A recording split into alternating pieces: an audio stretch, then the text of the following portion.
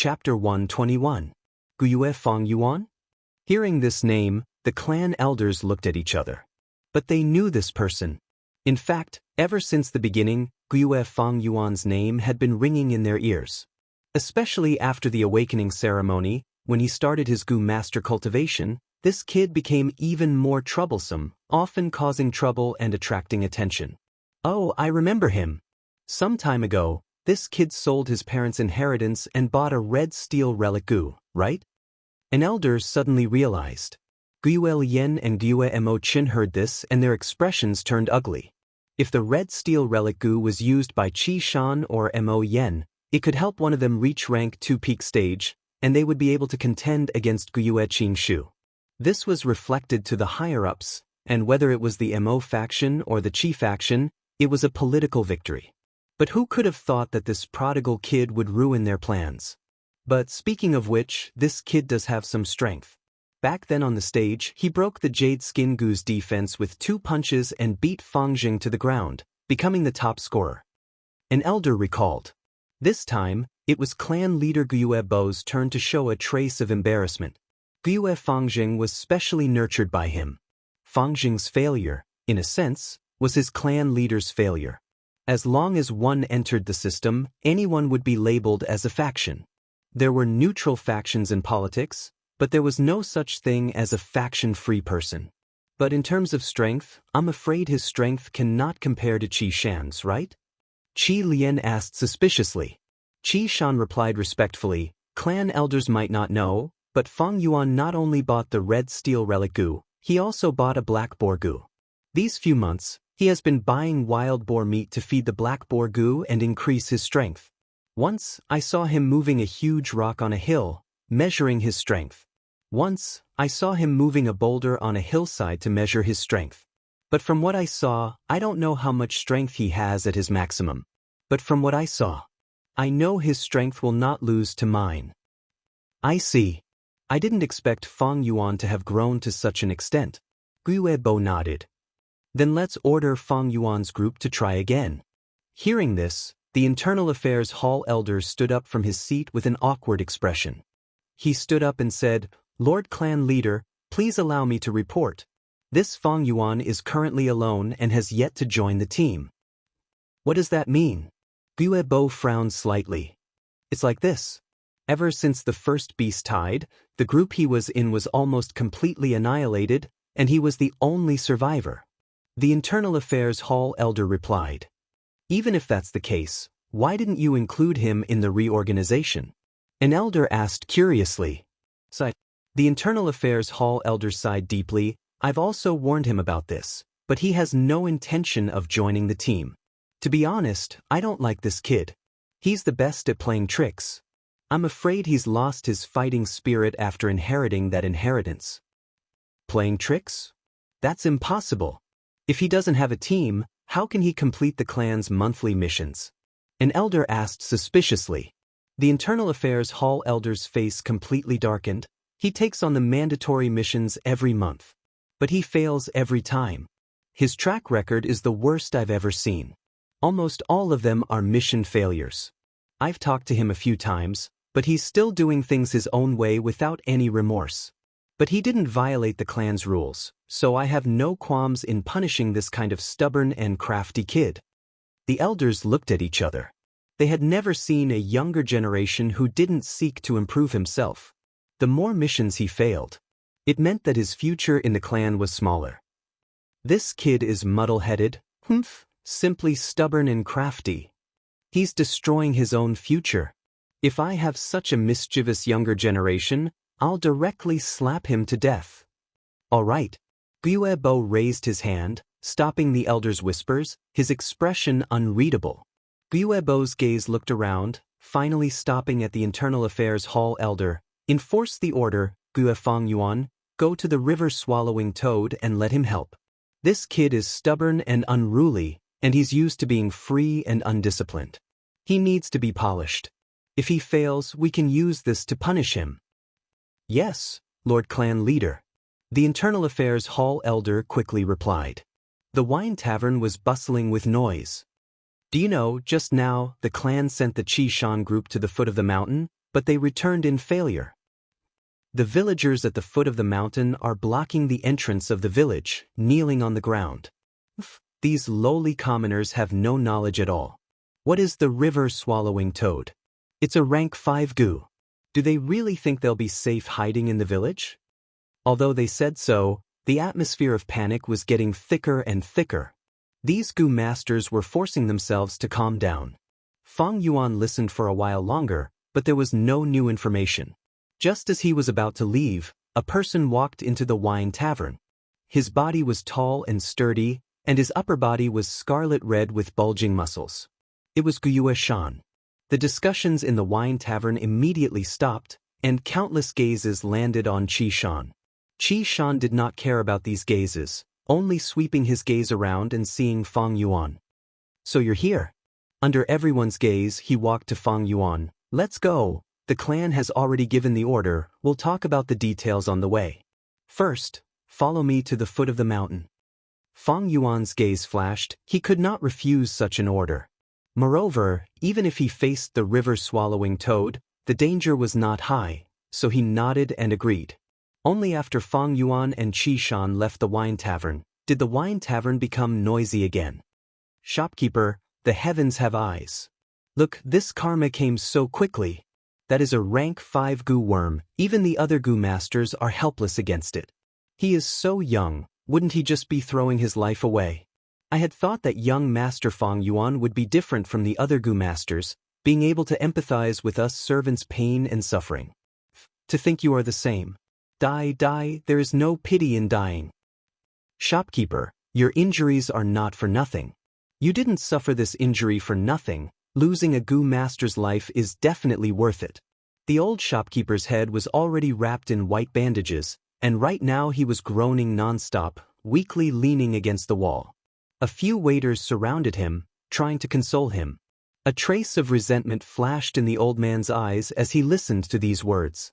Hearing these words, his mood became slightly better. But after listening for a while, he pretended to berate in a low voice. "All of you shut up. Are these words something we can say? Aren't we afraid of losing our heads if other goo masters hear us?" The waiters laughed. "Shopkeeper, you are too careful. The tavern is so noisy, who would hear us talking so softly?" Just as they finished speaking, a goo master sitting closest to them interrupted. "I heard you." The expressions of the shopkeeper and the waiters changed drastically. They were terrified to the extreme. "Lord." The old shopkeeper did not care about the dizziness in his head, and quickly went to the goo master to beg for mercy. This male goo master raised his hand, stopping him. "What you said is very good, I like it. Fang Yuan, this little bastard, his death is not to be regretted. Say something like this again. If you say it well, I will reward you greatly." The male goo master took out a yuan stone and smacked it. Smacking it on the table. If Fang Yuan was here, he would recognize this person.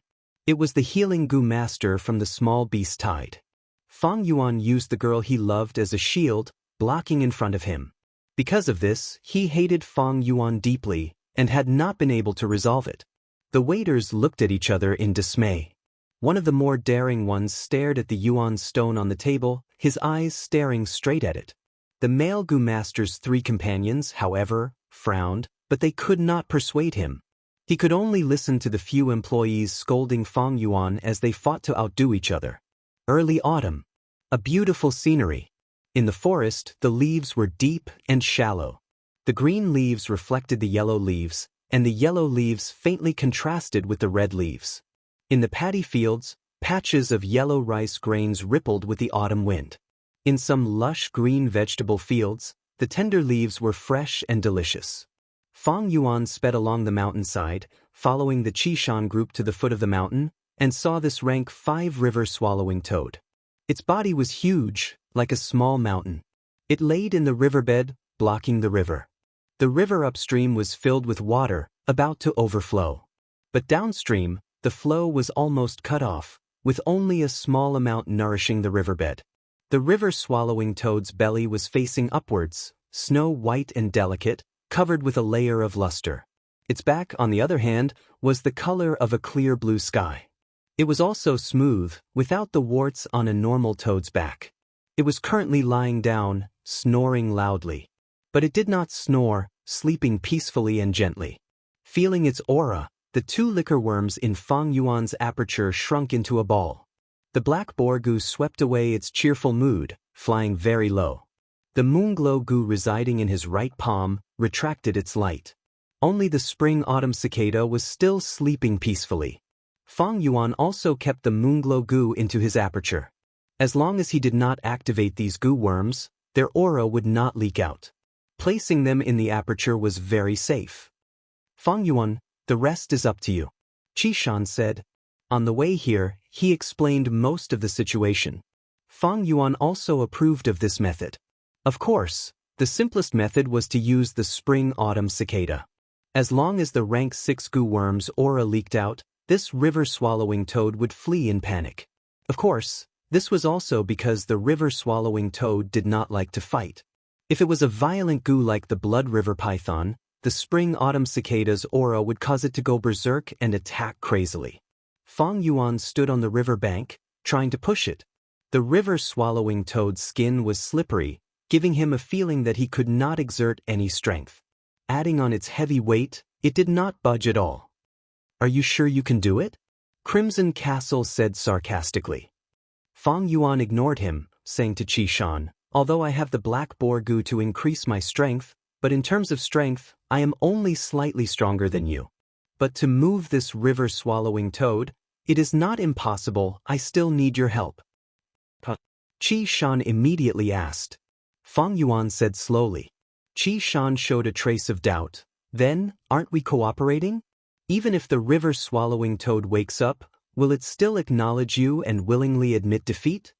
Fang Yuan laughed. You don't have to worry about this. As long as you are a bit further away, making it unable to sense you, it will naturally work. It is after all a goo worm, don't think it is that smart. Chapter 122. The autumn air was crisp and clear, the sun shining brightly. The blue sky was clear and clean like a crystal. The wind blew gently, ruffling Fang Yuan's hair. Looking from afar, the nearby villages were already sparsely populated. Nearby, the hill-like river-swallowing toad was in deep sleep, stuck in the riverbed. Fang Yuan stood at the riverbank, and compared to this rank 5 giant goo, he was like a monkey beside an elephant. Fang Yuan's state of mind was calm, without a trace of nervousness. He thought to himself, I have used the white boar goo and black boar goo to temper my body and raise my strength. With the strength of 2 boars, in addition to my own strength, I can surpass 5 to 6 adults. But to wake this river-swallowing toad, I would need the strength of 2 bulls. With just my own strength, I can't do it. But as long as I borrow the strength of the waves, it's coming. Swish, swish, swish. Fang Yuan turned his body to look, and saw a wave coming, the calm river water welcoming a turbulence. The waves became bigger and bigger, continuously slamming against the river-swallowing toad, creating waves that soared to the sky. Fang Yuan had only stood for a while, but his body was already drenched. He did not care, and began to push the river-swallowing toad with all his strength. The river-swallowing toad was still in a deep sleep. It was originally a goo that lived in the rivers and lakes, and the attacks from the waves were too common to it and could not wake it up.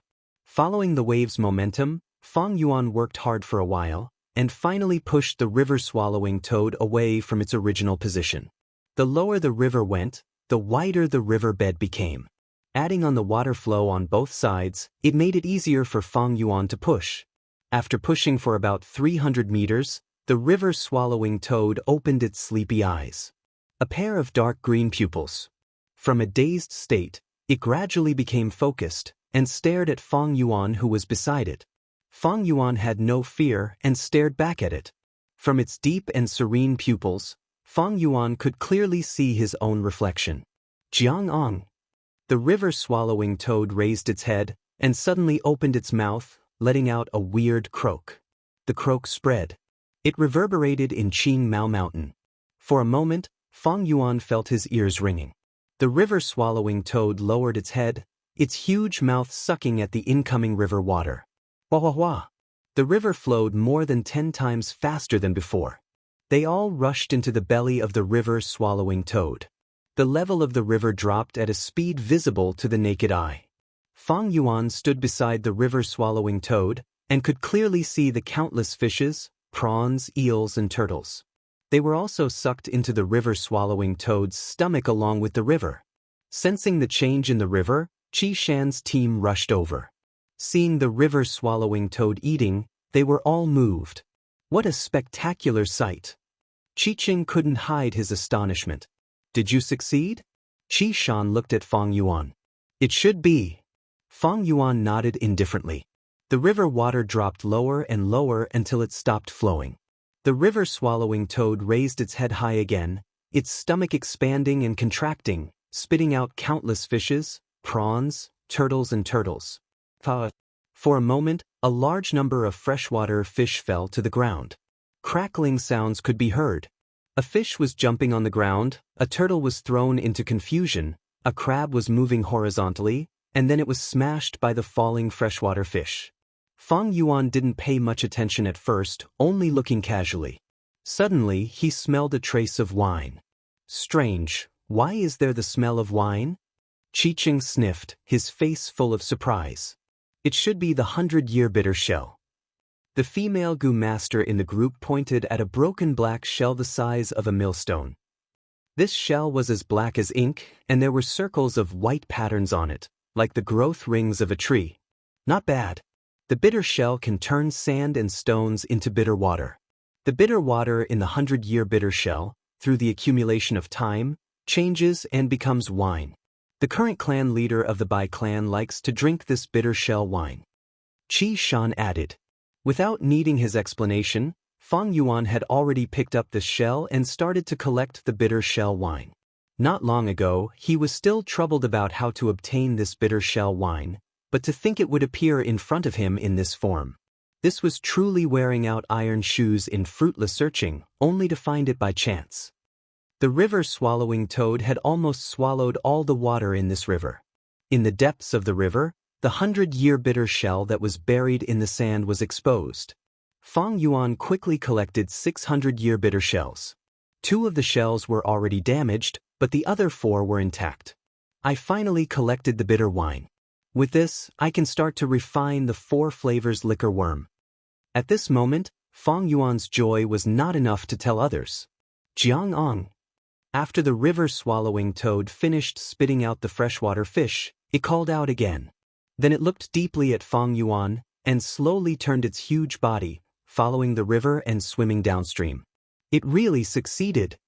Qi Shan mumbled, his heart finally calming down. He watched as the river-swallowing toad left, until its figure disappeared from his sight. What? To chase it away so easily? If I knew this, we could have done it ourselves. But now we let Fang Yuan become a hero so easily. Qi Qing's mouth twitched, his tone filled with jealousy and unwillingness. Fang Yuan, no matter what, you have done a great service this time. You are the hero of our Guyue tribe. Qi Shan looked at Fang Yuan with a complicated expression. Oh! Fang Yuan absent-mindedly replied, full of a perfunctory feeling. At the same time, his eyes shone brightly as he continued to search for the 100-year bitter shell among the freshwater fish. What hero? It was just a compliment. And compliments and slander were just the views and opinions of others. Fang Yuan did not care about what others thought of him. You think you are, I will live my life. Hero? Coward? It's not even as practical as a bitter shell. The news of chasing away the river-swallowing toad immediately spread to the village. Guo said good 3 times, and the heavy atmosphere in the hall was swept away.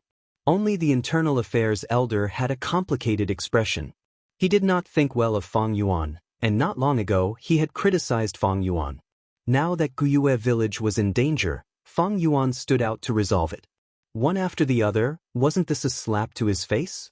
Guo, Fang Yuan has done a great service in chasing away the river-swallowing toad. He will be promoted to group leader, and rewarded with 500 yuan stone. Guo muttered to himself for a while, before giving this order with deep meaning. In the tavern. What? Fang Yuan actually succeeded. Strange, he is just a newbie, how could he chase away a rank 5 Gu? Even Qi Shan had to return in defeat, but he did it. the news spread. Everyone was shocked. Fang Yuan became our clan's hero? The male Gu master who had enmity with Fang Yuan was at a loss when he heard the news. His group leaders suddenly shouted, pointing at the tavern's shopkeeper and the waiters, "You mere mortals! Slandering our clan's hero, you deserve death." Before he finished, he sent out a moonblade. The old shopkeeper did not expect his death to come so suddenly. The moonblade hit his neck, and his head separated from his body. "Lord, spare us." The waiters saw this and were stunned, before kneeling on the ground, crying and begging for mercy. "Group leader, what are you doing?" The male Gu master stood up. "What am I doing?" His group leader's eyebrows twitched, sighing heavily. "Times are different now, Ahai. Fang Yuan has become a hero, and will definitely be noticed by the higher-ups. Tell me, if the matter of us slandering him is spread out by someone with ulterior motives, what will happen? There are many investigative Gu masters here. If there are people who don't like us and speak ill of us to the clan elders, our future will be ruined." The male Gu master broke out in cold sweat. The male Gu master broke out in cold sweat. It was indeed so, the clan's kinship was paramount. Fang Yuan was dealing with rank 5 Gu worms outside, risking his life to protect the clan. But at the same time, they slandered him in public, cursing him, insulting him. What kind of mentality was this? This was the heart of a wolf and lungs of a dog, heartless and indifferent. It was like a period of history on Earth. Yu Fei was fighting outside, protecting his country, while Qin Hui was a traitor in the imperial court. Although these Gu masters had not reached the stage of framing him, if this matter was spread out, would the clan's higher-ups be at ease with people like them? If it was Mo Yen or Chicheng with a strong background, then so be it. Unfortunately, the few of them didn't have any superiors to rely on. Climbing up in the system, it was nothing more than people squeezing and stepping on each other. If this matter was used by others, it would have a terrible impact on their future. It's not too late to save them. As long as we show our attitude, outsiders won't say anything. These mortals have cheap lives. Their deaths are not worth pitying. No, they can sacrifice themselves for us. It is their honor. You guys take action immediately. Each of you kill one. After you kill, praise Fang Yuan, show your attitude. The clan leader shouted. Damn it. The male Gu master cursed fiercely. Between hatred and his future, he chose the latter without hesitation. A moonblade slashed down, and a shop assistant died tragically. Sir, please let me go. At once, the other shop assistants collapsed on the ground, scared to the point of peeing their pants. The male Gu master did not care about them. Under the watchful eyes of the crowd, he righteously pointed at these pitiful shop assistants, scolding, "You bunch of people deserve to die." What kind of hero is Gu Fang Yuan, relying on his own strength to protect the clan? What kind of courage did you eat? How dare you slander him? The male Gu master said, his brows tightly furrowing. This expression was not fake. Fang Yuan was someone he hated deeply, but he had to praise Fang Yuan in front of everyone. He felt sick and disgusted by his own words. Sir, this is not what you asked us to ulug. A shop assistant felt extremely wronged, shouting loudly. But he had just shouted halfway when his voice stopped abruptly. A moonblade flew over, cutting him to death. A bunch of lowly commoners, it's fine if you slander us, but you still want to put the blame on us, implicating us. The one who attacked was a female Gu master, her face cold as she shouted. The other Gu masters looked over, as if they were watching a farce. Some sneered, some were indifferent, some continued to talk, but no one came up to stop them. So what if some mortals died? At most, they would just compensate some servants. Everyone was a clan member, they were all relatives, they would not interfere or pursue the matter for these outsiders, creating a rift for no reason. Happy face carrot. Chapter 123. The Guyue Tribe. Xiong Li stood at the top of the hill, looking at the Guyue stronghold in the distance, a complicated expression on his face. The autumn wind was cool and refreshing, blowing gently. At this moment, autumn had dyed the entire mountain range. The leaves were a mix of red and yellow, and wild fruits were everywhere. Only the green spear bamboo, as green as jade, still stood upright. Once upon a time, The Guyue clan was like the green spear bamboo on this mountain, evergreen all year round, the #1 overlord. But now, he seems to be in dire straits. Xiong Li's lips curled into a mocking smile. But very quickly he thought of his own clan's stronghold. The smile on his face flattened, and his heart became heavy. The rise of the Bai family village had already broken the old balance of Qing Mao Mountain. The traditional hegemon, the Guyue clan, was weak, and the Xiong clan village was not doing well. This had caused the power structure of Qing Mao Mountain to be in a state of turmoil. Xiong Li knew that the only reason this problem had not completely erupted was because Wolf Chao was suppressing him from above. The 3 mountain strongholds had to work together in order to survive this wolf attack. Therefore, they had tacitly chosen to cooperate and temporarily put aside their past grievances.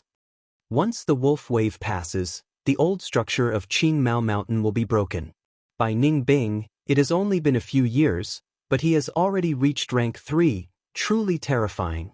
The figure of a white-clothed youngster appeared in Xiong Li's mind. His heart felt like it was being pressed by a huge rock. It was extremely heavy. He, Xiong Li, was the #1 rank 2 Gu master in Xiong village. He had fought dozens of battles in his life and won more than he lost, establishing his reputation. Possessing the Grand Bear Gu, when unleashed, he would have the strength of a bear, and was known as the strongest man in Qing Mao Mountain. He had been in the martial world for a long time and had personally witnessed Bai Ning Bing's meteoric rise. He understood how terrifying this person was. Team leader, that's the Guyue knockoff. It's still so far away, so why are we stopping here? Xiong Lin clasped his hands together. He held the back of his head. He asked curiously. In this group of 5, Xiong Lin was the youngest, a newcomer who had just debuted. He was the same age as Fang Yuan and was the #1 genius of the Xiong clan. He was short and had a shaved head.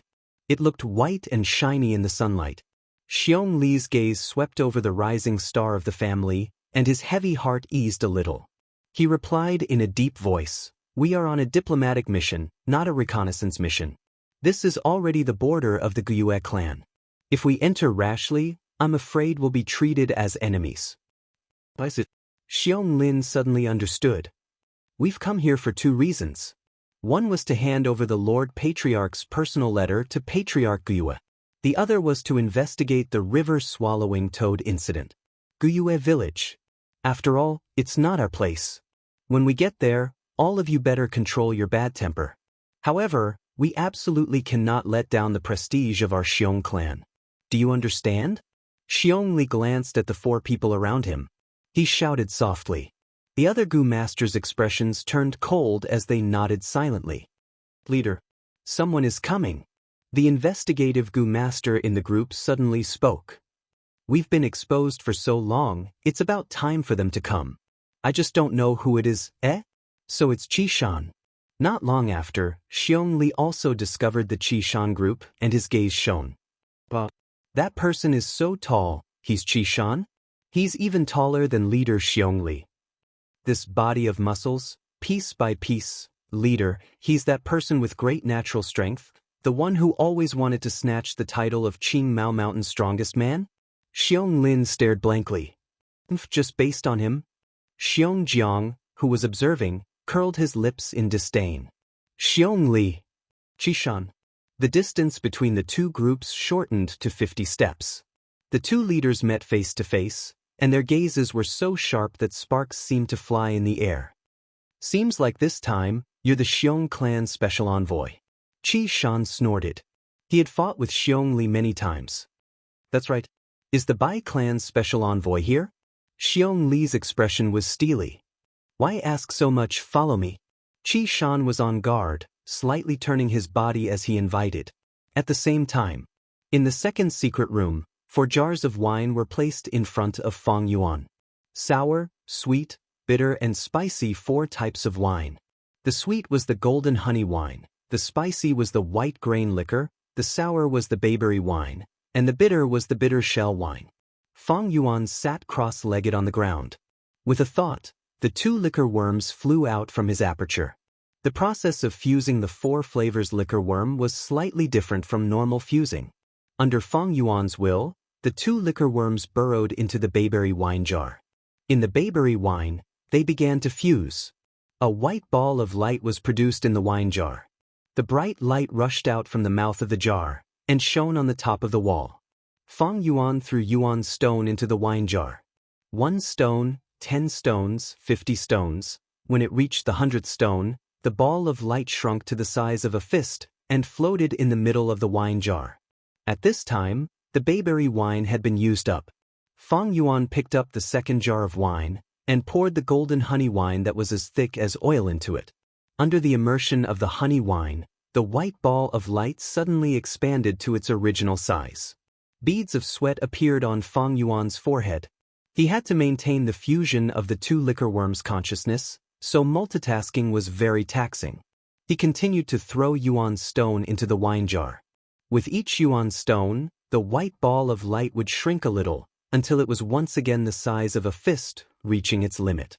Feng Yuan repeated the same process, pouring in the bitter shell wine and white grain liquor. When the 4 jars of wine were completely consumed, the white light in the wine jar suddenly flourished, and then disappeared. Success. Feng Yuan did not need to look at the wine jar to know that he had succeeded. He willed, and a goo worm flew out of the wine jar in a swaying manner. It was the 4 flavors liquor worm. Compared to the liquor worm, its appearance did not change much. It was only slightly larger than the liquor worm. It also resembled a silkworm, with a pair of bright black eyes. The only difference was that the liquor worm's entire body was white and flawless, but this 4 liquor worm's body had 4 colors that were constantly changing. Red representing spiciness, blue representing bitterness, green representing sourness, and yellow representing sweetness. It made Feng Yuan involuntarily think of the neon lights on Earth. Phew! Feng Yuan let out a long breath. His luck was good this time. He did not fail and succeeded on his first try. He was afraid that if he failed, the liquor worm would be seriously damaged and one would die. Or the bitter shell wine would be used up. That would be troublesome. Fortunately, that did not happen. Goo masters use goo, raise goo, and refine goo. None of those were easy. In terms of refining goo, many goo masters had to go through a lot of trouble to find the recipe and gather the materials. The recipes were all different. There might not be a suitable one. Some goo masters would even spend more than 10 years to gather the materials, even if they found the recipe and gathered all the materials. But if the refinement failed, the materials would be wasted, and all the effort and preparation would be wasted. Goo master cultivation is so difficult. Feng Yuan sighed deeply in his heart. Refining goo was considered easy in the early stages of cultivation. At rank 4 and rank 5, one might not even succeed once in 10 tries. The success rate of rank 6 was even lower than 1%. Every failure in the refinement of a high-level goo meant a huge loss of resources. But once it succeeded, the gains would be considerable. Take Feng Yuan's newly refined 4 flavors liquor worm for example. It could refine rank 2 primeval essence and advance by a small realm. Feng Yuan used a red steel relic goo. Advanced to middle stage. Now he used the 4 flavors liquor worm. That was upper stage primeval essence. This meant his battle strength would increase by 2 times. At the same time, it would nourish his aperture. Cultivation would be twice the result with half the effort. But everything has its pros and cons. Feng Yuan used the 4 flavors liquor worm to refine his primeval essence, which would lead to an increase in Yuan stone expenditure. Just the income from selling vitality leaves was not enough to balance his cultivation expenditure. Next, I need to refine stealth stone goo into stealth scales goo. This is another expenditure. Every time a goo master refines, no matter if they succeed or fail, they would expend a sum of Yuan stone. To refine the 4 flavors liquor worm, Feng Yuan had already expended over 400 Yuan stone. After he chased away the river-swallowing toad, the clan rewarded him with 500 Yuan stone. 500 Yuan stone was enough for other goo masters to spend for a long time, but Feng Yuan used almost all of it here. Fortunately, he had sold his family assets and used more than half of it to buy the red steel relic goo, so he still had some money left. In the short term, he did not need to worry too much. Only, this stealth scales goo needed to be refined. After Fang Yuan killed the Stone Monkey King, he obtained this stealth stone goo. But this goo lacked practicality. It could only conceal itself. That is to say, after Fang Yuan used it, his torso, head and hair would all be concealed, making others unable to see them. But the clothes he was wearing, the wrist guards and leg bindings, and the bamboo shoes he was wearing would still be there, visible to the naked eye. The Stone Monkey King did not have this concern. It was a wild beast and did not need clothes. But Fang Yuan was in an awkward situation. To display the best effect of the stealth stone goo and make others unable to see him, he had to take off all his clothes. If he did not take them off, even if he was invisible, others would still discover a set of walking, rank 2 goo master martial attire. The stealth stone goo was only a rank 1 goo, but when it advanced to the rank 2 stealth scales goo, this problem would be solved. The stealth scales goo could make a goo master's clothes invisible. If the Stone Monkey King used the stealth scales goo, then even if Fang Yuan's clothes covered its body, they would still disappear. If the Stone Monkey King used the stealth scales goo, then whether or not Fang Yuan could defeat the Stone Monkey King was still a matter of suspense. To refine the stealth scales goo, other than the stealth stone goo, there were also other materials. But these materials were rather common, so Fang Yuan had already asked Jiangye to help him gather them. If I successfully refine the stealth scales goo, not only would it be much easier to enter and exit the secret cave, I would also be able to move freely in the wolf pack. With this life-saving method, I can attack and defend at will. Fang Yuan pondered. It was getting late, so he kept the 4-flavor liquor worm and returned it to his aperture, leaving the cave entrance and heading towards the village. He had successfully chased away the river-swallowing toad, and immediately became the focus of everyone's attention. It was not convenient to move around these days, so he had some reservations. If he stayed in this secret cave for too long, it would arouse the suspicions of others. At the entrance of the village, a contest of strength had already ended. Xiong Li's group stood proudly, while Qi Shan's group and the goo masters guarding the entrance all had solemn expressions. Xiong Li's body was not as tall as Qi Shan, but right now his gaze carried a sense of superiority. He slowly said, "Qi Shan, you are indeed born with great strength and have talent. But I have the brown bear innate strength goo, and have already nurtured the strength of a bear. You saw the result of the battle just now, you are still not my match. You want the title of Qing Mao Mountain's strongest man? Dream on." At the side, Xiong Jiang snorted coldly. Qi Shan's face was ashen. He knew that the other party had purposely challenged him, and his actions were filled with political intentions. Right now, he had lost, and it was no longer a personal matter, but a humiliation to the Gyue clan's name. What's there to be proud of beating me? You guys don't know, but I am no longer the strongest person in the clan. If you have the ability, then beat Fang Yuan first. Qi Shan had no choice but to bring up Fang Yuan. Oh, Fang Yuan? I heard that the Gyue clan has produced an A-grade genius, called Fang Jing. Who is Fang Yuan? Xiong Li asked curiously. Qi Shan snorted coldly and answered, Fang Yuan is Fang Jing's brother. He is also gifted, having great strength from birth, and at the same time he has a goo worm to increase his strength. Earlier, the rank 5 river-swallowing toad was pushed 100 steps away by his strength alone. If you don't believe me, you can go to the village and ask around. Xiong Li's group's expression changed. Rank 5 river-swallowing toad. Fang Yuan.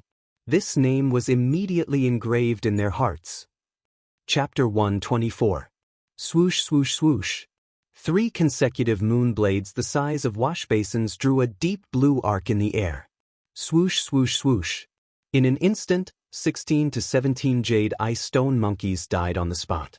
The stone monkey group chasing Fang Yuan was immediately halved. Fang Yuan stood on the spot, not retreating, but raised his right palm again, striking the air 3 times.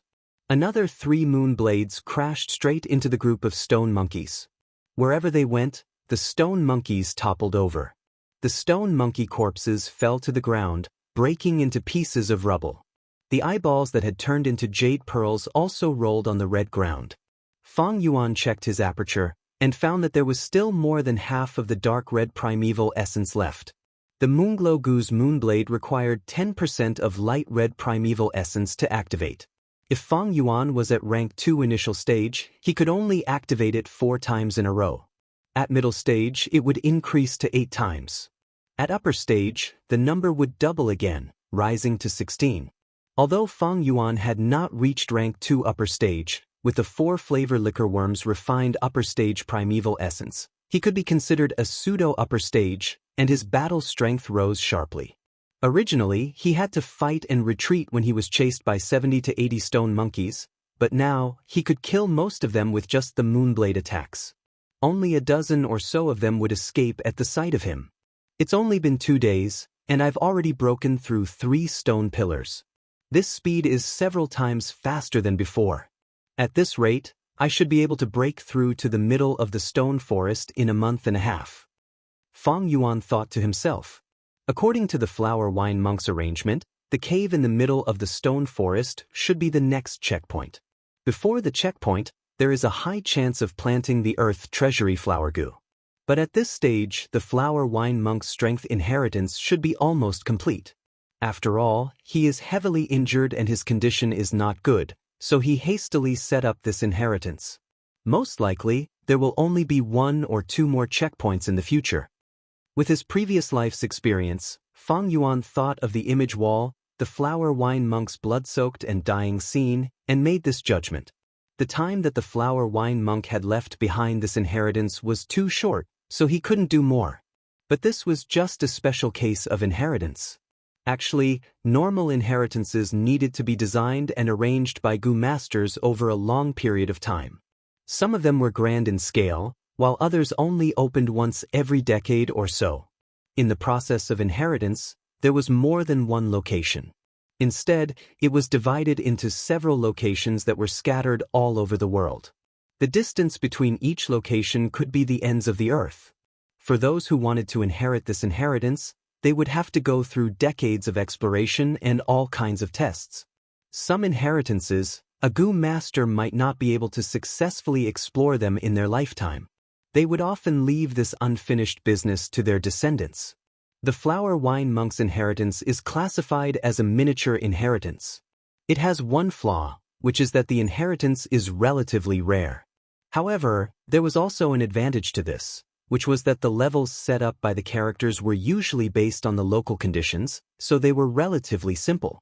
From this inheritance, I obtained the White Boar Goo, Jade Skin Goo, and Liquor Worm. Stealth Rock Goo could barely be counted as one. All that was left was probably 1 or 2 more Xidigarba flowers. Hopefully, among the remaining Goo worms, there are scouting-type or movement-type Goo worms. Time passed quickly, autumn passed and winter came. Early winter, the first snow. The sky was gloomy, and snow fluttered down, falling on Qing Mao Mountain. Fang Yuan walked alone in the snow. He had just come out from the secret cave in the rock crack, and was now rushing back to the village. Looking at the time, it has already been 2 months, but my progress in clearing the stone forest has not been good. Fang Yuan's eyes were filled with gloom. It was not that he did not want to work hard, but the prelude to the wolf tide had already begun. In winter, food was scarce in the cold wind. The growing wolf pack began to hunt on a large scale in order to gather more food to fill their stomachs. This caused the wild beasts around the wolf nest to be purged. Chaotic small-scale beast tides occurred frequently, and at the same time, there was also the crippled wolf tide. These crippled wolves were all eliminated by the wolf nest. To survive, they formed groups and began to show themselves around the village, frequently moving about. Although they had not reached the stage of attacking the village, the mortal hunters no longer dared to go hunting in the mountains. At the same time, there were villagers who lost their lives to the wolves. Guyue village mobilized a large number of Goo masters to carry out the purge.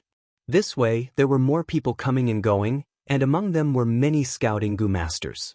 This made Fang Yuan wisely reduce the number of times he went to the secret cave in the rock crack. This way, there was no doubt that the advancement of the stone forest had greatly decreased. The howling cold wind was getting stronger and stronger, and the snowfall was also getting heavier. Low roars of beasts could be heard amidst the wind and snow. Fang Yuan stopped in his tracks, vigilantly looking around. A small-scale crippled wolf pack, about 20 lightning wolves, quickly appeared in his vision. Again, Fang Yuan mumbled. This was the 8th time he had met them this month. But this time, it was different. So close to the village, there are already wolf packs moving around. Looks like the clan's Gu masters will attack more frequently. The secret cave in the rock crack is not far. Looks like I can't go there for the next few days. Thinking of this, Fang Yuan's heart sank. The journey was difficult. There would always be some wind and snow in this world, stopping people from moving forward. Gu Master Jinren walked elegantly. The wolf pack quickly surrounded Fang Yuan. Roar, roar, roar. They growled and pounced towards Fang Yuan. Moonglow Gu. Fang Yuan's heart moved, and a moon blade flew out. The eerie blue moon blade split the wind and snow, hitting the crippled wolves consecutively. 3 were killed in an instant, and when it reached the 4th, the crippled wolf suddenly rolled on the ground, cunningly dodging the moon blade. These crippled wolves, although most of them were missing arms or legs, or were blind or missing a tail, they had rich battle experience and were extremely cunning.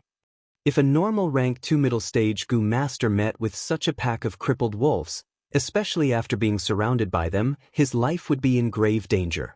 But Fang Yuan was not afraid in the face of danger. His rich battle experience and the high-level dark red primeval essence refined by the 4-flavor liquor worm were his trump cards. Kill, kill, kill. Under the siege of the crippled wolves, he agilely moved, calmly dodged, and decisively attacked. One by one, the crippled wolves died in his hands. Soon, the number of lightning wolves in the crippled wolf pack was reduced by half. Howl. An alpha wolf let out a mournful howl, and the wolf pack immediately stopped attacking and started to retreat. This was the craftiness of the crippled wolves. Once they realized that Fang Yuan was a tough nut to crack, they decisively retreated, giving up on the idea of hunting Fang Yuan. These old wolves, sick wolves, injured wolves, although they did not have perfect bodies, but to be able to survive until today, they had a set of survival wisdom. Fang Yuan stood on the spot, quietly watching the crippled wolf pack disappear into the wind and snow. His strength, if he could not expose it, he would not expose it. After confirming that the wolf pack had completely escaped, Fang Yuan squatted down and hurriedly collected the items on the wolf corpses. Wolf skin, wolf teeth, and so on, were all valuable. Although the market price was relatively low, but there was a lot of them.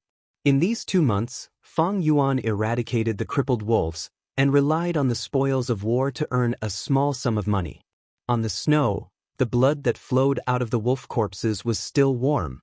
With the crippled wolves, although they had fallen to the ground, they were not completely dead, and there was still a trace of splendor in their eyes. In this nature, all living things are fighting and surviving. It's not just humans. This world is a wonderful stage to use life and death. Fang Yuan sighed in his heart, mercilessly giving these dying crippled wolves one last stab.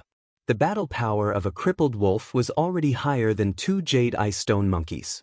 With the cooperation of the wolf pack, their battle power would double. I can deal with these small crippled wolves, but if I were to deal with a large crippled wolf pack, or a small healthy wolf pack in the future, I'm afraid there will be trouble. Fang Yuan faintly felt a sense of pressure. Next, when the wolf tide breaks out, the whole clan will be mobilized, and I will naturally not be alone.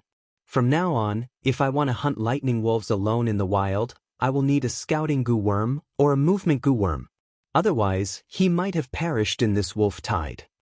The more experience Fang Yuan had, the more he could recognize his own shortcomings. With the 4 flavors liquor worm, his battle power had increased by a lot. With the Moonglow Gu and White Jade Gu, he could attack and defend, and with his previous life's accumulation, Fang Yuan was not at the same level as Qing Shu, Qi Shan, or Mo Yen. It could be said that he could barely stand in the top ranks of the rank 2 Gu masters in the clan. The reason why it was barely was because he was not a true upper stage Gu master, and his aptitude was only C grade, very limited. His battle power was already the best he could do, but to survive in the wolf tide, battle power was only one aspect. Scouting methods are indispensable. If I had a scouting Gu worm, I could sense the approaching wolf pack in advance, and quickly leave, changing my route. Or I could use the goo worm to run faster, escaping the wolves' encirclement and shaking them off, Fang Yuan thought. As long as he had one of these two goo worms, his chances of survival would increase greatly. With two, he could basically do it with ease. I hope the flower wine monk's inheritance has such a goo worm. If not, it's not a problem. According to my memory, every wolf tide, the three clans would work together to set up a battle merit board and sell off the goo worms in their storage. Among them were many rare goo worms. At that time, I can even use the battle merit to exchange for goo worms from the Bai or Xiong clan. Fang Yuan planned in his heart and stood up. In this short period of time, he had neatly arranged his spoils of war, placing them in a bag and carrying it on his back.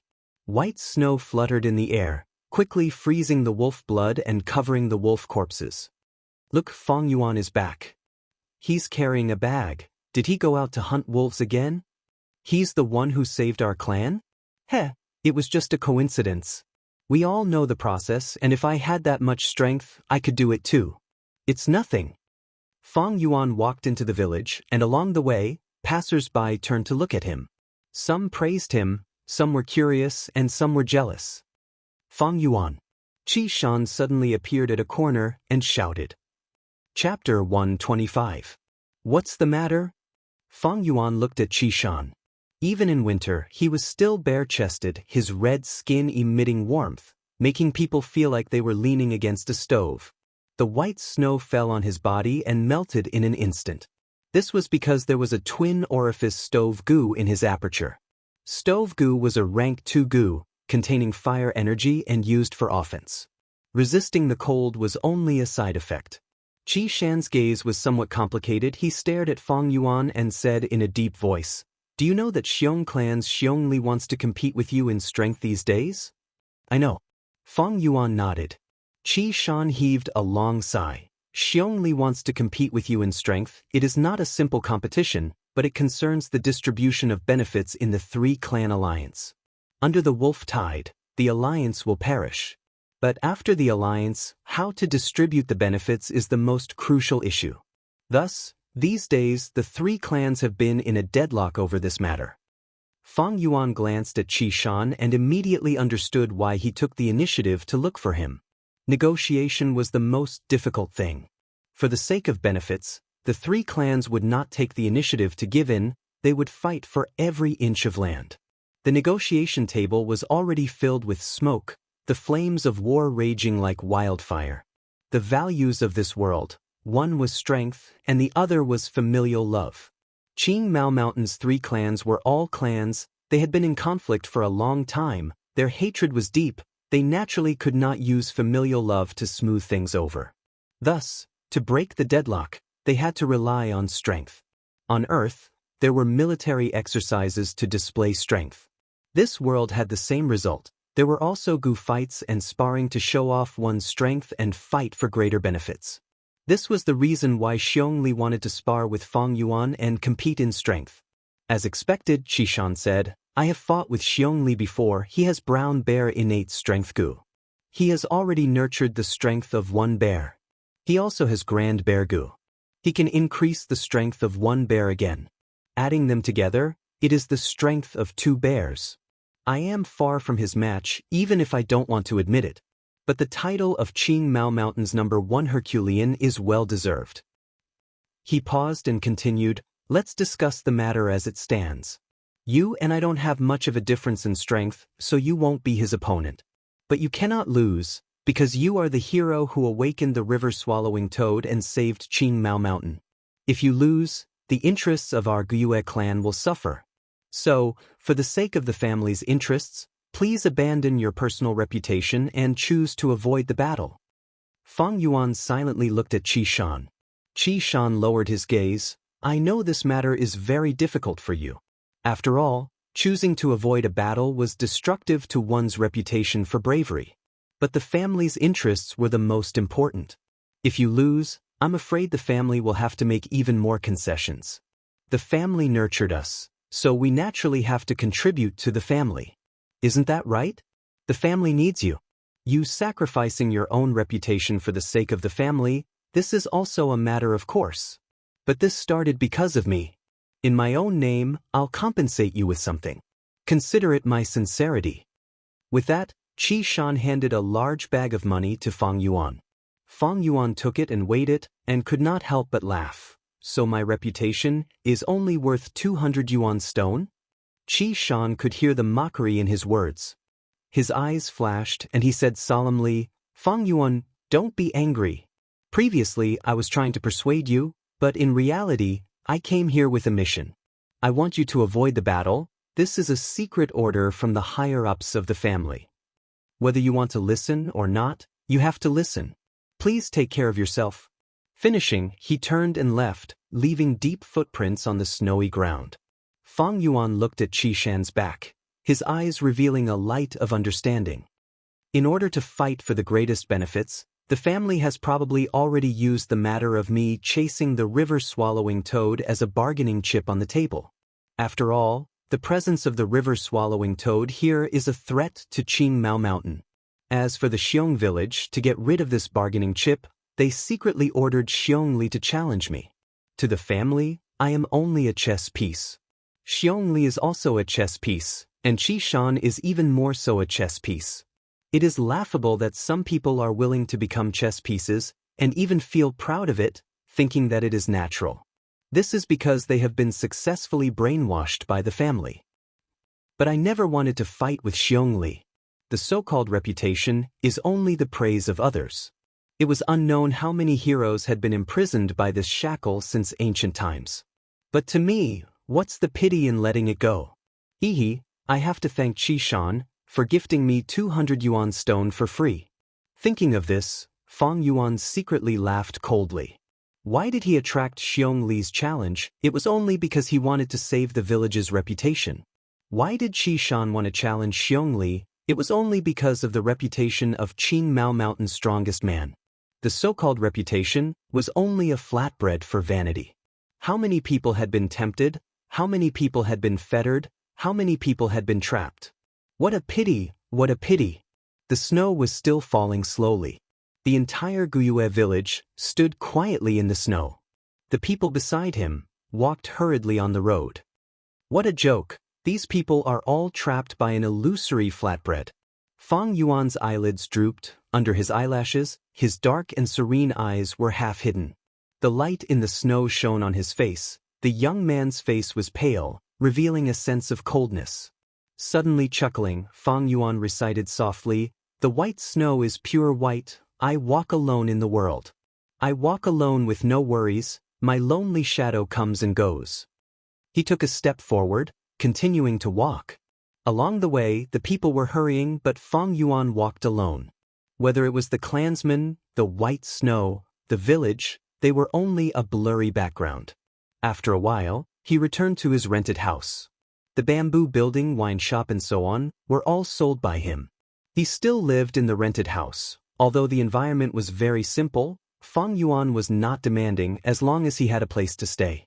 Sitting cross-legged on the bed, Fang Yuan began to cultivate.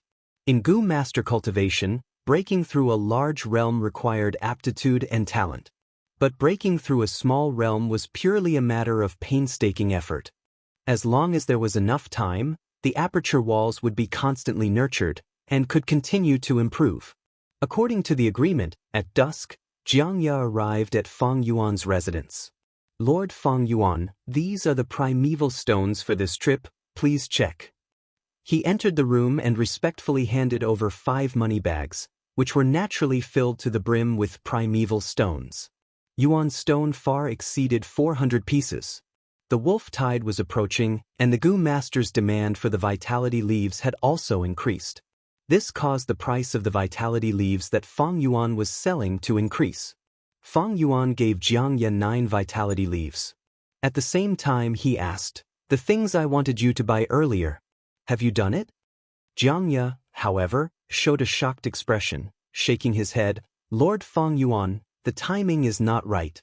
The wolf tide is approaching. The clan has already implemented a control over resources. The other things are fine, but that fish scales gu, its value is only slightly lower than the jade skin gu. I have already done my best, but I am afraid there will not be any results in a short time." Fang Yuan frowned. The fish scales goo was used to fuse with the stealth stone goo, to refine the stealth scales goo. Without the fish scales goo, he could not fuse the stealth scales goo. But even with the control over resources, it is not impossible to get the fish scales goo. In the end, it is because Jiang Ye's ability is too small. It seems the matter of refining the stealth scales goo will have to be delayed. Fang Yuan sighed in his heart. But he was not discouraged. In this world, 10 out of 10 things do not go one's way. This was the normal state of life. The so-called smooth sailing was just a beautiful blessing. Bai clan produces fish scales goo, and the clan also has fish scales goo. It is just that the quantity is small. It seems this matter will have to wait until after the alliance. Fang Yuan was not impatient. He knew that once the three clans officially formed an alliance, they would set up a battle merit ranking. They would encourage goo masters to hunt wolves. By then, they could use battle merits to exchange for resources from the three clans. Of course, Guyue clan's Moonlight Goo, Xiong clan's Bear Strength Goo, Bai clan's Stream Goo, these were the symbols of the clans and were not part of the exchange. But the fish scales goo was definitely there. Opportunities often accompanied by danger. To goo masters, the wolf tide was a severe test, but it was also a good opportunity to rise. Under the attack of the wolf tide, countless famous goo masters died, and countless goo masters became famous. The old forces in the clan might weaken, and the new forces would walk on the political stage with their heads held high. In the evening, another unexpected guest came to visit. It was Guyue Qing Shu and Guyue Fangjing. Qing Shu went straight to the point, bringing up the old matter and wanting to buy Fang Yuan's liquor worm. But other than this, he also wanted to buy Fang Yuan's black boar goo, and even the 9-leaf vitality grass. The 9-leaf vitality grass was definitely not for sale, and the liquor worm had already been refined into the 4 flavors liquor worm. Fang Yuan could not take it out even if he wanted to. Thus, he rejected it. As for the black boar goo, I have already gained the strength of a boar, and the value of the black boar goo to me is very low. The best result of the black boar goo is the steel mane goo. Although this goo can attack and defend, to me, with the white jade goo, it is not very useful. I might as well trade for a fish scales goo. As Fang Yuan thought of this, he brought it up. Fish scales goo? Qing Shu frowned slightly, but soon nodded. I know, you are indeed lacking a defensive goo worm. The fish scales goo can be refined into the rank 2 scale armor goo, and it will have a good defensive effect. The recipe of using the fish scales goo and stealth rock goo to refine the stealth scales goo was discovered by accident 200 years after the end of his previous life. It was normal that Qing Shu did not know about it now. Fang Yuan did not expose him. The black boar goo is much more expensive than the fish scales goo. If you trade it, you have to compensate me for the difference. Of course. Qing Shu nodded and asked, forget about the 9-leaf vitality grass, but are you really not selling the liquor worm? It's useless to you now. Raising it for nothing and even wasting Yuan's stone. Fang Yuan shook his head. Don't mention the liquor worm anymore. It is not for sale. Qing Shu rubbed his nose and could not help but laugh bitterly. Fang Yuan, this matter is more complicated than you think. Do you know about Guyue Yaolu? She is the granddaughter of the medicine hall elder, Guyue Yaoji, a new student this year with B grade aptitude. Guyue Yaoji loves this granddaughter very much, and had once bid for a liquor worm in the treehouse, but did not succeed. You have used the liquor worm before, and naturally you know its benefits the best, so I will not say more. It is just that for her granddaughter, Lord Yaoji really wants to buy this goo worm. An elder's love for her child is completely understandable. So she came to you. She sincerely wants to buy it, and the price she offered is very high. She even promised that if you get injured in the wolf tide, you will be taken care of by the medicine hall. Please think it over carefully. Today is 1 chapter, tomorrow is 1 chapter, and the day after tomorrow there will be 2 chapters. This is the side effect of deleting the chapters. This is the consequence of deleting the chapters, and I have already expected it. I am also silently bearing the consequences of letting everyone down. I will make up for the missing 4 chapters, just that it will take a little longer. The future is long, and I will make up for it eventually. Sigh, even though I lost my character this time, There are still so many people supporting me, I am very touched. Chapter 126. I see. Fang Yuan rubbed his chin, but then shook his head. I am not selling this liquor worm. Since Yao Ji insists on buying it, why don't you go find the Gu master who bought it? Hearing this, Qing Shu's face turned gloomy. He sighed deeply. Sigh, I don't know which clansman bought this liquor worm, but kept it a secret. We can't investigate it, and we can't just casually search other people's apertures, right? This is taboo. For such a small matter like the liquor worm, it's not good to incur public anger. But I can understand this clansman. Hiding it with a treasure is human nature. Qing Shu did not know that the real buyer was sitting right in front of him. But Qing Shu had never suspected Fang Yuan. In his mind, Fang Yuan already had the liquor worm. He would not buy a second one. What was the use of buying it? If he knew the recipe for the 4-flavor liquor worm, then he would definitely suspect Fang Yuan first. But for now, only Fang Yuan had the recipe for the 4-flavor liquor worm. The only person who knew that Fang Yuan was the buyer was Jiafu. But from Jiafu's point of view, Fang Yuan could have bought it for someone else. Maybe for family, maybe for a lover, there was nothing wrong with that. Wasn't Yao Ji in the same situation, buying the liquor worm for her granddaughter? No matter what, I will not give in on the matter of the liquor worm. Fang Yuan's attitude was firm, and he did not relent, laughing coldly in his heart. This was the system. On one hand, the system was strong, but on the other hand, it was a kind of restriction. Gui Yao Ji was a rank 3 Gu master. She was clearly stronger than Fang Yuan, but due to the system, she could not openly snatch it. Due to the rules of the system and taking care of her reputation, she could not forcefully buy it. At the side, Fang Zheng suddenly persuaded, Brother, the liquor worm is useless to you, why guard it? Granny Yao Ji is very kind. I have met Sister Yao Lu a few times, she is a good person, she will definitely treat the liquor worm well. And the liquor worm is also very helpful to her. Helping others is the source of happiness. Brother, you saved the village, I am really happy for you. This made my face light up. But why do you have to hold on to it this time? Aren't you being a little too petty by doing this? Fang Yuan's expression immediately turned serious. He said coldly, My good brother, are you teaching me a lesson? The booze bug is my business. Even if it rotted in the palm of his hand. It's not up to you to tell me what to do. He was not really angry, but his attitude was the mask of his heart. By expressing his attitude, Qing Shu would understand his determination to reject. Looks like Fang Yuan is determined to refuse. He had deliberately brought Fang Zheng here, but he had made a mistake.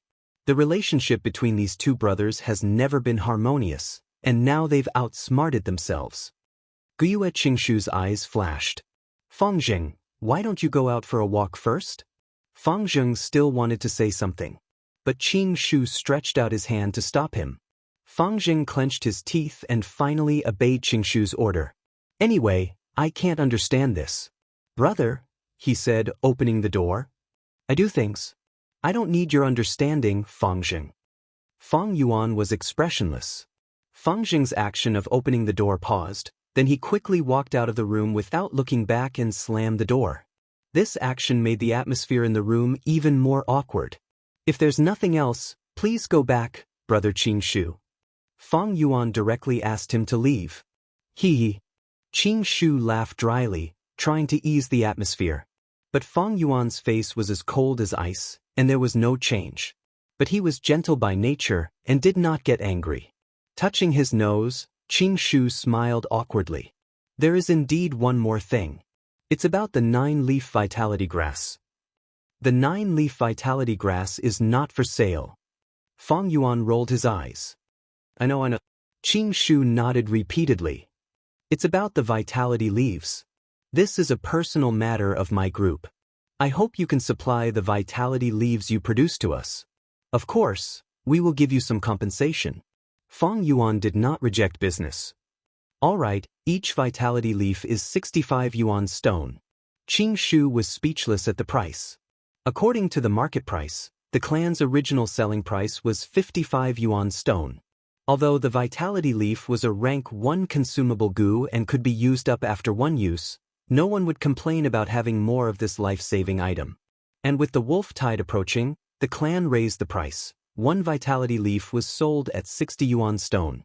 Actually, not only the vitality leaf, the prices of many other items were also rising. This was because of the turbulent situation, and Gu masters could only pinch their noses and accept it. But Qing Shu did not expect Fang Yuan's price to be even higher than the clan's. You think my price is too high? You can choose not to buy it. But as far as I know, after the wolf tide, the clan will control the resources and the vitality leaves will be in short supply. At that time, the price will continue to rise, and you might not even have the stock. What do you think? Fang Yuan's tone was firm, and he was sitting on the fishing platform. Qing Shu choked and said helplessly, "You can see it clearly. But raising the price like this is a bit too much. Aren't you afraid of offending people? If you lower the price, you can use it to build up your connections. But if you raise the price like this, the clansmen will resent you for getting rich like this." Fang Yuan raised his head and laughed. The wolf tide is approaching. A small character like me might die any day. Why would I care about these minor details? You are no longer a small character. Interpersonal relationships are not minor details. Qing Shu looked deeply at Fang Yuan, and then lightly shook his head. But everyone has their own thoughts and choices. I will not force them. But you need to be careful. Lord Yaoji will not let this go so easily. Goodbye. Qing Shu did not mention the matter of buying the vitality leaf again. Fang Yuan's price had scared him. He was a smart person, and smart people do not buy things on impulse, but reason. Smart people would have a price in their heart, and if it exceeded this price, they would calmly stop. Fang Yuan seemed to have only raised the price by 5 yuan stone, but Qing Shu definitely wanted to buy more than one vitality leaf. The wolf tide would last for at least a whole year, and the amount of vitality leaf consumed would be very large. Accumulating like this would be a lot. Thank you for your reminder. Take care, I won't send you off. Fang Yuan watched Qing Shu leave. His heart was clear, knowing that Qing Shu would definitely come back. It was because he had greatly underestimated the severity of this wolf tide. In such a wolf tide, death could come to everyone at any time, and there was no worry about selling the vitality leaf. In Fang Yuan's memory, it had even been raised to a high price of 100 yuan. Of course, this price was also when the wolf tide was at its fiercest. What Fang Yuan needed to do now was to adapt to the situation, slowly raising the price. As time passed, the winter wind became colder. This year's winter was colder than in previous years for the 3 mountain strongholds of Qing Mao Mountain. Take Guyue's mountain stronghold for example. More and more crippled wolves appeared around the mountain stronghold. The clan issued a large number of missions, and almost all of them were related to exterminating the crippled wolves. In December, the number of crippled wolves reached its peak, and the situation took a turn for the worse. It reached a terrible level. There was even a village at the foot of the mountain. It was a situation where it was slaughtered by a large wolf pack. Fortunately, there were more than 10 Gu masters stationed in the village. They retreated in time. This made the clan higher-ups heave a sigh of relief. The death of a Gu master made them feel heartache for a long time. As for the mortals, they were all servants, so if they died, so be it. In this world, there was no such thing as human rights. A Gu master's life was more precious than 100 mortals' lives. This was the common view of everyone. But casualties were unavoidable. Thus, at night in the mountain stronghold, there were often faint cries of sorrow and sorrow. The crippled wolves were just the prelude. The true wolf tide was even more terrifying. The crippled wolves were just the prelude. The real wolf tide would be even more terrifying. This year's wolf tide might not be the same as the past. Under such pressure, the deadlocked negotiations made rapid progress, and the alliance of the 3 strongholds was formed. Under this kind of pressure, the deadlocked negotiations progressed quickly, and the alliance between the 3 brigades was formed. Alliance Slope, 3 strongholds meeting. Alliance Slope, 3 village alliance meeting. The snowflakes were like white fluff, slowly drifting down. Hundreds and thousands of Gu masters gathered here, forming a huge scale. The alliance slope was an ordinary slope. However, in history, the second-generation leader of the Gyue clan, had facilitated the first alliance between the three clans here. From then on, all future alliances would be held here. After many years of remodeling, the current alliance slope was dozens of times larger than its original appearance. It was practically a huge plaza. On the other side of the square against the mountain wall, there was a tall boulder erected. On the huge stone platform, there was a pavilion carved out of stone. There were stone tables and chairs in the pavilion, and the higher-ups of the three families were sitting inside, discussing closely. Under the huge stone platform, the Gu masters of the three villages stood in distinct groups, forming three enormous groups. The Gu masters were all wearing similar battle attire and belts. Their cultivation level could be seen at a glance. Fang Yuan was among them. He secretly sized up and observed. The Gu masters below the stage were all rank 2 Gu masters. Rank 1 Gu masters were mostly in charge of logistics, while rank 2 Gu masters were the true main force. As for rank 3 Gu masters, they were all clan elders. For a mid-sized clan like the Gyue clan, every generation of painstakingly accumulating, they would only have over 20 clan elders. Fang Yuan was observing, and so were the other Gu masters. Countless gazes intertwined, some with hatred, some with curiosity, and some with vigilance. The Gu masters of the Gyue clan were generally skinny. The Gu masters of the Xiong clan were all sturdy, and from their appearance, one could tell that they had great strength. The Bai clan's people, probably because they lived under the waterfall at the back of the mountain, had pale skin and carried a yin aura. That long hair is Gyue Qing Shu, rank 2 peak stage, the number 1 rank 2 in the Gyue clan. Someone pointed. Mo Yen. It's you bitch who cut off one of my arms. After the wolf tide, I will get my revenge. Someone snorted in his heart. Wow, that girl riding on the huge bear, she should be the Xiong clan's Xiong Jiao man. Don't be fooled by her cute appearance, she is very crazy when she fights. Do you see that white fat woman? That is Bai clan's Bai Zhong Shui, a rank 2 upper stage expert who possesses the water dolphin Gu. She is very unrestrained and lustful.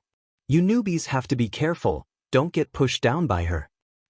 The grudges between the three clans were already very deep.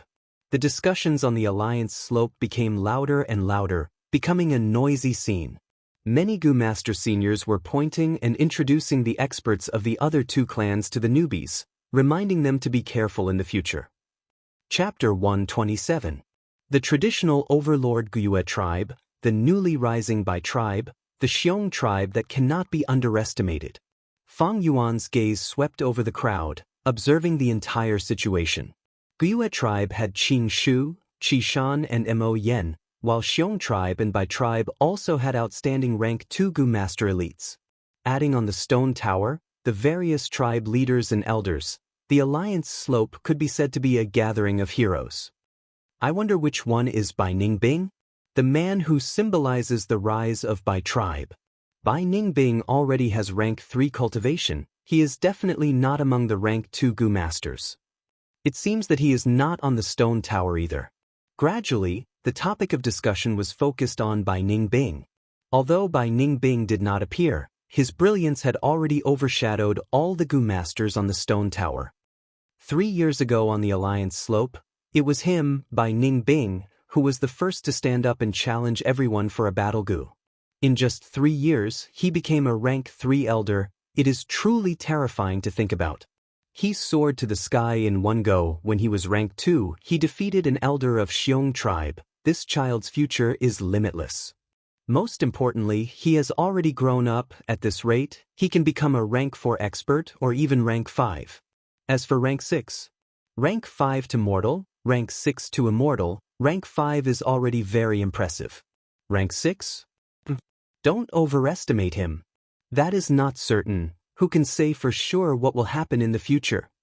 Amidst such discussions, the 3 tribe leaders on the stone tower stood up, looking down at the 1,000 Gu Masters below. Gyue tribe leader was in the middle, while Bai tribe leader and Xiong tribe leader were on his left and right. The alliance slope gradually quietened down. Gubo held the railing, glancing around, and said concisely, "The 3 tribes are in an alliance, we are in the same boat." The Gu Battle Convention is mainly about exchanging pointers. We will not go overboard. Let's begin. Silence reigned on the slope of the alliance. Everyone looked at each other. The three tribes were in an alliance. There would be a Gu Battle Convention. Other than showing off the tribe's strength, it was also to promote communication and temporarily resolve grudges, reaching a consensus of cooperation. But who would be the first to stand out? The first Gu master to challenge. If he lost in front of everyone, his reputation would be tarnished. It had even shaved the face of the upper echelons of the family upstairs. Last year, Bai Ningbing stood up. But this year, while everyone was hesitating over at the Xiong village, suddenly, a group of Gu masters stepped out from the crowd. It was Xiong Li's group. Immediately, the group of 5 attracted the gazes of countless people. Xiong Li's group walked past the Gyue clan's camp and stood in front of the Bai village's camp under the watchful eyes of the crowd. It's Xiong Li, Qing Mao Mountain's strongest man? Not bad. It was said that not long ago, Qi Shan of the Gyue clan had also lost to him in public. No one can shake his name, not even Bai Ningbing. Damn it. Is the Gyue clan deliberately bullying our Bai clan? In the camp of the Bai village, there was a slight commotion. Many people recognized Xiong Li and felt a sense of pressure in their hearts. But Xiong Li swept his gaze around. He had been standing at the same spot, but Xiong Jiang, who was beside him, stood up. Xiong Jiang's body was thin and stood out among the Xiong village's strong men. He took a few steps forward and faced the Bai village's Gu masters, cupping his fists and saying, Xiong village's Xiong Jiang is here to seek guidance from brother Bai Bing. Once he said this, uncontrollable gasps could be heard from below the stone floor. Bai Bing Yi's status was equivalent to Qi Shan and Xiong Li. Among the young Gu masters of the Bai village, he was second only to Bai Ningbing. Xiong Jiang wanted to compete in Gu with him, clearly wanting to use the weak to fight the strong. But could he do it? Bai Bing stood up with a gloomy expression. He was short and had a pale face, like a patient who had just recovered from a serious illness, looking a little weak. But no one dared to underestimate him. Xiong Jiang, you dare to challenge me, you have some courage. How do you want to compete? Say it, I will accept it, he said to Xiong Jiang. Xiong Jiang laughed sinisterly. I am good at defense. Brother Bai is good at offense. How about this, you defend and you attack. I will give you 3 chances to attack and we will see the result. This was not a life and death battle, but a sparring session. But Xiong Jiang was so confident, he clearly came prepared, causing many people to have doubts. Bai Bingyi raised his eyebrows. Xiong Jiang, no matter what Gu worm you have, you are still a rank 2 Gu master, your cultivation is still there. Do you really think you can block my water drill Gu? If I injure you, you can't blame me. Xiong Jiang snorted. How will we know if we try? Saying so, he activated the Gu worm in his body, and his skin started to lose color, becoming dry and green, like a gloomy dead wood. At the same time, his teeth became long and sharp, his 4 canines protruded out of his lips. Furthermore, the pupils of his eyes had also turned into a lustrous green. This was a rank 2 roaming zombie Gu. As long as it was activated, it could turn a person into a zombie. Compared to a living person, zombies were more resistant to physical attacks and had stronger recovery ability. But they were afraid of fire and lightning and had higher defense against water and wind poison. At the same time, zombies were not as strong under the sun as in the dark, affected by the weather. Even so, I am not afraid. Bai Bingyi sneered, raising his right hand. Under everyone's gazes, he put his 5 fingers together and retracted his fist. First, a drop of water condensed in the air above his 5 fingers. Then, in the blink of an eye, the water droplet expanded, turning into a rapid flow of water. From the starting point of the 5 fingers, it started to revolve around Bai Bingyi's palm. In the time of 2 breaths, a light blue spiral drill had formed on Bai Bingyi's fist that was constantly rotating. Rank 2 water drill Gu. Able to drill through rocks and steel, its offensive ability was very impressive. Almost no Gu worm could defend against it. Take this. Bai Bingyi coughed and punched with his right fist. Xiong Jiang raised his arms. They formed into an arm shield. The water drill hit his arm, and large amounts of water splattered out. Both sides were in a deadlock for a few breaths of time. Suddenly, the water drill spun rapidly, sending Xiongjiang flying by 5 to 6 steps. Xiongjiang fell on the ground, but soon stood up again with a carp flip. However, the muscles on his arms were almost completely crushed by the water current, revealing the pale bones of his arms. Bai Clan's Gu masters saw this. They could not help but cheer. Only a few people frowned deeply. Xiongjiang laughed sinisterly, not caring about his injuries. He had turned into a zombie, his sense of pain had already fallen to 0. Bai Bingyi stood on the spot, but his pale face suddenly changed, and he spat out a mouthful of blood. Bai Clan's Gu master's cheers stopped abruptly. "How can this be?" someone shouted. "It is the Shadow Death Gu." Bai Bingyi stared at his feet. Xiongjiang's shadow was strangely distorted, spreading out on the snowy ground. Xiongjiang and Bai Bingyi were connected together.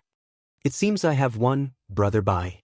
With this Shadow Death Gu, I will receive many injuries. You will have to bear 1/10 of it. I specialize in defense while you are an offensive type Gu master. Your body is not healthy, even if it is 1/10 of the damage, you will not be able to bear it," Xiongjiang said plainly. Bai Bingyi wiped the blood on his mouth and stared at Xiongjiang deeply for a while, before saying, "Good. Very good indeed. You have a clever mind and superior skills. I have lost." He admitted defeat in front of everyone. Too despicable. Simply sinister and shameless. To think he actually had a Shadow Death Gu, Senior Bai Bingyi was completely tricked by him. Bai Clan's Gu masters burst into a commotion. Xiongjiang cupped his fists. "You flatter me. If we really fought, I believe the final victor would still be Brother Bai. The Shadow Death Gu has a limited range after all. It can only bully close combat Gu masters. Brother Bai, please take care of the wolf tide this time." "Of course." Bai Bingyi's expression eased a little and nodded. Bai Clan's Gu masters' voices also weakened. Standing on the stone tower, the 3 clans higher-ups who had been watching from a high vantage point nodded subtly at this scene. The Gu battle convention was only a spar, not a battle of strength. Xiongjiang took the initiative to reveal his trump card. It was also to increase mutual understanding and trust. Be it Xiongjiang or Bai Bingyi's attitude, they were both very good. With this handling, even if Bai Clan's Gu masters did not admit it, they could not help but feel some admiration for Xiongjiang. After all, the strong were always respected. Xiongli group has made a good start. Guiyue Bo lightly praised. "Ha!" The Xiong clan leader chuckled. Xiongjiang had given him face. On the other hand, the Bai clan leader's expression was a little ugly. But Xiongli group did not stop there. The 5 of them left Bai clan and arrived in front of Guiyue clan. After challenging Bai clan, they want to challenge our Guiyue clan? Oh no, this time it is Xiongli himself. Guiyue clansmen could not help but feel a little nervous. Many people's gazes gathered on Qi Shan, Mo Yen and Qin Shu. But who knew that Xiongli shouted, "Who is Fang Yuan? Please come forward. I heard you could drive away that river-swallowing toad alone. Why don't we compete in strength?" In an instant, the crowd was in an uproar. Xiongli stood up, but he did not challenge Qin Shu, Qi Shan or Mo Yen, instead choosing a new junior. "Fang Yuan? Who is Fang Yuan?" This was the first time some Gu masters from other clans had heard of this name. "He drove away the river-swallowing toad alone. Oh my god, that is a rank 5 Gu worm. How can he be so awesome?" Many people looked at him in amazement. Guiyue clan's Gu masters automatically opened up a path, exposing Fang Yuan in the crowd. With nothing blocking their line of sight, Xiongli and Fang Yuan looked at each other. Xiongli's lips curled into a smile, saying in a deep voice, "I hope Fang Yuan will not be stingy with your guidance." This Fang Yuan, who is he? Doesn't he have 3 heads and 6 arms? Driving away the river-swallowing toad was a coincidence. It was not a difficult thing. Being targeted by Xiongli, this muscular man, he is in big trouble this time. "Fang Yuan, you really can't avoid it this time." "Sigh, then you can only brace yourself and fight." Qi Shan sighed in his heart. "Oh, so it's like that?" Fang Yuan shrugged and said, Then I admit defeat. Once he said this, everyone was stunned. Chapter 128. Admit defeat. Fang Yuan's words were still reverberating in everyone's ears. At once, almost all the rank 2 Gu masters below the rock tower looked at Fang Yuan in shock. Fang Yuan ignored them, standing on the spot with his arms crossed, his expression calm. Admit defeat? He actually admitted defeat. Did I hear wrongly? That is Fang Yuan?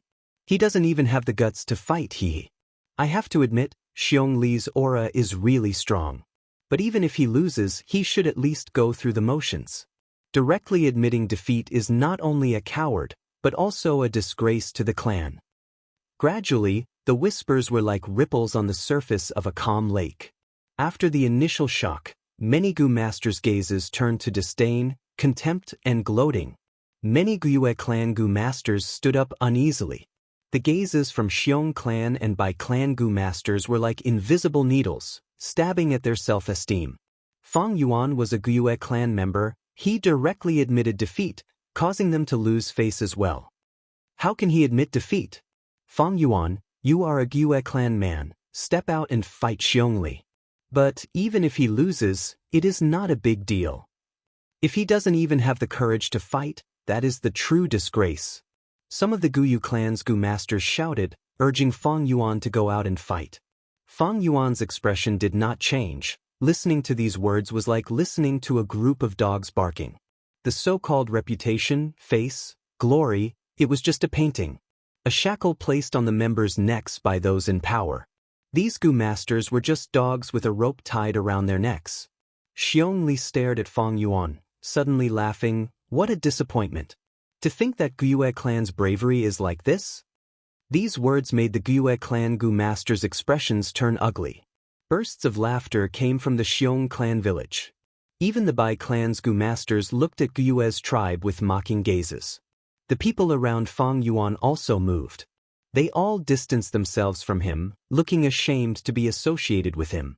Soon, there was no one within 5 steps of Fang Yuan. Fang Yuan stood there alone. He did things his own way, out of place, but his expression was calm. Others valued the reputation of bravery, but Fang Yuan scoffed at it. This involuntarily caused everyone to hate Fang Yuan. Because Fang Yuan's contempt for reputation was a denial of the public's values. Denying these values was equivalent to denying the masses who had been living according to these values.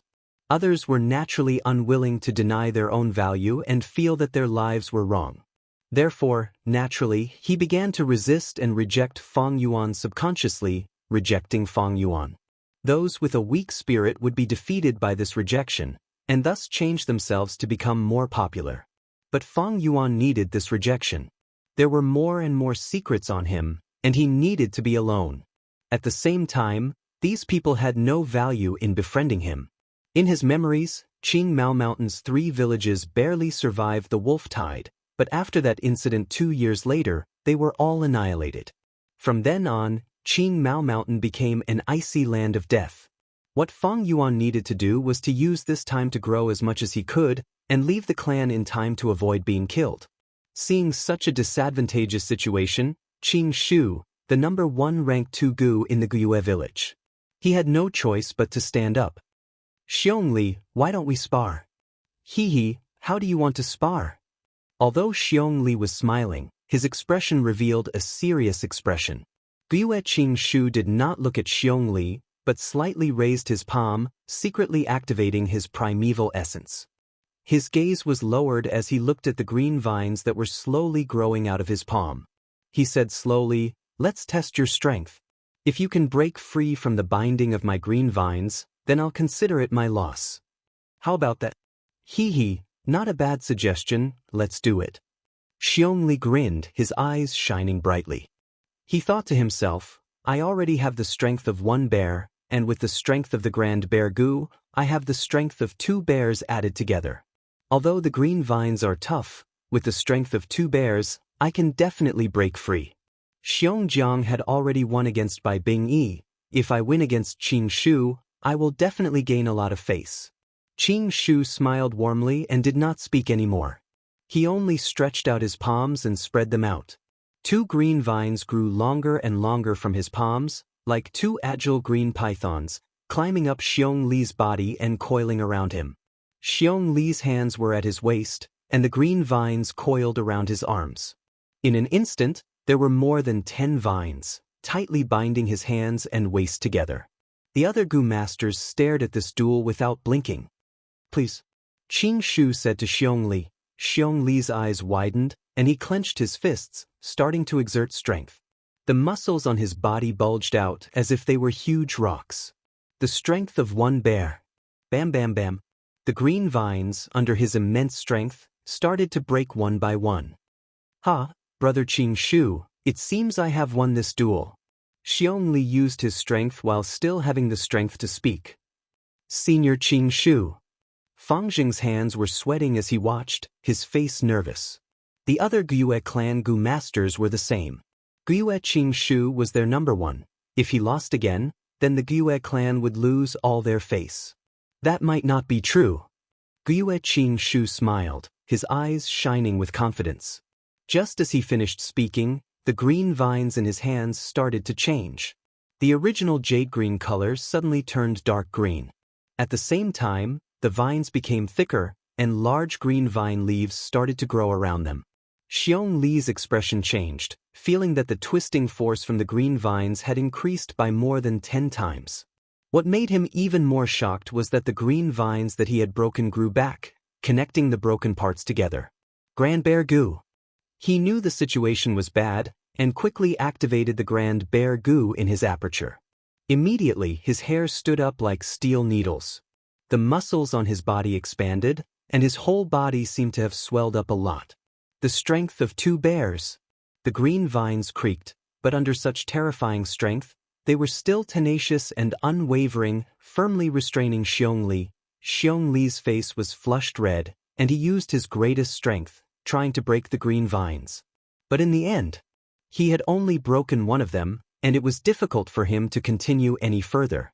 I lost. He took the initiative to remove the strength of the Grand Bear Gu, and said while gasping for breath, "Thank you for letting me win." Qing Shu cupped his fists. He kept the green vines. Lord Qing Shu, you are really good. The Gyue clan Gu masters cheered. As expected of Senior Qing Shu, Big Brother can't be compared to him at all. They can't be compared at all. Fang Jing stood beside Qing Shu and looked at him. His eyes shimmered with a hint of reverence. Xiong Li looked at Gyue Qing Shu with a complicated gaze. He was improving, and obtained the brown bear innate strength Gu, but Qing Shu was also improving. Although he did not know what method he used, but this was his opponent. As for that Fang Yuan, he was just a newbie, and was nothing to worry about. It really is the wood charm Gu.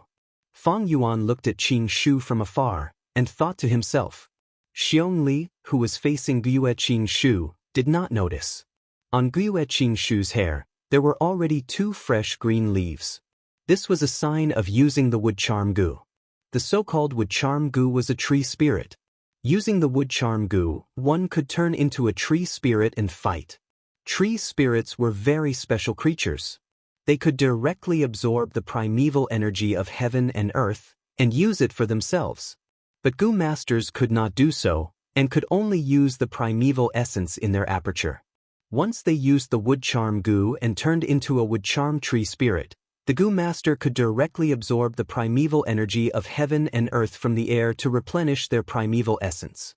It was like absorbing the natural primeval essence in Yuan stone. When ordinary Gu masters fought, they could not divide their attention to absorb the natural primeval essence in Yuan stone while fighting. But after turning into a tree spirit, absorbing the primeval essence in heaven and earth was an instinct, and did not need to be distracted. This meant that Gu masters who used the wood charm Gu were most proficient in prolonged battles. Although their primeval essence was not inexhaustible, because of the continuous replenishment, they could fight for 3 times longer. At the same time, once they turned into a tree spirit, they could amplify Gu worms like green vine Gu and pine needle Gu. Fang Yuan immediately thought of many things. The fusion of the wood charm Gu can be said to be one of the most extravagant advancement routes in the world. It is a rank 3 Gu, and needs to be fused with the 100-year lifespan goo to advance to rank 400-year with charm. Then fuse with the 1,000-year lifespan goo to become a rank 5,000-year with charm. This fusion recipe is widely known, but very few goo masters use this recipe. Because lifespan goo is more precious, most goo masters would directly use it to increase their own lifespan. In this world, if there were no disasters or illnesses, humans could only live to 100 years old. 100 years was the limit of a human's lifespan. But if lifespan goo was used, it could increase one's lifespan. 100-year lifespan goo increased one's lifespan by 100 years. 1,000-year lifespan goo meant one could live for another 1,000 years. Lifespan goo was extremely precious and was sought after by everyone. In his previous life, Fang Yuan had lived for over 500 years and had used 500-year lifespan goo. A total of 500 years of lifespan. Originally, including his original 100-year lifespan, he could have lived to 600 years. But midway he was besieged by righteous sects and had no choice but to self-detonate. Lifespan goo represented longevity and could allow people to live longer. But it did not mean immortality. Although the wood charm goo is powerful, it has a flaw. That is, a goo master cannot use it for too long. If it is too long, the wood charm goo's power will affect the goo master's body, causing their muscles to turn into wood and finally turning into a tree man corpse. In my previous life, Guyue Qing Shu died like this. Thinking of this, Fang Yuan's gaze flashed. Normally, powerful goo worms had a huge flaw and needed to be used in conjunction with other goo worms. Otherwise, it would have a negative effect on the goo master. Xiong Zhang's roaming zombie goo was best used in conjunction with the blood chi goo. Otherwise, if he used it too much, his blood would decrease, and he would really turn into a zombie. Xiong Li's group returned to their own camp. They had first defeated by Bing Yi, and then lost to Qing Shu. But even so, they still received a lot of applause and praises. Mo Yen, I want to challenge you. Come, Xiong Jiaoman, let me have a battle with you. After Xiong Li's group, the whole scene suddenly became lively. Many goo masters went out, challenging the strong enemies in their hearts, showing off their bravery. The alliance slope was in chaos, and the goo sparring was brilliant. The real goo sparring had just begun. Chapter 129. All the way until the evening, the goo competition finally ended. On the alliance slope, the goo masters from the three clans were no longer as divided as before. Goo masters filled the entire hillside, and only 3 groups of people could be vaguely seen. Goo competition was a form of venting, and also a form of compromise. In this world where strength was the #1 value, having strength would gain respect, and there would be a basis for cooperation. Ever since Xiong Li challenged Fang Yuan, no other goo masters came to find him. Fang Yuan was only a newbie, and had not interacted much with the goo masters of the other 2 clans, and had no grudges or feelings. As for the goo masters in the village, they would never challenge their own clansmen in such a situation. Especially when Fang Yuan admitted defeat, it made the other goo masters lose interest in him. Such a lazy, cowardly opponent, even if they won, what was there to brag about? There were 2 ways to not be stepped on. One was to become an expert, so strong that no one dared to step on you. The second was to become dog shit, and no one would bother to step on you. Fang Yuan did not care about dog shit or the reputation of an expert. He always did things by fair means or foul, and only cared about the results. No one challenged him, and this made him feel relaxed. The disdainful and contemptuous gazes of the surrounding people, he turned a blind eye. If he could not even endure these gazes, how could he talk about pursuing the demonic path? The alliance meeting ended successfully. Guyue clan, Bai clan and Xiong clan had temporarily reached an agreement. First, issue a decree. The 3 clans temporarily threw away their past grudges and fought against the wolf tied together. In times of danger, they had to help each other. At the same time, internal killings were prohibited, and an investigation team was set up. Once discovered, the killer would be banished from the clan, and the 3 clans would work together to punish the killer, and the killer would have to pay with his life. If the killer escaped, his family would pay with their lives. Even if the goo master died. The goo worms retrieved from the corpses had to be handed over, and those who used them privately would be charged with murder. After the goo worms were handed over, they could be exchanged for merit points. Second, set up a battle merit board. With each group as a unit, it would display the battle merits of the 3 clans. 1 lightning wolf eyeball could be exchanged for 10 merit points. Merit points could be exchanged for goo worms, yuan stone, and other resources. The appearance of the battle merit board naturally aroused the goo master's unparalleled passion. The result of a goo battle spar could not represent the result of a real battle. Take Xiongjiang and Bai Bing-yi for example. Other than the water drill goo, Bai Bing-yi naturally had other offensive methods. But Xiongjiang's shadow bond goo's effective range was only 10 meters. Moreover, there were many factors that could affect the outcome of any battle. Goo battle sparring lacked a certain degree of persuasiveness, but the merit board provided a fairer stage for competition. The goo masters of the 3 clans did their best to hunt lightning wolves, striving for a better ranking on the battle merit board. This wasn't just about his own glory. More importantly, it concerned the reputation of the clan. This was especially true for the top 3 of the war merit list, where the competition was unprecedentedly intense. Almost every other day, there would be some changes in the rankings of the top 3. Soon more than a month had passed. Winter passed and spring came. All living things sprouted. After a battle, Fang Yuan stepped on the snow on the ground. Panting slightly, he surveyed the battlefield around him. On the battlefield, there were more than 10 lightning wolves lying on the ground, all dead. Wolf blood and dismembered corpses could be seen everywhere, and the air was filled with a thick stench of blood. At this time, wolf howls could be heard from not far away. Fang Yuan's expression changed slightly. With his experience, he knew that a wolf pack was quickly approaching. If it was any other goo master, after an intense battle, the primeval essence in their aperture would be insufficient, and they would have already wanted to retreat. But Fang Yuan did not care about this, and continued to squat down, collecting the eyeballs from the wolf corpses. His movements were practiced and efficient, but even so, when he finished collecting, he was already half surrounded by the wolf pack. This was a medium-sized wolf pack, with more than 100 crippled wolves. Their green wolf eyes revealed a savage aura, staring at Fang Yuan without letting up. Fang Yuan kept the wolf eyes, smiling as he stood up. Then his figure rippled like water, slowly disappearing from the spot. The pack of wolves that were charging over immediately became restless for a while. Many crippled wolves stopped in their tracks, showing signs of hesitation and doubt. After all, they were all wild beasts, and could not understand such a magical scene. But this is also because lightning wolves mainly use their eyes to observe, and not their noses. Lightning wolves are the magical creatures of this world. Their vision is as sharp as a goshawk's, but their sense of smell is no better than a human's. My stealth scales goo can counter wild beasts like lightning wolves, but it cannot hide from a dog's nose. Fang Yuan was very clear.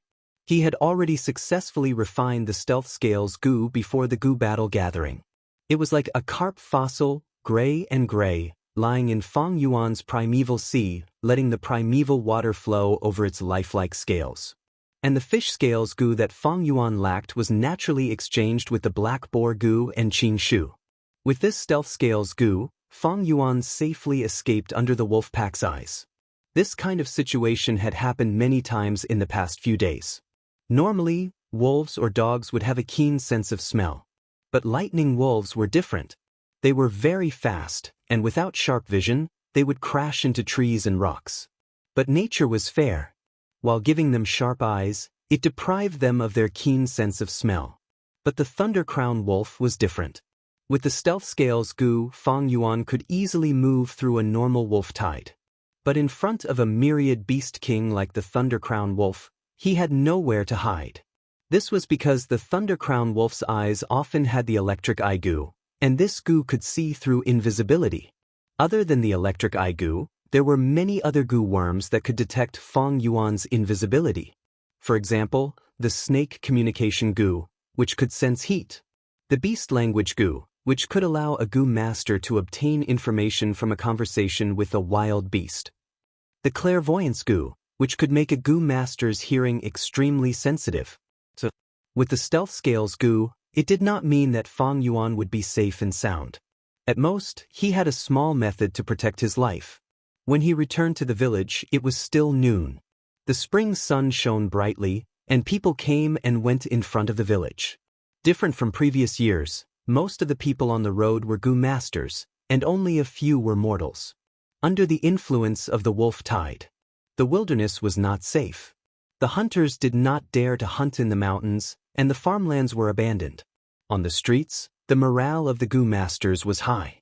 One by one, they returned from the outside with blood stains, or set off in high spirits. They were either discussing their ranking on the battle merit board, or discussing their experiences in killing lightning wolves, or discussing the outstanding Gu masters of other villages.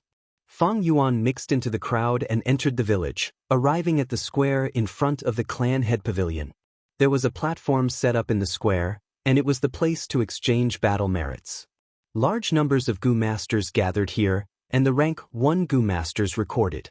A portion of the rank 2 Gu masters squeezed together, exchanging their blood-stained wolf eyes for battle merits.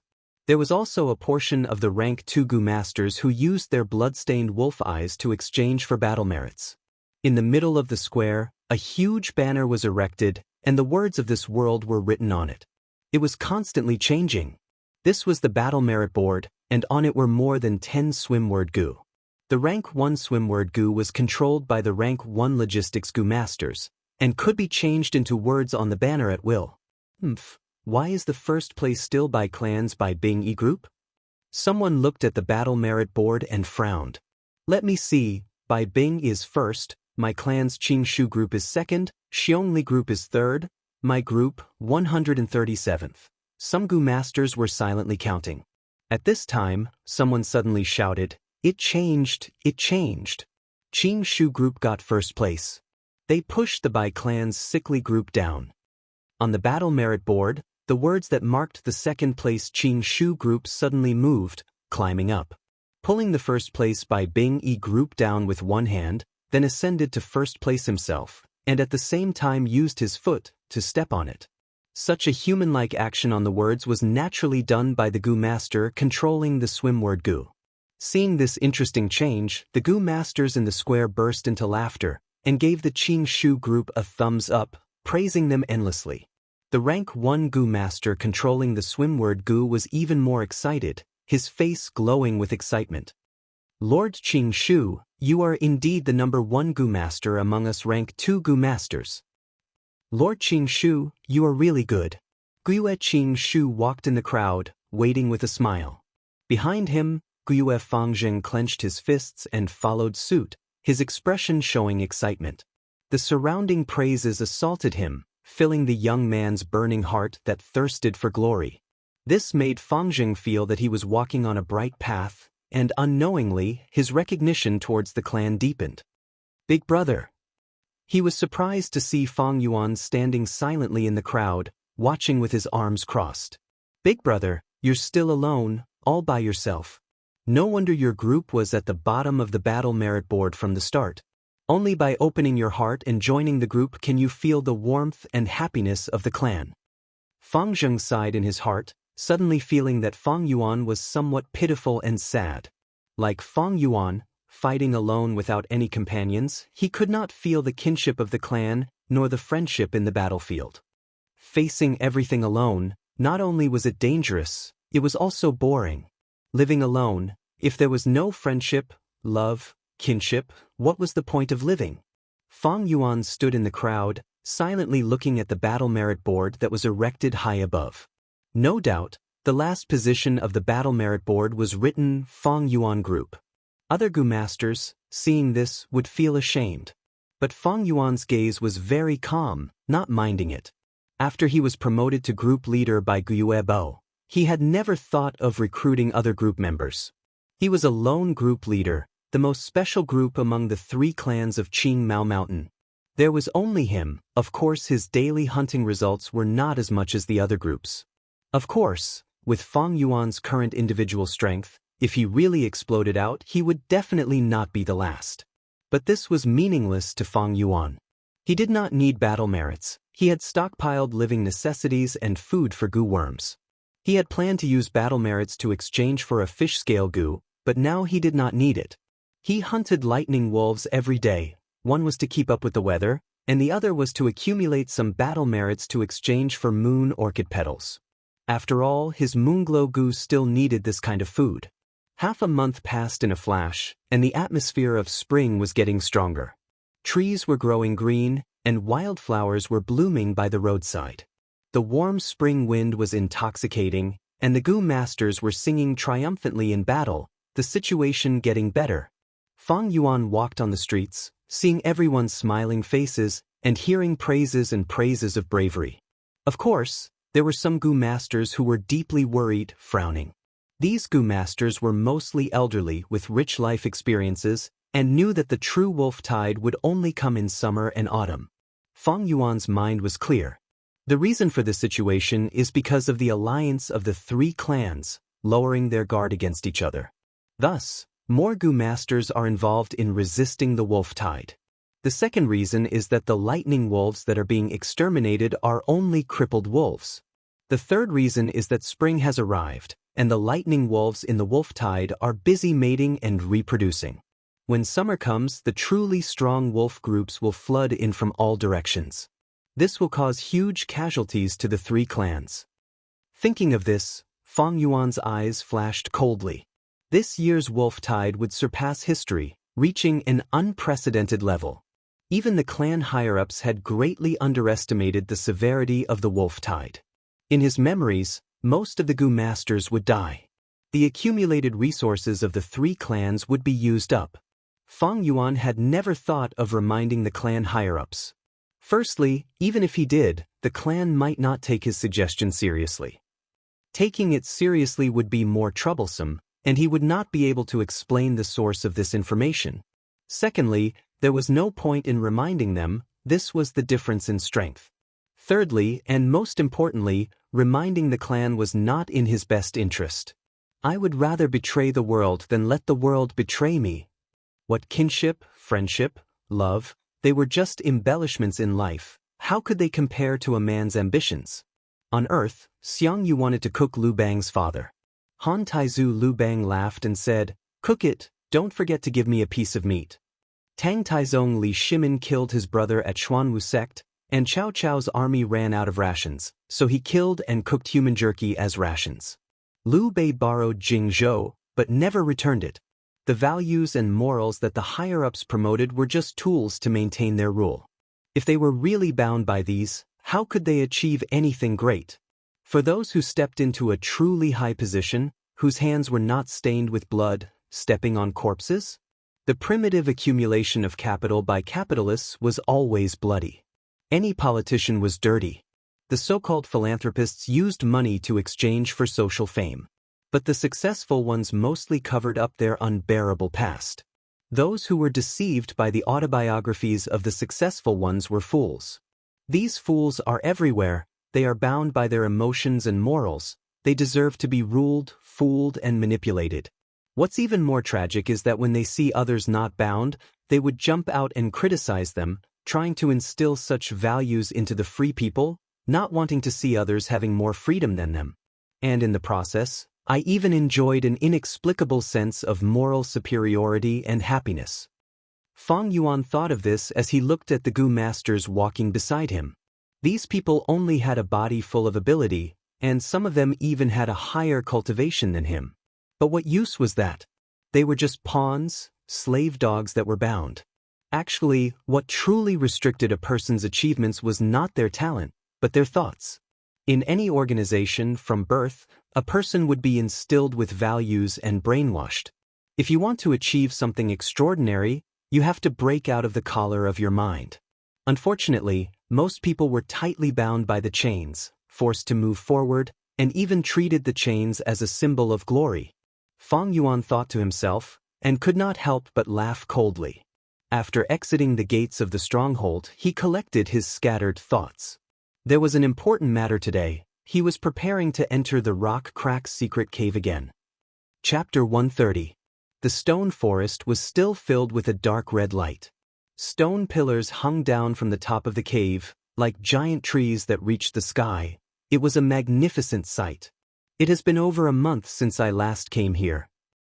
Fang Yuan thought, feeling helpless. Ever since the three clans formed an alliance, they had been sweeping away the surrounding wolf groups, causing Gu masters to appear near the rock crack and secret cave. Under such circumstances, even if Fang Yuan had the stealth scales Gu to conceal himself, he would still be in danger of being exposed. Fang Yuan did things cautiously, and his 500 years of life had nurtured him enough patience. During this period of time, he had been restraining his desires and did not come here. Only until winter passed and spring arrived, when the remaining wolves were wiped out and there were fewer Gu masters coming in and out, did Fang Yuan take a big detour in the outer sect and use the stealth scales Gu to conceal himself all the way here. Over a month had passed, and on the previously cleared path, there were more stone monkey groups migrating over. But fortunately, the number of monkey groups was small. Fang Yuan spent some effort, killing the monkey groups and advancing, finally reaching the center of the stone forest. Under the shadow of the huge stone pillars, an obviously man-made cave appeared in front of him. In the cave, rough stone steps led to the dark underground. Fang Yuan activated the white jade Gu, and his body was covered in a layer of faint jade light as he carefully walked down the steps. His left hand held a torch, and his right hand was shining with moonlight. The moonglow Gu was ready to go. The surroundings were dark, and even with the torch, it could only light up a distance of 5 steps. In this situation, it would be much better if there was a Gu worm to illuminate the surroundings. Unfortunately, Fang Yuan did not have such a rich family background. One step at a time. After walking for a while, he finally reached the end of the stone steps. A crudely made stone door appeared in front of Fang Yuan. Golden Centipede Cave is a fatal disaster. Use earth listening to avoid it. Fang Yuan raised the torch and found some words carved on the stone door. Earth listening, Golden Centipede. Fang Yuan squinted his eyes shining brightly as he seemed to have understood something. If I am not wrong. He squatted down and touched the ground with his hand. Soon, he touched the moist ground in front of the stone door. Got it. His heart was filled with joy.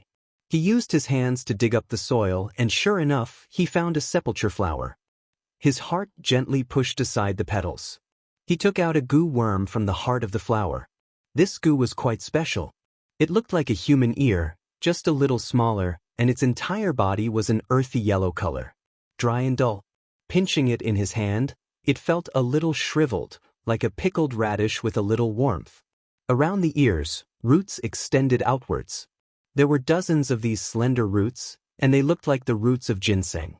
This was a rank 2 grass Gu, people called it earth communication ear grass. Looking at the earth communication ear grass in his hand, Fang Yuan's eyes flashed a few times. This earth communication ear grass came in time and could be used for scouting. It was perfect for him. The earth communication ear grass had a huge advantage, and that was its detection range of 300 steps. This range was quite outstanding among rank 2 investigative Gu worms. Moreover, the earth communication ear grass was easy to feed. Its food source was the ginseng's roots. This world's southern border was filled with deep mountains and forests. Ginseng was much more abundant than on Earth. Hunters would go hunting in the mountains and pick some from time to time. Especially ginseng, it was easy to store. As long as it was dry and sealed, it could be stored for a long time at room temperature. Moon orchid's petals would wither in a few days, but ginseng roots could be stored for a long time. Gu worms are raised, used, and refined. These 3 aspects are broad and profound, with extraordinary profundities. Although the earth communication ear grass is easy to raise, it is quite troublesome to use. Fang Yuan thought to himself. He pinched the earth communication ear grass in his hand and secretly activated his true essence. In an instant he had refined it. The earth communication ear grass was very outstanding, and its detection range was comparable to many rank 3 Gu worms. But the heavens were fair. To use the earth communication ear grass, refining it was not enough, there was a price to be paid. Like the zombie Gu and wood charm Gu, they had to be used together with other Gu worms. Otherwise, if they were used for a long time, the goo master's body would be corroded and turn into a real zombie or tree man. Many goo worms cannot be used just by refining them, as they require some special conditions. This earth communication eargrass is one of them. If I had this goo, I would be able to scout out the situation and be able to move freely in the wolf tide. I could even make use of this wolf tide to achieve some goals. Feng Yuan pondered for a while and decided to use this earth communication eargrass. The gains were greater than the losses, so even if he had to pay the price, it was nothing for the future. No matter which world, without effort, how can there be gains? Feng Yuan laughed coldly in his heart and kept the earth communication eargrass in his aperture. He looked deeply at the stone door and turned to leave. If he was not wrong, there was a danger on the other side of the stone door. He needed to use the earth communication eargrass to avoid it. Feng Yuan left the secret cave, but did not return to the village. Instead, he walked a few rounds outside, and after killing a few lone wolves and obtaining a few pairs of wolf eyeballs, he returned. He was still last on the battle merit board. Walking on the street, some goo masters who recognized him looked at him with mocking and disdainful gazes. Feng Yuan did not care, and continued to do as he pleased. In the following days, he used his meager battle merit points to exchange for ginseng roots and fed the earth communication eargrass, allowing it to recover to a state of full vitality. Most of the clan's attention was drawn by the wolf tide, and no one paid attention to Feng Yuan. If it was before, perhaps his uncle and aunt would still pester him, but ever since Feng Yuan sold the family assets, there was no more movement from them. It was hard to do things openly, but easy to do things secretly. Soon, Feng Yuan quietly and smoothly completed some preparations. This night, the moon was bright and the stars were sparse. The moon was like a jade plate hanging high in the sky, and the gentle night curtain was like a veil, covering Qing Mao Mountain. From time to time, a wolf's howl could be heard from afar. Feng Yuan shut the doors and windows tightly and stood naked on the floor of the rented house. On the small table in front of him, there was a basin filled with warm water, and next to the basin was a white cloth, and on the white cloth was a sharp dagger. Even the floor he was standing on was covered with a thick layer of cloth. Strands of moonlight passed through the cracks of the window, shining on the table. Feng Yuan's expression was indifferent, and he grabbed the dagger. On the shiny blade, it emitted a cold light and could be used as a mirror. Under the dim light, the young man's eyebrows were reflected on the dagger. It emitted a kind of coldness. At this moment, Feng Yuan could not help but think of a martial arts manual on Earth, Sunflower Treasured Manuals. The first sentence on the first page of Sunflower Treasured Manual was, "To train in this technique, castrate yourself. To obtain strength quickly, there must be sacrifice and sacrifice." So what if you castrate yourself? Without this kind of cruel decisiveness and sacrifice, how can you achieve your ambitions and realize your ambitions? Wanting to get something without sacrifice, that is a fairy tale to deceive children. In Feng Yuan's current situation, to be able to use this earth communication eargrass, what's the price to pay? Thinking of this, Feng Yuan laughed coldly. He used the pad of his finger to gently stroke the cold blade, softly chanting. The moon was like frost in the night, the blade was especially cold. Without killing in the harsh winter, how can spring be seen? As soon as he finished speaking, he struck like lightning. His hand rose and the blade fell, blood splattered. A piece of meat fell on the table. Feng Yuan's entire right ear was cut off. Blood spurted out. At that moment, he first felt his ear go cold, and then an intense pain assaulted him. He gritted his teeth and took a deep breath. Resisting the pain, he summoned the earth communication eargrass from his aperture. This earth communication eargrass had been raised by him to be full of life. It was already different from when he just took it out. When he first took it out from the earth treasury flower, it was dull and shriveled, but now it was warm and meaty, fat and big as an adult's palm. Touching it in his hand, it was full of elasticity, like the ear of a Buddha statue on earth. Feng Yuan pressed the earth communication eargrass to the wound on the side of his head, and a wave of red steel primeval essence poured into it. The roots of the earth communication ear grass immediately received a burst of energy and started to grow at a visible speed, taking root at Fang Yuan's wound. This was another wave of pain. Fang Yuan felt as if there were tens of earthworms drilling into his brain from the wound. This feeling was not only painful, but also disgusting. Normally, during this process, Gu masters would use other Gu worms to numb their nerves. But Fang Yuan did not have such conditions, and could only rely on his steel-like willpower to forcibly endure it. After all, it was a young man's body, and Fang Yuan's body could not help but sway as he endured such intense pain. More and more roots extended into the wound. Slowly, the earth communication ear grass and the bloody wound fused together, becoming Fang Yuan's new right ear. In the end, the wound no longer bled, and there was not even a scar. But Fang Yuan's face was pale, and the pain only decreased slightly, but it still tormented him. Veins popped out on his forehead, and his heart beat rapidly. At this point, he was already halfway to success, but Fang Yuan's body still needed time to adapt to the earth communication ear grass.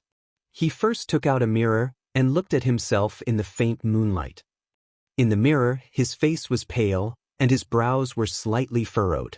The left ear was small, while the right ear was more than twice the size, and was somewhat deformed.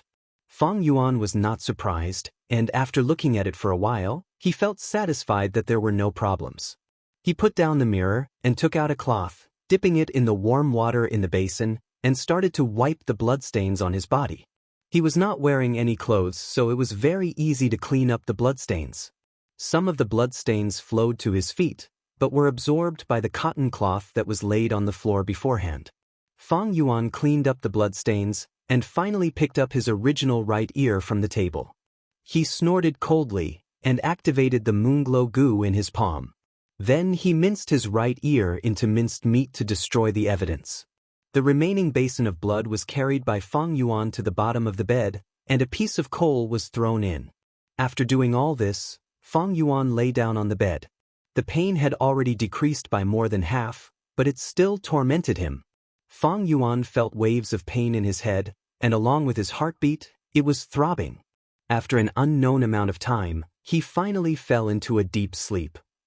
Chapter 131. By the time Fang Yuan woke up, it was already noon of the next day. His head no longer hurt, the pain had disappeared. He subconsciously touched his ear, and the feeling was the same as before. It was as if the ear-cutting incident last night had never happened. He got up from the bed. The first thing he did was to find a mirror and look at himself. In the mirror, a young man's face was revealed. He wasn't handsome, but his pair of pitch-black and deep eyes made him seem extraordinary, revealing a trace of an unusual cold charm. The young man's ears were the same size, no difference.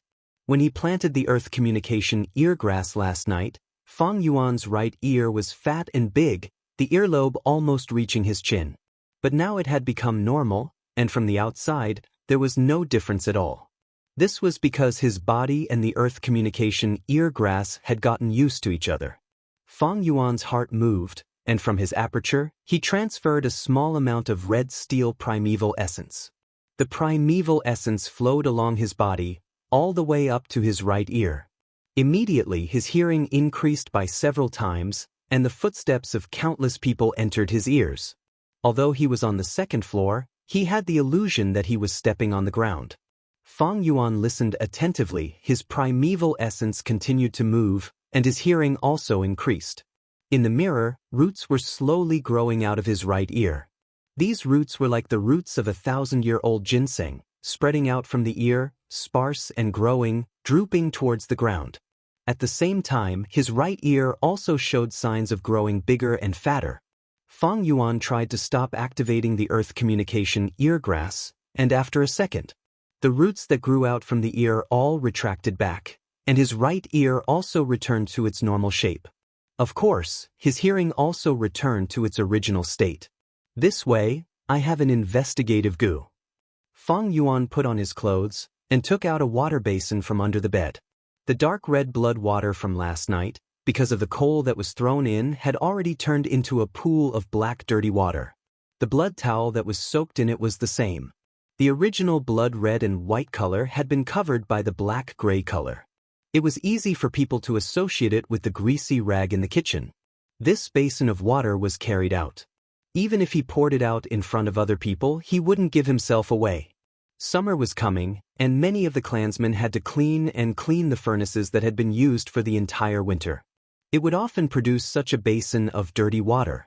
Striking while the iron was hot, Feng Yuan entered the secret cave again. This time, he did not come empty-handed. Instead, he caught a young deer in the wild, tied its 4 hooves with hemp rope, covered its mouth with a metal cover, and used the stealth scales goo to conceal his body, bringing it to the stone door.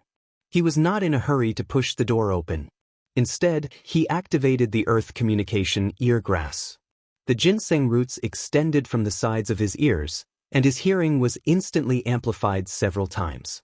Dong dong dong. First he heard a faint sound, a slow heartbeat. As the roots grew longer and longer, the heartbeat grew louder and louder. At the same time, the source of the heartbeat also increased. Feng Yuan didn't need to think to know that these heartbeats were coming from the jade-eyed stone monkeys in the stone forest behind him.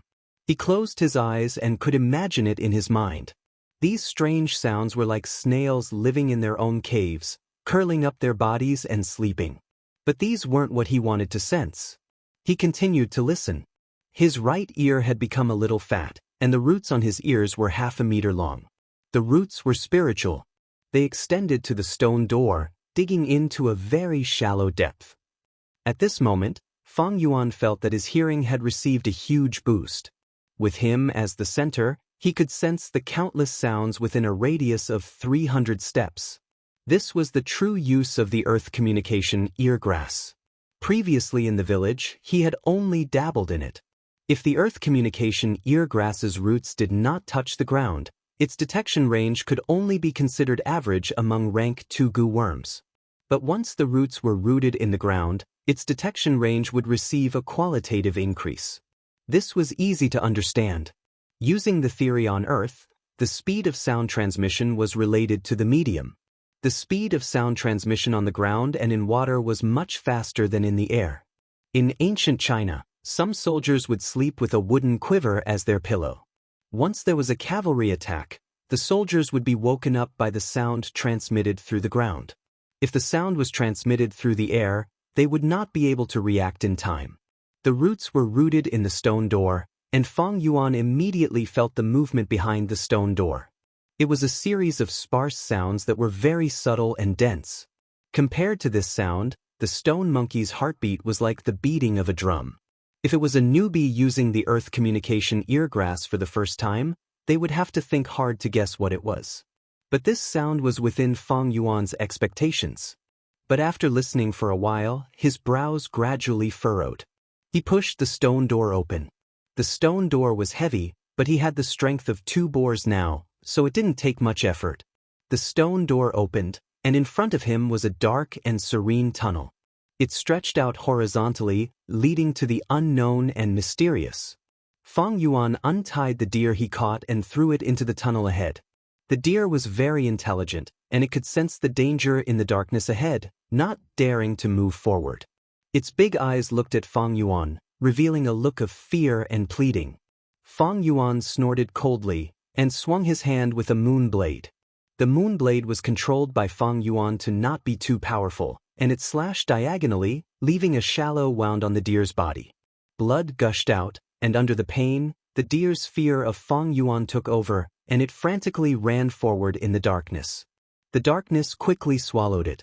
Feng Yuan urged the earth communication eargrass again, and this time, the roots were rooted in the wall beside him. With his hearing improved, the first thing Feng Yuan heard was the deer's hurried footsteps, its heartbeat, and then a sudden wave of sparse sounds. In the Golden Centipede Cave, one could use the earth communication eargrass to avoid disaster. Feng Yuan knew that these sparse sounds were the sound of centipedes crawling. Suddenly, he heard the deer's frightened cry. Obviously, it had barged into the worm's nest and encountered centipedes. Feng Yuan immediately imagined a scene in his mind. The deer was panicking, and the centipedes swarmed it like a tide, surrounding it. The deer spun around in fear, stomping its young hooves, and whining as it felt the aura of death. The countless centipedes climbed onto its body. The deer fell to the ground, rolling around and struggling violently. But after a short while, its heart stopped beating. The centipedes covered its body and started to devour the deer's flesh. Feng Yuan's gaze suddenly focused, and he suddenly heard a special sound. The buzzing sound was like a buzzing chainsaw. It was filled with an insolent, rude, and barbaric aura. If it were a newbie, they would be very confused. But with Feng Yuan's rich experience, he immediately guessed the identity of the voice's source. A rank 3 wild goo worm, chainsaw golden centipede. This was the king of the centipedes, the true killer of the golden centipede cave. Feng Yuan could totally imagine it. A meter-long, 2 fists wide golden centipede, suddenly turning from stillness and crawling. On both sides of the centipede's body, there was a row of sharp, silver serrated teeth. As it crawled, these serrated teeth also moved rapidly, like a chainsaw. The chainsaw golden centipede's arrival immediately caused the centipede group to go silent. It came in a fierce manner, and everywhere it went, the centipede group would scatter, revealing the deer's body that still had more than half left. It climbed onto the deer's body and opened its mouth, absorbing the deer's blood and devouring the deer's meat. When it encountered the deer's skeleton, it rolled up its body and used the serrated teeth to lightly twist, easily grinding the bones into powder. Even the white jade goo's defense cannot withstand the chainsaw golden centipede's sawing. It seems that the flower wine monk wants me to use this earth communication eargrass to avoid this chainsaw golden centipede. But I have the spring autumn cicada. It is not impossible to subdue this chainsaw golden centipede. A thought appeared in Feng Yuan's mind. He was excited at the sight of the prey. The chainsaw golden centipede was an excellent goo worm, and if he could use it, it would definitely be a powerful method. But to subdue this chainsaw golden centipede underground, even a rank 4 goo master would have to spend a lot of effort. Capturing and killing were two completely different things. The former's difficulty was much higher than the latter. Wild goo worms were mostly cunning, and if the chainsaw golden centipede saw something amiss, it would burrow into the ground and escape. If a goo master did not have the ability to burrow into the ground, how could he pursue it? But Feng Yuan had the spring-autumn cicada. As long as he caught this chainsaw golden centipede and leaked a trace of its aura, it would definitely make this worm cower, not daring to move. The spring-autumn cicada was rank 6, and its aura had a strong deterrent effect on rank 1 to rank 4 goo worms. But against rank 5 goo worms, the effect was not great. As for other rank 6 goo of the same rank, there was no deterrent effect at all. This phenomenon was very interesting. Actually, thinking about it, human society was the same. Facing outstanding people, people would often admire and worship them. But towards people who were only slightly better than themselves, they would dare to offend them. Thus it was usually competition and jealousy. But I am only at rank 2 middle stage. It is not impossible to subdue a rank 3 chainsaw golden centipede now, but the timing is a bit too early. Feng Yuan muttered. A rank 2 goo master was of course most suitable and handy to use rank 2 goo worms. Of course, rank 2 goo masters could also have rank 3 or even rank 4 goo worms. But this was not a common phenomenon. Firstly, the higher the rank of the goo worm, the higher the cost of feeding it. Secondly, the higher the rank, the more inconvenient it was to use the goo worm, and a certain price had to be paid. It was like a baby waving a large hammer. If it tried to forcefully swing it, it was very likely that the weight of the hammer would pull its muscles and smash its own feet. The fawn has already alarmed the entire worm swarm. I'm afraid it will take at least 10 days to half a month for this swarm to truly calm down. Now that I have probed it, I have already verified my guess, but it is not a good time to continue exploring.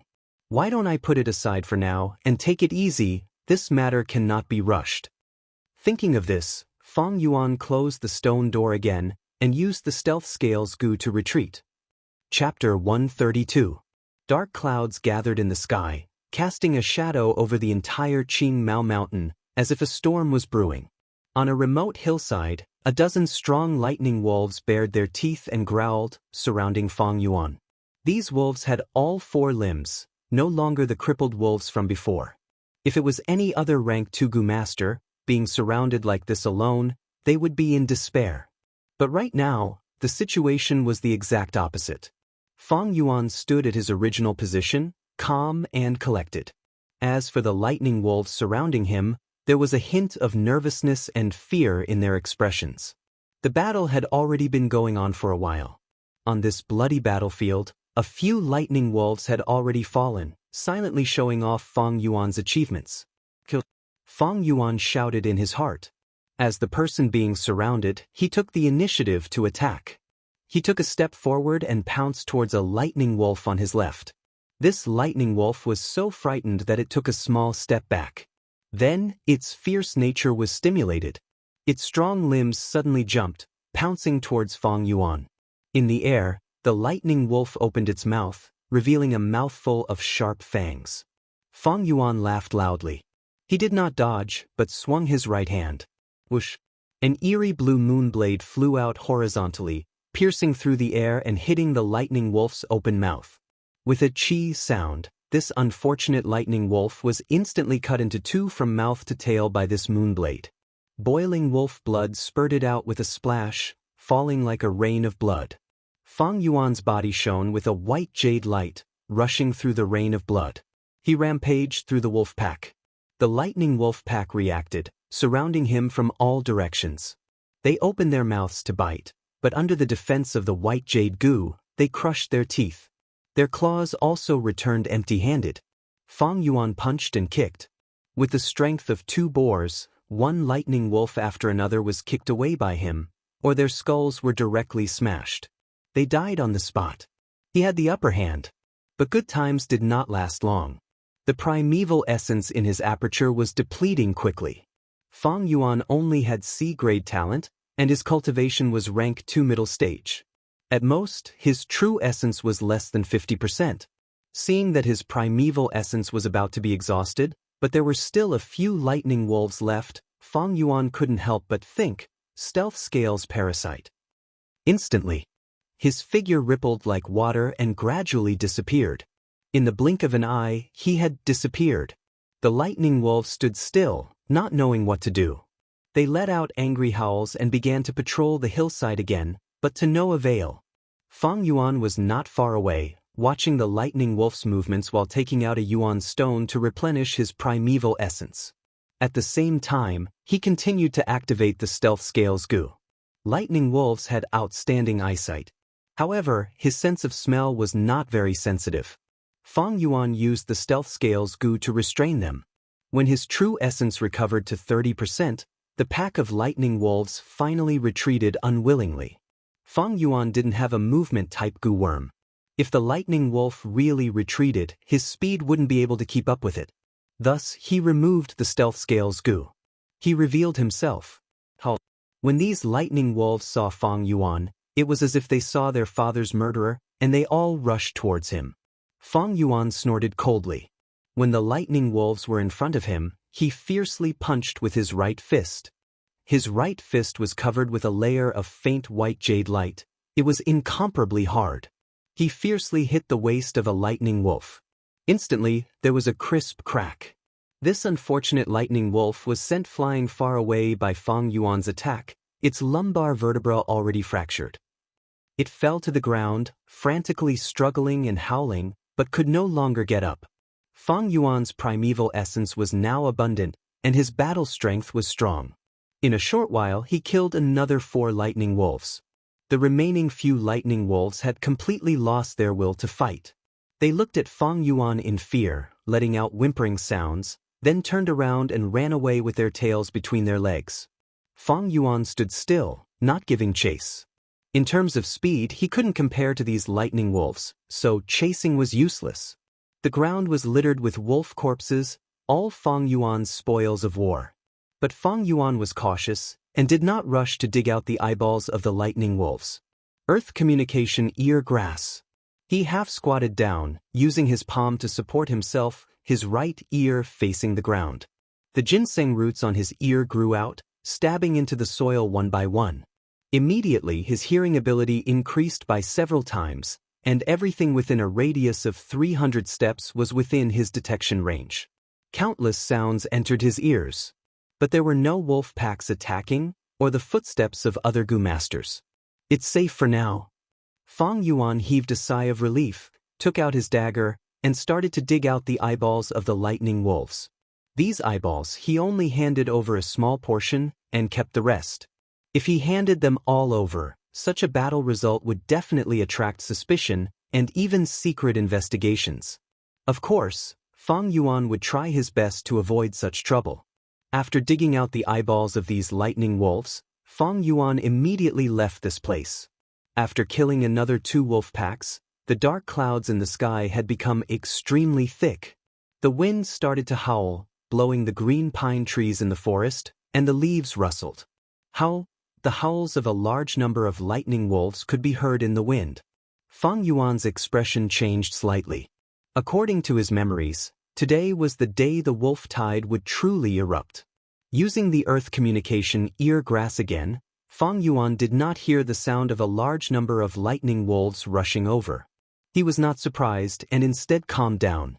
This meant that the distance between him and the lightning wolves was at least 300 steps. This distance, along with his own speed and his familiarity with the terrain, was enough for him to safely return to the village. These lightning wolves are cunning, attacking in this kind of weather. The howling of the wind, the rustling of the pines, to a large extent, cover them up. Fang Yuan sighed in his heart, running at his fastest speed towards the village. After running for a few hundred meters, he bumped into a group of 5 Gu masters. "Ayo, it's Gue Fang Yuan."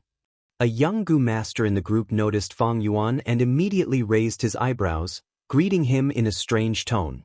He was Gue Peng, Fang Yuan's classmate.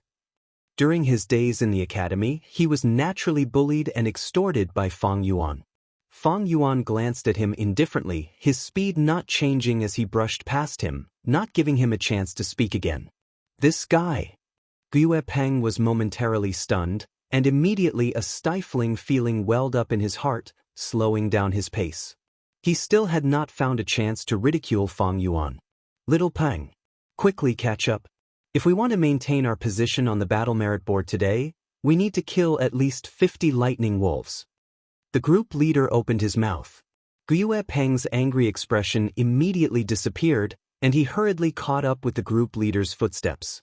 "My current group, rank 75 on the battle merit board. That Fang Yuan is at the bottom of the 200 rankings. Such a difference is like heaven and earth. Speaking of which, I am also very lucky to meet a senior like the group leader who takes care of the newcomers. From the wolf tide till now, I have already gained a Gu worm with the battle merit that I have received. My future is bright. How can Fang Yuan compare to me?" Thinking about it, Gue Peng felt much more balanced in his heart, and even felt a sense of bliss. In this world, what can one achieve by fighting alone? Many people add fuel to the flames. The strength of unity is even greater. Clansmen are still the most reliable. With the help of the clan's strength, us newcomers can have a better and safer development. That Fang Yuan. What an idiot, he really thinks he's someone. Coincidentally solved the problem of the rank 5 river-swallowing toad, and now his tail is up in the sky. Although he became the group leader, he didn't even recruit a single member. He deserves to be at the bottom.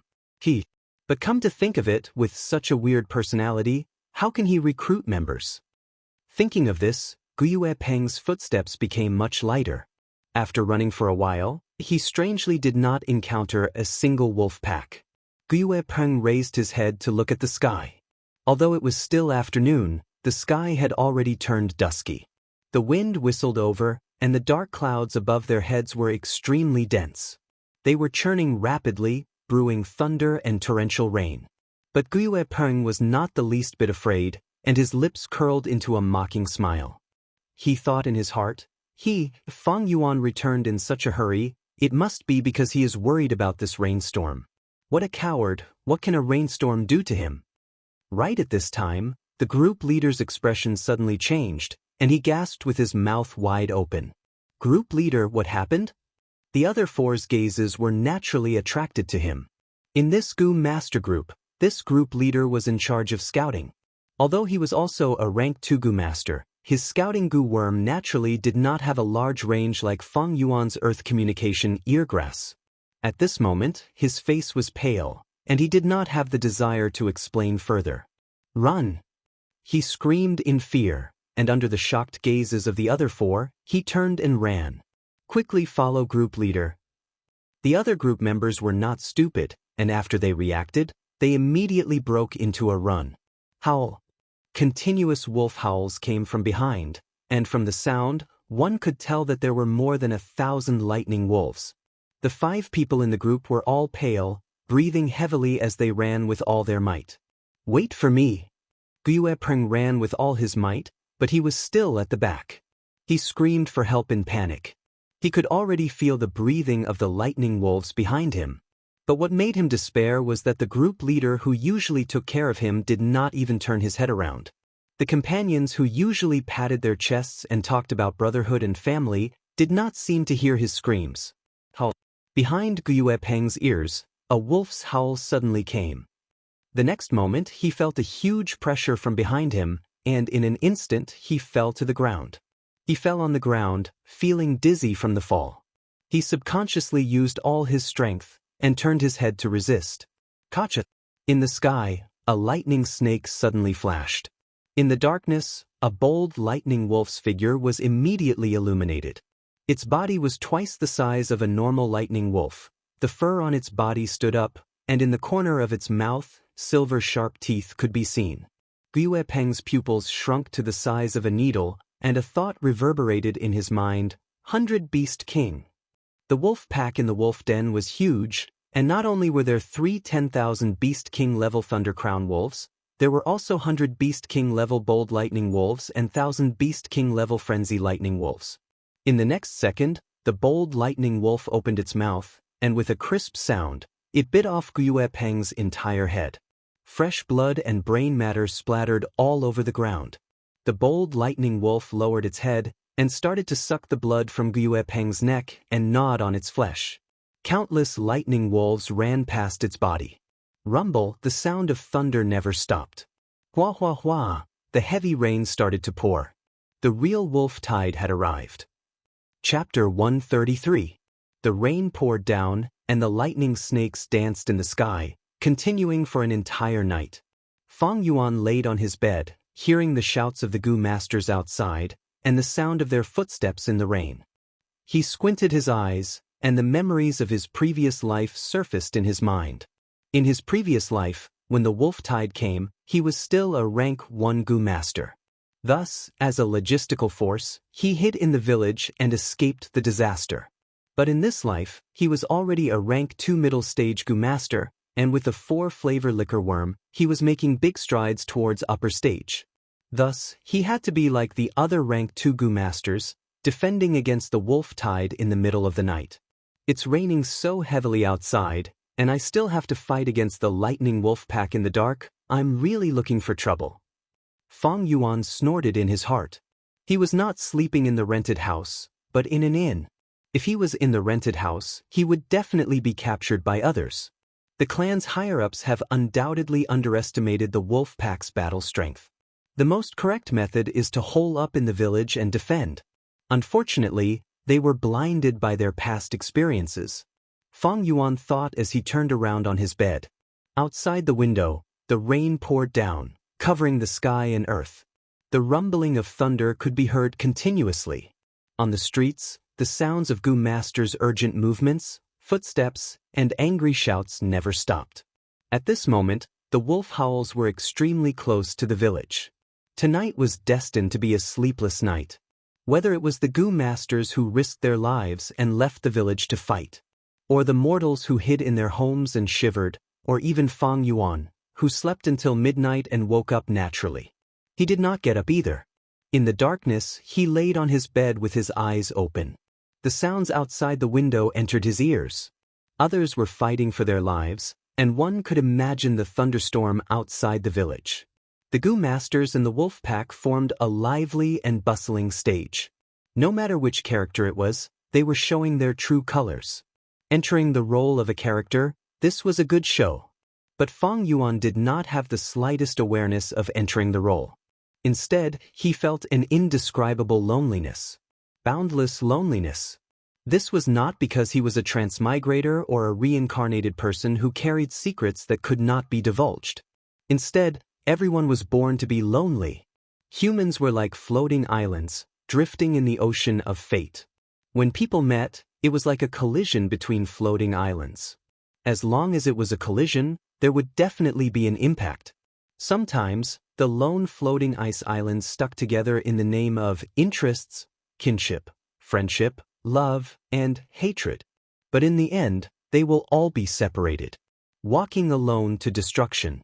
This is the truth of life. It was a pity that people were always afraid of loneliness. They were always greedy for lively crowds and were unwilling to be idle.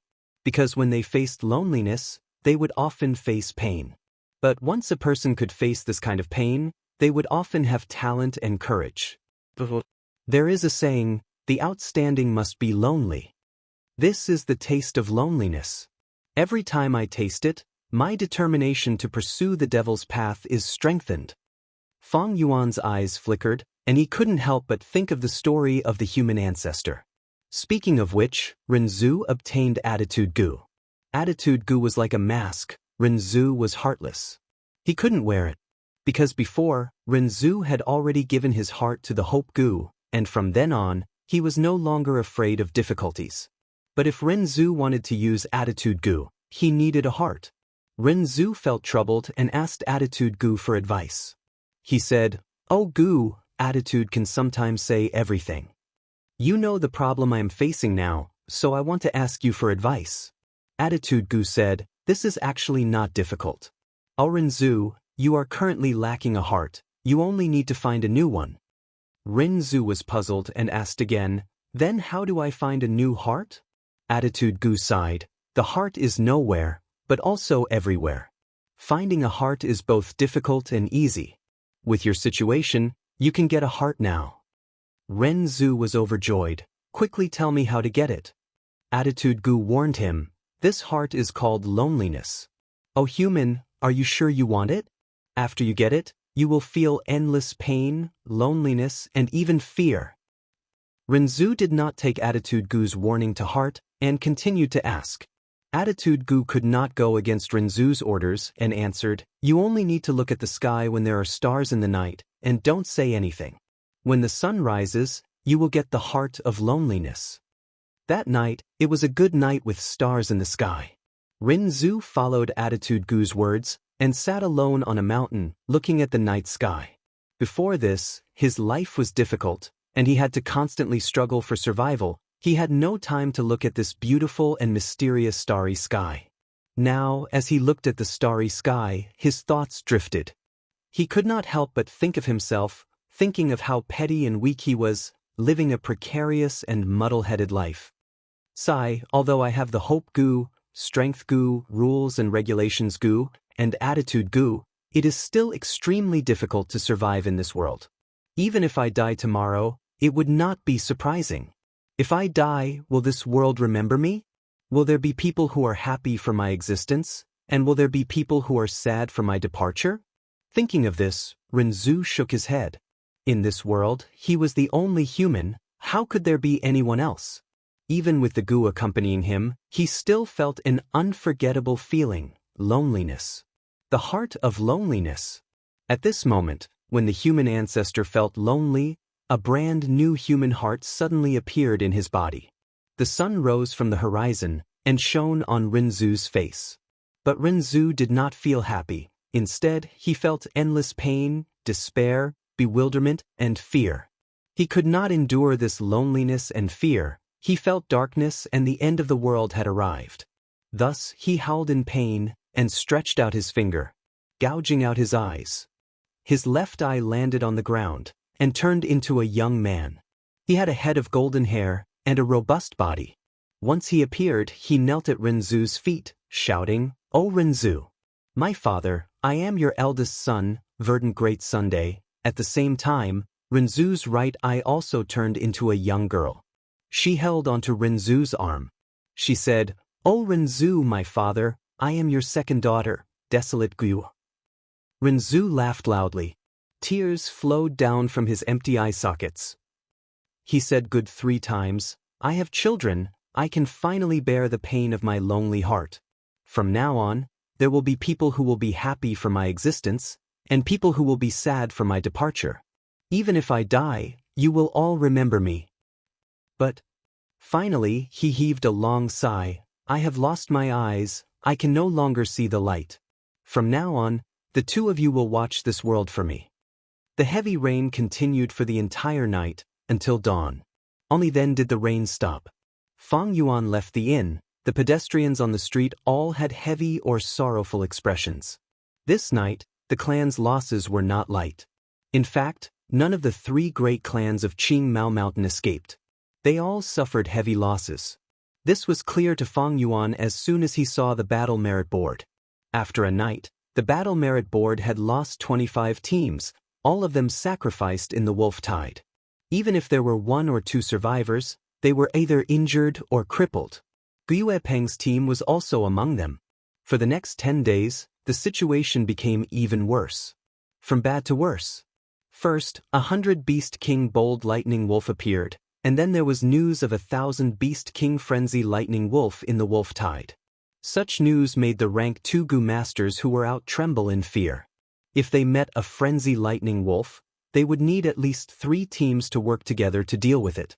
This did not even include the ordinary Lightning Wolf packs around the Frenzy Lightning Wolf. The 3 great clans had no choice but to send out rank 3 elders to deal with the crisis. Under such circumstances, the Gu masters' daily lives were filled with danger and were long and arduous. Even if Fang Yuan had the stealth scales Gu, he had to be careful. After all, he might meet a Beast King level Lightning Wolf with the Lightning Eye Gu.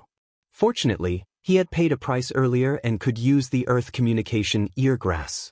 This Gu's detection range was very large, allowing him to avoid large wolf packs every time. As such, the weather became hotter and hotter until the end of July. Although the situation was not optimistic, under the cooperation of the 3 great clans, the situation was already under control. Halfway up the mountain, the 3 Gu masters who had already gone through an intense battle faced a bold lightning wolf that had just arrived. The smell of death was already assaulting them. Damn it, I don't have enough primeval essence. If I had 60%, no, 30%, I wouldn't be chased by it like this. As the group leader, Xiongzhan looked at the approaching bold lightning wolf that was like a cat playing with a mouse, and spat out a mouthful of blood. The mountain wall is in front, there is no way out, what do we do? A group member with a pale face said. What else can we do? We can only hope for reinforcements. I heard our clan's lord by Ning Bing has already come out and is rushing to the battlefield. This was a Gu master from the Bai clan village. There were originally 2 groups, one from the Xiong clan and the other from the Bai clan. They had worked together to face the wolf tide, but now there were only 3 people left. Rather than relying on Bai Ning Bing who we don't even know where he is, we might as well fight to the death. Xiongzhan gritted his teeth. Beast kings are scary because of the Gu in their bodies. I have a plunder Gu that can forcefully plunder the enemy's Gu worms. I just need to keep using it and not move. During this time, you guys have to protect me. But the other 2 looked at each other and stood in front of Xiongzhan, temporarily blocking this bold lightning wolf for him. Even though they knew the chances were pitifully small, no one would be willing to die. If I can plunder it, I have a chance to live. Heaven protect me. Xiongzhan's eyes were fierce as he slowly raised his right hand. Whether they lived or died depended on this. The 3 men and 1 wolf did not know that high up on the cliff, a white-haired, white-clothed young man was calmly watching this scene. Life is so boring. He sat on the ground, one hand on the ground, the other holding a wine flask and pouring it into his mouth. What he poured out was not wine, but only sweet mountain spring water. He did not like to drink wine, but only water. This white-clothed young man drank water as he watched the show below him. Fight die. It's too boring for you to live such an ordinary life. Only this kind of life and death battle can add a trace of excitement to your lives. This way your lives will have value. He smiled lightly in his heart, not having the slightest desire to help. Even if he had this ability, even if his Bai clan members were at the foot of the mountain. But so what? To him, loneliness was the deepest darkness, and the light of family was just an illusion. He, Bai Ningbing, would not do something so boring as saving people. Chapter 134. Guzhenren 132_Guzhenren's full text free reading _section 132, 3 steps of fragrant grass on the cliff. Bai Ningbing watched with interest. Under the cliff he was sitting on, an intense battle of life and death was unfolding. The bold lightning wolf walked slowly getting closer. 2 Gu masters blocked in front of it with a serious expression. Behind them, Xiongzhan was half-squatting on the ground, his left hand grabbing his right wrist, his right hand in a claw shape, aiming at the bold lightning wolf. Plunder Gu! Suddenly he shouted, the primeval essence in his body surging towards the Plunder Gu. A formless suction force burst out. Xiongzhan's right hand grabbed at empty air. He had the illusion that he was grabbing a Gu worm. But this Gu worm continued to struggle and wrestle with him. This force was huge, his center of gravity was already very low, but it still made him feel like he was being dragged forward. The success rate of the Plunder Gu is very low, but I have to succeed this time, otherwise it bodes ill. He gritted his teeth so hard that they emitted cracking sounds. The veins on his forehead bulged, and his face was filled with malevolence as he fought with all his might. Xiongzhan had no way out. If he did not succeed, he would die. Under the stimulation of death, he desperately poured primeval essence into the Plunder Gu. With the injection of primeval essence, the Plunder Gu residing in his right palm burst out with an even stronger suction force. The bold lightning wolf felt something was wrong and howled, suddenly launching a frenzied attack. The 2 Gu masters resisted with difficulty. Just as Xiongzhan was about to succeed, his expression suddenly changed. Damn it! I don't have enough primeval essence.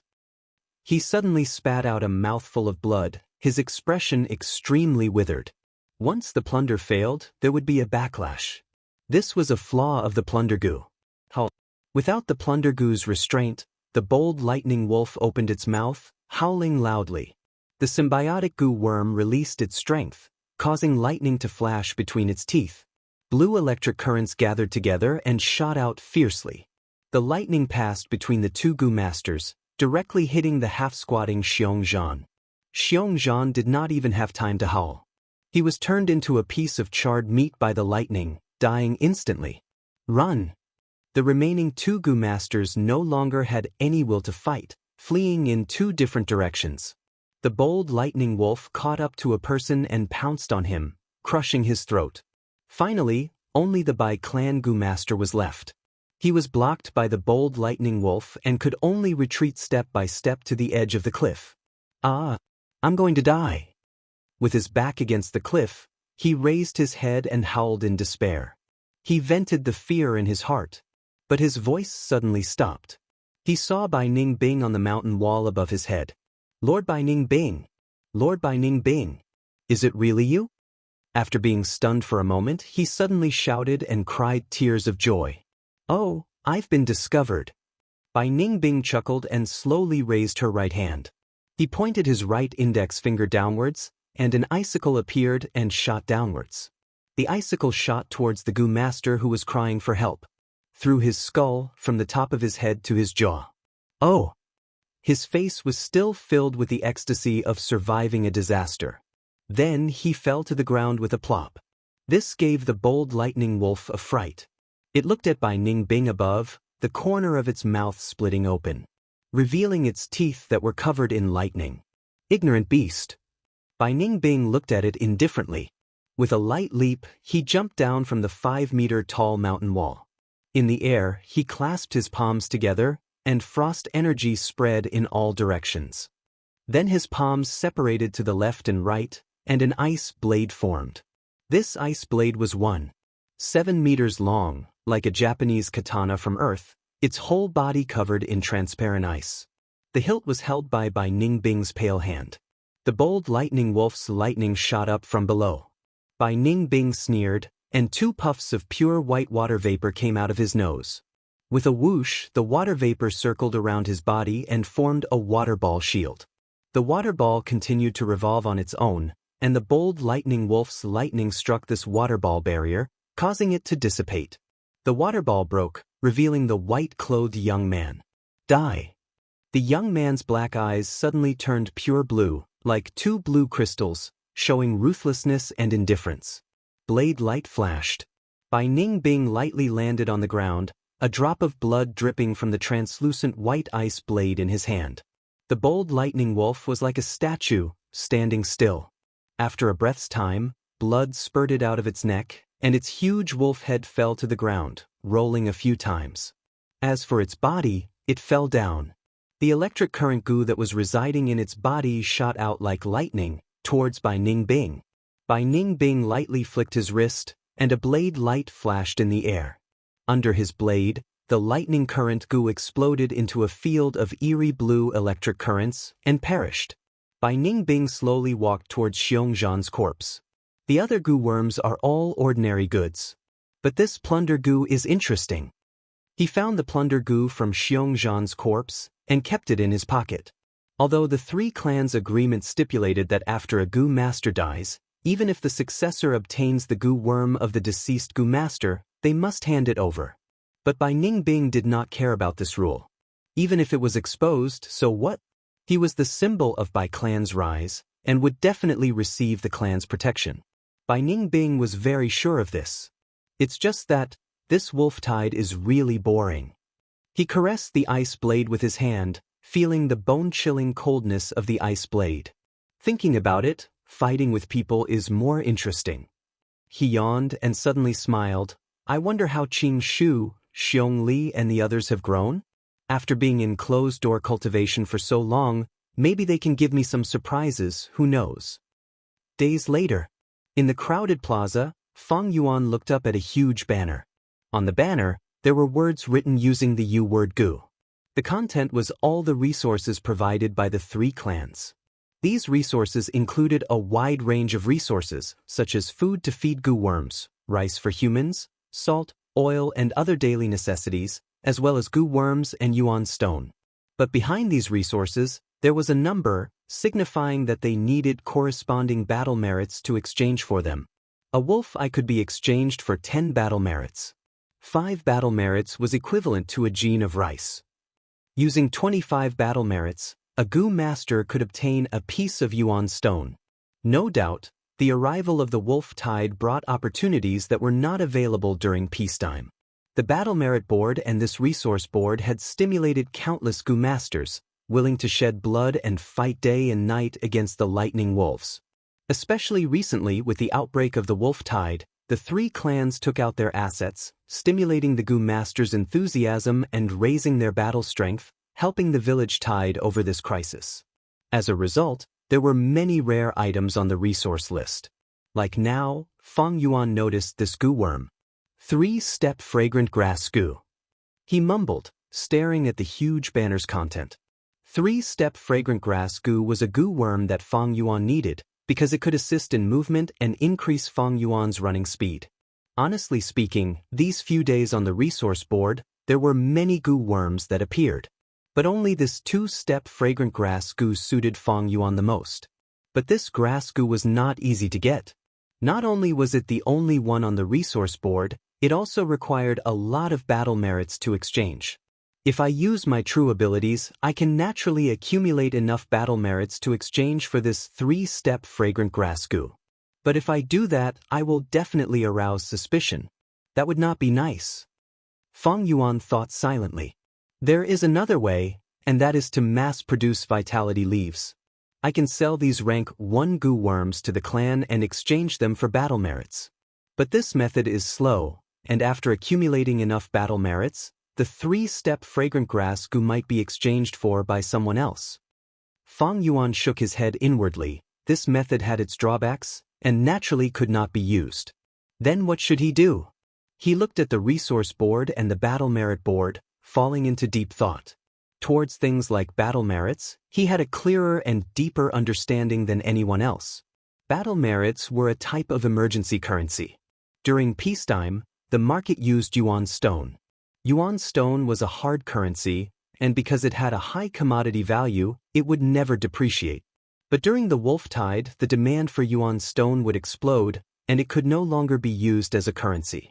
Thus, an emergency currency was needed to temporarily replace it. Thus, battle merits were born. With this auxiliary currency like battle merits, we can temporarily stop the economy from collapsing. Just like on Earth, when there is a war, the government will issue large amounts of paper money. Of course, if there is too much paper money, it will cause inflation. Battle merits are the same. The longer it goes, the more it depreciates.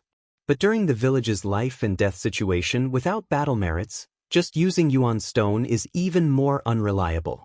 I can only choose the lesser of two evils. Thus, after the wolf tide, there will always be signs of economic depression. Sigh, such a crude economic system is not worth mentioning. If I had rank 3 cultivation, I would be able to easily play around. Unfortunately, my strength is insufficient, and I cannot bear the risk. If I force it, I will be playing with fire. Fang Yuan sighed in his heart. The crucial point was that his cultivation was not high, and his strength was not strong. Without strength, just having intelligence was useless. Thus, in Renzu's story, Renzu chose to trade with Strength Gu, and in exchange for strength, he gave up on intelligence. That is because strength is the foundation. As Fang Yuan was thinking, he heard people discussing beside him. Did you know? Bai Ningbing made a move again. What? Which Gu master is unlucky this time? It's Xiong clan's Xiong Li, that dejected one. Sigh, what is this Bai Ningbing doing? Last time, he injured Qishan, and now he is dealing with Xiong Li. Under the wolf tide, he is still so reckless. He has always been doing things his own way. He is already a rank 3 Gu master, but he still went to find trouble with a rank 2 Gu master. To show fairness, he even used a Gu worm to suppress his strength to rank 2 realm. So boring it is hard to understand. Bai Ningbing, he is just a dead man. But this reminds me. Fang Yuan heard this and his heart moved. He thought of a way to quickly obtain large amounts of battle merits. Gu Venerable 132_Gu Venerable's full text free reading _section 132, 3 steps of fragrant grass updated. Chapter 135. Quickly running. The trees in front of him seemed to be crashing towards Fang Yuan. Fang Yuan dodged agilely, running as fast as he could. His right ear whiskers fluttered in the wind. Behind him was a bold lightning wolf that he had purposely provoked, as well as a few hundred strong normal lightning wolves. The lightning wolves were much faster than him. Especially the bold lightning wolf. Its strong body moved like lightning in the complicated terrain, its speed extremely fast. Seeing that it was about to catch up to Fang Yuan, suddenly, Fang Yuan's body shimmered, and he disappeared. The bold lightning wolf could only slow down, looking around suspiciously. Fang Yuan ran far away again, revealing himself again. The bold lightning wolf's sharp gaze immediately found him. It growled angrily, pouncing towards Fang Yuan again. As for the normal lightning wolves, they followed closely behind. Fang Yuan laughed coldly to himself, running again. After a few tries, he finally reached his destination. This time, he completely concealed himself. The chasing wolf pack hesitated at the place where Fang Yuan disappeared. Soon after, the bold lightning wolf found a new target. In a valley not far away, 5 Gu masters were fighting with a wolf pack. The bold lightning wolf had limited intelligence, immediately forgetting about Fang Yuan. It raised its head and howled, and the lightning wolves behind it joined the battle in the valley like a tide. How can this be? The Gu masters who were fighting saw this scene, their faces turning ashen. I'm not talking about every wolf pack. Do they all have their own areas of activity? We painstakingly killed a bold lightning wolf, who would have thought another one would come. This time it bodes ill rather than well. Hurry up and send the signal for help. With the addition of this new wolf group, the pressure on the Gu masters rose sharply, each of their tone revealing a panicked emotion. The investigative Gu master among them quickly waved his hand and shot out a Gu worm. This Gu worm was shaped like a small golden ball, but it had a pair of colorful wings. It flapped its wings and flew into the air, suddenly exploding, turning into a colorful flame. It could be seen from 100 miles away. This is the Signal Gu, a rank 1 consumable Gu, often used to send out signals. "We have already sent the signal. Everyone, hold on and wait for reinforcements." The group leader of this Gu Master group shouted at the right time, raising the morale slightly and stabilizing the morale of the troops. "It's useless." Fang Yuan appeared high up on the mountain wall. Looking down from above, he sneered in his heart. He had already investigated the situation of this Gu Master group. The team closest to him was a small team. He was also surrounded by the wolf pack. That wolf pack was naturally led there by Fang Yuan on purpose. He wanted to tie up their hands and feet. Killing lightning wolves, one eyeball is only worth 10 battle merits. But to retrieve the Gu worms from the battlefield and hand them over to the clan's higher-ups, it was worth at least 1,000 battle merits. If I do this 2 or 3 times, I will have enough battle merits to exchange for the 3-step fragrant grass Gu. Fang Yuan thought to himself. Under his plan, the outcome of this Gu Master group had already been decided. Next, I will wait for them to be exterminated. Then I will lure away the lightning wolf pack and come back here to collect the Gu worms. Fang Yuan walked to the big tree beside the mountain wall. He sat down leisurely. No one was willing to die, so these Gu Masters were resisting with all their might. Fang Yuan did not take the risk to lure the 1,000-beast King Frenzy Lightning Wolf, but chose the bold Lightning Wolf instead. This gave them time to struggle to their heart's content. Especially when among these Gu Masters, there was one who had been defeated by Fang Yuan. It was Guyue Manshur. He had the monolith Gu and had a strong defense, blocking the attacks of many lightning wolves by himself. However, this was also the reason why Fang Yuan chose this group. The more precious the Gu worm, the more battle merits one could obtain after collecting it. After collecting the monolith Gu, Fang Yuan could obtain 3,900 battle merits, raising his position on the battle merit board by over 20 places. Of course, the Gu worms of Qi Shan, Mo Yen and Qing Shu were more precious than the monolith Gu. But the Qi Shan group had Guyue Tong, who had the snake communication Gu and could use heat to scout. Fang Yuan's invisibility was useless against the snake communication Gu. As for Mo Yen, she was a stronger investigative Gu master than Qi Shi, with more varied methods. She had completed the clan's mission to observe the wolf's nest many times. The Qing Shu group did not have a strong investigative Gu master. But because of Guyue Fangjing's existence, the clan would definitely have an elder secretly following and protecting them. If Fang Yuan wanted to lure them there, he would be seeking his own death. As for the other 2 village Gu masters, Fang Yuan was not too familiar with them. Framing someone was not an easy job. After choosing left and right, he finally chose a few groups. After following them for a long time, he finally found this suitable opportunity. Bai Ningbing was sleeping when the sounds of battle entered his ears. He opened his eyes slightly, and a cold light shone from his eyes. It's this boring scene again. He was sleeping at the edge of the cliff, and slightly turned his body to look at the scene in the valley. Just as he was about to close his eyes and sleep again, he suddenly saw a figure. His eyes flashed with a surprised light. He saw Fang Yuan. Fang Yuan was leaning against a tree, eating a wild fruit that he had picked. He was coldly looking at the battle below, indifferent. Bai Ningbing's interest was immediately piqued. He had never met a person like Fang Yuan. Since young, the people around him were all loyal to the clan and intoxicated with emotions. But from Fang Yuan, he felt a familiar sense of loneliness and coldness. Who is he? Bai Ningbing's heart was filled with suspicion and curiosity. The wild fruit was obtained by Fang Yuan himself. With his experience, he could naturally tell if it was poisonous or not. The wild fruit was juicy, sour, and sweet. Fang Yuan was eating when his right ear twitched. He heard movement, and it was right beside him. Bai Ningbing was sleeping on a higher level of the cliff, and there was no movement because the flesh-hearing ear grass could not sense him. Now he moved his feet. He was immediately discovered by Fang Yuan. Fang Yuan's eyes flashed with electricity, and he turned his body to look. He saw a white-haired, white-clothed young man using an ice blade to stab into the cliff, sliding down and landing not far from him. Bai Ningbing. Fang Yuan's eyelids drooped, and he immediately recognized this person. Qing Mao Mountain's #1 genius, the symbol of Bai Village's rise. During rank 2, he killed a rank 3 clan elder, and now he has rank 3 cultivation at such a young age.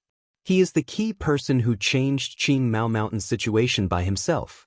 If it was any other Gu master, facing Bai Ningbing alone, their expression would definitely change, either nervous or fearful. But Fang Yuan's gaze only glanced at him for a moment before looking back at the valley. His expression was still calm, as if he was indifferent. It was all because Fang Yuan knew Bai Ningbing's background and secrets. He knew it clearly. Oh! Bai Ningbing walked over. He stared at Fang Yuan in a daze, his mouth slightly opened and his voice dragged. He stared at Fang Yuan curiously, as if he was looking at something he had never seen before. He walked closer, and the more he looked at Fang Yuan, the brighter his eyes became, and the more interested he felt. This person's body. Why is there a familiar smell? It feels like I've seen him before. It feels like a long time ago. This is the feeling of a friend. Bai Ningbing's heart was stirred. Friend. He had always disdained and despised this word. Even despised it. He had never thought he would have friends. Those mortals around him could only look up to him. How could they have the qualifications to be his friend? Bai Ningbing had always thought he would never have a friend in his life. But now, he suddenly had this feeling. This feeling was extremely mysterious, but he was sure it was this feeling. Because when he looked at Fang Yuan, it felt like he was looking at himself. Bai Ningbing's distance was a little too close. Fang Yuan turned his eerie black eyes and stared at him indifferently. Out of nowhere, Bai Ningbing understood the meaning of Fang Yuan's gaze. This was a gaze that warned him. He quickly stopped his footsteps and stared blankly at Fang Yuan rudely, saying at the same time, "Hey, you really are an interesting person." If a Bai clan Gu master who was familiar with him was here, they would definitely go crazy after hearing this. Since young, Bai Ningbing had never said such words of praise to someone. Fang Yuan ignored him, munching on a wild fruit as he watched the intense battle in the valley. Bai Ningbing walked around Fang Yuan, carefully observing him. It was like he was looking at the world's most novel food. He looked at Fang Yuan from all angles, and suddenly squatted down, looking at Fang Yuan from below. He was untainted by even a speck of dust, his crystal-like white hair hanging on the ground. He did not care. His white robe dragged on the ground, but he did not care either. At this moment, he was like an innocent child looking at his playmate, curiously looking at Fang Yuan's expression. He wanted to speak a few times, but could not. Bai Ningbing felt that he had many things to say to Fang Yuan, but when the words came to his mouth, he felt that there was no need to say them, because he felt that Fang Yuan would understand. After a moment of silence, he opened his mouth doubtfully. "The battle in the valley is not interesting at all. What is there to see?" But halfway through his words, his eyebrows rose up, showing an expression of understanding. "I understand. You were the one who lured these wolves here, and you want to kill these Gu masters. But why didn't you do it yourself? Oh, you are afraid of leaving behind evidence. You are too cautious. From your aura, I can tell that you are already a rank 2. If I were you, I would kill them if I wanted to, and would have done it long ago."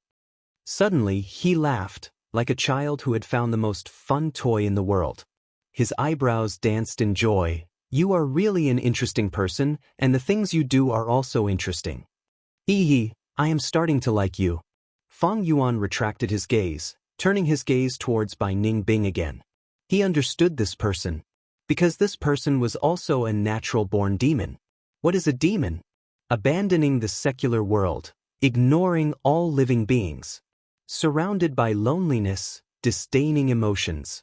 This person was like a reflection of Fang Yuan, but Fang Yuan was more profound, while he, Bai Ningbing, was pure. Simply put, they were the same kind of person. In his previous life's memories, after the 3 clans survived the wolf tide, it was this man who exterminated the 3 clans, causing the lively Qing Mao Mountain to turn into an icy hell. Bai Ningbing. Fang Yuan sighed in his heart, slowly saying, "You must be very lonely." Bai Ningbing's eye sockets bulged, squatting on the ground, nodding his head and sighing in agreement. "Yes, these days are super boring. Some time ago, I killed a Xiong clan Gu master. It was quite interesting, so I took this Gu worm. Take a look." He was like a cute child, taking out the plunder goo, as if showing his new toy to his companion. Fang Yuan glanced at the plunder goo in his hand, laughing. "So, you want to kill me?" Bai Ningbing's eyes turned from black pupils to blue crystals. He jumped up and stood up straight. "Haha." He raised his head and laughed, then said to Fang Yuan with an excited expression, "You know. That's right, I want to kill you. Come and kill me. A battle of life and death is the most interesting thing, and to meet such an interesting person like you, I swear I have never done such an interesting thing." The more he spoke, the more excited he became, suddenly opening his arms and sighing, "I feel that my life has never been so exciting. Thank you, although I don't know your name, thank you for letting me kill you." Chapter 136. Don't worry, you are only rank 2, I won't take advantage of you. I will also suppress my cultivation to rank 2. Come, let's have a fair fight. Bai Ningbing laughed maniacally as he shouted. Facing the crazed Bai Ningbing, Fang Yuan's expression was calm. He stared at Bai Ningbing, his tone indifferent. "If you want to kill me, then come." Saying so, Fang Yuan took a small step forward, his body like a willow leaf falling from a high place. Bai Ningbing's laughter stopped abruptly, his embarrassment turning into anger. "Don't you run." He immediately ran, chasing after Fang Yuan. Fang Yuan laughed coldly without making a sound, running straight towards the valley. The two charged into the valley, one in front and one behind. The wolf pack raged, attacking Fang Yuan and Bai Ningbing one after another. Of the Gu masters who were forced into the valley, one had already died. The remaining 4 saw the wolf pack's movements, and their faces immediately showed joy. One of them even shouted, "Brothers, hold on, someone is coming to support us." "Why are there only 2? They saw Fang Yuan and Bai Ningbing's blurry figures. "It's him." As they got closer, Guyue Manshi's expression changed. He recognized Fang Yuan. It was this man who defeated him in front of everyone. That pair of eyes evoked the nightmare in the deepest part of his heart. He would never forget Fang Yuan. He once swore that he would work hard and get back at him. But now, Fang Yuan personally came to save him. This added a complicated feeling to Guyue Manshi's heart.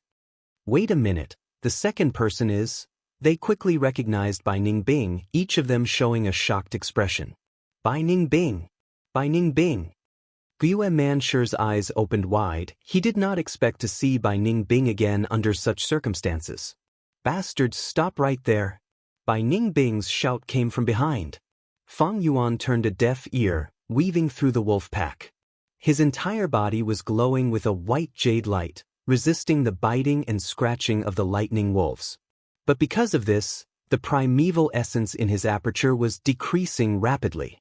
Not far behind him, Bai Ningbing also breathed out water vapor from her nostrils, forming a spherical water shield that covered her entire body. Countless lightning wolves crashed into the water shield. The force of impact was neutralized by the flowing water above them. Then, they took advantage of the momentum and were flung out. Logically speaking, Bai Ningbing's cultivation was rank 3, but her performance was mediocre. According to his words, it seemed that he had really taken the initiative to suppress his cultivation and only used the power of a second-stage professional to deal with Fang Yuan. With the strength of a second-stage professional, Bai Ningbing's speed was slightly faster than Fang Yuan's, and she had a lot more quintessential essence. However, as he trudged through the wolf pack, he was getting further and further away from Fang Yuan. The key reason was the difference in strength between the two sides. Fang Yuan had the strength of 2 boars, while Bai Ningbing was slightly weaker. Fang Yuan was able to withstand the charge of the pack of wolves and kept moving forward. Bai Ningbing's water vapor shield. Although it could neutralize a portion of the impact, it could not be like Fang Yuan, who could directly charge out and create a path. The bold lightning wolf's attention was also attracted by Fang Yuan and Bai Ningbing. It howled, and the ordinary lightning wolves around it parted like the tide, creating a path. The bold lightning wolf moved its 4 limbs, charging straight towards Fang Yuan. Seeing this scene, the 4 trapped Gu masters could not help but show expressions of worry. As for Bai Ningbing, who was behind Fang Yuan, he saw this scene and immediately laughed loudly. But the next moment, Bai Ningbing saw Fang Yuan's figure ripple like water, and then disappeared from his vision. His laughter stopped abruptly. The Gu masters at the bottom of the valley were also in an uproar. The bold lightning wolf had lost track of Fang Yuan. With an angry roar, it did not stop and charged towards Bai Ningbing. A smile appeared on Bai Ningbing's face again. Interesting, you are really interesting. Then let's treat this as an appetizer before the main course. Saying so, his eyes suddenly turned from black to blue, like the blue sky. He stood on one leg, extending his ice blade horizontally and starting to spin. The slender ice blade drew out rays of sword light. The light rays slashed in the air, forming a magnificent scene like a tornado. The snow-white blade formed an ice storm, wreaking havoc in the wolf pack. Countless lightning wolves crashed into this storm and were cut into pieces of minced meat. But not much blood splattered, as the blood had already been frozen by the icy cold air.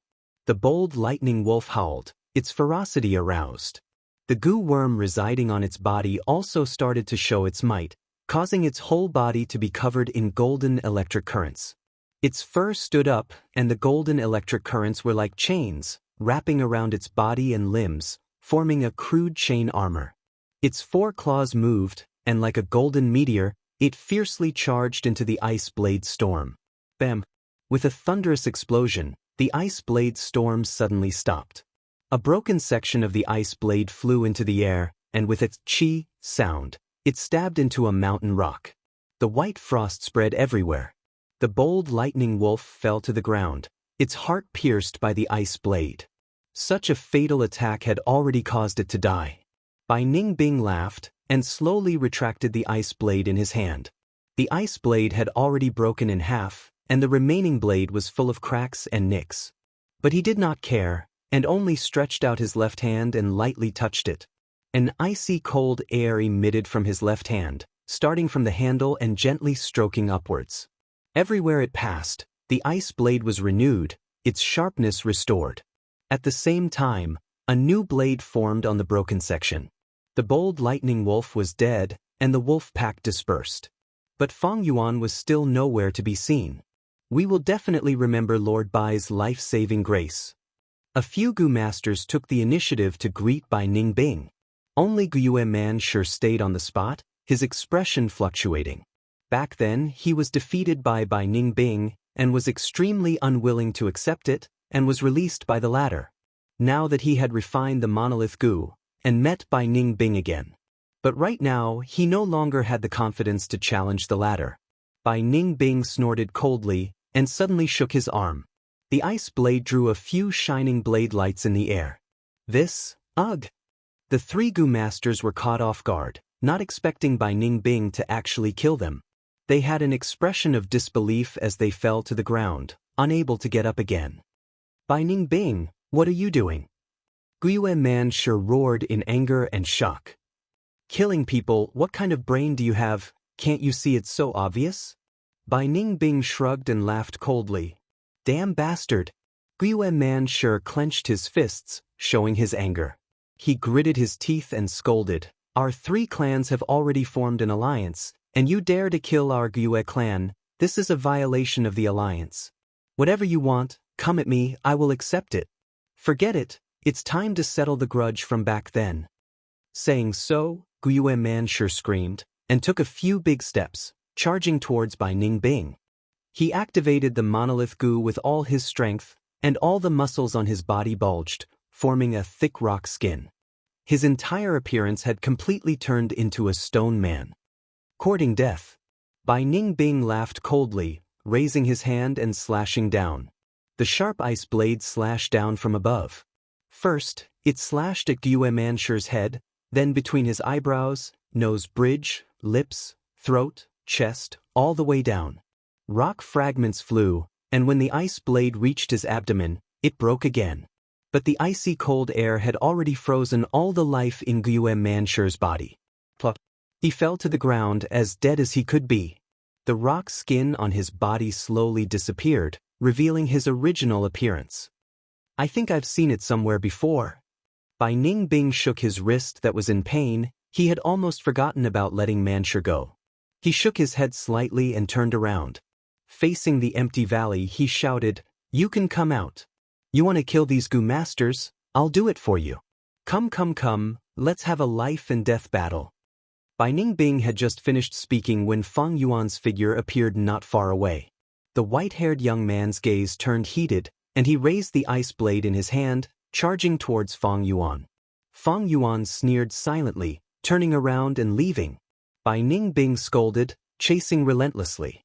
During the chase, Fang Yuan led Bai Ningbing to the nearest battlefield. Xiong Li's group was fighting with a bold lightning wolf pack. This wolf pack was of course attracted by Fang Yuan. "Everyone, put in more effort, this wolf pack can't hold on any longer." The southeast direction sent out the signal Gu, "It has already been some time. They need our help." Xiong Li was trying to boost the morale, but he stopped halfway through his speech. He saw Fang Yuan, as well as Bai Ningbing behind him. Ever since Fang Yuan admitted defeat, Xiong Li no longer put Fang Yuan in his heart. Thus, his gaze quickly moved past Fang Yuan and towards Bai Ningbing. Bai Ningbing! Xiong Li's eyes were filled with rage. Once he saw the white-haired young man in white clothes, his heart was filled with rage. Not long ago, Bai Ningbing suddenly appeared in front of him, and without saying a word, he attacked. Especially when he purposely suppressed his cultivation to rank 2. Xiong Li was caught off guard, and lost the battle. His personal bravery and the clan's glory were all trampled by Bai Ningbing. To him, this was a huge humiliation. How could he not be angry? "Wait, Bai Ningbing seems to be chasing after Fang Yuan," Xiong Lin suddenly said. He was short, with a round bald head that seemed to shine.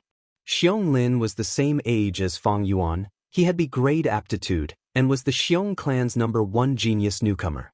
He was also a rank 2 now, and after many experiences, he had already grown. Xiong Li suppressed his urge to attack. Fang Yuan was only a member of Guyue clan, and not their Xiong clan. Although there was a 3-clan alliance, there was still a difference in intimacy.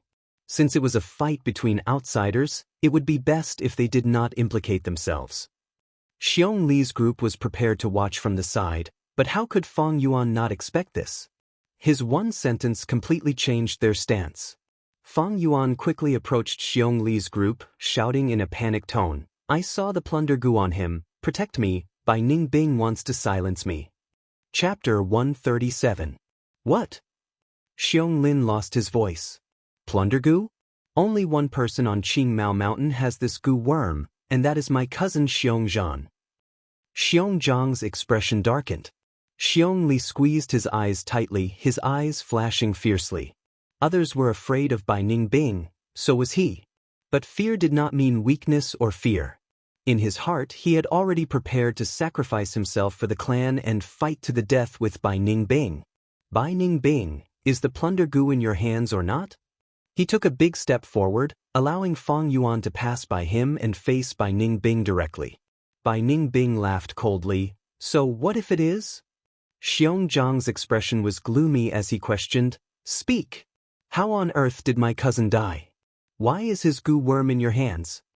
Xiong Lin also said, "Bai Ningbing, I respect you as a senior.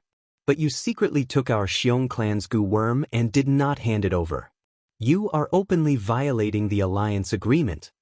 Saying so, he waved his hand and a signal Gu appeared.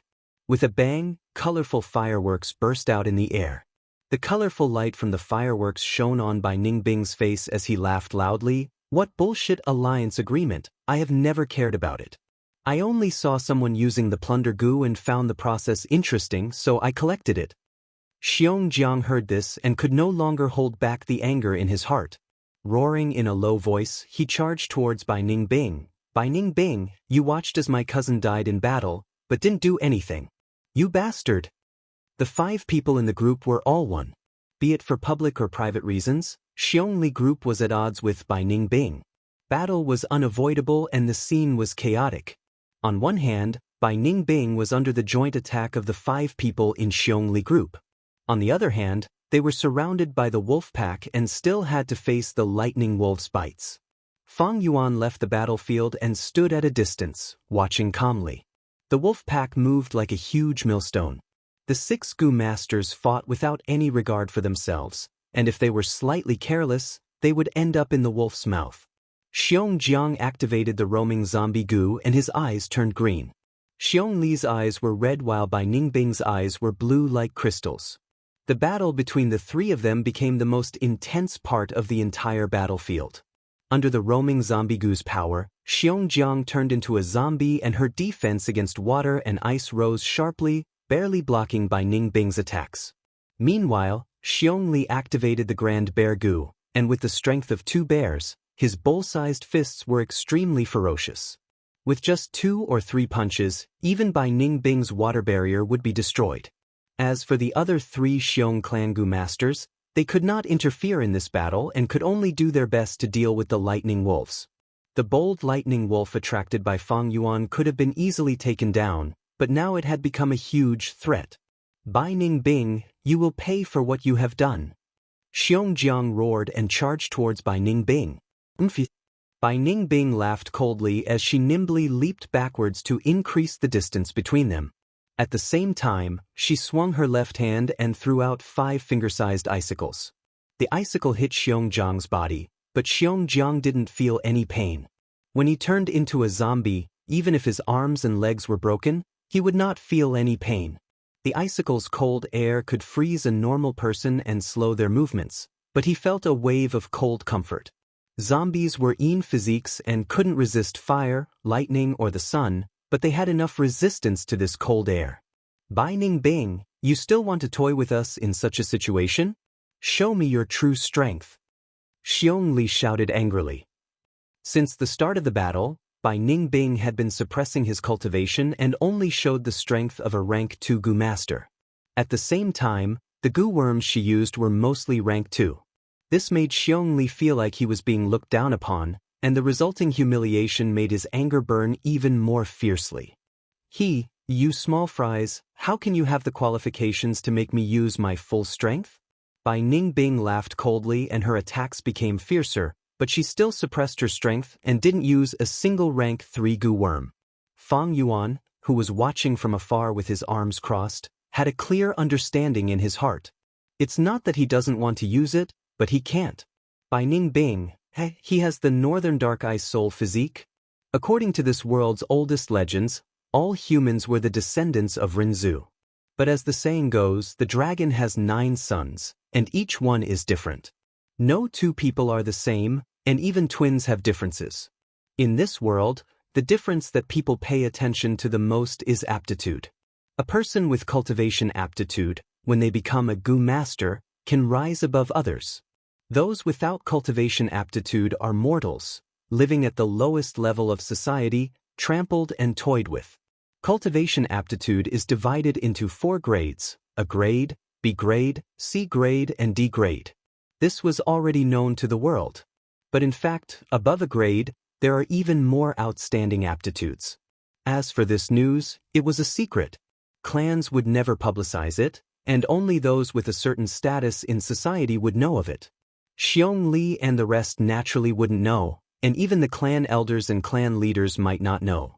But Fang Yuan was a rank 6 Goo immortal in his previous life, and had already broken away from his mortal body, so he naturally knew of this. There are 10 types of aptitudes above a grade, and they are called the 10 extreme physiques. Before the human ancestor completely died, he had 10 children. His eldest son is Verdant Great Sun, and his second daughter is Guyue Desolate In. Among them, there is one called Northern Dark Ice Soul. Rinzhu's legend is both true and false, and it reveals many secrets of a Goo master's cultivation. Rinzhu's 10 children represent 10 different types of aptitudes. Fang Yuan recalled, any one of the 10 extreme physiques surpasses A grade aptitudes. The most outstanding A-grade aptitudes can store 99% primeval essence in their aperture.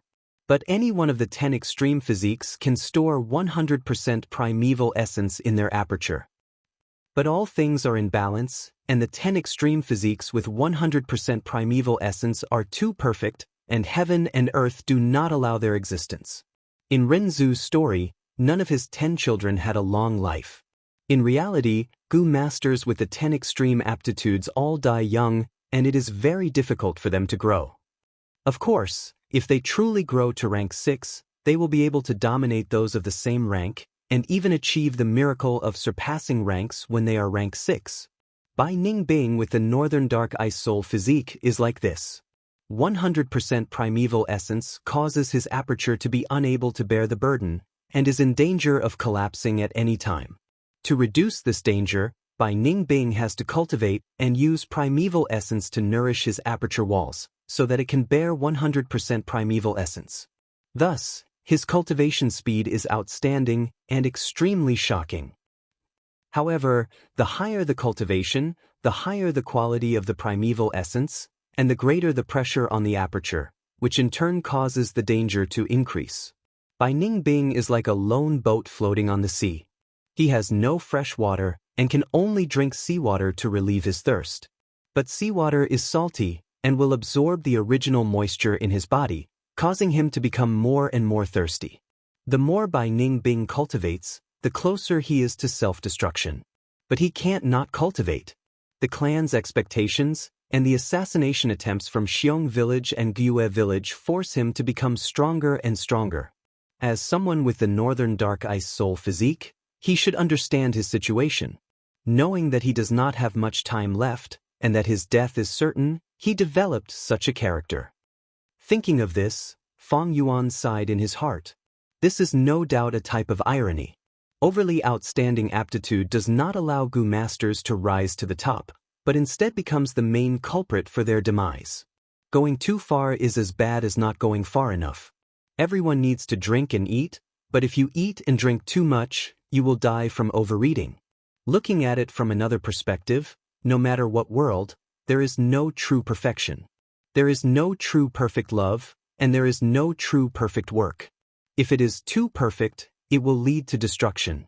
In Fang Yuan's previous life, 3 years after the wolf tide, Bai Ningbing's cultivation unavoidably reached rank 4 realm.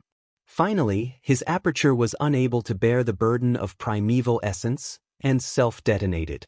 The 10 extreme physiques cannot be tolerated by heaven and earth, and the self-detonation of a heaven-defying object was like a swan song, with extraordinary power. It directly killed everyone in the 3 villages, and turned the whole Qing Mao Mountain into an absolute death ice domain. Fortunately, at that time, Fang Yuan, who had average cultivation, was bullied by Fang Jing, and could only join the caravan and escape by luck. To delay the arrival of death, Bai Ningbing used Gu worms to dilute his rank 3 white-silver primeval essence into rank 2 red-steel primeval essence. At the same time, he rarely used rank 3 Gu worms. Because activating a rank 3 Gu worm once expended a large amount of red-steel primeval essence, resulting in a lack of stamina. Instead, it was better to use multiple rank 2 Gu worms consecutively, which would be of greater help to Bai Ningbing in battle. This was the real reason why Bai Ningbing suppressed his cultivation. Otherwise, if he had the strength but still restrained himself and put himself in danger, that would be something only a retard would do. Bai Ningbing was intelligent and quick-witted, and was nurtured with great effort, receiving a good education. How could he do such a foolish thing? It was just that he was so young, and his character was indeed different from normal people. But for a person who was about to die, what was there to worry about when he did things? It was because of this unrestrained and unbridled nature that he was not assimilated by the organization system and developed a demonic heart. Otherwise, with this kind of living environment, where everyone looked forward to him, nurtured him with great effort, surrounded by glory, surrounded by strong enemies, and with a bright future, he would have long been assimilated by the organization, and developed the temperament of a leader. Bai Ningbing was actually a very pitiful child, and Fang Yuan had never thought of dealing with him. But since he wanted to kill Fang Yuan, then Fang Yuan would not mind making use of him first, and get rid of this troublemaker in advance. The battle in the field was still going on. In just a short while, the situation had already changed. The bold lightning wolf was exterminated by Bai Ningbing, and the wolf pack scattered and fled. The healing Gu master in Xiong Li's group also fell under Bai Ningbing's blade, and he paid a heavy price for this. His right arm was punched by Xiong Li, and it seemed to be fractured, hanging down powerlessly in the following battle. But these did not hinder him from having the upper hand now. Xiong Li was a first-rate elite among rank 2 Gu masters, and his strength was on par with Qing Shu and Qishan. Xiong Jiang was a newly emerged defensive expert, while Xiong Lin was a genius newcomer, and now also had rank 2 battle strength. Adding in another Gu master, the 4 of them were still suppressed by Ning Bing together. Bai Ning Bing had already fought a battle earlier and expended a lot of red steel primeval essence. At the same time, he killed the bold lightning wolf and the healing Gu master, and lost the ability to move his right arm. He could only abandon the ice blade in his right hand and use his left hand instead. This way, he could only temporarily put aside the method of using his left hand to activate the ice awl. Thus, his offensive ability was reduced by almost half. Under such circumstances, he still had the upper hand, and his advantage was becoming more and more stable. It is after all the Northern Dark Ice Soul physique. Although the primeval essence was diluted with Gu worms, and also sealed the true advantage of the Northern Dark Ice Soul physique, the primeval essence recovery speed is still preserved. The longer the battle, the greater his advantage. Fang Yuan watched, sighing inwardly. With my current battle strength, it is not enough to defeat him. Fang Yuan admitted to this point. Fang Yuan only had C-grade talent and 44% primeval essence. Even the B-grade talents Xiong Li, Xiong Lin and Xiong Jiang would be suppressed by Ning Bing if they fought together. It could be imagined that Fang Yuan's situation would be even more difficult than Xiong Li and the rest when facing Ning Bing alone. But, not being able to defeat you does not mean I cannot kill you. Fang Yuan laughed coldly as he thought of this. This was the wisdom accumulated from 500 years of experience. Even though they were somewhat similar shadows. But compared to him, this 100-year-old demon, Ning Bing, was only a little demon that was prematurely matured by cruel fate. Chapter 138. Cold air spread everywhere, ice blades danced. Iron fists roared, fangs howled. The battle between Xiong Li's group and Ning Bing had reached its climax. The battle did not last long. But as Ning Bing's pressure increased, Xiong Li and the rest felt that time was long and unbearable. Xiong Jiang's expression was gloomy, Xiong Lin's head was covered in cold sweat, and Xiong Li's gaze was solemn. At this point, even Xiong Li had to suppress his anger and admit Ning Bing's strength. Even though Ning Bing suppressed his rank 3 cultivation and only used rank 2 Gu worms to fight, the battle strength he displayed was not something they could contend with even if they worked together. In fact, Ning Bing had not used his full strength yet. This was not intentional, but he had to keep a hand to guard against Fang Yuan. To Xiong Li and the rest, their motive was simple, they only wanted to kill Ning Bing. But to Ning Bing, the situation was complicated. He had to fight with Xiong Li's group on one hand, and defend against Fang Yuan's sneak attack on the other. He had personally seen Fang Yuan use the stealth scales Gu, thus he had to split his concentration to guard against Fang Yuan's attack. But up until now, Fang Yuan had not made a move. Did he leave already? Impossible. Although this is the first time we met, he is not someone who would easily give up. He will definitely make a move, he is just waiting for an opportunity.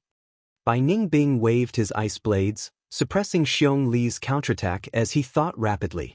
Not only did he have to fight with Xiong Li's group in terms of strength, he also had to fight with Fang Yuan's wits. Fang Yuan's delay in making a move gave him more and more pressure. An unsheathed sword was the most dangerous. Because no one knew where the sword would stab. Although Fang Yuan did not make a move and watched the battle from afar, he had been pulling Ning Bing's concentration from start to finish. If not for this, Xiong Li's group would have lost long ago, and would not have lasted until now.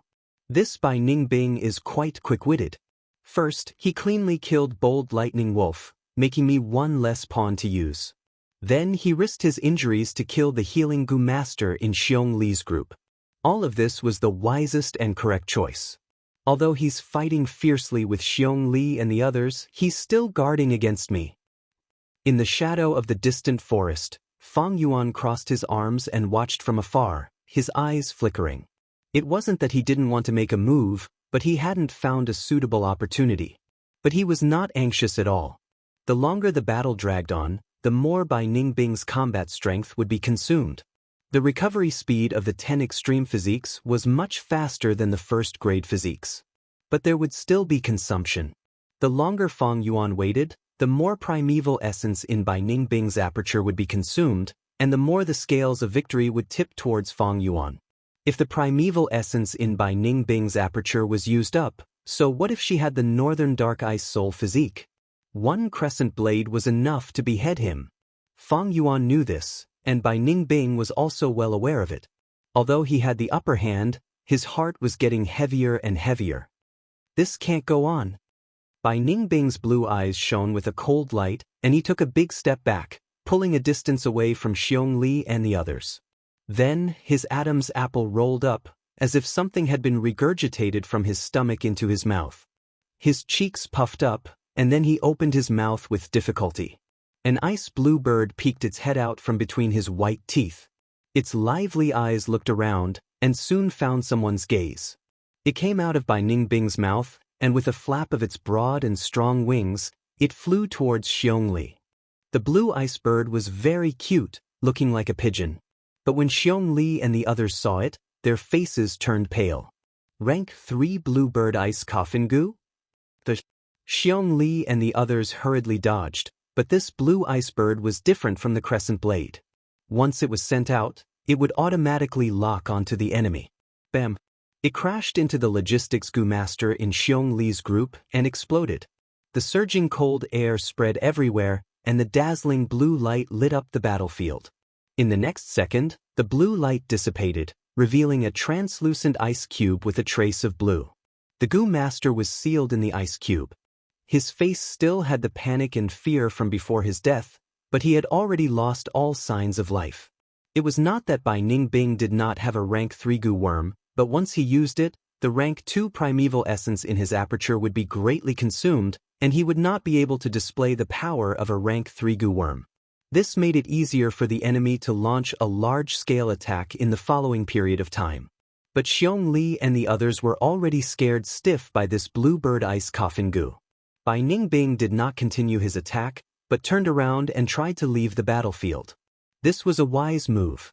If this continued, the situation would become more and more disadvantageous to him. Damn it, Bai Ningbing, don't run if you have the guts.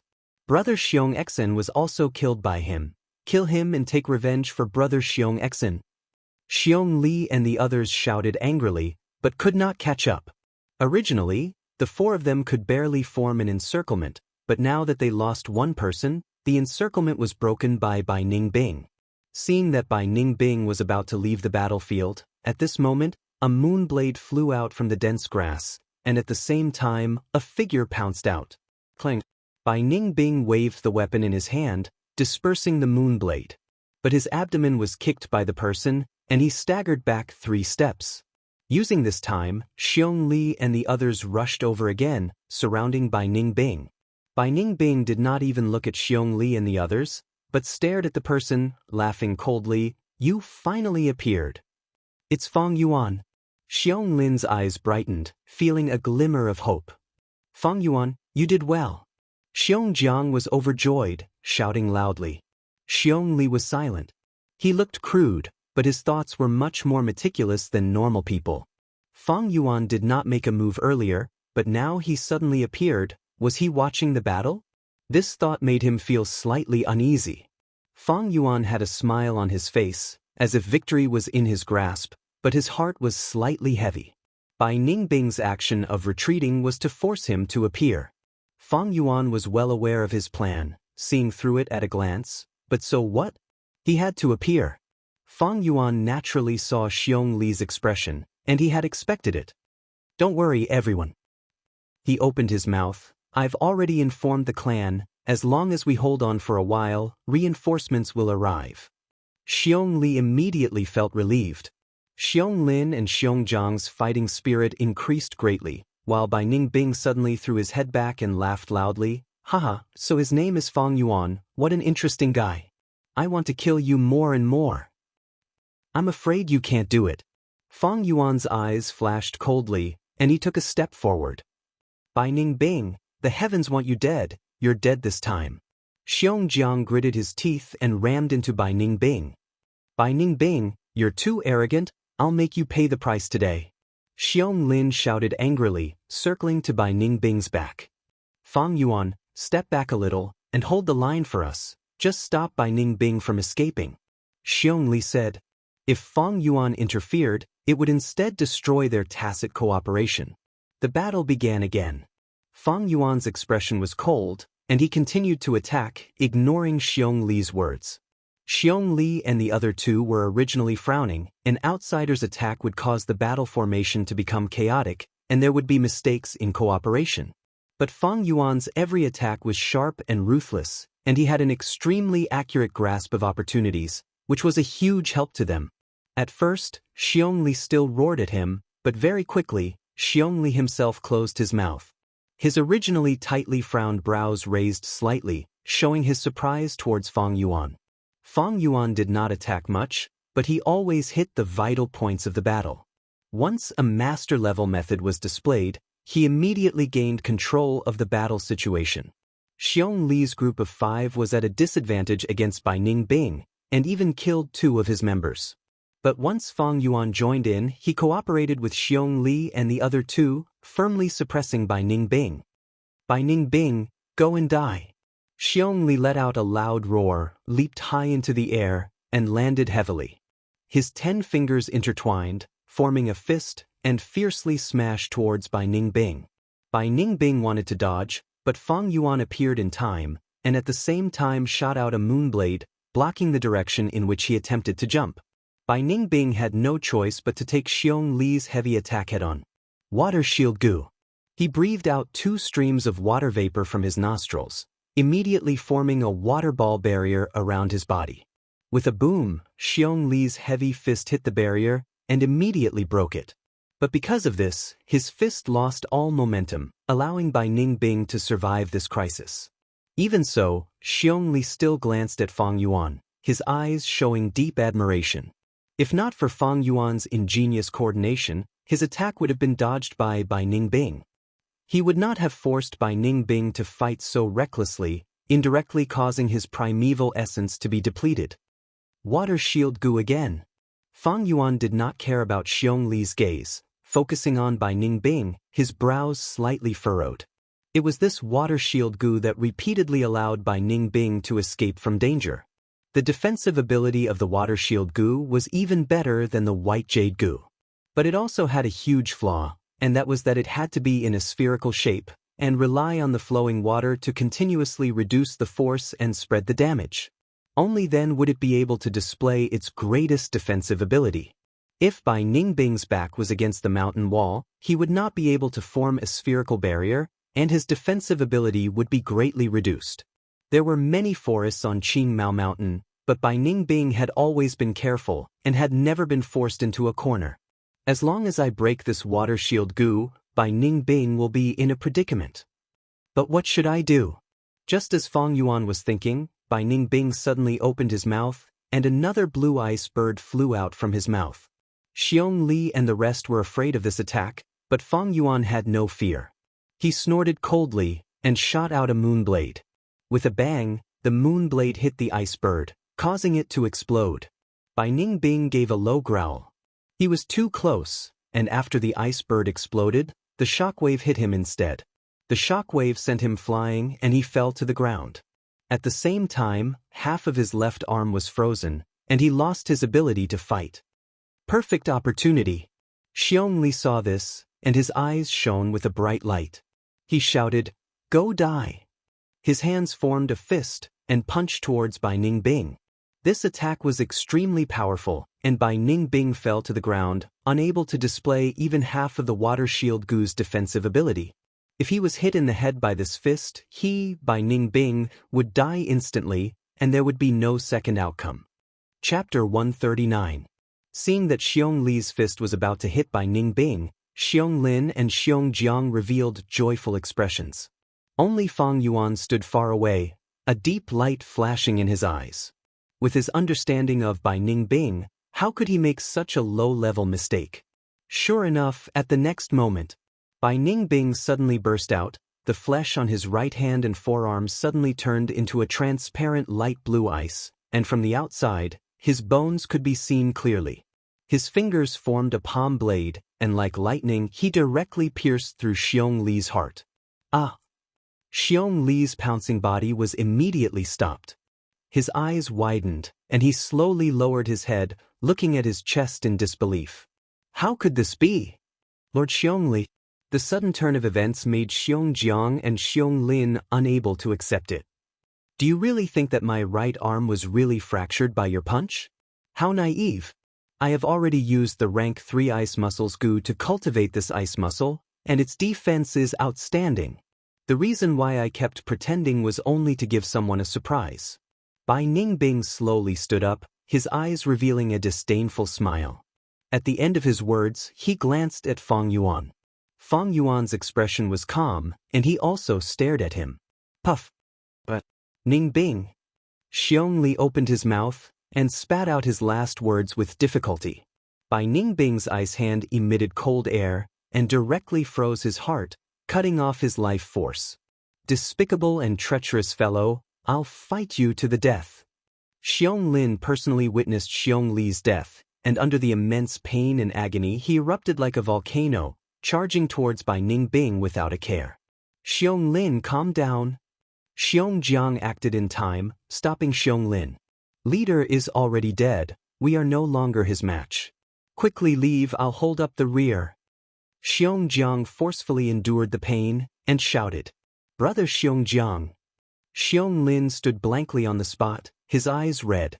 Xiong Jiang waved his hand, throwing him behind him, and then took a step forward, blocking Bai Ningbing.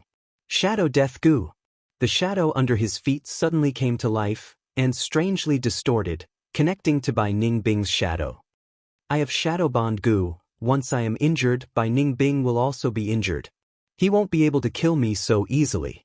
Xiong Lin, you're still young, and your talent is even better than team leader and I. Hurry up and leave.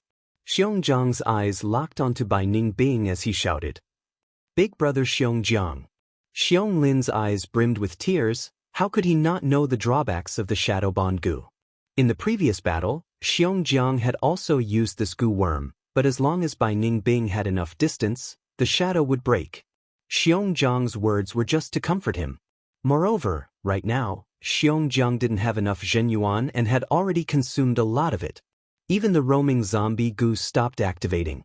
Xiong Lin's feet seemed to be rooted to the ground, unable to move an inch. He turned around and glared at Fang Yuan. Fang Yuan, why haven't the reinforcements you mentioned arrived yet? Fang Yuan didn't answer. He just stared at Bai Ningbing. Bai Ningbing moved his right hand. After a while, his right hand returned to normal. He sneered in a mocking tone. Reinforcements? If they were here, they would have arrived long ago. These words are a lie. TSK, you two are more naive than the other. Do you really think a small trick like the Shadow Bond Goo can restrain me?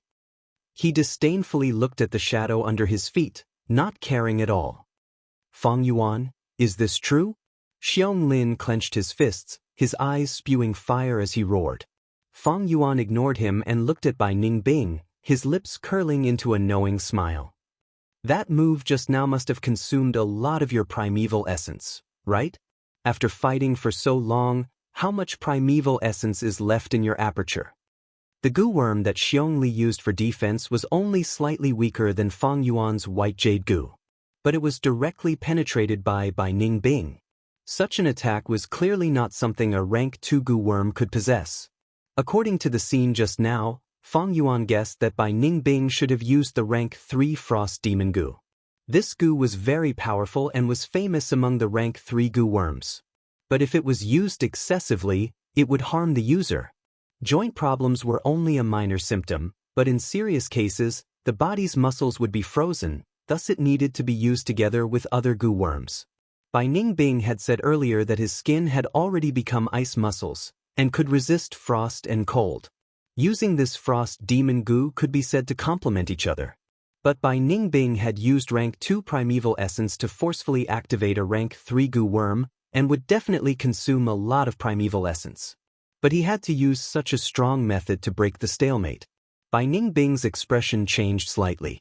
That move just now had indeed consumed a lot of his primeval essence, allowing Fang Yuan to see through him. Thus, after killing Xiong Li, he did not attack immediately, but used words to gain time to recover. He laughed heartily, nodding calmly and admitting, "That's right, I do not have much primeval essence left. I endured not using my right arm to bait you into attacking. But you did not fall for it, The real battle has just begun, isn't it?" Fang Yuan could not help but squint his eyes. If Bai Ningbing denied this, he could attack boldly.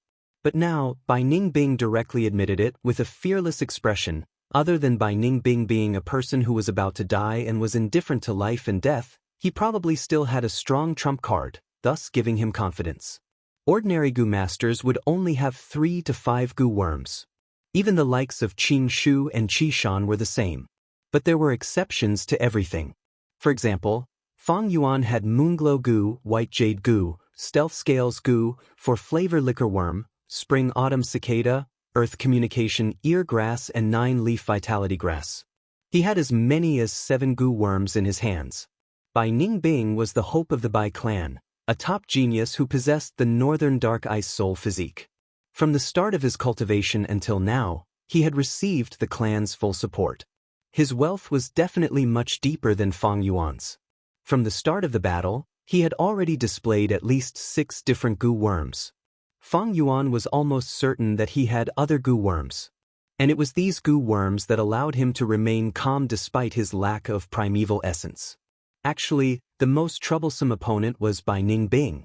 Not only did he have talent, he was not afraid of death and had large numbers of Gu worms. These 3 points were crucial to the outcome of a Gu master's battle. Especially Gu worms. A strong Gu worm, or a Gu worm with strange abilities, could often allow a Gu master to turn the tables in a desperate situation. Bai Ningbing's Frost Demon Gu was a rank 3 Gu worm. Even Fang Yuan's White Jade Gu's defense could be penetrated by it. This was also the reason why Fang Yuan did not fight Bai Ningbing directly. Fang Yuan used Guyue, Manshur, Xiong Li and the others to probe Bai Ningbing's abilities. Know yourself and know your enemy, and you will never be defeated. In terms of talent, Fang Yuan was only C grade. Compared to Bai Ningbing, it was like heaven and earth.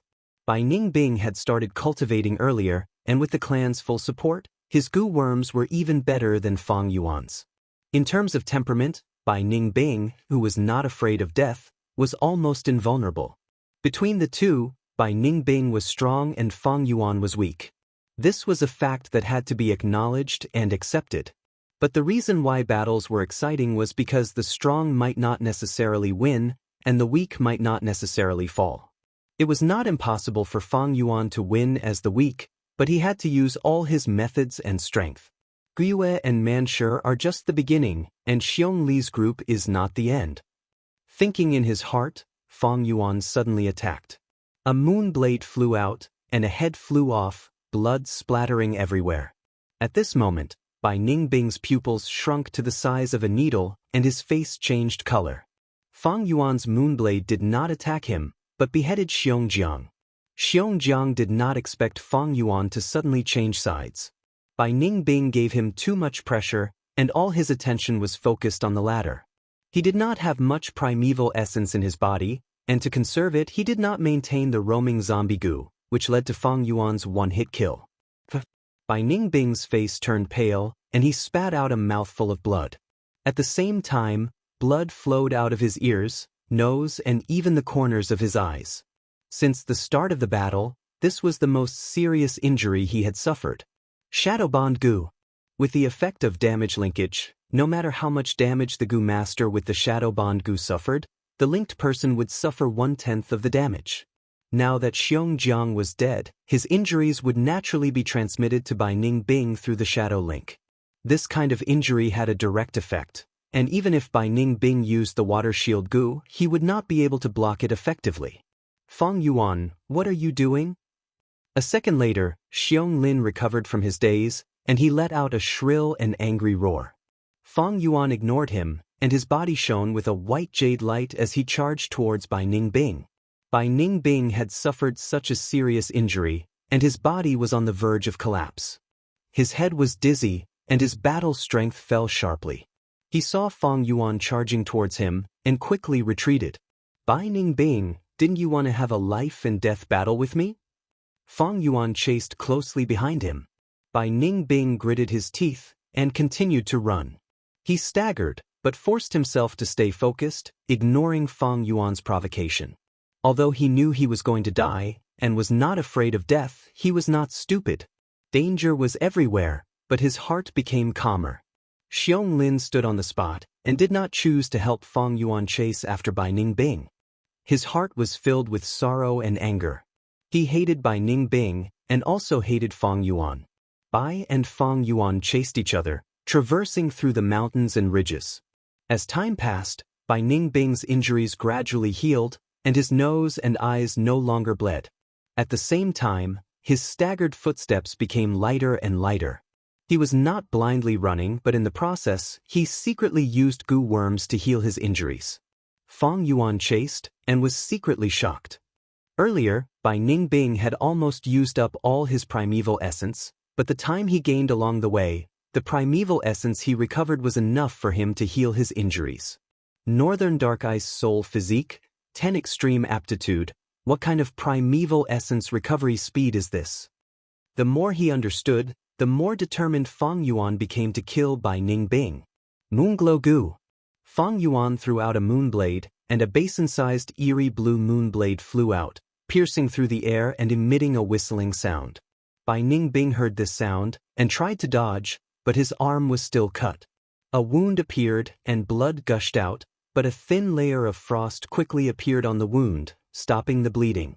Bai Ningbing had already cultivated ice muscles, and once the skin was formed, it was like the black and white boar goo's strength, no longer needing primeval essence to support it. But Bai Ningbing's heart continued to sink. His old injuries could not be healed, but new ones appeared. Evidently, Fang Yuan wanted to torture him to death. Chapter 140. No one has ever forced me into such a desperate situation. Fang Yuan, you are really interesting.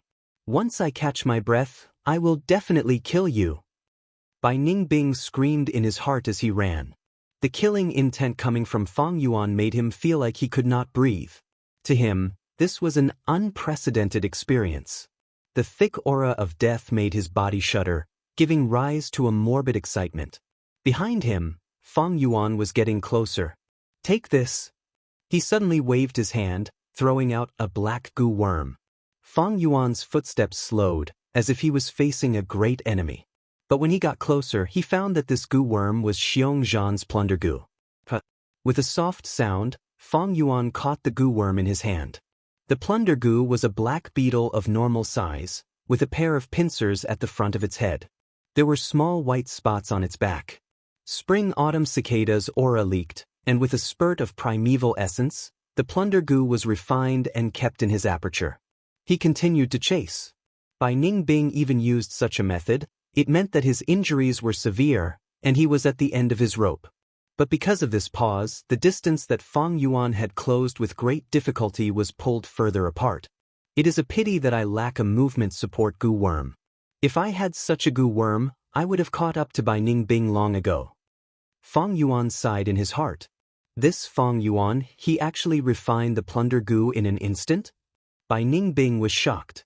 He had refined this plunder goo for many days, and although he had some progress, the process was difficult and he did not succeed. This was because Xiong Zhan's death was indirectly related to him. This plunder goo's will originated from Xiong Zhan, thus it hated Bai Ningbing even more, and increased the difficulty of refining it. But Fang Yuan refined the plunder goo in an instant. Bai Ningbing saw this from the corner of his eye, and his heart turned cold and shocked. Some special goo worms could achieve such an effect. But Bai Ningbing had never had one, but Fang Yuan had one? He couldn't help but fear Fang Yuan even more. The image of Fang Yuan in his heart became even more dangerous and mysterious. However, as time passed, Fang Yuan's heart sank. As time passed, Bai Ningbing recovered more true essence, and her injuries became smaller and smaller. Fang Yuan's advantage over him would become smaller and smaller. I'm afraid I won't be able to kill him this time. Fang Yuan sighed inwardly. If this continued, Bai Ningbing's injuries and true essence would soon have a considerable recovery. Although Fang Yuan had been using the Moonglow goo to heal his injuries, the Northern Dark Ice Soul Physique's aptitude was too outstanding and could be said to be blessed by heaven. The recovery rate of his Jinqi was even faster than Fang Yuan absorbing the Yuan stone. Unless we encounter a pack of wolves ahead and are surrounded, or the appearance of a Gu master group could temporarily block Bai Ningbing. But if it's the Bai family's team, then I'll be in danger. Thoughts churned in Fang Yuan's mind, and he was already thinking of retreating. Their chase was very long, but they didn't encounter a pack of wolves or a Gu master group. This meant that Bai Ningbing, who knew the direction of escape, also had an investigative Gu worm and was able to evade in advance. Qing Mao Mountain was huge, and they could escape in all directions. Fang Yuan couldn't let Bai Ningbing only choose one direction to escape in. The most important thing when facing the wolf tide is to stay together and not get separated by the wolf pack. Once we get separated, it'll be dangerous, Guyue Qing Shu said to Fang Zheng as they hurried. If the opponent is the bold lightning wolf pack, we can defend and defeat them head-on. But if it's the frenzy lightning wolf pack, we need to retreat first, then use the signal Gu and wait for the surrounding Gu master groups to gather. We need at least 3 groups to have the confidence to defeat the frenzy lightning wolf pack. Of course, the opponent in the wolf tide is not only lightning wolves, but also Gu masters. Saying so, Guyue Qing Shu paused. The other 4 knew who he was talking about. Obviously, it was Bai Ningbing. These days, Bai Ningbing went around challenging others, purposely suppressing his cultivation and only using rank 2 red steel primeval essence to find trouble with Xiong Li, Qi Shan and the others. In his words, Guyue Qing Shu was his next target. If we meet Bai Ningbing, Guyue Qing Shu continued, if we can avoid fighting, it's best not to. When Fang Zheng heard that, he could not help but feel indignant. In his heart, although Guyue Qing Shu looked gentle on the outside, he was strong on the inside and had his principles. From Guyue Qing Shu, he felt a strong sense of kinship. He respected and loved Guyue Qing Shu, and naturally didn't want Bai Ningbing to surpass him. Everyone is talking about Bai Ningbing. What kind of person is he? Fang Zheng frowned and asked. The other 3 people in the group couldn't help but fall silent.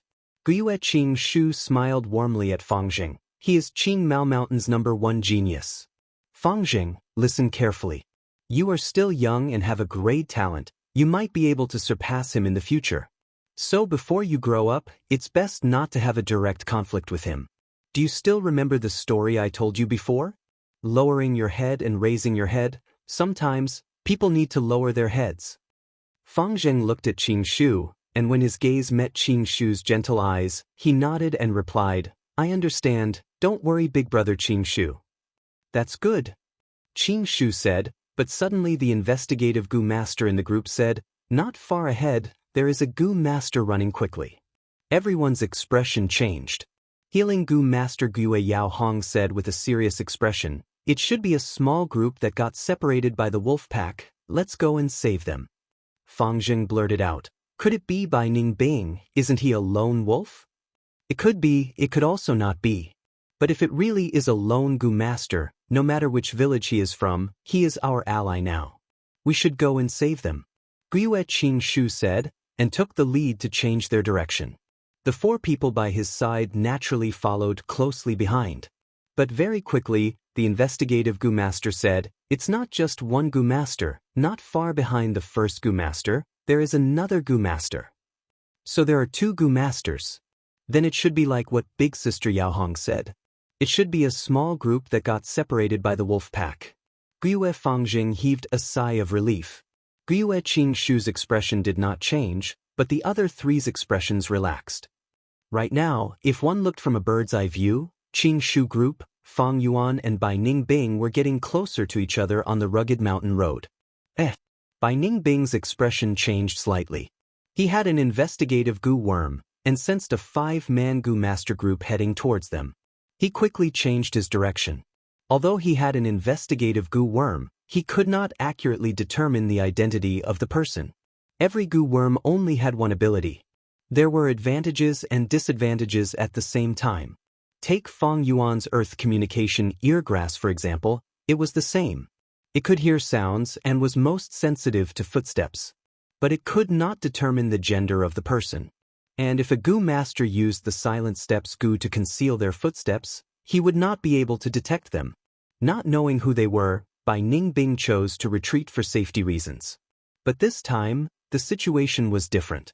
Qing Shu Group was made up of elites, and their investigative Gu masters were also skilled. There's someone. Soon after, Fang Yuan also sensed the existence of Qing Shu Group. As he ran, the whiskers on his right ear fluttered. Because he was not rooted in the ground, his investigative range was not even half of his peak. Bai Ningbing changed his direction again. But Qing Shu Group quickly changed their direction. This time, be it Bai Ningbing or Fang Yuan, their expressions turned serious. The two were smart and immediately understood. This unknown small group was the biggest change, and would definitely affect the final result of this battle. If it is a Bai clan group, then I will immediately use the stealth scales Gu to retreat. But if it is from the other two villages? Fang Yuan's eyes shone with a cold light. He also knew that this choice of his carried an element of risk. If it was a Bai clan Gu master with an invisibility detection method, then he would be in a desperate situation. But if he lost this opportunity, it would be hard to find another chance to kill Bai Ningbing. Moreover, no matter which Gu master it was, Fang Yuan had a 2/3 chance of winning, while Bai Ningbing only had a 1/3 chance. Fang Yuan had no reason not to take the gamble. As they ran, the two sides got closer. We're almost there, just behind that corner. The investigative Gu master pointed at the corner on the mountain path. Everyone couldn't help but slow down their footsteps, waiting for the upcoming rendezvous. A white figure suddenly turned the corner and appeared in front of them. Bai Ningbing! Fang Jing blurted out. Of course he had seen Bai Ningbing's portrait. The faces of the other four, even Qing Shu, couldn't help but darken. Bai Ningbing is in such a sorry state, looks like he encountered a frenzy lightning wolf pack. Serves him right. Alone in the wolf tide, what is he trying to do? For a moment, no one took the initiative to face him. Bai Ningbing's demeanor and actions clearly showed that she was running away. This made Qing Shu and the others feel pleased when they saw this. But at this moment, Fang Yuan shouted from the corner, Bai Ningbing, why are you running? I will kill you today. He said this with the intention of probing. Using the earth communication eargrass, he knew that the other side of the corner was the unknown 5-man team. If it was the Bai clan team, his question would naturally lead to an intense rebuttal. At the corner, Gu, Qing Shu and the others heard his words and stared with their eyes wide open. What's going on? Someone is chasing after Bai Ningbing. Are you kidding me? How could something like this happen? Bai Ningbing is in such a sorry state, then who is the person behind him? Guyue, Yao Hong and the others looked at each other, seeing the shock on each other's faces. Guyue Fangjing was surprised and suspicious. Why does this voice sound so familiar? Before he could remember the owner of the voice, Fang Yuan had already turned the corner. Huh? Guyue and Qing Shu's originally serious expressions suddenly froze. The other four had their eyes wide open, but when they saw Fang Yuan appear, their eyes almost fell out. This. Guyue and Yao Hong opened their mouths wide enough to swallow a duck egg. Brother! Fang Jing was flabbergasted. It's him. Even with Guyue and Qing Shu's extraordinary composure, they were also shocked. Chapter 141. Who was Bai Ningbing? The number 1 genius of Qing Mao Mountain. With his strength alone, he changed the power structure of the 3 great clans. The moment he started cultivating, he took the lead, making all the A-grade geniuses pale in comparison. No one would doubt his future achievements. Even his enemies had no choice but to admit this.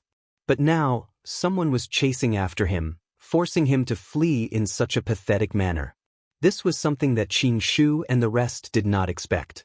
What made them even more shocked was that the person chasing after Bai Ningbing was Fang Yuan of the same clan.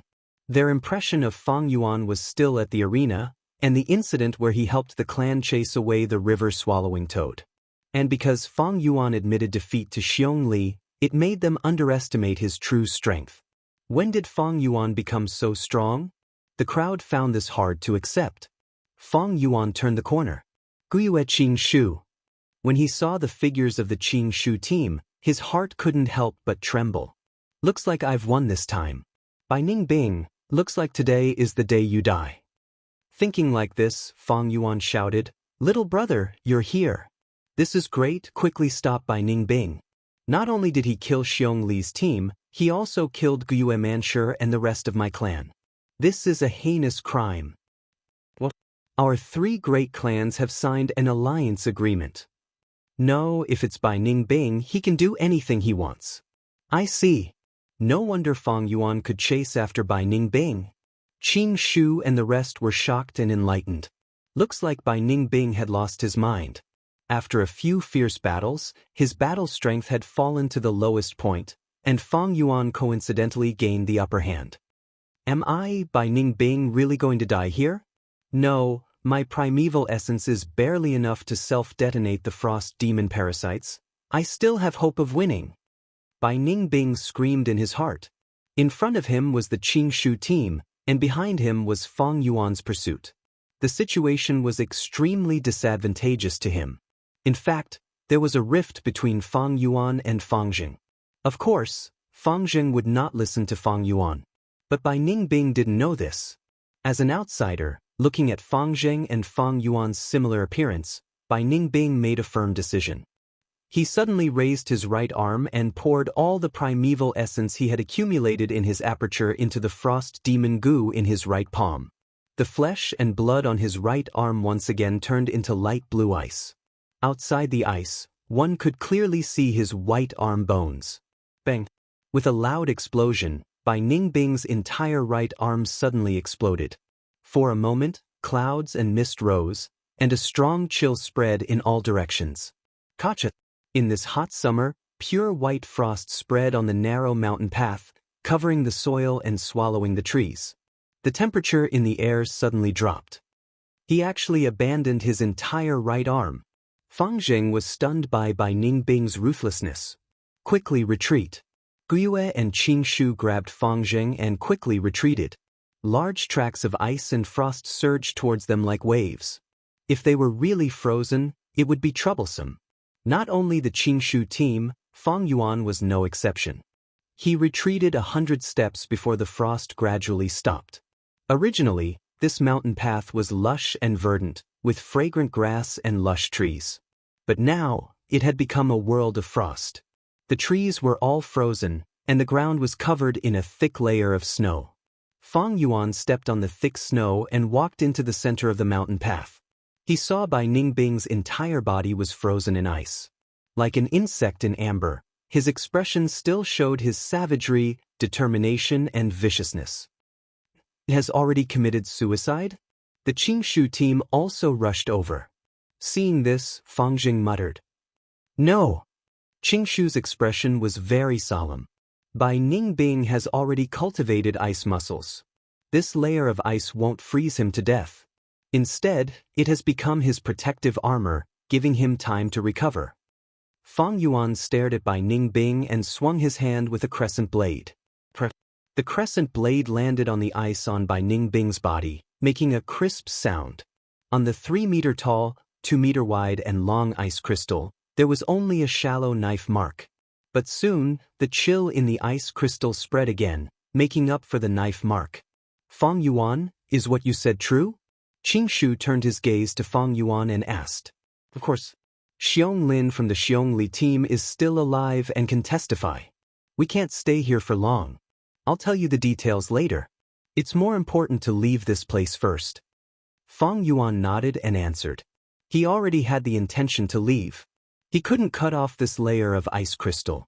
Even if they worked together to remove it, it would take a lot of time and consume a lot of primeval essence.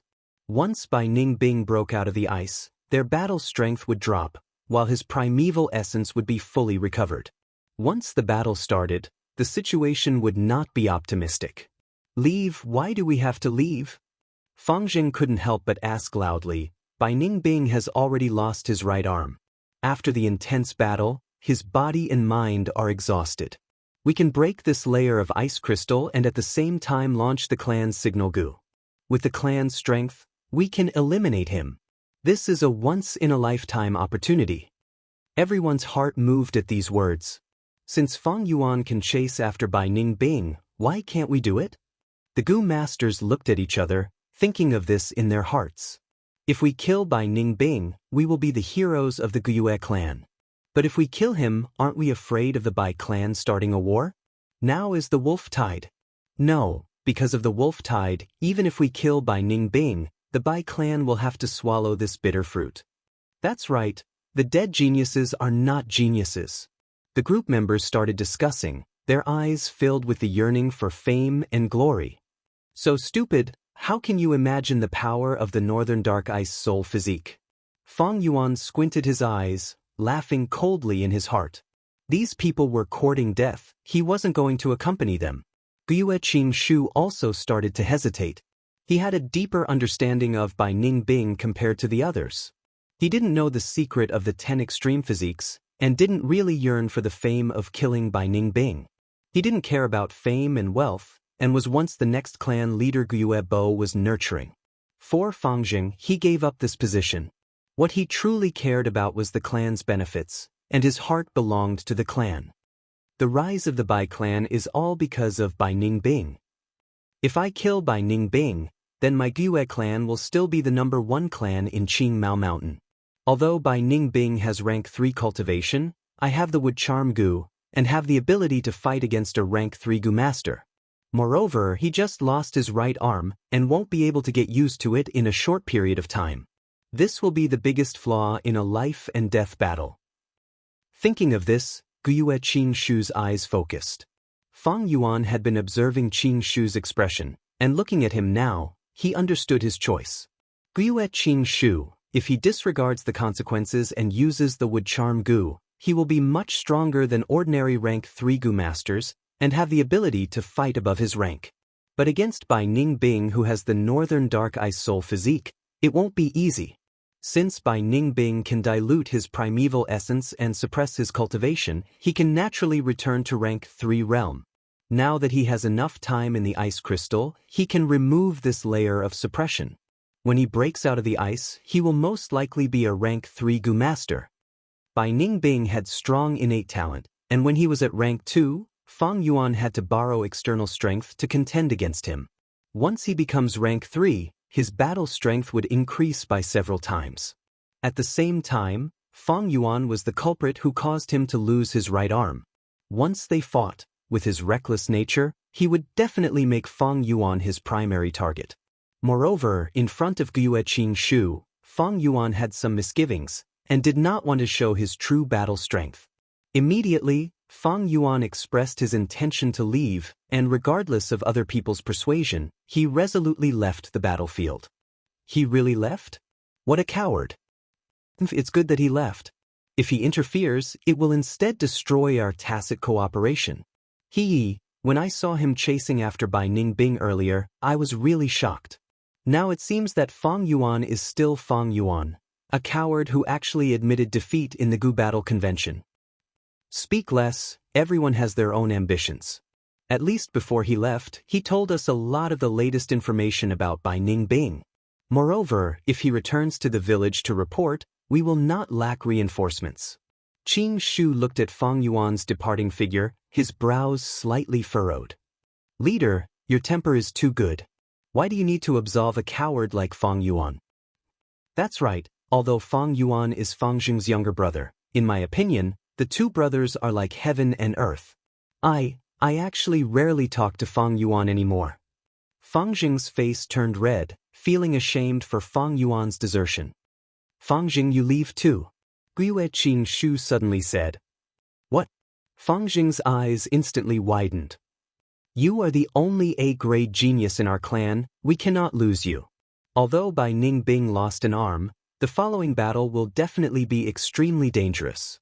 For the clan, we can all die, but you, Fang Jing, cannot die.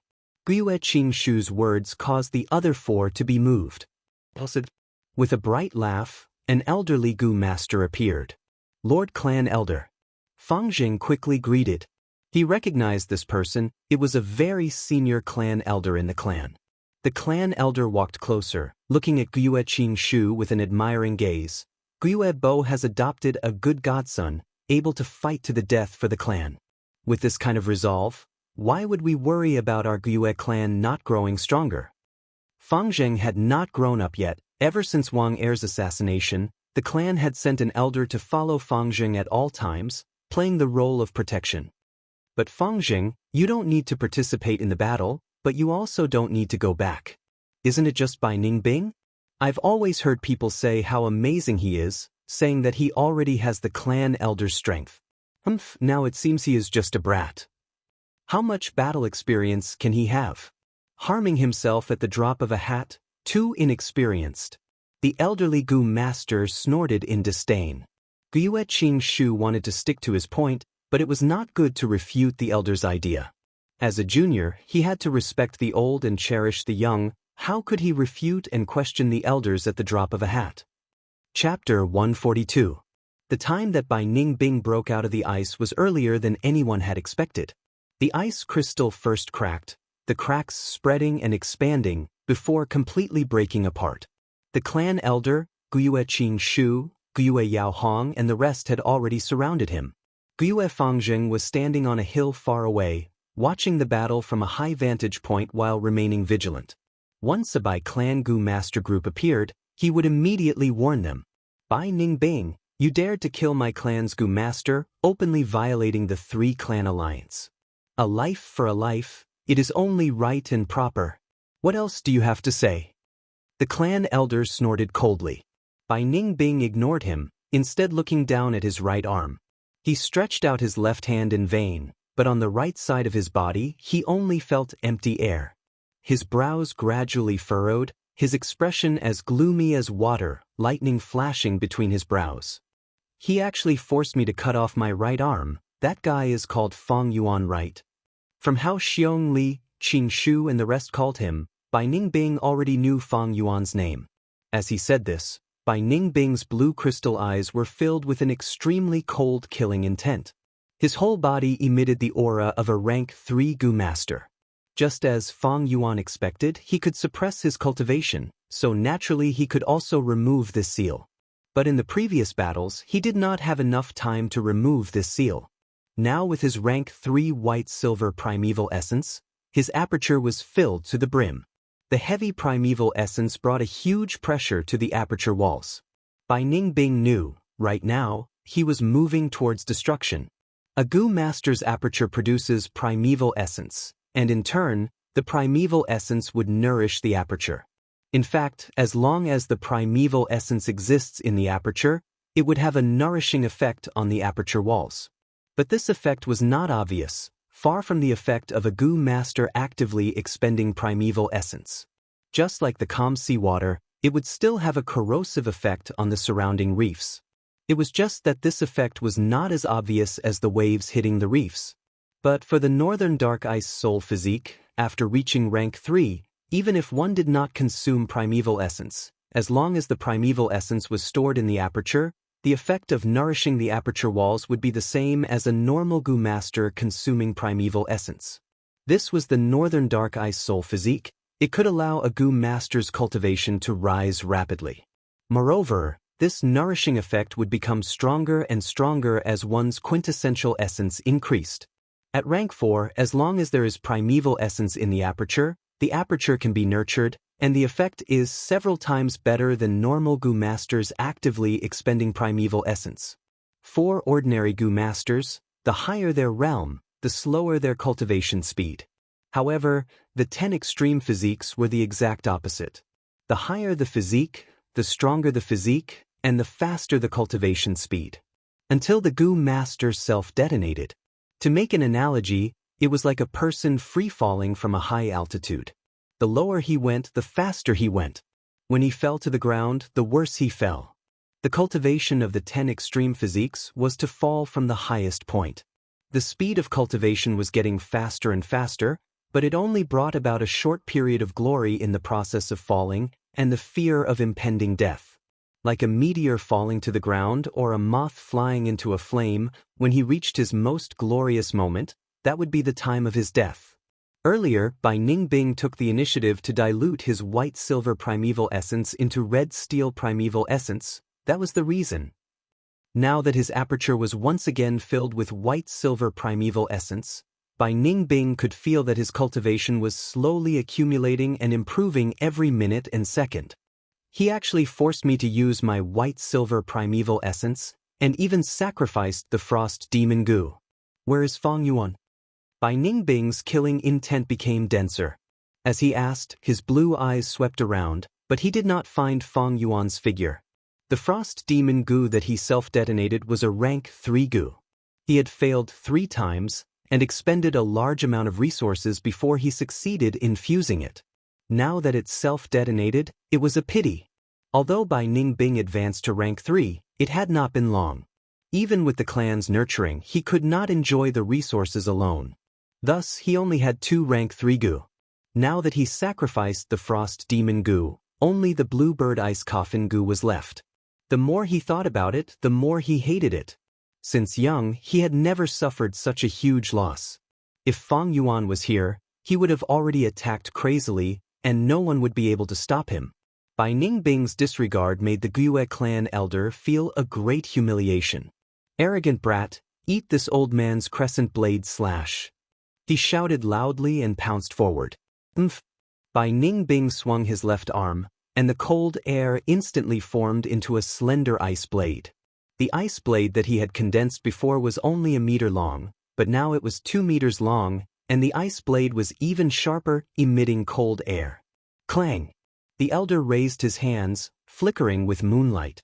Clashing with the ice blade, the sound of metal clashing could be heard. The elder's face was filled with shock, and he took a step back, clasping his palms together and slashing diagonally. Golden moon slash. A crescent moon blade that was 1 meter long and completely golden gave off a trace of a domineering aura as it shot out. The golden moonlight shone on Bai Ningbing's pale face, and he laughed coldly, raising the ice blade in his left hand and slashing. Clang! The moon blade and ice blade collided, and the golden moon disappeared, while the ice blade also shattered into small ice shards. This is a battle between rank 3 goo masters? So strong. Be it the ice blade or the golden moon blade, I can't block them. From afar, Fang Zheng was dazzled, not fully understanding the situation. How can this be? It is clearly a rank 2 ice blade goo, but it blocked my rank 3 moonblade and golden moon. The elder stared with wide eyes, his tone filled with disbelief. Northern Dark Ice Soul Physique had an amplifying effect on ice and water-related goo worms. And this amplification, the higher the goo master's cultivation, the greater the extent. When Bai Ningbing was rank 3, he could use rank 2 goo worms with rank 3 power. When he was rank 4, using rank 4 goo worms, the effect could even surpass rank 5. Previously, Bai Ningbing suppressed his cultivation and only retained the recovery ability of his primeval essence. Now that he removed the suppression and returned to rank 3, the true power of the Northern Dark Ice Soul Physique could be seen. Old thing, there are still many things you don't know. Bai Ningbing's feet stopped, and the ice blade in his hand stretched out horizontally and started to spin crazily. Whoosh whoosh whoosh, amidst the intense wind, he spun faster and faster. The wind seemed to have turned into the roar of a beast, and in just 2 breaths' time, a 5-meter-tall ice blade storm had formed on the spot. The wind was like a tornado, and the pure white frost aura surged and spread, freezing people's limbs. Quick, hide! Even the elders didn't dare to take the brunt of the attack head-on as they hurriedly dodged. But the other rank 2 goo masters could not dodge in time. The ice blade storm swept over at a speed that was more than 3 times faster than before. 2 male goo masters were unfortunately swept into the storm, and their screams stopped. In an instant, they were chopped into countless pieces by the ice blades, losing their lives on the spot. Save me! Guiyue Yao Hong screamed in panic as she was about to be swept into the storm and die. Green vine goo! Guiyue Qing Shu's palm emitted green vines, and the vines coiled around Guiyue Yao Hong's waist like snakes. Just as he was about to pull her back, the ice blade storm had already swept over, swallowing Guiyue Yao Hong in one gulp. Crack crack crack. The ice blade cut through the female goo master in an instant, cutting her into 5 to 6 parts. Before the blood could flow out, it was frozen by the cold air. Following that, these 5 to 6 parts continued to be cut apart, turning into palm-sized frozen corpse fragments. Yao Hong! Qing Shu's eyes widened as he saw this. Sister Yao Hong! On the slope, Fang Zheng could not accept such a tragic scene, and knelt on the ground in a daze, tears flowing down his face. Damn it! Steel Cloak Gu! The clan elder took a deep breath, and his body emitted a black light, as if he was wearing a layer of steel armor. He used his arms to protect his face, and his legs flew, charging straight towards the ice blade storm. Clang, clang, clang. He courageously charged into the storm. In just a few breaths' time, the ice blades cut the clan elder's body countless times, making crisp sounds. After a moment of stalemate, the storm abruptly stopped. Bai Ningbing and the clan elder stood facing each other. Old thing, you are seeking your own death. Bai Ningbing's pair of blue eyes became even purer. His white clothes and white hair fluttered in the cold wind. The ice blade in his left hand had already broken into two. But this did not stop it from piercing the clan elder's heart. The elder slowly lowered his head and stared at his left chest, letting out a sound of helplessness and astonishment. Bai Ningbing let go of his left hand, directly abandoning the ice blade, and walked towards Gyue Qing Shu, passing by the clan elder. Behind him, the clan elder's face and body were gradually covered in a layer of blue frost, and he fell to the ground with a plop, never to get up again. From afar, Fang Zheng, who saw this, his pupils shrunk to the size of a needle, and an intense fear invaded his entire body. All of this was beyond his imagination. A Grand Rank 3 clan elder died just like that. How could this Bai Ningbing be so strong? Where is Fang Yuan? Tell me and I can give you a quick death. Bai Ningbing walked towards Gyue Qing Shu. Bai Ningbing! Gyue Qing Shu let out a deep sigh, staring at Bai Ningbing without fear. You and I have fought no less than 10 times, you are getting stronger and stronger, and now I have to admit that you have surpassed me. But your strength cannot make me betray my clansmen. Let's fight. With just you? Hee hee. Bai Ningbing sneered in disdain, turning to look at Fang Zheng, slightly raising his eyebrows. That is Fang Yuan's brother? Gyue Qing Shu's expression changed, and he took a big step forward, blocking Bai Ningbing. Don't even think of finding trouble with him. Bai Ningbing's expression sank. You are an interesting opponent. Keeping you alive can add some fun to my life. But my mood is terrible now, don't be ungrateful. Obediently tell me, where did Fang Yuan escape to? Gyue Qing Shu used his actions to give the most direct answer. He slowly closed his eyes, and then suddenly opened them. Would charm Gu. Chapter 143. Under the power of the rank 3 Gu, Qing Shu's eyes turned emerald green. At this moment his aura suddenly changed. From a lively human aura, it turned into a deep and serene forest aura. Bai Ningbing could not help but reveal a slightly surprised expression. He curled his lips unconcernedly. It seems I have not fought with you for a long time. You have some interesting methods now. Icicle Gu. With a thought, 5 sharp icicles condensed out of thin air. Go! Bai Ningbing pointed his finger, and the icicles shot out. Crack, crack, crack. 2 vines stretched out from Qing Shu's palms. The vines danced in the air, as agile as 2 green snakes, easily deflecting the icicles. The icicles changed direction, brushing past Qing Shu's shoulder and shooting into the frozen ground, the hard mountain rocks, and the ice sculpture-like forest. Qing Shu used skill to break through force, causing Bai Ningbing to return empty-handed. Bai Ningbing laughed coldly. Your whip is getting better and better. But I want to see, how many icicles can you block? Saying so, Bai Ningbing's eyes shone with a faint blue light. 10 icicles appeared at the same time, floating in front of him and shooting towards Qing Shu. Next, another 10 icicles condensed. This happened 3 to 5 times, and in the blink of an eye, it became an icicle rain. Whoosh, whoosh, whoosh. The icicles pierced through the air, emitting a terrifying sound. Qing Shu dodged as he waved the green vines in his hands, forming shadows. His whip technique had gone through countless times of bitter training, and had reached the stage where he could control it as he wished. But there were too many icicles, and Qing Shu was bound to lose if he defended for too long. In the end, his shoulder was hit by an icicle. The icicle pierced through his right shoulder, and the tip appeared on his back. Pine needle gu. Qing Shu endured the pain, and with a flick of his long hair, countless jade-colored pine needles shot out. The pine needles flew towards Bai Ningbing, and he activated Water Shield Gu in time. His Water Shield Gu was strengthened, becoming much thicker, reaching a defensive strength no weaker than a rank 3 Gu. The pine needles shot into the water shield, and their speed slowed down, before being expelled by the flowing water in the water shield. However, this also forced Bai Ningbing to stop her icicle attacks. Gyue Qing Shu took advantage of this opportunity, endured the pain, and forcibly pulled out the icicle from his shoulder. Not a single drop of blood flowed out. On one hand, it was because of the cold air of the icicles. On the other hand, it was because his body was continuously turning into wood. Bai Ningbing removed the water shield Gu, and his gaze was immediately attracted to Gyue Qing Shu's wound. Through the hole in his clothes, he could clearly see Qing Shu's wound, revealing the veins of trees, and then healing at a speed visible to the naked eye. On the newly grown skin, a tree ring pattern was formed.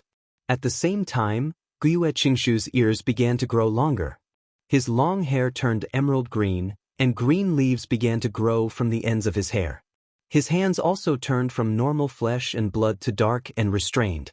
His skin began to harden and turn brown like tree bark. This was the first time he had disregarded the consequences and used the wood charm Gu.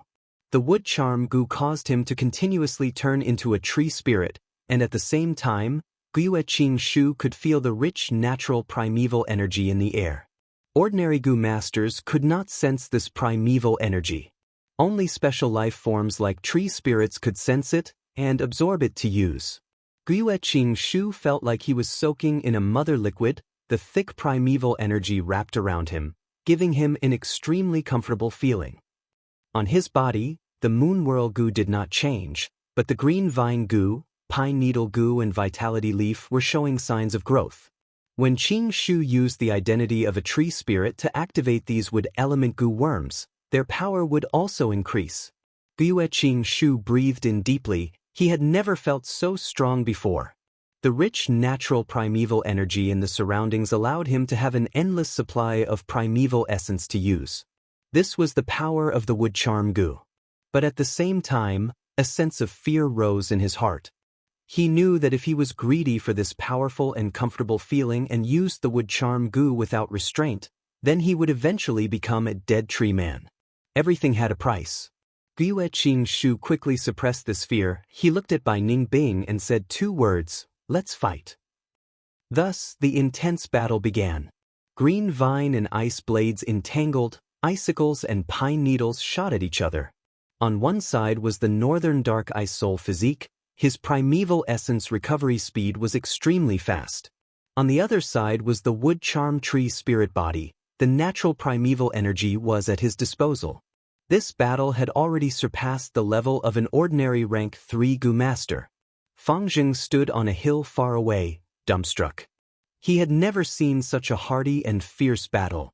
Normally speaking, a Gu master's primeval essence was limited and had to calmly calculate the usage of every bit of primeval essence. Carefully, like treading on thin ice. But now, be it by Ningbing or Gyue Qing Shu, they were both using it without restraint. It was as if their primeval essence was limitless. The whole mountain path was destroyed by them, giant trees toppled and destroyed, and mountain rocks crumbled and shattered. The intense battle lasted for a long time. Bluebird Ice Coffin Gu. Bai Ningbing saw an opportunity, and suddenly opened his mouth. An ice blue bird flew out from between his teeth.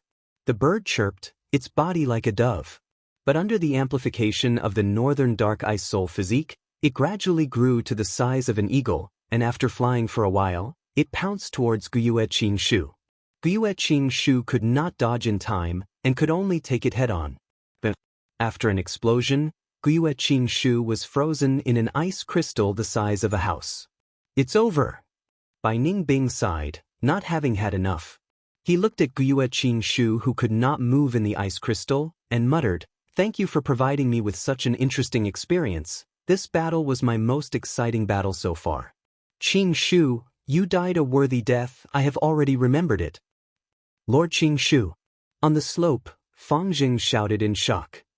What are you shouting for, ant-like thing? The next one is you. Bai Ningbing snorted coldly, walking towards Fang Jing. But at this time, the sound of the ice crystal shattering entered his ears. How can this be? He turned around and saw that in the ice crystal, Guiyue Qingshu was undergoing an earth-shattering transformation. His body started to grow bigger, and his rank 2 Gu master martial attire was soon torn apart.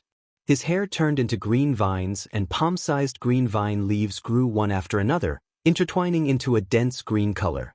His fingers turned into sturdy wood, and his arms and legs turned into thick tree branches, with the general shape of his hands and feet remaining. With a bang, the ice crystal shattered completely. Guiyue Qingshu stood up. His appearance was already beyond recognition. The originally delicate and gentle human face had completely turned into the face of a tree spirit with a sharp nose and large eyes. He was 3 meters tall, and his body was incomparably sturdy. His brown tree bark was as thick as armor, covered with large amounts of green leaves and vines. Bai Ningbing looked at his transformation in shock. Compared to Guiyue Qingshu, he was like a child under the feet of an adult. This appearance, did you refine the wood charm goo? This goo is much harder to refine than my frost demon goo. Bai Ningbing finally thought of the answer. Tree spirit wood charm can directly use the primeval energy in the air. No wonder Guiyue Qingshu's primeval essence is so abundant. He came to a realization and was even more puzzled. He asked the question in his heart and said directly, Qingshu, you used the wood charm goo like this. Aren't you afraid of turning into a dead tree man? So what if you beat me? You are destined to die. Bai Ningbing. Guiyue Qingshu's voice became deep and drawn out. I understand you like I understand myself. You and I are both orphans, both adopted by the clan leader, but we walked on completely different paths. The death of one tree in the forest is nothing. As long as the forest exists, countless trees will grow and rise. Let's have the final battle, my old enemy. Saying so, hundreds of green ancient vines attacked Bai Ningbing like giant pythons. For the clan? So foolish. Bai Ningbing was moved and quickly retreated. But the green vine's speed was several times faster than before and soon caught up to Bai Ningbing. Bai Ningbing controlled his body and nimbly dodged. Green vines as thick as an arm brushed past his body and smashed into the soil or rocks under his feet. For a moment, soil splattered and rocks flew everywhere. Water shield goo. Bai Ningbing could not dodge in time and quickly raised his water shield. Qingshu had already seen through this goo's weakness and did not attack forcefully, but controlled the green vines to wrap around the water shield. Then he suddenly retracted his strength, and the water shield goo immediately made a poochie sound. The water on the surface flowed rapidly, crashing into the green vines and creating splashes. The water shield could not withstand the green vines' binding strength and became smaller and smaller, showing signs of collapsing. Not good. Once the water shield breaks, the green vines will bind me, and I will be killed by Guiyue Qingshu. Bai Ningbing, who was inside the water shield, was determined. In the next second, the water shield broke with a bang. An ice blade storm burst out from within and became bigger and bigger. Bai Ningbing purposely removed the water shield goo's defense. Since defense was not enough, he would use offense to fight offense. At once, the temperature fell, and cold air spread everywhere. The pure white ice blade storm charged towards Guiyue Qingshu, and the green vines could not block this white ice tornado, and were cut into countless pieces by the ice blades. Good. Guiyue Qingshu was not afraid, and his huge body bravely advanced towards the ice blade storm. With a muffled sound, he crashed into the white tornado. He opened his arms and hugged it. Crack, crack, crack. The sharp ice blades cut his body, and in an instant, countless green leaves fell, and large amounts of tree bark were cut off. The intense pain of being sliced into pieces came, and Qingshu growled in pain, but did not relax and gathered all his strength, pulling inwards. The ice blade storm was actually compressed by his strength. Damn it! This madman who does not care about his life. Bai Ningbing cursed in his heart. This situation was hard to get off, and he could only condense the ice blades, spinning faster and faster, and continued to fight with Gyue Qingshu. The ice blades cut Gyue Qingshu's body and gradually wore out, but quickly became sharp again under the ice blade Gu's power. The battle was in a stalemate. The battle had broken out of the control of either side, and no one could stop their attacks. Either Gyue Qingshu would kill Bai Ningbing, or Bai Ningbing would kill Qingshu. Both sides used offense against offense, and the battle was full of tragedy and desperation. Chapter 144. Fang Zheng stood far away, not even daring to breathe loudly. This battle had reached its most crucial moment. Victory or defeat would depend on the result of this clash. Lord Qingshu, do your best. Fang Zheng was so nervous that his body was trembling. He knew he would only cause more trouble if he went over. He could only cheer for Gyue Qingshu loudly. As if hearing Fang Zheng's voice, the ice blade storm became smaller and smaller, forcibly suppressed by Qingshu. Damn it, I actually encountered a situation where my primeval essence is insufficient. Bai Ningbing gritted his teeth, turning slower and slower, but his primeval essence recovery could no longer keep up with the expenditure. He was at his wit's end. Northern Dark Ice Soul Physique's primeval essence recovery speed was very fast, but the recovery speed of rank 3 cultivation was slightly inferior to the Wood Charm Gu's natural primeval essence. But if Bai Ningbing cultivated to rank 4, his recovery speed would far surpass the Wood Charm Gu. However, in a battle of life and death, there were no ifs. Regardless of victory or defeat, the result had to be accepted.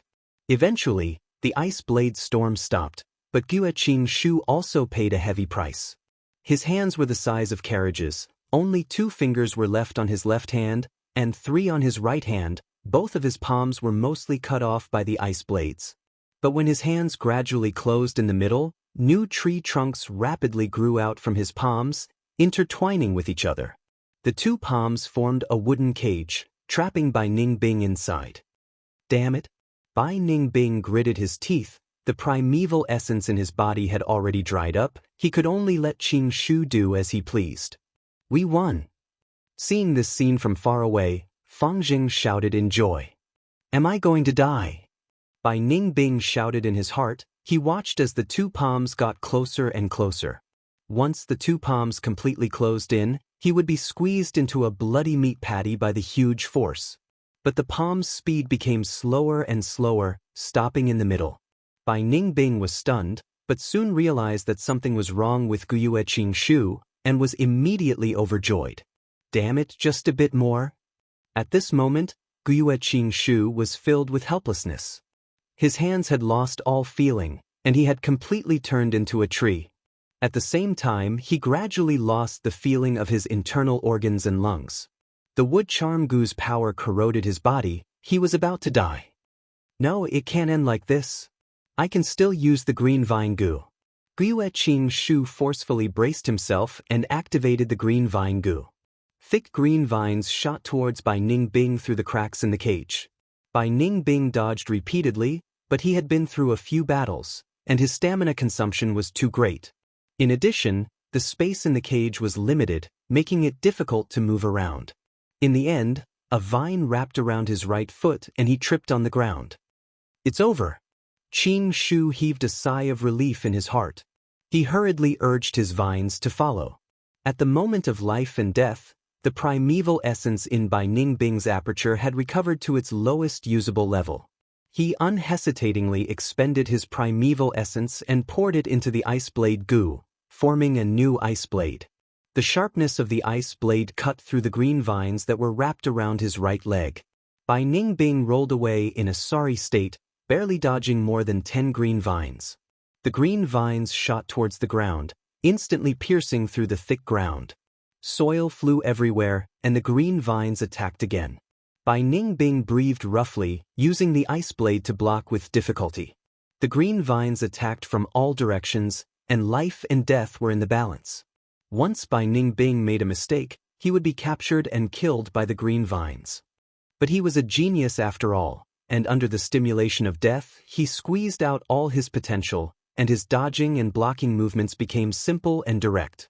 Although he was tripped by the green vines from time to time, and was surrounded by danger, he managed to preserve his life.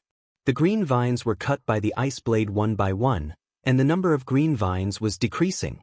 It was not that Gyue Qingshu did not want to use the green vine goo to grow more green vines, but the natural primeval energy in the surrounding air had almost been completely absorbed by him.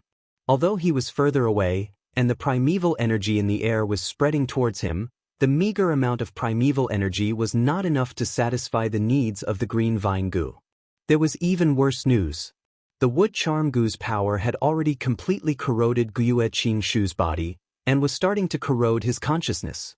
Gyue Qingshu's consciousness started to show signs of being in a trance and was interrupted from time to time. The breath of death was already spitting on his face. Is it going to end? He was not resigned to this, and roused his spirit, making his last effort to kill Bai Ningbing. He could no longer see, and the wood charm goo's power had already corroded his eyes. He could no longer hear, and his ears were also useless. He only had a little sense of touch left. Relying on Bai Ningbing's counterattack, he determined the latter's position and attacked. His hard work paid off, and Bai Ningbing was finally captured due to exhaustion. A vine coiled around his neck and lifted his whole body up, gradually tightening. Bai Ningbing immediately felt difficulty breathing, and even if he opened his mouth wide, it was of no use. At the same time as Qingshu, he was also walking towards death. Fang Yuan breathed roughly, and the intense battle had already ended. On the ground, there were 5 corpses with their eyes wide open. They were all by clan Gu masters. Relying on the stealth scales Gu for sneak attacks, the Moonglow Gu and the strength of 2 boars, and 500 years of battle experience, he displayed astonishing results. Although he told Qingshu that he was returning to the village, it was just an excuse. After leaving for a distance, he used the stealth scales Gu to conceal his body, and went around the mountain path battlefield, going to the place where Manshur and Xiongli died. He retrieved the Gu worms on the 5 corpses, and when he arrived at the place where Xiongli died, he found that the corpses were gone. Not to mention their Gu worms. Looks like Xiong collected their corpses. What a pity, I was hoping to get Xiong brown bear innate strength Gu. Fang Yuan sighed in his heart. Leaving Xiong alive was not his wish. But at that time he killed Xiongjiang, and Xiong was already extremely vigilant, and to kill him would require some effort. At that time Bai Ningbing was right beside him. If Fang Yuan and Xiong had an internal conflict, Bai Ningbing would be pleased. But the brown bear innate strength Gu might not be on Xiongli. He had already cultivated the strength of a bear, and might have already handed it over to the clan. Fang Yuan gazed at the distant mountain path battlefield. The intense battle between Qingshu and Bai Ningbing naturally caused a huge commotion, and could not be hidden from the surrounding wolf groups and Gu masters. Although Fang Yuan was not optimistic about Qingshu's side, he had seen the power of the wood charm Gu with his own eyes in his previous life. A fierce battle with Bai Ningbing was definitely unavoidable. He was not willing to give up this chance, and thus chose to wait in the surroundings. From time to time, Gu masters would be attracted by the sounds of battle, and Fang Yuan would attract the wolf groups to restrain them. If he could not restrain them in time, Fang Yuan would take action himself. The sounds of battle in the mountain path battlefield have almost stopped. It seems the outcome is about to be decided. His right ear's ginseng root stretched out and rooted into the mountain wall, allowing Fang Yuan to hear some details of the battlefield on the mountain path. Honestly speaking, Gyue and Qingshu's performance could be considered to have exceeded their usual standards.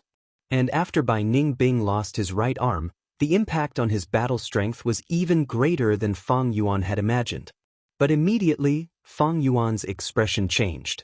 He heard a large number of footsteps, rushing towards the mountain path battlefield from 2 directions. One of the directions was from Gyue village. The Gu masters in the other direction were clearly from Bai clan village. There were at least 20 Gu masters in each direction. It was not something the bold lightning wolf group could block, and Fang Yuan could not lead 2 wolf groups to restrain this group of people. It seems the news of this battle has been found out by someone. These are the reinforcements sent by the 2 clans. I need to hurry and enter the mountain path. Fang Yuan was the closest, and was the first to enter the mountain path. The scene in the battlefield was not out of his expectations. From the crack of the cage, he saw Bai Ningbing hanging by vines, on the verge of death, but still with a single breath. The defense of the ice muscles is supporting Bai Ningbing's life. A pity you met me. Fang Yuan's killing intent surged, and he ran towards Bai Ningbing. Swoosh, swoosh, swoosh. Suddenly, a wave of pine needles rained down on Fang Yuan. It was Guiyue Qingshu's pine needle gu, attacking Fang Yuan. What's going on? Fang Yuan retreated, dodging this pine needle storm. He looked at the giant tree spirit that Bai Ningbing had transformed into, and understood. It seems Guiyue Qingshu's consciousness has already blurred to the point where he cannot differentiate friend from foe. Relying on the obsession in his heart, he attempted to capture and kill Bai Ningbing. Anyone who intrudes into this battlefield will be regarded as an interloper by him. At this time, the Bai clan Gu masters appeared on the mountain path. Seeing such a tragic battlefield, their faces were filled with horror. Lad over there, you better not act rashly. A rank 3 Gu master shouted at Fang Yuan, his tone filled with threat. This Bai Ningbing is really lucky. Fang Yuan saw this and laughed coldly in his heart, immediately knowing he could not deal the final blow. First of all, Qingshu's consciousness was already blurred, and one green vine was not enough to kill Bai Ningbing, who had the ice muscles defense. Fang Yuan had to break through Qingshu's blockade to get close to Bai Ningbing. This way, he would attract most of his attention, and might even help Bai Ningbing escape. Even if he tried to force his way in, the Bai clan's rank 3 and rank 2 elite Gu masters would definitely stop him. They would not just stand there and do nothing. Moreover, dealing with Bai Ningbing was extremely dangerous. Bai Ningbing's primeval essence had already recovered, at least he could use the bluebird ice coffin gu. Even if Fang Yuan killed Bai Ningbing in the end, these Bai clan Gu masters would not let Fang Yuan off. They would kill him as soon as possible. Fang Yuan sighed inwardly, the distance is too long, there are at least 20 steps between me and Bai Ningbing. And my Moonglow Gu's attack range is only 10 steps. Moreover, for a dying Bai Ningbing, I would lose my life and disrupt my rebirth plan. This is not worth it. Thinking of this, Fang Yuan took a few steps back. This seemingly cowardly action made the Bai clan Gu masters who rushed over let out a sigh of relief. Chapter 145. Soon after, Fang Jing also rushed over. Lord Qingshu. He had a joyous expression, fearlessly running towards Guiyue Qingshu. But immediately after, he was hit back by a wave of pine needles. Group leader, it's me, Fang Jing. He shouted in bewilderment, realizing something was wrong for the first time. But why would Guiyue Qingshu agree to him? Big brother, what happened to Lord Qingshu? Fang Jing was perplexed and panicked, asking for help from Fang Yuan. But Fang Yuan ignored him, instead squatting down and forming a claw with his right hand towards Bai Ningbing. Plunder gu. He secretly activated this gu worm, and quickly felt like he had grabbed something. He quickly pulled back, and a gu worm flew out from Bai Ningbing's body. It was a red steel relic gu. This was given to Bai Ningbing by the Bai clan leader, but Bai Ningbing did not use it and quickly reached rank 3. But now, it was Fang Yuan's doing. The red steel relic gu flew out from Bai Ningbing's body and landed in Fang Yuan's hand. A group of Bai clan Gu masters were so anxious that their eyes turned red, shouting, "Scoundrel, stop if you don't want to die. You dare to snatch our Bai clan's gu worm right in front of us."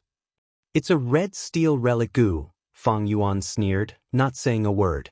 Once the red steel relic gu was in his hands, he used spring autumn cicada to refine it.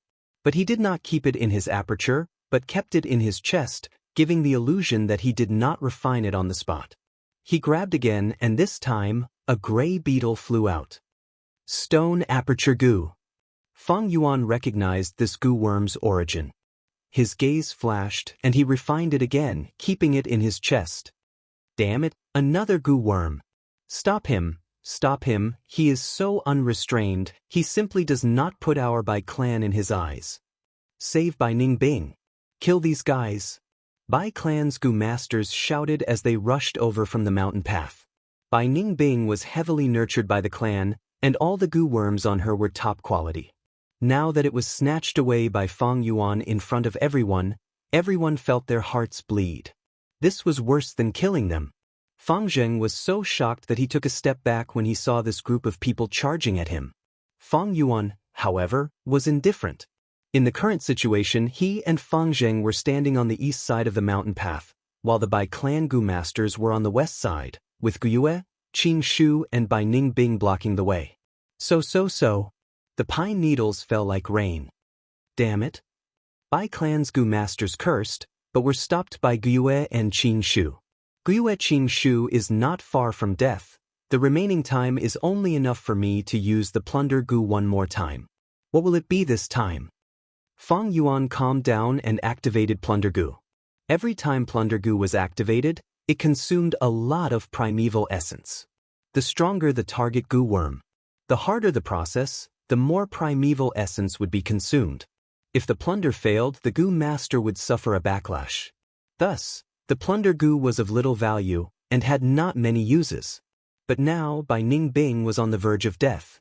His consciousness was hazy, and he was close to the end of his rope. It was not difficult to plunder his Gu worms.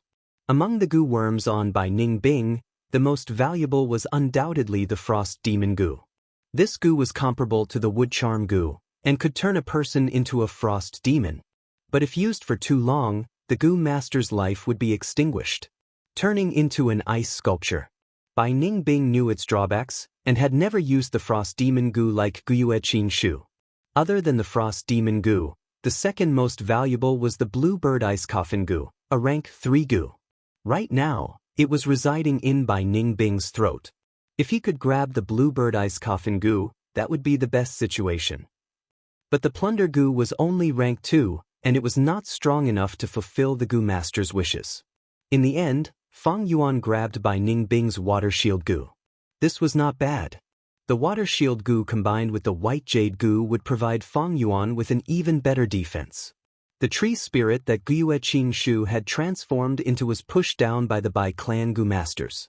They split open the wooden cage and rescued Bai Ningbing, who had lost his right arm and had fainted. Just as they were about to attack Fang Yuan and Fang Jing, Gu Yue clan's reinforcements arrived. After confronting each other for a while, both sides tacitly stopped fighting. Qing Shu was dead, and Bai Ningbing was heavily injured. Under the wolf tide, this kind of sacrifice was shocking enough. If a large-scale battle occurred, the pressure on the clan's survival would be too great. No matter which world it was, the reason why people fought was mostly for the sake of benefits. But the biggest benefit in the world was undoubtedly survival. Finally, Gu Yue Qing Shu's corpse and Gu worms were brought back by Gu Yue clan's Gu masters. Both sides guarded against each other and left the battlefield. The sky was raining and it was gloomy. A group of people stood on a hill behind the village. This was the graveyard. Almost every once in a while, there would be a few new graves here. In this world, it was hard for humans to survive. Be it external or internal factors, there would always be many sacrifices. The clan elder's voice was hoarse and deep, echoing in everyone's ears, adding to the pressure in their hearts. We have the same name, we come from the same clan, we have the same blood flowing in our veins. We are so close, but we are forever separated by life and death. Right now, my heart is filled with sorrow. Wait for me. One day in the future, I will also lie beside you. Let us turn into dust and soil, and carry our bloodline. In front of a new grave, this group of people lowered their heads, many were sobbing softly, and some were looking at the names on the tombstones with sorrow. The cruelty of life and death was like a white bone hand, tearing open a bloody wound in everyone's heart. It was just that some people were already numb from the pain, while some people's hearts were still young. Gu Yue Fangzheng was among the crowd, his lowered eyes staring at the tombstone, Gu Yue Qing Shu. His eyes were filled with endless bewilderment. Yesterday's battle. The entire process and situation were still vivid in his mind, deeply engraved in his heart. His experience was limited, and he could not understand Gu Yue Qing Shu's tragic sacrifice. Now that the reality was placed in front of him, he could not accept it for a moment. Dead? That Lord Qing Shu who always smiled warmly, always gave me pointers, took care of me, and let me go, he really died? Why did this happen? Why in this world? Why is it that good people die easily and bad people live forever? Is this a dream? Am I dreaming right now? Fang Zheng subconsciously clenched his fists. The real sensation made him feel even more grief. The discussions of the surrounding Gu masters could be heard. Sigh to think this time, even Lord Qing Shu was sacrificed. People will always die. But it is such a pity. I heard that Bai Ning Bing still had one breath left and was saved. May he rest peacefully underground and bless us to survive this wolf tide. The crowd gradually dispersed, and finally, only Fang Zheng was left.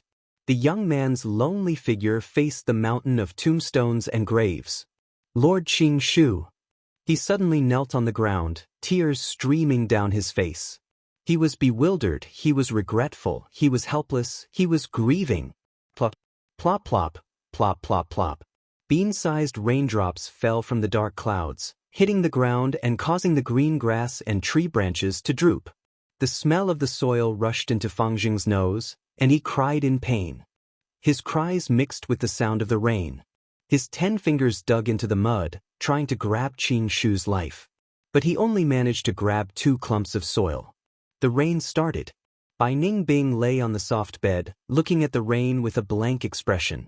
His right arm had already been treated and was wrapped in white bandages. His eyes had returned to their black color, and his cultivation was rank 3. He did not suppress his cultivation to rank 2. When he awoke from his slumber, he suddenly felt dispirited and uninterested in life. He had been lying there quietly with his eyes open for more than 10 hours. He allowed his rank 3 white-silver primeval essence to nourish his aperture. He was too lazy to care about it. This rain stirred the deepest memories in his heart. It was in this summer rain that he was officially adopted by clan leader. The patriarch's benevolent and hopeful gaze landed on him. The congratulatory voices of the surrounding elders surged over like a tide. The little him stood barefoot on the cold floor, staring at the rain outside the window, feeling lost and lonely. What is the purpose of living? This question that had troubled him for more than 20 years, and would likely continue to trouble him until he self-destructed, appeared again. Is it for kinship, for the clan?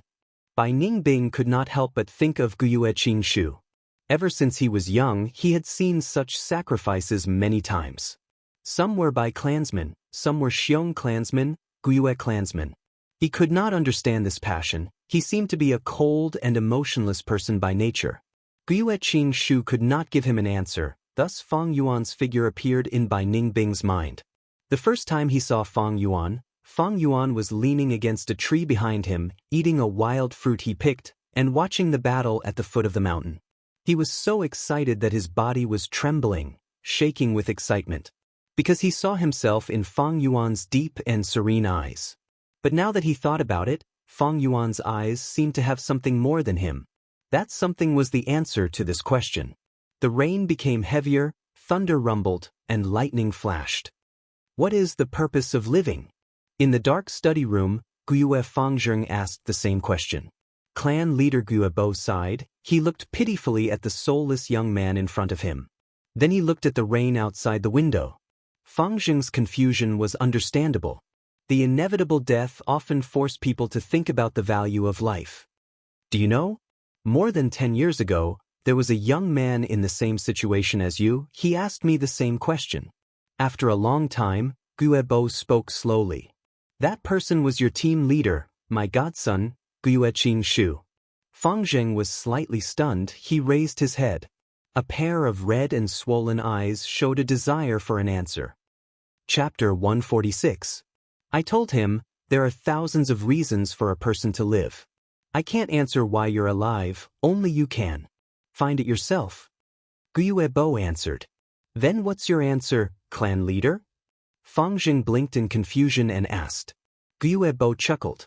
In his eyes, Fang Zheng and Qing Shu's images seemed to overlap. In the past, Guyue Qing Shu had asked a similar question. The clan leader thought for a while, then repeated his answer. There will always be sacrifices in an organization. From the moment a person is born, it means death. Between life and death, humans are fragile, but there is one thing that can warm the heart and illuminate our soul. That is love. This is my answer. Sacrifices are common. Gyue Qingshu was Gyue Bo's adopted son. He had raised him for many years. Now that he had sacrificed himself, as his adopted father, Gyue Bo was naturally grieved. But as the clan leader, he had seen too many sacrifices. When he had the awareness of life and death, he could accept the sorrow and pain. Fang Jing lowered his head again. He did not speak, as if he was thinking. The clan leader smiled and took out a letter from his desk drawer, then passed it to Fang Jing. This is Gyue Qingshu's letter. It recorded the answer he had pondered for many years. Now I'm giving it to you, you can take a look. This is his answer. Without a doubt, this letter had an unparalleled attraction in Fang Jing's heart. He immediately opened it. When he saw the first line, his tears flowed uncontrollably. It was Gyue Qingshu's familiar handwriting. Between the lines, there was his unique gentleness. At the beginning of the letter, it recorded his confusion and pain. Then it was the process of his constant thinking over the years, the events that touched him. As Fang Jing looked at this letter, it was as if he had experienced Gyue Qingshu's life. He followed the pace of Gyue Qingshu's life, all the way to the end of the letter. There was a passage at the end. The clan is like a forest, and each of us is like a tree in the forest. The old tree extended its branches to shelter the new saplings from the wind and rain. When the new trees grew into towering trees, the old trees would fall and become nutrients in the soil to nourish the land and give birth to new trees. People will always die, heaven and earth will not remember us. However, the new trees were proof of the old tree's existence. Just like that, he kept witnessing. This forest of the family will become increasingly vast, and it will move towards prosperity and prosperity. People die all the time. As a Gu master, they could not hide the outcome of death. Even rank 7, rank 8, or even rank 9 Gu masters could only live a little longer. I felt fear in the face of death. But I deeply understand that one day, I, Gyue Qingshu, will also die. Perhaps they would die of old age or illness, or perhaps they would die in battle. May I then go to my death in peace and without regret. At the end of the letter, Lord Foster Father, I have asked you that question before. I think I have already found the answer. After reading this letter, Fang Jing sobbed uncontrollably. His mind was filled with memories of Qingshu. When he made a mistake, he did not blame him but instead comforted him. When he suffered a setback, his encouraging gaze. In his frustration, he used his warm hand to rub his head. Gyue Bo kept this letter. In the future, when you think of the answer, you can also write me a letter. Go back and have a good rest. The Wolf Tide's crisis has not ended. You need to contribute your strength. Fang Jing slowly raised his head, clenching his fists. What is it? Gyue Bo asked.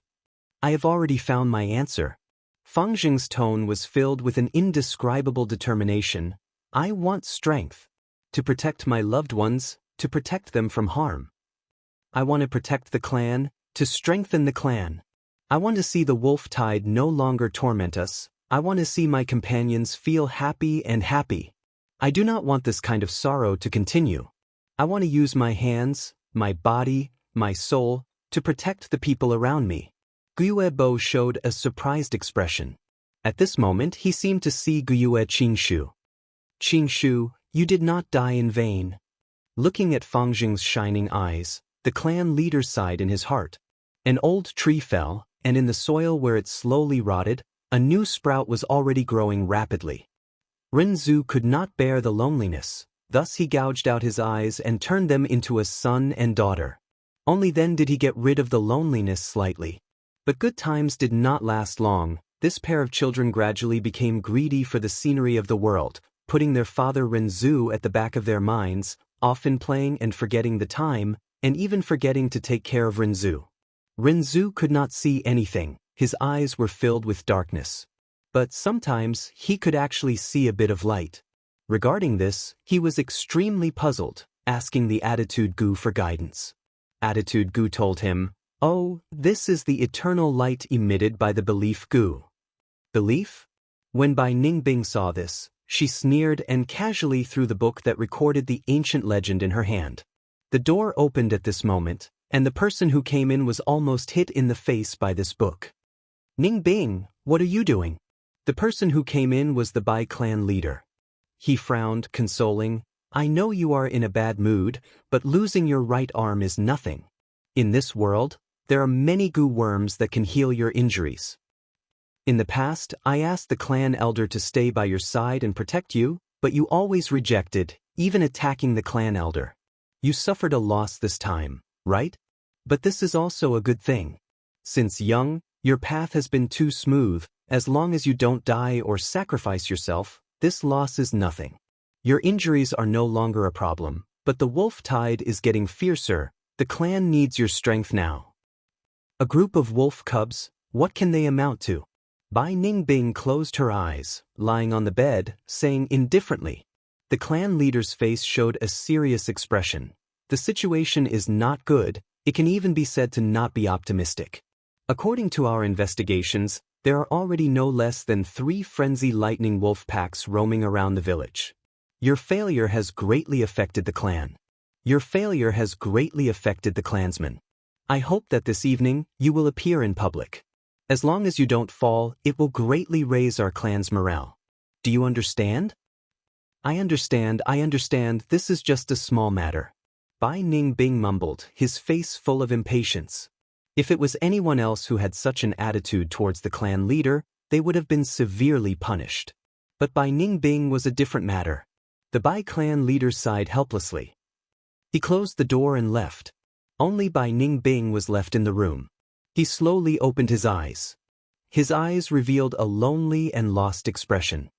He did not tell anyone about the trouble in his body and the premonition of death. From the clan's records, he found out the name of the Northern Dark Ice Soul Physique. In the limited information, the 10 extreme physiques were also known as the Sure Death Aptitude. When the aperture walls reached the limit, the power of the self-explosion would be extremely strong. Bai clan leader had raised Bai Ningbing and was very lenient towards him. If he told others about the Northern Dark Ice Soul Physique, Bai Ningbing did not doubt that the first person to kill him would be this Bai clan leader. What is the purpose of a person living? In the past, when he thought about this question, Bai Ningbing would feel very lost.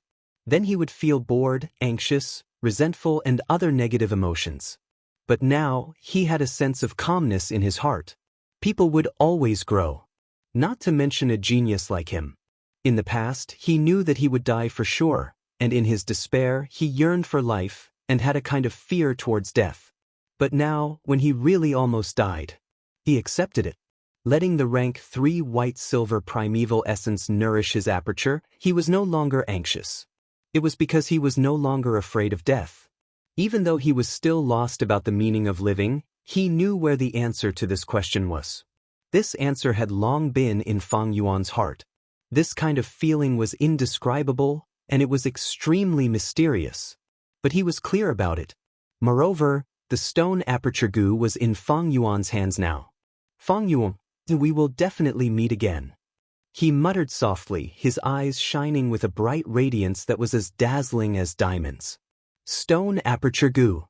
In the rented room, Fang Yuan looked at the goo worm in his hand and fell into deep thought.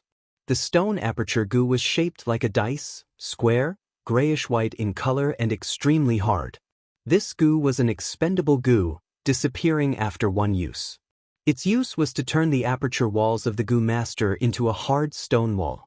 This move completely squeezed out the foundation and potential of the aperture, allowing the goo master to instantly reach the peak of cultivation.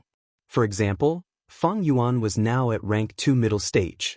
After using this goo, he could instantly reach rank 2 peak stage.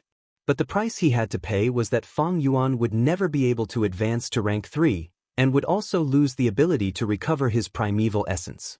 From now on, he could only use Yuan stone to replenish his primeval essence.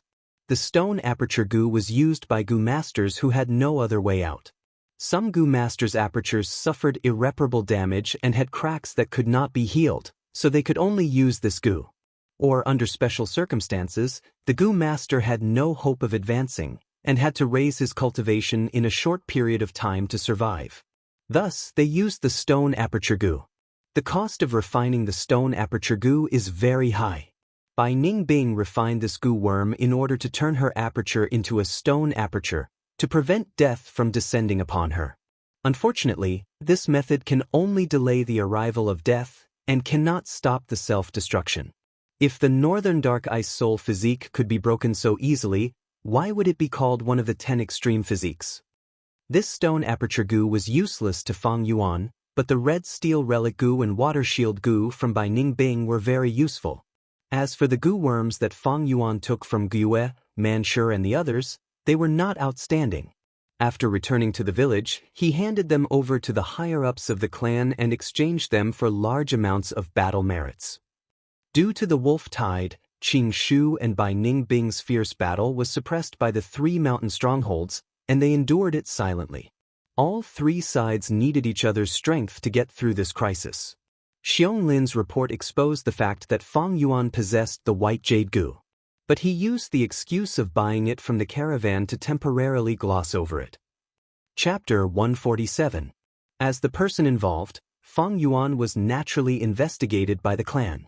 But this investigation did not go deep, as the clan's higher-ups were all focused on the increasingly severe wolf tide. Fang Yuan's earth communication eargrass and stealth scales goo were still hidden, but even if they were exposed, Fang Yuan could push all the blame onto the caravan.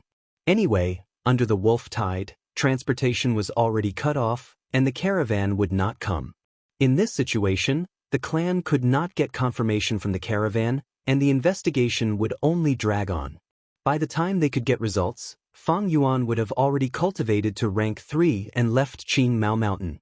Of course, if the 4 flavors liquor worm and spring-autumn cicada were exposed, it would be a different story.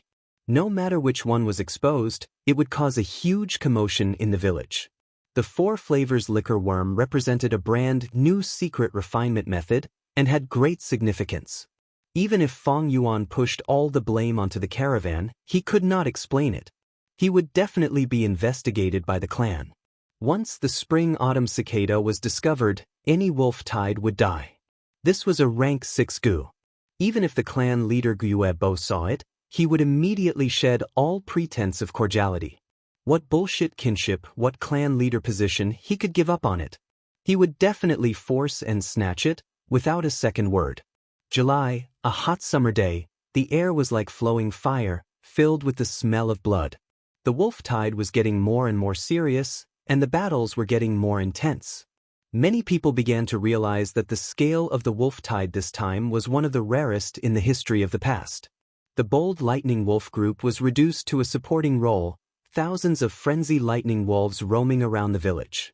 The living space of humans was compressed to an extremely low level. Even the headquarters of the Gyue clan was the same. Not to mention the village at the foot of the mountain. 9 out of 10 houses were empty. A portion of the lucky villagers, through various connections, managed to survive in the village. But even more villagers had to leave their homes, and to avoid the wolf pack, they started to travel over mountains and rivers. Their destination was another village on the mountain. But along the way, there were fierce beasts and wild goo. Almost all the lightning wolves in the mountains and plains compressed their hopes of migration into tiny particles. This was a journey of despair. These mortals had already been abandoned by the Gyue clan, and they would all die along the way. Not to feed the fierce beasts. They were killed by the swarm of insects. Be it mortals or goo masters, they were all struggling between life and death.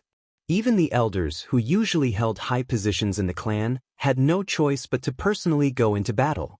The goo masters who went into seclusion earlier. He was called up again.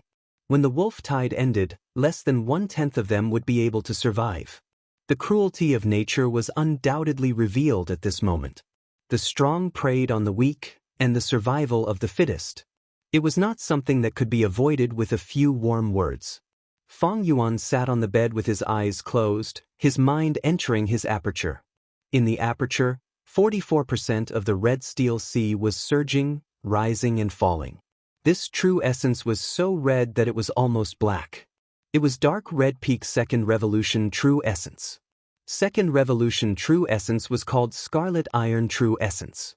But in the 4 different small realms of beginner, intermediate, Advanced, and Peak, there was a slight difference in the red iron true essence. Rank 2 initial stage primeval essence was light red in color. Rank 2 middle stage primeval essence was crimson in color. He had reached the advanced level. It was crimson. Peak was crimson. Many days ago, Fang Yuan had advanced from middle stage to upper stage. The original dark red primeval essence, after being refined by the 4 flavors liquor worm and replenished by the Yuan stone, had completely turned into the current dark red primeval essence. Right now, in the aperture, the surrounding aperture walls were no longer glowing water membranes. Instead, they were layers of thick stone membranes made of white light. White jade goo and stealth scales goo were submerged in the red steel sea. The 4 flavors liquor worm was playing around in the sea, but when the spring-autumn cicada's figure gradually appeared, the 4 flavors liquor worm immediately dove deep into the sea with a whoosh. At this time, the entire primeval sea would be as smooth as a mirror under the spring-autumn cicada's aura, without a single ripple. The spring-autumn cicada's condition was getting better. Its 2 wings had completely recovered, like a pair of fresh green leaves. But its main body was still withered like before. Fang Yuan would inspect the spring-autumn cicada every once in a while. Right now, he could clearly feel that the spring-autumn cicada's recovery speed was getting faster and faster. In the past, the spring-autumn cicada was like a dying patient, unable to open its mouth and only able to drink liquid food to maintain its life. But now, this patient could get off the bed and open his mouth to eat more food to replenish his nutrients. The recovery speed was naturally getting faster and faster. Other than the spring-autumn cicada, there were 2 new members in Fang Yuan's aperture. They were both obtained from Bai Ning Bing. One was the water shield goo, floating in the sea like a jellyfish. The other was the red steel relic goo. Fang Yuan's advancement to upper stage was because the 4 flavors liquor worm had refined its primeval essence and had been nurturing the aperture, accumulating the essence to the point of a qualitative change. Fang Yuan had yet to use this red steel relic goo. Just based on cultivation, Fang Yuan was already the 3rd strongest rank 2 goo master in Guiyue clan. Xiong Li and Qing Shu had already died, and even in the entire Qing Mao Mountain, Fang Yuan was in the top 5. As for Qi Shan and Mo Yen, they were originally upper stage, but not long ago, they had both advanced to peak stage. After Qing Shu's death, the low morale of the clansmen was boosted. Fang Yuan was improving, but others were also improving. Previously, Qi Shan and Mo Yen had been stuck at upper stage for a period of time, suppressed by Qing Shu who was at peak stage. Especially under the stimulation of death brought by the wolf tide, the Gu masters developed a serious thirst for strength, squeezing out their potential and causing their cultivation to rise. But in terms of battle strength, I am definitely the number 1 rank 2 Gu master in the whole Qing Mao Mountain. Now that I have used this red steel relic goo, my cultivation has risen to peak stage, and with my rich experience, I can even fight against a rank 3 goo master to a certain extent. Fang Yuan pondered. His low profile and forbearance earlier had now brought him great results. With C-grade aptitude, being able to achieve such progress, the clansmen would be shocked. Even the A-grade aptitude Fangjing was only at rank 2 middle stage. Of course, even if he advanced to peak stage, Fang Yuan could not reach the stage of defeating a rank 3 Gu master.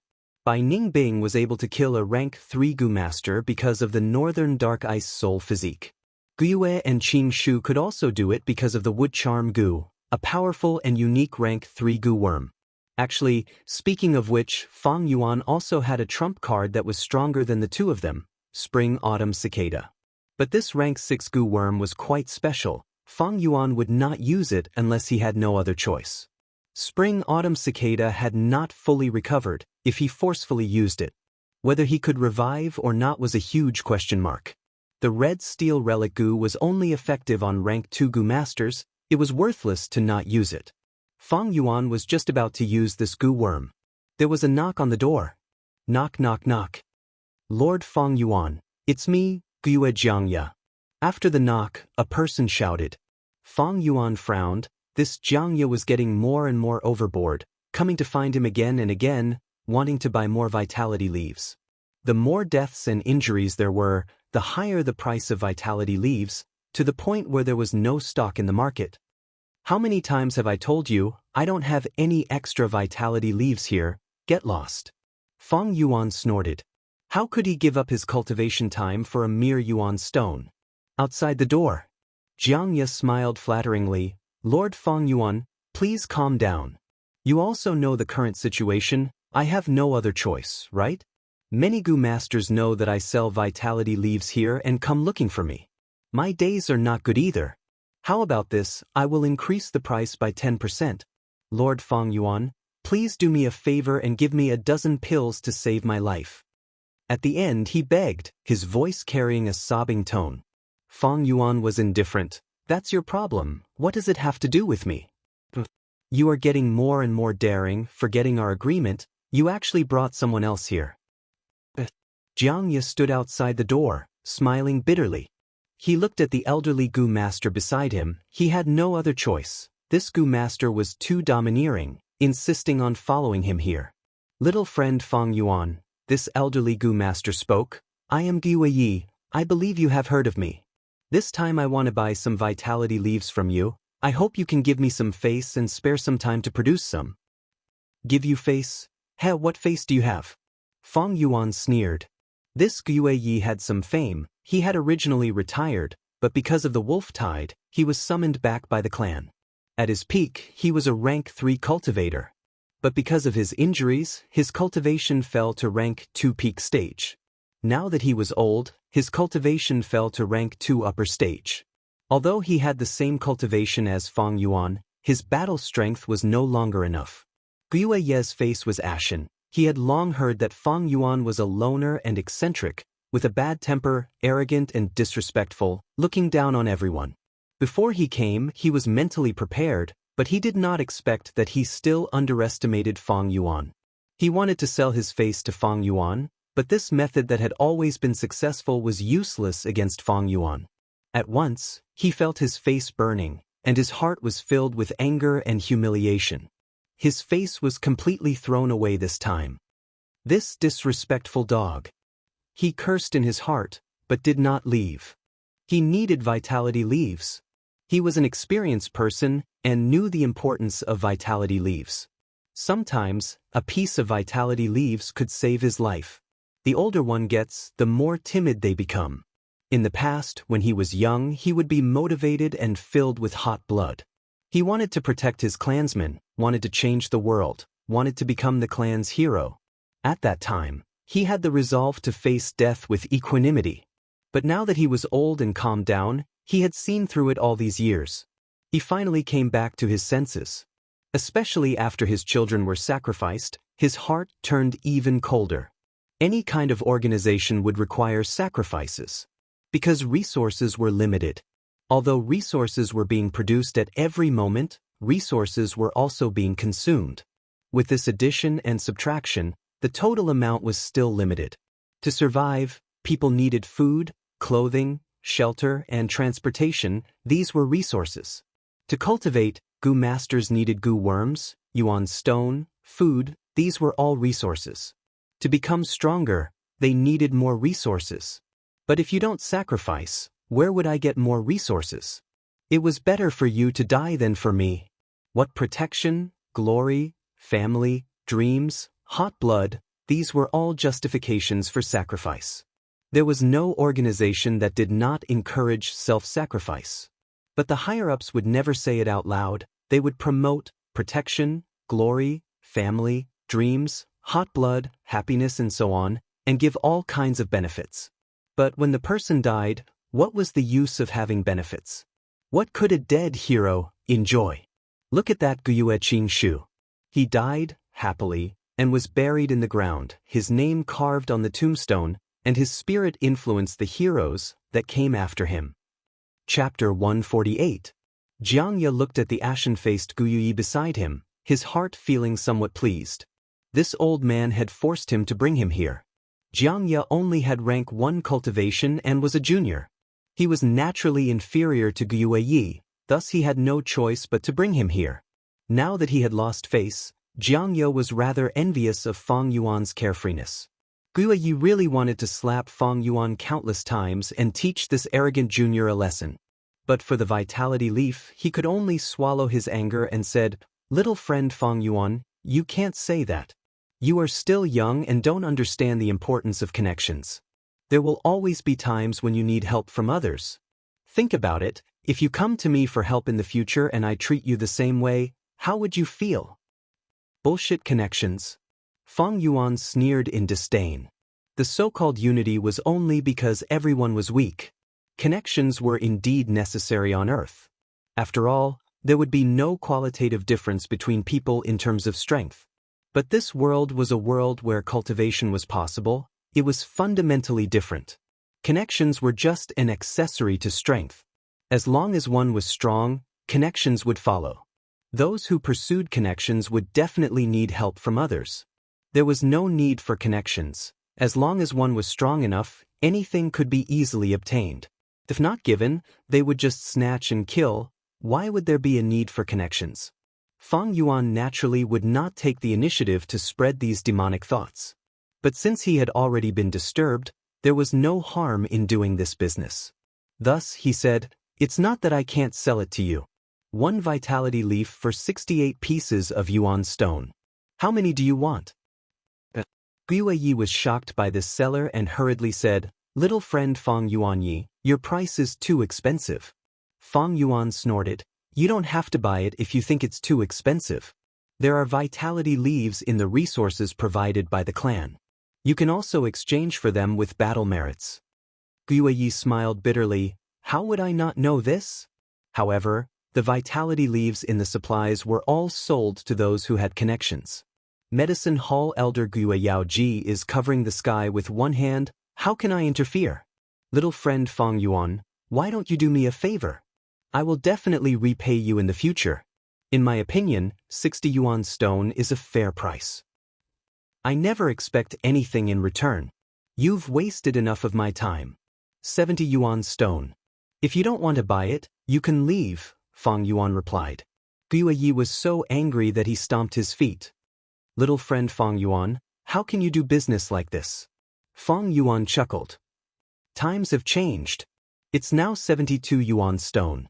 Every time you speak, I'll waste some time. If I'm unhappy, I'll raise the price. I hope you know what to do next." Hearing this, Gui Ye's face revealed an extremely angry expression. He wanted to say something, but no matter how many times he opened his mouth, no words came out. His old face alternated between green and red. Seeing this, Jiang Ye, who was beside him, secretly laughed. Finally, Gui gritted his teeth and said, "Fine, I'll buy it. I need 5 vitality leaves." "You can give the yuan stone to Jiang Ye now. As for the vitality leaves, you can go get them from him 3 days later." Fang Yuan said. These words were too much. Exchanging money and goods was the most basic of fairness. But Gui Yi still paid the money and gave Jiang Ye several bags of yuan stone on the spot. His movements were faintly trembling. This was not much of his savings. He had lived frugally for a long time. But now, it was being exploited by an unscrupulous merchant. In the end, he walked out of the bamboo house with endless depression. "Lord Fang Yuan, you are truly taking revenge in such a manner. But I'm afraid you've offended Gui Yi badly. This old man, when he was young, he would definitely take revenge. I'm afraid he won't let this go." Outside the door, Jiang Ye said carefully, "Let him be. Those who take advantage of their seniority will eventually be eliminated by the clan." Fang Yuan opened the door, and Jiang Ye quickly handed over the bags of money in his hands. To fight against the wolf tide, the clan would have to expend a large amount of resources. With less resources, the huge organization would not be able to sustain itself, and would naturally have to lay people off. These old fellows were wasting precious resources if they were alive, and were destined to be eliminated. Eliminating the old and weak from the wolf pack was equivalent to driving these crippled wolves out. In human society, it would not be so obvious. Evil deeds would always be covered with a layer of light. Thus, these old Gu masters were recruited. So what if Gui Yi saw through this world? Being in the system, being in the pugilistic world, he had no choice. The clan relied on the righteousness of protecting the clan to recruit them and make them sacrifice themselves. Who would dare to disobey? There was a saying on earth, if the monarch wants the minister to die, the minister has no choice but to die. They could not even control their own life and death, but there would always be countless people fighting to be ministers. This was the charm and cruelty of the system. After the past wolf tides, how many of those old Gu masters survived? This Guyi, don't mention 5 vitality leaves, even if you gave him 50, he might not be able to live. Fang Yuan stood at the door, laughing coldly. Jiang Ye heard this tone, and his heart could not help but feel a chill. He felt that Fang Yuan had a kind of aura, icy cold, like the howling north wind, suppressing him so much that he did not dare to raise his head. Fang Yuan looked at Jiang Ye, his eyes deep and dark, continuing, "From now on, unless there is a fixed time, you are not to look for me. If you go against this, you will have to bear the consequences. Letting you sell the vitality leaves on my behalf is just giving your brother face. But face is given by others, and also thrown away by yourself. You have to take care of yourself." Jiang Ye listened to Fang Yuan's reprimand, not daring to make a sound. Thinking of Guyue Ye's miserable state, a layer of cold sweat appeared on his forehead. Also, from now on, the price of the vitality leaves will be raised to 70 yuan stone per piece. Fang Yuan continued. 70 yuan stone? Jiang Ye swallowed a mouthful of saliva in shock, his eyes shining, as if he had seen the rolling yuan stone. But he still had some lingering fear and said carefully, "Lord Fang Yuan, raising the price like this, will others think that we are profiting from the war? Won't there be a little suspicion of taking advantage of the situation? If we do this, we might incur the wrath of the masses." Wrath of the masses? So what if it is? Just do what I tell you to do. What's with all this nonsense? If someone wants to cause trouble, just say that I am selling the vitality leaves. Fang Yuan snorted coldly. Yes. Jiang Ye quickly nodded. Fang Yuan's words were exactly what he wanted, and he was prepared to do so. He was only a rank 1 minor character, and could not offend too many people. He had already done so earlier, pushing all the trouble to Fang Yuan. A minor character also had a minor character's survival wisdom, and Fang Yuan was naturally well aware of Jiang Ye's thoughts. But with different cultivation and different periods, Fang Yuan would have a different lifestyle. After using that red steel relic Gu, he would be rank 2 peak stage, close to rank 3. He could be considered to have started to grow, and with this strength, his life would be different. Previously, he needed to keep a low profile, but now he needed to be strong. Only by being strong could he obtain the greatest benefits. As for this Jiang Ye, he still had some value. He had some thoughts, but as long as they did not infringe upon Fang Yuan's interests, he could completely tolerate it. Even if he revealed some unimportant trump cards, it was no big deal. During peaceful times, those higher-ups had nothing to do, and there might be some trouble. But with the wolf tide now, who could care about these minor details? After the wolf tide, it was uncertain if the Guyue village could still exist. Half a month later, the lightning wolves surged like the tide, and the Gu masters retreated step by step. "Xiong Yuanzhen, you have to hold on. The Guyue village is not far away." Xiong Jiaoman looked at the clansmen on the ground, her eyes red as she shouted loudly. "Big sister, I can't do it anymore. I have something in my heart that I want to say to you." Xiong Yuanzhen was on the verge of death, his injuries were severe, and his face was full of death. "All right, say it." Xiong Jiaoman sobbed. She knew that although the Xiong Yuanzhen was usually a man of few words, he had a crush on her. At this moment, she also knew what Xiong Yuanzhen wanted to say to her. But Xiong Yuanzhen opened his mouth, but in the end he did not say the words, "I like you." He died, dying from excessive blood loss, and his injuries were too severe to heal. His body was full of wounds, all caused by the lightning wolf's bites. The most terrifying and fatal wound was on his chest, extending from his right shoulder to his navel. This was caused by a bold lightning wolf. "Big sister, the situation is bad. Another bold lightning wolf pack is coming." The investigative Gu master shouted, his voice filled with fear. Xiong Jiaoman's crying stopped, and she put down Xiong Yuanzhen. She was the group leader, her group members needed her. The dead were gone, but the living still had to face this cruel world. This group of damned wolf pups, there's no end to them. Xiong Jiaoman cursed fiercely. Her body was hot, her face was beautiful, and her vulgarities had a unique charm. Listening to her words, the others couldn't help but feel at peace. Xiong Jiaoman cursed as she observed. The result of her observation made her feel discouraged. She could kill one bold lightning wolf pack, and if there were two, she could kill her way out. But now there were 4 bold lightning wolf packs, and the most sensible method was to retreat into the valley behind them and activate the signal goo, waiting for reinforcements. Retreat into the valley. Xiong Jiaoman shouted as she mobilized the 2 giant bears to bring up the rear. These 2 giant bears had been raised by her to be fat and healthy. One brown, one black, their fur smooth and shiny, but their bodies were full of wounds. When Xiong Jiaoman's group of 7 successfully retreated into the valley, only one of the 2 giant bears was left. The black one had killed tens of lightning wolves, and was finally exhausted, and was drowned by the lightning wolf pack. A goo worm shot out from the bear's corpse, and returned to Xiong Jiaoman's hands. This was the bear enslavement goo. It could be planted on a bear, and allow the goo master to control the giant bear. Of course, this type of bear could only be an ordinary beast. The bear enslavement goo was only a rank 2 goo worm, and could not enslave a bear king. If it could enslave a bear king, it would be strong. Because a bear king, even the lowest 100 beast king, would have hundreds of wild bears as subordinates. If a goo master could enslave a beast king, it would mean that they have a beast group to control. Now we just have to wait for reinforcements. But I hope they can come soon. Xiong Jiaoman breathed heavily, sighing. They retreated into the valley, and their defensive area was greatly reduced, and the pressure from the wolf pack immediately decreased. But they also lost their path of retreat, and the blood and continuous battles would attract more and more wolf packs.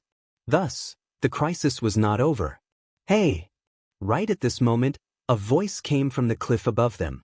Everyone quickly looked up, and saw a young man standing above. It's him, Defying Yuan. The 7 goo masters of Xiong village were first roused, and then their faces showed a complex expression. Chapter 149. Ever since the intense battle between Bai Ningbing and Qing Shu, Fang Yuan, who had chased after Bai Ningbing all the way, became famous, and everyone knew about him. These days, Fang Yuan showed his strong side in the wolf tide. He hunted lightning wolves alone, and his results were shocking. He was one of the new generation.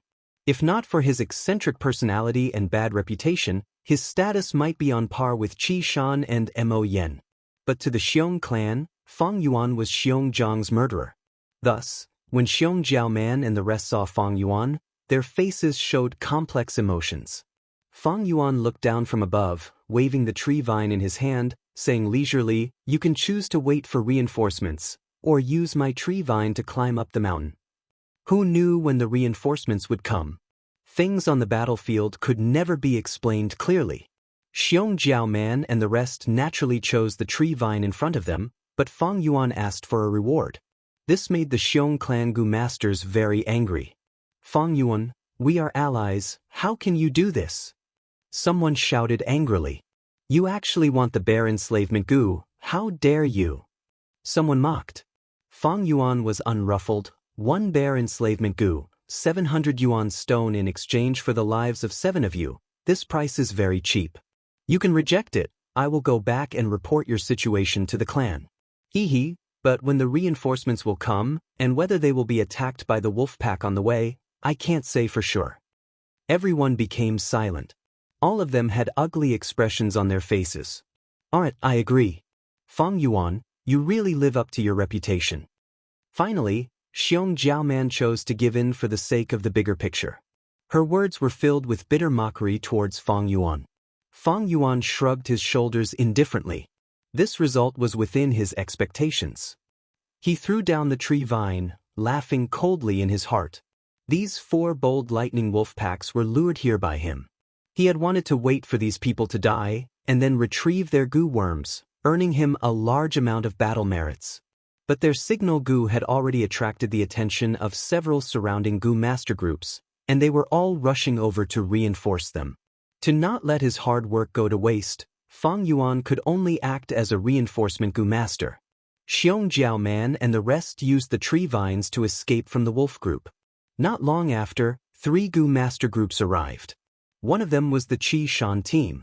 This caused the 7 Gu masters, whose faces were already ashen, to turn even more unsightly. Xiong Jiaoman was filled with regret. Not long ago, she removed the consciousness of the bear enslavement Gu and cooperated with Fang Yuan to refine the Gu. It was impossible for him to back out now. Fang Yuan, I'll remember you.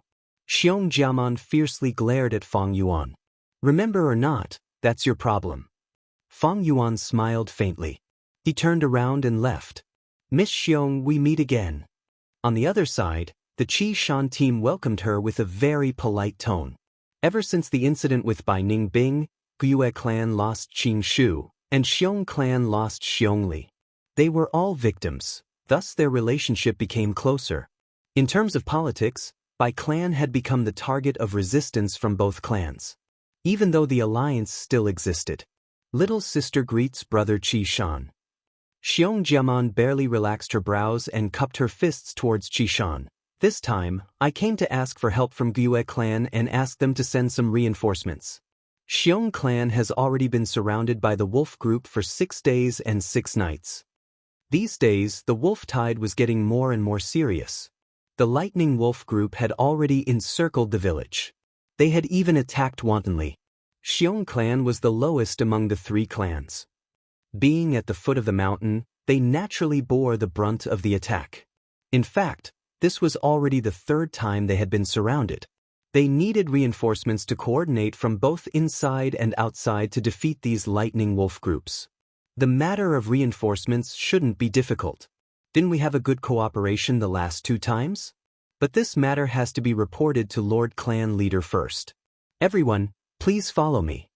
Qi Shan said. Xiong Jiaman and the rest followed the Qi Shan group and arrived at Guiyue village. Guiyue village had already set up layers of defense. The outer village walls were heavily reinforced and dozens of towers were set up. Below the village walls were dug trenches with green spear bamboo pieces stuck in them.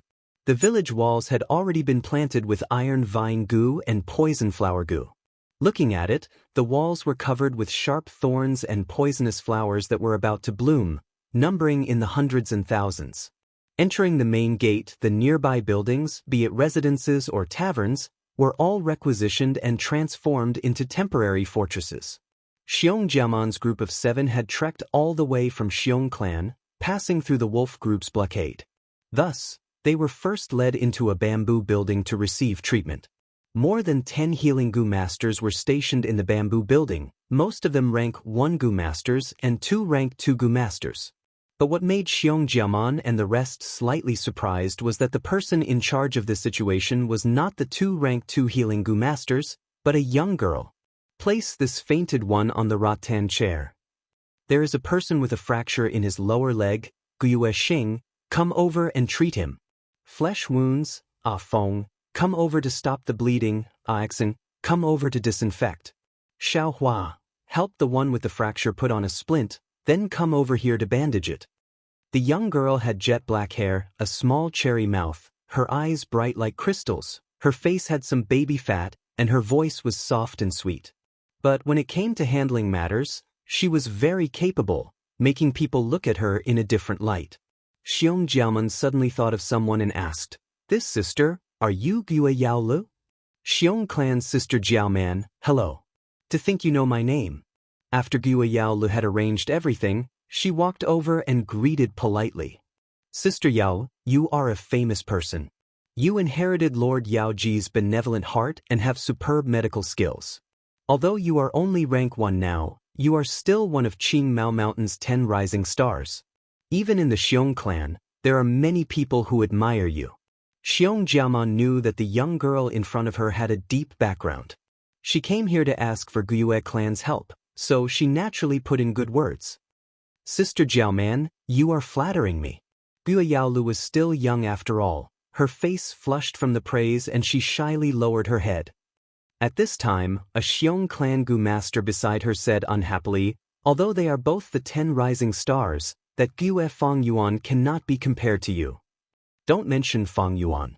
I get angry from the bottom of my bones when I mention him. There are no heroes in this era, let this lad become famous. This person's character is really too bad. He can actually be named one of the 10 rising stars, and at the top. It really makes me want to vomit. These words immediately attracted the agreement of the others. This even included the Gu masters of Gue clan. Gue Fong Yuan? What did he do this time? Someone asked curiously.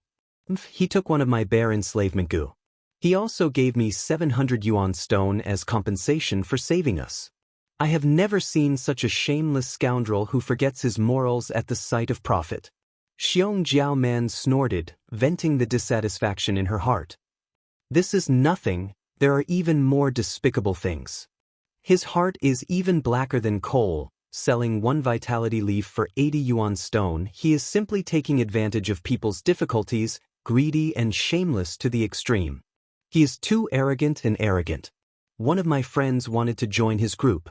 But not only was he rejected, he even ridiculed him in public. What is there to be arrogant about? He is only a C-grade talent. He is a living prodigal son, squandering the inheritance his parents left him to buy a red steel relic Gu from the caravan. Then he snatched a red steel relic Gu from Bai Ning Bing. If I have these two Gu, I can also have his cultivation. Lord Gue Qingshu is still the best. He is humble and gentle, but unfortunately he died too early. On the other hand, his brother Fangzheng is full of righteousness and has a chivalrous heart, as well as Lord Qingshu's humble demeanor. He is the complete opposite of his brother. Xiong Jiao Man did not expect that her words of complaint would cause such a strong reaction from so many Gue clansmen. She was taken aback. She did not expect Fong Yuan to be such a failure as a person, being hated by so many people. She felt strange and could not help but ask, since he is so unpopular, why doesn't anyone teach him a lesson? The bamboo building immediately became silent. Gue clansmen looked at each other, not saying a word. In fact, there were people who disliked Fong Yuan's way of doing things, as well as the profits from selling them at a high price. There were many people who found trouble with him, but the result every time was that the troublemaker got into big trouble. After many times, no one found trouble with Fong Yuan anymore. And Fong Yuan was publicly recognized as the number one of the 10 rising stars in this wolf tide. All status was rooted in power. Fong Yuan's battle strength was the strongest, so he was the number one. No matter how bad his reputation was, or how unpopular he was. It's that Fong Yuan again. Gue Yaolu frowned as she muttered to herself. She had never seen Fong Yuan before, but had heard of him many times. The young girl did not have a good impression of Fong Yuan. This Fong Yuan might be my senior, but his way of doing things is too out of line, and his conduct is also too excessive. This time, he actually threatened Sister Jiao Man and asked for the bear enslavement Gu. He simply does not care about the alliance between our clans. No, I need to talk to Grandma and let her teach this Fong Yuan a lesson, otherwise he will be a disgrace to Gue clan. Thinking of this, the young girl felt that it was necessary to teach Fong Yuan a lesson from the clan's perspective. Of course she did not have this ability, but she believed that her grandma, Medicine Hall Elder Gue Yao Ji, definitely had it. In her eyes, her grandma was almost omnipotent. You want me to teach Gue Fong Yuan a lesson? Yao Ji looked at her granddaughter with a dazed expression before becoming nervous. My good granddaughter, did he bully you? She quickly asked. He did not bully me, but he bullied others. This time it was Xiong clan's sister Jiao Man. He actually threatened her and asked for a bear enslavement Gu and 700 yuan stone. This is too much. If this goes on, the clan's face will be thrown away by him. Gue Yaolu said. Yes, Grandma knows about this. Good granddaughter, you can leave first. Grandma will not disappoint you. Yao Ji muttered. Thank you, Grandma. Grandma, you don't know, this person is too despicable, raising prices, bullying the weak. He simply does all sorts of evil. After the young girl left, Yao Ji fell into deep thought. She had wanted to teach Fong Yuan a lesson for a long time. The reason was not Yao Li's naive reason, but because Fong Yuan's benefits were worth making a move. First was the liquor worm. although Yao Ji had bought one from the caravan previously. But that was for her granddaughter Yao Lu. She still needed a liquor worm as a material to finally refine a rank 3 goo that she needed. Next was the 9-leaf vitality grass. Most of the 9-leaf vitality grass in the clan was controlled by Yao Ji. Relying on selling the vitality leaves, she had greatly consolidated her authority and position. This Fong Yuan is too arrogant. Previously I wanted to buy his liquor worm, but he did not sell it to me. He really has guts. Now he recklessly raised the price of the vitality leaves, making a huge profit. Does he really think that I, the Medicine Hall Elder, only exist in name? Chapter 150. 2 giant banners fluttered in the wind, making loud noises. One was the battle merit list, where Fong Yuan was currently in the top 10. The other banner recorded all kinds of resources, all of which could only be exchanged for with battle merit. But at this moment, in the crowded plaza, many Goo Masters' gazes were attracted by a newly announced decree. The content of the notice was, "The wolf tide is fierce. The clan's Goo Master casualty rate is increasing day by day." To strengthen the healing ability, the Medicine Hall ordered all Goo Masters with 9-leaf vitality grass to temporarily hand over their 9-leaf vitality grass to the clan. The Medicine Hall will organize manpower and carry out a unified production. At the end of the notice was a list of names. The names of the Goo Masters with 9-leaf vitality grass were listed. Needless to say, Fong Yuan was naturally on the list. At this moment he was standing at a far corner, looking at this notice. His expression could not help but turn ugly. At first glance, he immediately realized that this was Gyue Yao Ji targeting him, making a move against him. This Gyue Yao Ji, she asked me to buy the liquor worm but did not give up. I had already accumulated enough battle merit and wanted to exchange for that 3-step fragrant grass goo, but was secretly stopped by her. This time, she actually coveted my 9-leaf vitality grass. However, Gyue Yao Ji's actions could be understood. People of the same trade were natural enemies. Gyue Yao Ji controlled the sale of vitality leaves to consolidate her authority, deepen her influence, and maintain her connections. But Fong Yuan secretly sold them, raising the price. This imperceptibly violated her benefits and shook her influence. I have many goo worms now: White Jade Goo, Moonglow Goo, Plunder Goo, Water Shield Goo, Earth Communication Eargrass, and so on. 9-leaf vitality grass is my main source of income. If I lose this goo, it will be like pulling out the firewood from under the pot. Gyue Yao Ji's move is really ruthless. Fong Yuan frowned. The discussions of the surrounding Goo Masters entered his ears. The Medicine Hall's move is really great. There are too few vitality leaves. It cannot satisfy our needs. Every time a batch appears on the list of supplies, someone will immediately buy it. Elder Yao Ji is truly benevolent and benevolent. Look at this name list. Some of them are Goo Masters from Qi and Mo faction. By doing so, she has undoubtedly offended many elders in power. Lord Yao Ji is wholeheartedly working for the family. She is worthy of respect. Sigh, only Lord Yao Ji would have such boldness. If it was any other family elder, who would dare to do this? Look, the content of the announcement has changed. Qi faction and Mo faction's Goo Masters handed over the 9-leaf vitality grass. The crowd went wild. Gathering the 9-leaf vitality grass and unifying the production meant more vitality leaves. To them, this was great news. Fong Yuan looked over and indeed saw, behind the names of these Goo Masters, there was an addition of the words, "turned in." And because of this, his name became even more prominent. His heart became even heavier. Gyue Yao Ji was after all a shrewd old fox. She was proficient in scheming. This move was to use the general situation to pressure Fong Yuan. If Fong Yuan stubbornly resisted, he would attract even more trouble and give himself a handle. It was not a wise move. This was the power of the clan system. If the clan wants you to sacrifice, they would not say it directly, but instead put on a bright front, wrapping it in righteousness, forcing you to submit.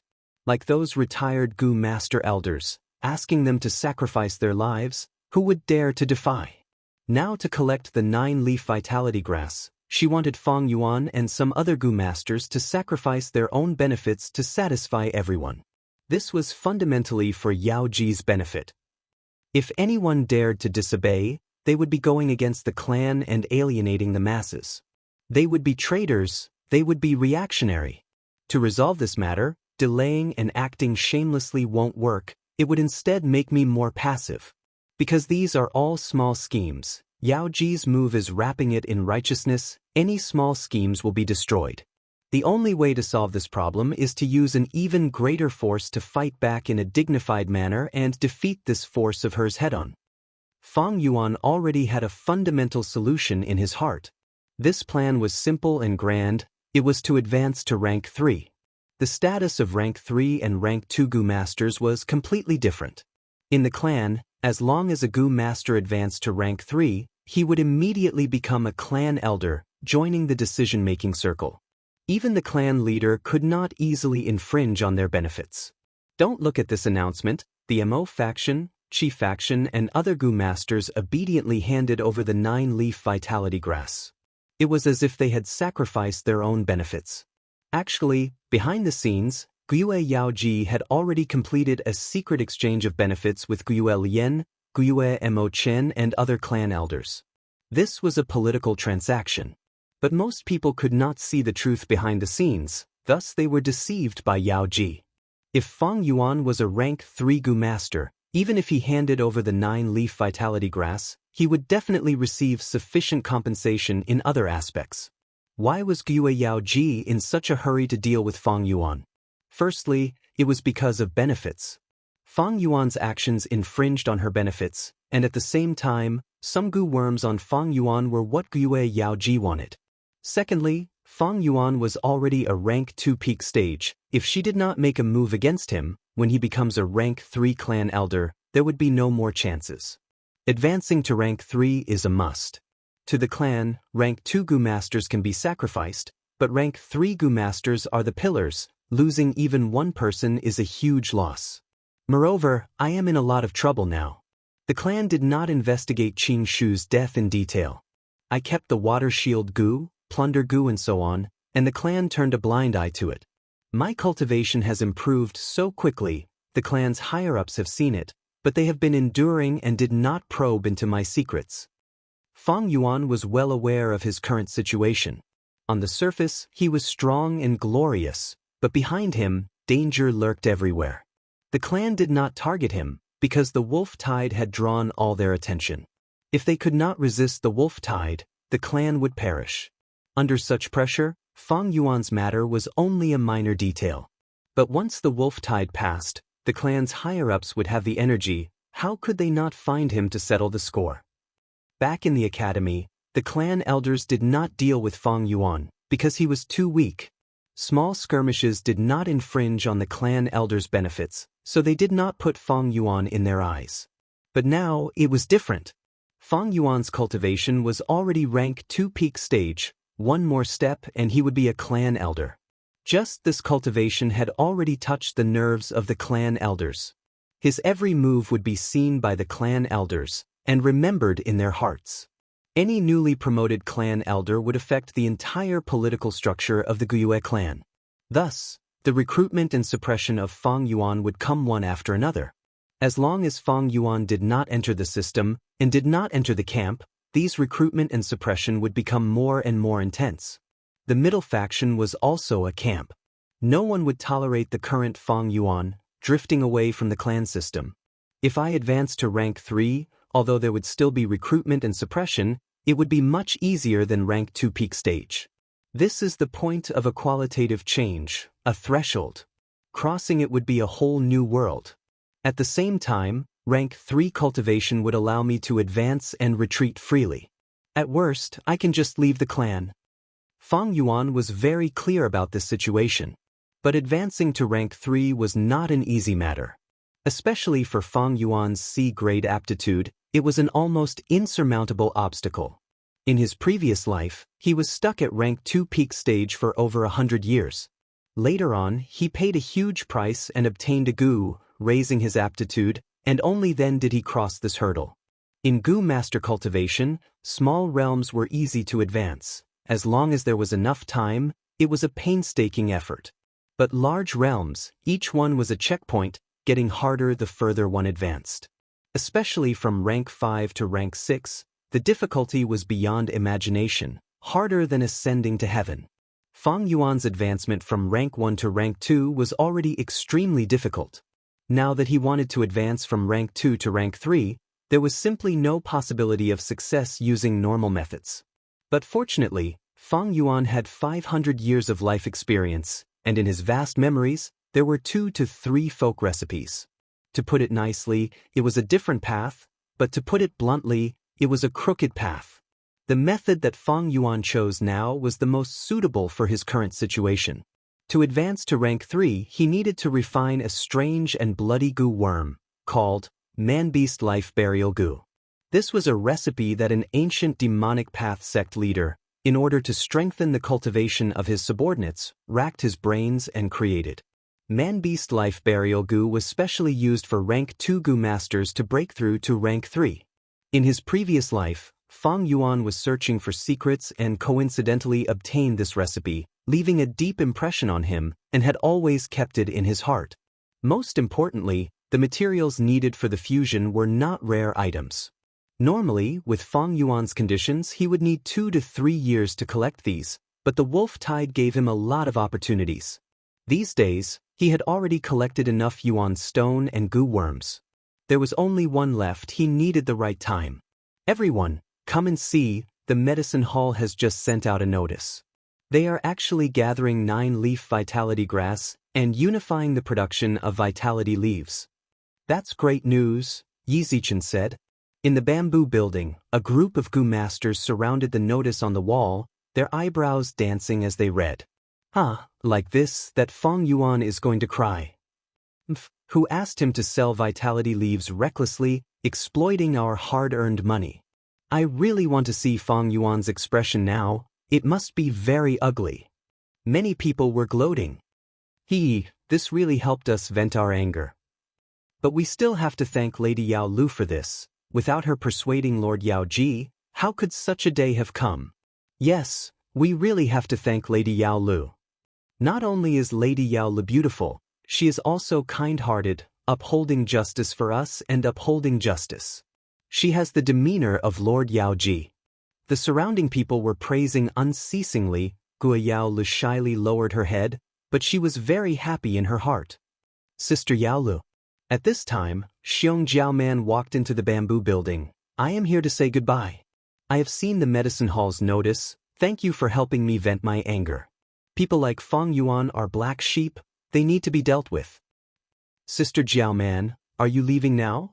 Gua Yao Lu looked at her with concern. Xiong Jiaoman placed one hand on her waist, the other giving a thumbs up, pointing at the group of goo masters standing outside the door. I have already asked for reinforcements. I need to hurry back.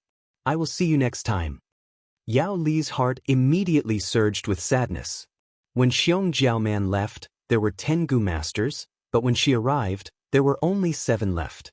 Now, these goo masters outside were about to enter the cruel battlefield. How many could return safely? Chapter 151. Yao Lu watched as Xiong Jiaoman and the rest walked out of the door, getting further and further away. But this parting was extremely short. Just 15 minutes later, Xiong Jiaoman and the rest returned to the bamboo building. Bad luck, we met with the wolf tide. Xiong Jiaoman smiled bitterly, explaining. The goo masters in the bamboo building heard this and their expressions tensed. Xiong Jiaoman and the rest had the advantage in numbers, but they were still forced to retreat to the village, showing the scale of the wolf tide. Everyone get ready. The lightning wolf pack is about to attack the village, Xiong Jiaoman said again. As soon as she finished speaking, the alarm rang through the entire village. The village was silent for a while before it started to boil. This alarm, there's a large-scale wolf pack attacking the village. Quick, gather the group members, there's going to be a huge battle. Damn it, I just came back and I still want to have a good sleep. Some of the goo masters cursed, while others pursed their lips with a cold expression. At once, on top of the bamboo building and on the streets, goo masters could be seen moving quickly, rushing towards the 4 main doors and the outer walls of the village. Inside the village's outer walls, at regular intervals, there would be a wide wooden ladder erected, allowing Gu masters to climb. And the towers were higher than the outer walls, like mighty and majestic guardian warriors. Fang Yuan mixed in the crowd, arriving at the bottom of the outer wall. A Gu master was stepping on the wooden ladder, climbing up. Fang Yuan pulled him down and climbed up himself. Which bastard? The Gu master wanted to scold, but seeing that it was Fang Yuan, he immediately shut his mouth. Fang Yuan climbed up the wooden ladder, activating the white jade Gu and peeking his head out a little.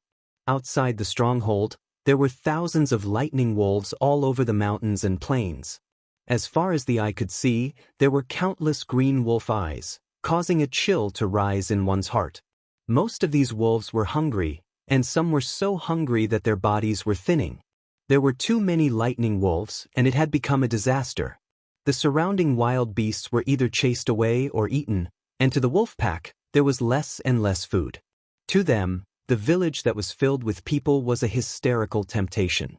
A wolf is a kind of beast full of patience, more terrible, more dangerous, more crazy than a hungry wolf. A lightning wolf that had eaten its fill would not attack the village. Other than these ordinary lightning wolves, there were also bold lightning wolves. Although it was mixed in the wolf pack, the bold lightning wolf was still extremely conspicuous. Their bodies were the size of calves. There were more than 30 of them.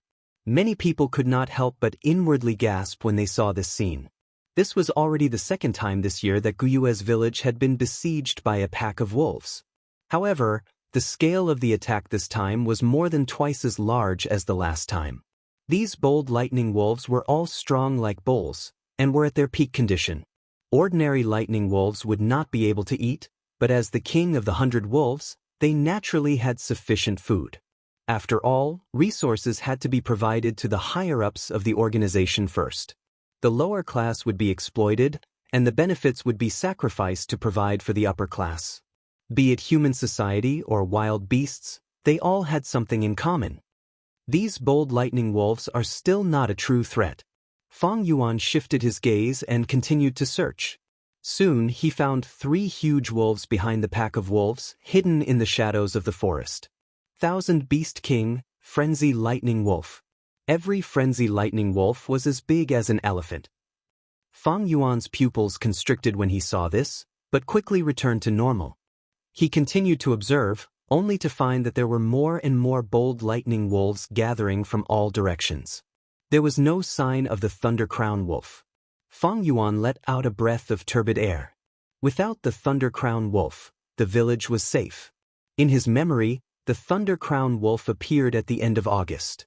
It caused huge casualties to the Guyue tribe. If not for the tribe leader and elders working together to resist, and if not for Guyue Qing Shu risking his life to fight, Guyue's village would have been destroyed. Since his rebirth, Fang Yuan had changed many things. Guyue Qing Shu had already been sacrificed, so Fang Yuan did not dare to be careless. It was completely possible for the Thunder Crown Wolf to appear earlier than expected. Thus, he immediately rushed over to observe. Awoo! The 3 frenzy lightning wolves raised their necks and let out long howls. Amidst the howls, countless lightning wolves received the order and charged towards the village. In the village, the Gu masters had already made their preparations, waiting for the battle.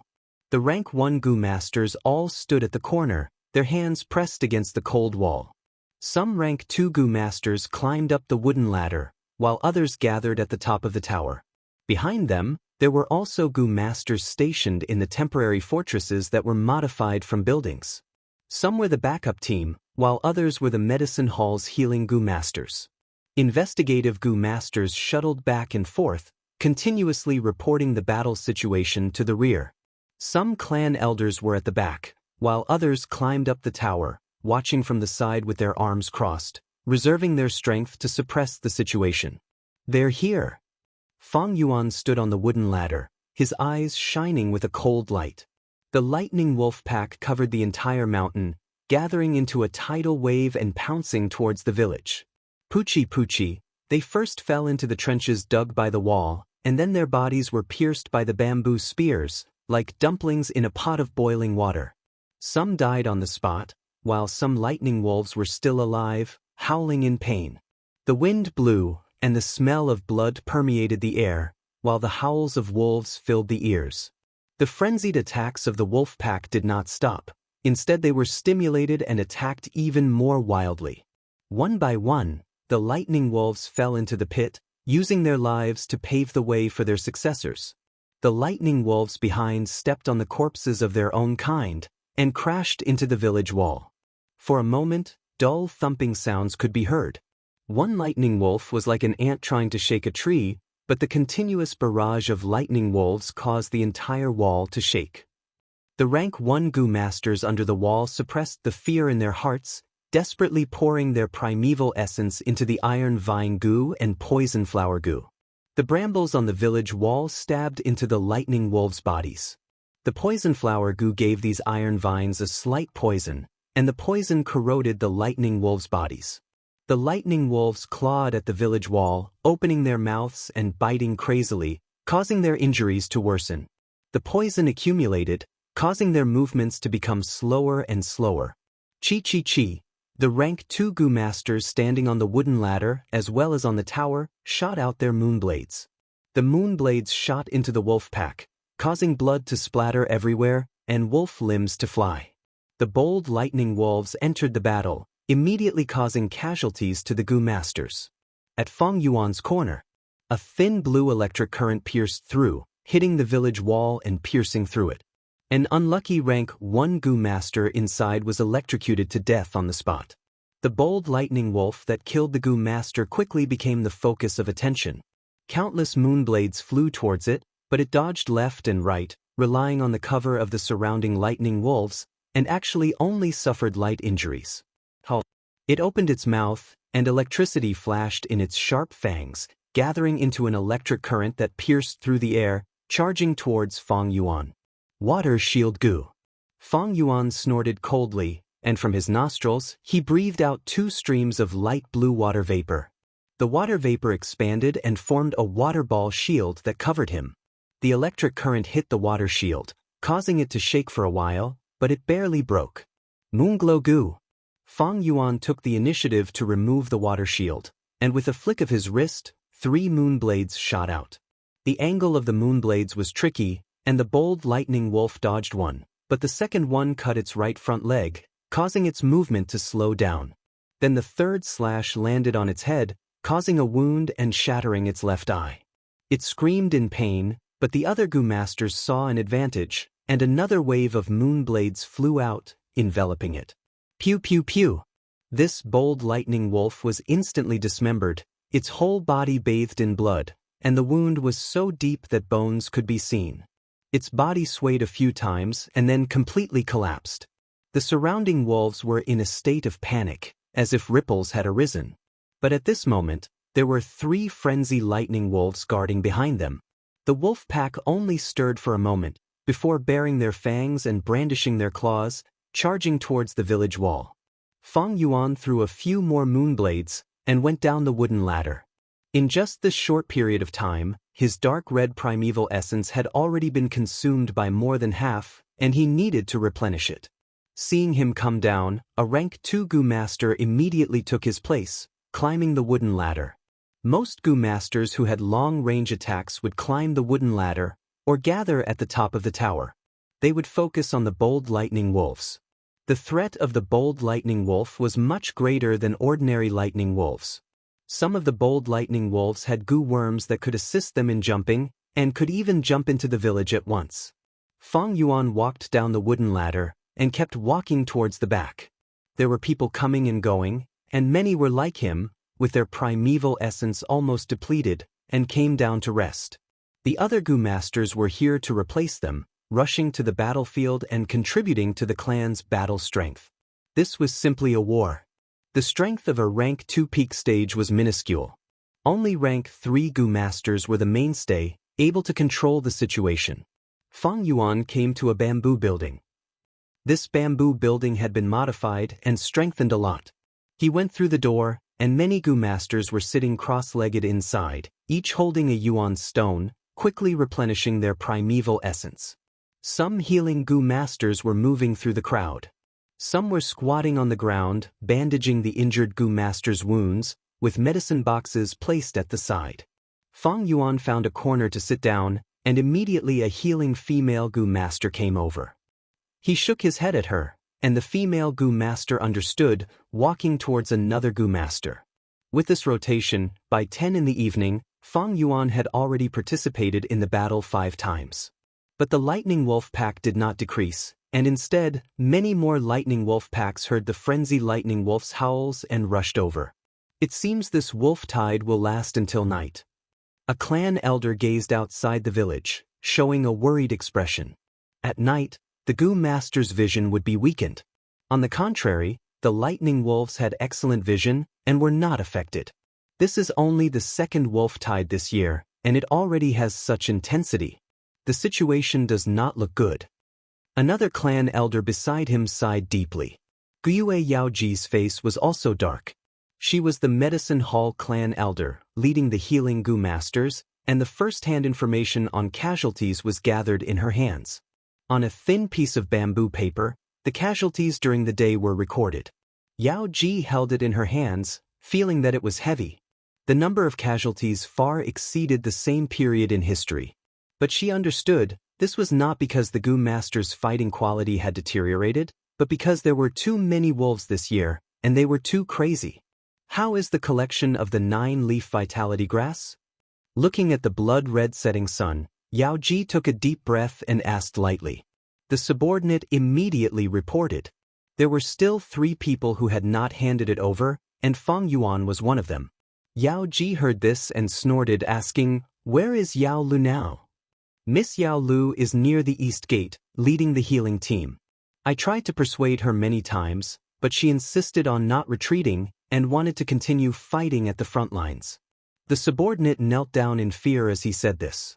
Yao Ji pondered for a while, nodding lightly, and waved her hand to dismiss the subordinate. Near her granddaughter, there was a clan elder guarding her. There was also Xiong Jiaoman's group, fighting at the village walls. It could be said that it was the safest place at the front lines. Although Yao Ji spoiled her granddaughter, she also supported her courage. Those in power had their own considerations. These experiences will be the political capital for her, Guyue Yao Lu, to inherit the medicine faction. Chapter 152. The golden full moon hung high in the sky. Clouds floated in the sky, casting a shadow. The bright moonlight, to Gu masters, was a huge piece of good news. Outside the village, it was a tragic battlefield. The wolf corpses piled up from the pits, reaching half the height of the village walls. This provided a good platform for the lightning wolves that were charging at them. Some ordinary lightning wolves relied on jumping and clawing to jump over the village walls and into the village. But these lightning wolves would first stagger due to the difference in height, and then immediately be killed by the concentrated firepower of the Gu masters who were waiting for them. Fang Yuan was standing at the top of a tower, with several Gu masters around him, continuously shooting moonblades and other attacks at the wolf pack. Overlooking the entire battlefield, the towers were the main firing points. The Gu masters cooperated and destroyed large numbers of bold lightning wolves. Kill, kill, kill, kill all these wolf cubs. Nana, I will take revenge for you. Persevere, persevere for a while more. The clan's safety is on us. The surroundings were noisy. Some were crazy, some were in pain, and some were shouting slogans. Fang Yuan stood there coldly, shooting out moonblades from time to time as he observed the battlefield. Although there was a bright moon, the visibility was still not as good as daytime. The 3 frenzy lightning wolves were still standing at the back, their figures faintly discernible. As long as they were not injured, no matter how many lightning wolves there were, they were just cannon fodder. Even bold lightning wolves were just high-level sacrifices. Suddenly, a frenzy lightning wolf leisurely took a step forward, opening its mouth and spitting out a lightning ball. Rank 3, Explosive Lightning Gu. This lightning ball was not very big, only the size of a millstone. But it was dark blue in color, condensing large amounts of lightning, and its speed was extremely fast. In the blink of an eye, it fiercely hit Fang Yuan's tower. Up until now, the battle had been in a stalemate. Many Goo Masters were numbly fighting, and when the lightning ball hit them, they could not react in time. Water Shield Goo, White Jade Goo. Fang Yuan had just raised his defense, and in the next moment, his vision was filled with white light. Bam! The deafening sound almost shattered his eardrums. An invisible force surged over and sent him flying high into the air. In the midst of the raging lightning, the water barrier only lasted for 2 breaths before collapsing. The remaining electric current struck Fang Yuan's body. Even with the White Jade Goo's defense, he still felt numb from the electric current. He fell from a height of 3 to 4 meters and fell to the ground. The White Jade Goo was not the Rainbow Dress Goo. It could not reduce the recoil, causing Fang Yuan's back to hurt. He hurriedly crawled up from the ground, blinking his eyes as tears streamed down his face. After 3 breaths, his vision gradually recovered. Only half of the original thick stone tower was left. Countless charred corpses were scattered on the ground. There was also a large hole in the outer wall. At this time, there was a continuous stream of lightning wolves coming through the hole, flooding into the stronghold.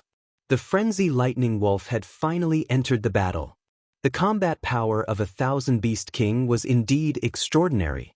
The several Goo Masters who were standing beside Fang Yuan earlier on the tower had already died without an intact corpse. Only Fang Yuan survived. In his aperture, the jellyfish-like Water Shield Goo was extremely dispirited. Once the Water Shield broke many times, the Water Shield Goo would not be able to withstand it and die. The White Jade Goo was the same. Goo worms were often strong but also weak. Take this Thunderclap Goo for example. The lightning balls it shot were strong and fast, very hard to defend against. But it had a flaw. It could not be shot continuously and needed to take a few breaths before the second lightning ball could be shot. Bam! But just as Fang Yuan stood up from the ground, another lightning ball flew towards him. To think that this Wolf King has 2 Thunderclap Goo. Fang Yuan's expression changed as he hurriedly dodged. He tried not to use the Water Shield Goo, only using the White Jade Goo for defense. Beast, don't be so arrogant. At the crucial moment, a figure appeared in midair, his body emitting golden light as he forcefully blocked this lightning ball. It was a clan elder. But one clan elder was not enough. Soon, another 2 clan elders stood up and fought side by side. One frenzy lightning wolf required at least 3 coordinated Goo Master groups to hunt together. If it was a rank 3 Goo Master, at least 3 people would be needed to defend against it. The frenzy lightning wolf took heavy steps, passing through the crowd. Everywhere it went, the wolves retreated. It gradually started to jog, then its speed became faster and faster. Lowering its head, it started to attack the village walls. Seeing this, the rank 1 and rank 2 Goo Masters all fled in panic. Only the 3 clan elders remained at their original position. This part of the battlefield was vacated by tacit agreement and left to them. The 3 clan elders and this frenzy lightning wolf engaged in an intense battle. Not long after, the other 2 frenzy lightning wolves also attacked the village, opening up a battlefield in 2 other areas. 9 clan elders and 3 frenzy lightning wolves formed 3 large battle groups. Everywhere they went, lightning exploded and bamboo buildings collapsed. The Goo Masters or lightning wolves that were dragged into the battle did not have a good ending. The lightning wolf group was still breaking through, but Fang Yuan did not participate in the battle. Instead, he stood at a corner of the battlefield, watching the 3 large battle groups from afar. Without a doubt, this wolf group's attack had reached the climax. 3 frenzy lightning wolves, one has 2 Thunderclap Goo on its body, its attack power is strong. One has the Thunderwings Goo, able to fly for a short period of time, its mobility is the strongest. And the last frenzy lightning wolf has the Thunder Howl Goo, relying on sound waves to kill enemies. Fang Yuan observed for a while, gradually understanding the details of these 3 frenzy lightning wolves. On the 1,000 Beast King's body, there were mostly 3 or 4 rank 2 and rank 3 wild Goo worms. As long as they understood the situation of these Goo worms, the Goo Masters would be able to make the correct response. Once targeted, the unintelligent frenzy lightning wolf's attacks would be monotonous, and the result of the battle would be decided. As expected, after a while, the few clan elders retreated and were replaced by other clan elders. They cooperated with each other, and their tactical advantage allowed them to quickly gain the upper hand. After an intense battle, they controlled the situation. Victory was only a matter of time. The outcome has been decided. Just as Yao Ji let out a breath of turbid air, a roar suddenly came from the eastern gate. One of the lightning wolves grew larger and larger. From the size of an ordinary lightning wolf, it swelled with the wind and grew to the size of a giant elephant. There's actually another frenzy lightning wolf. Many clan elders were shocked upon seeing this scene.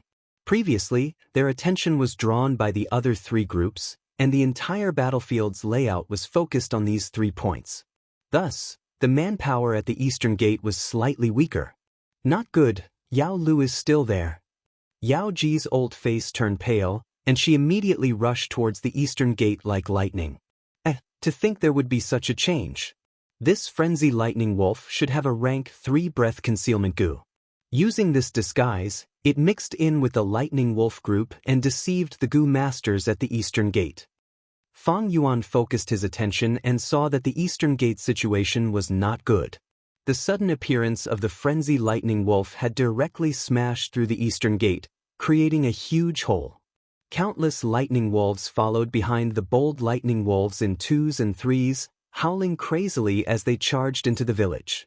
Gue Yao Lu saw the lightning wolf group surging towards them like a tide, and she was dumbfounded. Fortunately, she had Xiong Jiaoman, a veteran, by her side. At the critical moment, Xiong Jiaoman took over the situation and ordered, "Quick, quick, close the doors and windows tightly. Only by defending and waiting for reinforcements can we have a chance of survival." But just as she finished speaking, with a bang, the roof of the bamboo building received a fierce attack from the frenzy lightning wolf, collapsing down. Gue Yao Lu screamed. With such a sudden change, the young girl completely lost her composure. She was still too young, and only had rank 1 cultivation. Earlier, she had forced herself to stay here because she felt safe, but never did she expect to be in such a dangerous situation. "Beast, stop!" Gue Yao Ji shouted as she ran. She could only watch as the frenzy lightning wolf crashed into the bamboo building. Her beloved granddaughter was in danger, and she could not do anything to help. At the critical moment, it was Xiong Jiaoman who stepped forward. With a thought, the remaining brown bear roared and charged towards the frenzy lightning wolf. The frenzy lightning wolf slapped with its right claw, sending the 400-kilogram brown bear flying. It opened and closed its mouth, biting the brown bear's head into pieces. How could an ordinary beast defend the power of 1,000 Beast King? But taking advantage of this entanglement, Xiong Jiaoman had already dragged Gue Yao Lu and ran forward, creating a small distance between them. The frenzy lightning wolf roared, naturally not willing to let its prey escape. It leaped, crossing a distance of more than 10 meters, jumping in front of Xiong Jiaoman. Suddenly seeing the frenzy lightning wolf appear in front of her, Gue Yao Lu was so scared that her legs went soft. Xiong Jiaoman dragged her, naturally not daring to charge forward, and could only retreat towards the direction of the village. Just as the frenzy lightning wolf was about to pounce, Gue Yao Ji arrived. A light purple moonblade slashed on the frenzy lightning wolf's back, lightly turning into a cloud of mist and entering the frenzy lightning wolf's nose. The frenzy lightning wolf coughed twice, having been poisoned. This was the rank 3 moon poison goo. The frenzy lightning wolf was furious, raising its head and roaring. The fierce sound waves spread in all directions, forming an invisible force. The thunder howl goo was intimidating. This was not the thunder howl goo, but the sound wave goo. The sound waves vibrated the air, forming an invisible force. Pushed by this force, Xiong Jiaoman, Gue Yao Lu and flew out, separating in midair. Xiong Jiaoman crashed into a bamboo building, and there was no more movement. As for Gue Yao, she directly flew out of the village through the broken east gate. She was in a daze from the fall, and just as she was about to get up, she saw a lightning wolf opening its bloody mouth and biting towards her. Ugh! She let out a sharp scream, and at the critical moment, a moonblade flew over and killed the lightning wolf. She quickly stood up and saw that her savior was a young male goo master. The lower half of his body was buried under the collapsed wall. The male goo master's blurred bloody face smiled at her, and the next moment, his throat was bitten by the lightning wolves that swarmed over.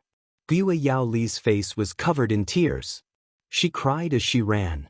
This battlefield was extremely chaotic. Because of her identity and background, there were Gu masters who lent her a helping hand from time to time. But most of them could not even protect themselves, and could not help her out of this predicament. Gui Yaoji was also entangled by the frenzy lightning wolves, and could not attend to her. Gui Yao Li's heart was in a daze, and all she could see were the claws and teeth of the lightning wolves. In the midst of her panic, she suddenly heard a voice, "Take a step back." She subconsciously did as she was told, and coincidentally dodged a lightning wolf's bite. "Roll to the right," the voice said again. Yao Li's consciousness was still in a daze, but her body had already moved. A wolf's mouth made a cracking sound, and it almost bit her. The voice continued, and the young girl completed her tasks meticulously. Sometimes when she made a mistake, a moon blade would fly out of nowhere and help her out of trouble.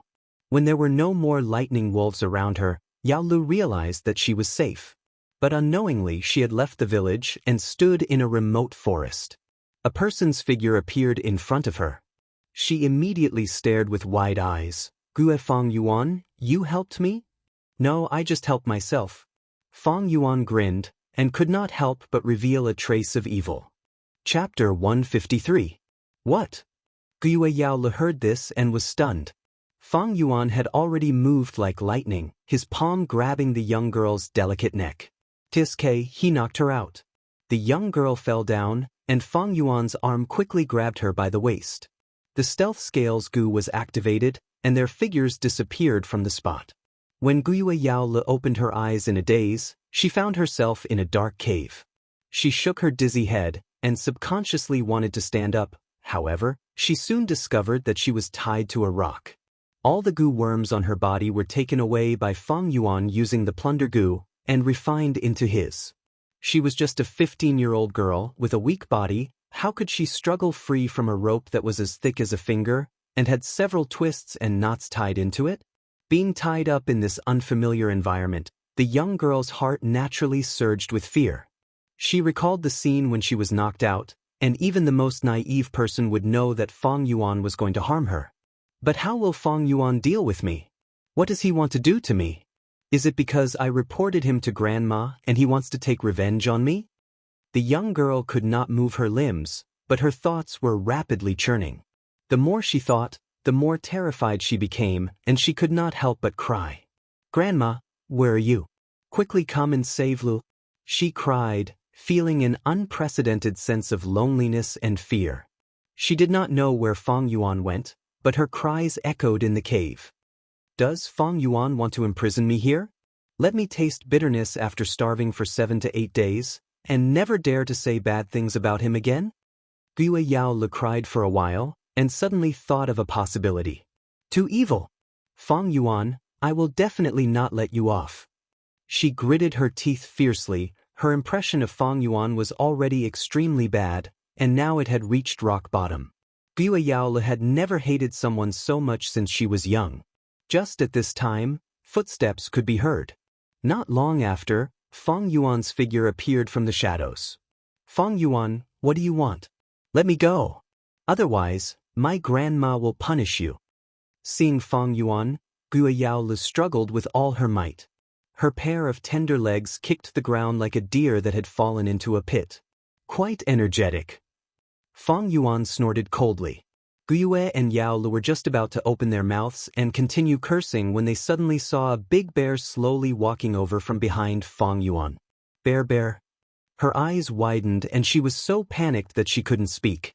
Fong Yuan chuckled coldly. He stretched out his hand and stroked the black fur of the bear.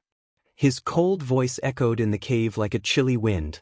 "It's not easy to find such a wild bear in the wolf tide. It took me a lot of time." Guyue Yao Lu reacted quickly. She was quick-witted and quickly recalled that Fong Yuan had asked for a bear enslavement gu from Sister Xiong Jiao. "So it's like this." She sneered and opened her mouth to speak. Unexpectedly, Fong Yuan walked over and squatted in front of her. "What do you want?" The young girl tried to shrink back, but Fong Yuan easily used his right hand to firmly pinch her cheek. Cute and lively, indeed very likable.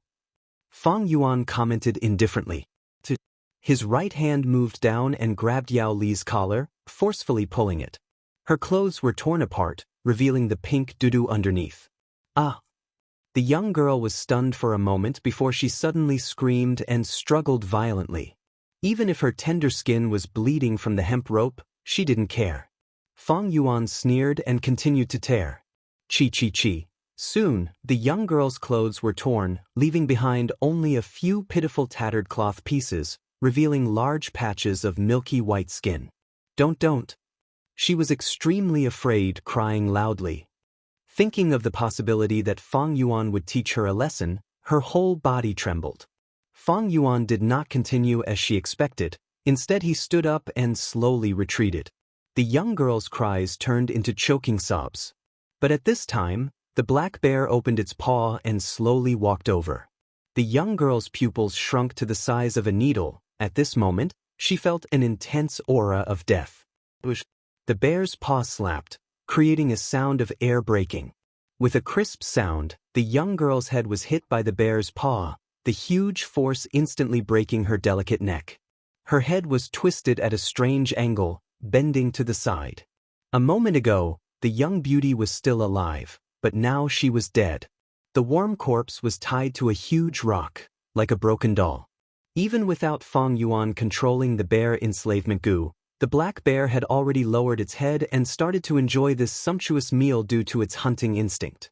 It first bit the young girl's throat, blood spurted out and splattered on its black fur. Next was the young girl's white and delicate chest, like a pair of unbloomed flower buds. The black bear bit off the young girl's right chest, tearing open the flesh and revealing the pale white ribs. At this time, the black bear used its paw to slap, breaking these ribs. The young girl's internal organs were squeezed, causing blood to spurt out. Without the obstruction of the bones, the black bear's mouth went deep into the young girl's body, biting on the still beating heart and swallowing it. The heart went through the throat and into the stomach. This winged bear that had been hiding due to the wolf tide for a long time without food, immediately howled in satisfaction. After howling, it lowered its head again and started to eat the young girl's internal organs. Poochie. The black bear opened its mouth and large amounts of blood flowed out, producing the sound of water. After a while, the black bear finally poked its head out. The young girl's chest was already empty, the huge wound stretched to her abdomen. But towards the shining white intestines, the black bear did not seem to be interested. It started to shift its attention to the young girl's white and slender legs. The young girl's hands were all slender and smooth like jade. The black bear took it in one bite, chewed it a few times, and swallowed it into its stomach, producing crunching sounds. The young girl's thighs were also delicious. The flesh was tender and had a virgin fragrance. After the black bear had finished eating, only the white thigh bones were left. In the midst of shaking, the young girl's head finally fell to the ground. To be honest, she was really cute. She had a pair of bright black eyes, a round nose that was slightly tilted, pink skin like a flower, and 2 rows of white teeth in her small mouth. But now, the blood had drained from her face, and her skin had become deathly pale. Her black hair was loose, covering half of her face, and her eyes were wide open, filled with fear and anger. She died with everlasting regret. Fang Yuan crossed his arms as he watched and admired Guyue's expression. He couldn't help but think of a Buddhist saying on earth, "There is no form of me, no form of man, no form of all living beings, no form of those who live forever. Beauty is just a skeleton, white bones, and flesh. I am the self, there is no self. Break away from egoism and recognize your ordinary self." The selfless aspect meant that everyone was equal and there was no difference. Humans were humans. They no longer treated humans as nobles and belittled other creatures as lowly. They said, no human face meant that all living beings are equal, there is no difference. Living beings were all forms of life. They no longer regarded life as noble and thought that other lifeless rocks and streams had spirituality. That is, there is no distinction between living things. In other words, everything in the world is equal, there is no difference. Everything had its own lifespan, And the phrase, those without lifespan, meant that regardless of whether they existed or did not exist, they were all equal and there was no difference between them. No matter how beautiful a man or woman was, they would eventually turn into skeletons. White bones and flesh were one, but the people of the world loved the flesh more than the white bones. This was because they didn't recognize the equality between the two. This Buddhist saying was to let people see through all appearances and see the truth. Beauty was the appearance, and so were all living beings and lifespan. Seeing through all the wrong appearances, one would see Tathagata. Seeing through and seeing through, treating everyone equally, all living beings were equal. That was why the Buddha sacrificed himself to feed the tiger and cut off his flesh to feed the eagle. This was because he had great compassion in his heart and saw all living beings as his own. He loved everything and loved everything. Whether it was me, others, animals, plants, or even the lifeless rocks and water, as well as things that did not exist, he loved them. Mortals stood there and watched the bear eat people. Some hot-blooded men jumped out and shouted, "Beast, don't eat people," or "Beautiful girl, don't be afraid. Uncle is here to save you," and so on. These were the love and hate of mortals. They loved the girl and hated the giant bear. They didn't see through it. They were obsessed and couldn't see through the pink skeleton. If Buddha were to stand here and watch a bear eat a man, he would sigh and sing, "If I don't go to hell, who will?" He would save the girl and feed himself to the black bear. This was the love and hate of Buddha. He loved the girl and loved the giant bear, treating both equally. But at this moment, Feng Yuan was standing here. Looking at the girl's tragic death, there was no ripple in his heart. This wasn't because he was used to life and death, but because he had broken through appearances and was no longer obsessed. No appearance, no appearance, no appearance of all living beings, no appearance of lifespan. He treated all living things equally, and all living things were equal. That was why the girl's death was no different from the death of an ant, a fox, or a tree. But in the eyes of mortals, the girl's death would arouse their anger, hatred, and pity. If it was the girl eating the bear, they wouldn't think it was too much. If it was an old woman being eaten, the pity in their hearts would be greatly reduced. If it was a murderer who had committed countless crimes being eaten, they would have clapped their hands and cheered loudly instead. In fact, all living beings were equal. Heaven and earth were heartless and treated all living beings as dogs. Nature was fair. It didn't care about love or hate. It was heartless and would never treat all living beings differently. The weak were prey to the strong, survival of the fittest. What did the disappearance of a living being mean to the vast nature, to the deep and vast starry sky, and to the long river of history? If it died, it died. Who could not die? The girl, the giant bear, the ant, the fox, the tree, the old woman, the murderer, they were all lowly. They were all lowly. They were all dogs. As long as one recognized this, they would break through all appearances and see the truth, and they would have divinity. If this divinity took a small step toward the light, it would be Buddha. If it took half a step toward the darkness, it would be devil. Devil. Chapter 154. An hour later, Guyue's medicine music was almost completely devoured by the black bear. The black bear did not seem willing to eat the intestines and the girl's head. But Feng Yuan did not want to see this happen. According to the man-beast life burial Gu's recipe, it was best for the wild beast to eat the human until nothing was left. Only then could the success be guaranteed. To refine this man-beast life burial Gu, close to 10 types of materials were needed. Among them, the two most important ones were human and beast. This person had to be a virgin and have Gu master aptitude. And this aptitude had to be at least C grade.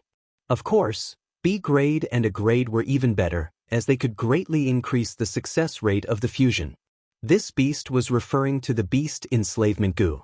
Bear enslavement Gu, wolf enslavement Gu, tiger enslavement Gu, and so on. Even deer enslavement Gu and bull enslavement Gu were fine. But carnivores like bears, wolves and tigers were more convenient. If it was deer or bulls that were herbivores, they would need a Gu worm to control the beast enslavement Gu and force them to eat the human. After the wild beast swallowed the human, it would need to quickly fuse. If the wild beast digested the human's flesh and bones, the fusion would not succeed. Seeing that the black bear was unwilling to swallow the medicine music's intestines and head, Feng Yuan snorted in displeasure and willed, activating the bear enslavement goo on the black bear. The black bear roared, but under Feng Yuan's coercion, it had to swallow the intestines and head. At the same time, it bit off the girl's white skeleton and swallowed them one by one. The bone spikes were sharp, and under Feng Yuan's coercion, many bone fragments pierced into its mouth and esophagus, causing the bear to cry in pain. But Feng Yuan continued to forcefully urge it. Its body was no longer listening to its own commands. In the end, the black bear stuffed the entire vertebra into its throat as if it was swallowed whole. Feng Yuan knew the time was ripe. He flicked his finger, and a single orifice charcoal goo flew out. The goo worm flew into the black bear's open mouth and drilled into its body. The black bear howled in pain. The charcoal goo's power caused its organs to burn. The black bear's body was trembling violently. It screamed miserably and wanted to roll on the ground, but the bear enslavement goo controlled its every movement. After burning for several minutes, Feng Yuan pointed his finger and 3 fire oil goo flew out. Fire oil goo was a rank 1 consumable goo. Once it was thrown into the black bear's body, it would explode into a large amount of fire oil, increasing the intensity of the fire in the black bear's body. The black bear's voice was hoarse from all the shouting. Feng Yuan found an opportunity and threw several goo worms into its body. These goo worms were all his battle merits. He kept exchanging for them. The black bear lay on the ground, completely motionless. After a while, red flames shot out from its 7 orifices and behind its buttocks. Then, the flames suddenly grew bigger and instantly spread to its entire body. Ignited into a giant torch. The entire pitch-black cave was illuminated by the fire. However, this flame was not an ordinary orange-red, but a strange blood-red color. Feng Yuan waited patiently for a moment. When this flame was about to extinguish, he steadily sent out the final goo. This was a rank 2 poison goo. It was thrown into the flame. Immediately, a huge change occurred. A lump of white light was born from the flame. At first, it was only the size of a fist. Feng Yuan quickly took out primeval stones from his coin bag and threw them into the ball of light one by one. The light lump digested the yuan stone and rapidly expanded. After Feng Yuan threw over 1,000 yuan stone, the light lump expanded to the size of a room door and suddenly shrunk. Whoosh! The flame on the bear's corpse was extinguished and the cave fell into darkness once again. A goo worm flew towards Feng Yuan while swaying. Man-Beast Life Burial Goo. Rank 3 Consumable Goo Worm. It looked like a black spider with hairy legs. But its head was a bear's head and its back was covered with blood-colored markings, drawing the outline of a young girl's face. Looking at this face, it was Guo Yaolu. She seemed to be smiling yet not smiling, crying yet not crying, as if she was staring at Feng Yuan, filled with hatred and resentment. Feng Yuan, however, laughed heartily, not caring at all. When a person dies, their Tao disappears. Even when they were alive, what could they do to Feng Yuan after death? He opened his mouth without hesitation and swallowed this Man-Beast Life Burial Goo. Man-Beast Life Burial Goo crawled into his throat and into his esophagus, turning into a black and red stream of water. The stream flowed from top to bottom, like an inverted heavenly river entering the aperture. After entering the aperture, this black and red stream of water flowed into the red steel primeval essence sea. Almost instantly, the entire primeval essence was dyed a strange black and red color, emitting a bloody aura. Feng Yuan willed and quickly mobilized the black and red primeval essence, using the time to cleanse the aperture walls. 10%, 20%, 30%. When 38% of the primeval essence was expended, the aperture shook violently and the transparent white crystal walls cracked and shattered. What replaced it was a completely new spherical light membrane aperture wall. At this moment, Feng Yuan advanced to rank 3. But Feng Yuan did not relax, and immediately expelled the remaining black and red primeval essence out of his body. This primeval essence could not be used. If it was injected into a goo worm, it would cause the goo worm to die. If it was left in the aperture for a long time, it would contaminate the light membrane aperture wall, causing one's aptitude to drop. After Feng Yuan expelled the black and red primeval essence, He picked up a yuan stone and started to recover his primeval essence. First, the first wisp of silver mist appeared, then condensed into water droplets, finally forming a silver primeval sea. Rank 1 Goo Masters have green copper primeval essence, Rank 2 red steel primeval essence, and Rank 3 white silver primeval essence. But this white silver primeval sea was not pure. Instead it was mixed with a layer of black and red color. This was the side effect of using the man-beast life burial goo. Fang Yuan was not surprised. He calmed his mind and expelled the accumulated white-silver primeval essence out of his body, before condensing primeval essence again. The second time, the black and red color in the primeval sea was reduced by more than half. But Fang Yuan was not satisfied, and expelled all the white-silver primeval essence again, condensing primeval essence again. After several times, the black and red color was reduced to an undetectable level, even if Fang Yuan expelled his primeval essence again. He could not reduce this residue. This was the unavoidable side effect of using the man-beast life burial goo. The effect of the man-beast life burial goo was extraordinary. It could raise a rank 2 peak stage goo master who had no hope of advancing to rank 3. It was simply defying heaven and changing one's fate. Thus, there would naturally be some imperfections. To get rid of this black and red color, it was not impossible. The most common method was to use the cleansing water goo. The cleansing water goo could cleanse the different primeval essence in the aperture. It had once appeared in the treehouse of the caravan, but unfortunately it was bought by the Qi family. Fang Yuan could not do anything about this black and red color in a short period of time. You bunch of useless good-for-nothings, what are you all doing? You can't even find a living person? In the medicine hall, Wei Xiaobao was stunned. In the medicine hall, Gui Yaoji flew into a rage, her roar causing the windows to tremble slightly. Her heart was filled with anxiety, fear, worry, and irritation. 3 days and 3 nights had passed, the 4 frenzy lightning wolves had been exterminated, and Guyue village was safe. But her granddaughter, Guyue Yaolu, was nowhere to be seen. Even though she mobilized all her connections and combed through the entire battlefield, and even searched the vicinity of the stronghold on a large scale several times, she still couldn't find any new clues. The last to see Guyue Yaolu were the Goo Masters. Some of the Goo Masters who participated in the battle.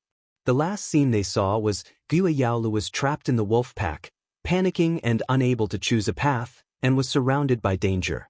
These words all indicated that Guyue Yaoli's situation was truly grim. She was likely to be eaten by the wolf pack. But Guyue Yaoji was unwilling. She wasn't willing to accept this cruel reality. If it was any other girl, they would have died. But Guyue Yaolu was her granddaughter. She had been nurturing the medicine faction's inheritor since young. She was so obedient and smart, making people feel pity for her. So lively and cute, making people laugh. These days, Guyue Yaoji did not sleep or rest, her mind filled with images of her granddaughter. Guyue Yaoji had taken good care of herself, but in just 3 days, she seemed to have aged 10 years. Her heart felt like it had been dug out, and the emptiness was filled with endless pain. Under her roar, dozens of Goo Masters lowered their heads, enduring the old lady's merciless scolding. Reporting to Medicine Hall Elder, subordinate has something to report. At this time, a rank 2 Goo Master walked in quickly. What is it? Is there news of Yaolu? Guyue Yaoji's eyes brightened, quickly asking. Someone advanced to rank 3. The clan leader is gathering the elders in the clan pavilion to verify it. The Goo Master quickly reported. Guyue Yaoji's eyes dimmed, impatiently waving her hand. If it's not news of Yaolu, why bother me? Wait, what did you say? Someone advanced to rank 3 and became the new clan elder? Halfway through her words, Guyue Yaoji suddenly reacted, frowning slightly. This was too sudden, without any warning. The appearance of a new clan elder would affect the politics of Guyue clan. This was a hidden blow to the medicine faction that had lost its inheritor. In the medicine hall, the Goo Masters standing started to discuss in whispers, guessing the identity of this new clan elder. Guyue Yaoji frowned, directly asking, who advanced to rank 3? Replying to Lord Yaoji, it is Guyue Fang Yuan. The Goo Master answered, What? It's him. In an instant, Guyue Yaoji's pupils shrunk. To her, this was completely bad news. In the hall, the Gu masters also burst into an uproar. Are you kidding me? It's actually Fang Yuan? Isn't he C-grade talent? How did he become a rank 3 Gu master so quickly? Once he reaches rank 3, he is a clan elder, the clan's higher-ups. When we see him in the future, we have to bow and greet him. How can this be? This is simply soaring to the sky. Didn't they say he was dead? He went missing for 3 days and 3 nights, and his corpse couldn't be found on the battlefield. I thought he was eaten by lightning wolves. The Gu masters were shocked, jealous, and confused. Missing for 3 days and 3 nights, and his corpse couldn't be found on the battlefield. Isn't this the same as Yao Li's situation? Guyue Yaoji's ears twitched. A woman's intuition made her develop strong suspicions towards Fang Yuan. She suddenly changed her mind. She wanted to make a trip to the clan leader's pavilion. Chapter 155. He actually advanced to rank 3. Rank 3 aura is genuine, and he even has white-silver primeval essence. There is no doubt about it. The hall of the clan leader pavilion was solemn and respectful. Clan leader Guyue sat on the highest seat, while the elders sat on the left and right. Whispers arose, and more than 10 people's gazes were more or less focused on a youngster who was standing upright in the hall. It was Fang Yuan. To think that this Fang Yuan advanced to rank 3. If I didn't see it with my own eyes, I wouldn't have expected it either. Isn't he only C-grade aptitude? How could he advance so suddenly? Actually, thinking about it, it is not too sudden. Did you all forget that he obtained 2 red steel relic Gu? That's right, 2 relic Gu. His cultivation was completely pushed up. Thinking back to my cultivation, sigh. The group of clan elders were shocked and puzzled. They were caught unprepared by this fact. This Fang Yuan actually advanced to rank 3. He only has C-grade aptitude, but in such a short time, he actually had such an achievement. It is really unexpected. Guyue Mo-chin, who was sitting on the first seat on the left, sighed inwardly. He thought of 2 to 3 years ago, when Fang Yuan was still in the academy, he killed a servant of his clan. This servant's name, Guyue Mo-chin could no longer remember. But afterwards, Fang Yuan dismembered the corpse and gave him a gift, leaving a deep impression on him. From that day onwards, he looked at Fang Yuan in a different light. But due to his aptitude, he did not have much hope for him. Who would have thought? He actually had such an achievement today. According to the clan system, as long as a Gu master reaches rank 3, they would become a new clan elder. A new clan elder would definitely have an impact on the old political structure. It would create an impact. If I had recruited him in advance, this impact would have been used by me, giving me a political advantage. Sigh, what a pity. Guyue and Machin could not help but glance at the opposite side. His old rival, Guyue Lian, was sitting on the first seat on the right. At this moment, his face was gloomy, and his eyes were shining with a dark light. This is Fang Yuan. There must be a secret. Although I have the help of 2 red steel relic Gu, advancing to rank 3 so quickly is something that even Qing Shu doesn't have. Guyue was also inwardly pondering. He could not help but think of his adopted son, Qing Shu, and could not help but sigh in his heart. If Guyue and Qing Shu were still alive, he probably had to have rank 3 cultivation. Unfortunately, reality was cruel. Medicine Hall Elder Guyue Yaoji has arrived. At this moment, the doorman suddenly announced loudly. An old woman walked in from the door. Her face was pale and wrinkled. Under his eyelids, his gaze was extremely sharp, and it almost instantly locked onto Fang Yuan. Guyue Yaoji quickly walked closer, saying, Fang Yuan, you actually advanced to rank 3? I don't believe it. Come, let this old woman inspect you personally. I want to inspect your aperture. The aperture was a Gu master's most important secret and privacy. How could it be so easily inspected by others? Fang Yuan slightly turned his body. Seeing Yaoji walking over, he could not help but sneer. Guyue Yaoji, you want to inspect my aperture? What right do you have? In the past, when he had just started cultivating, he received the Academy Elder's regular inspection.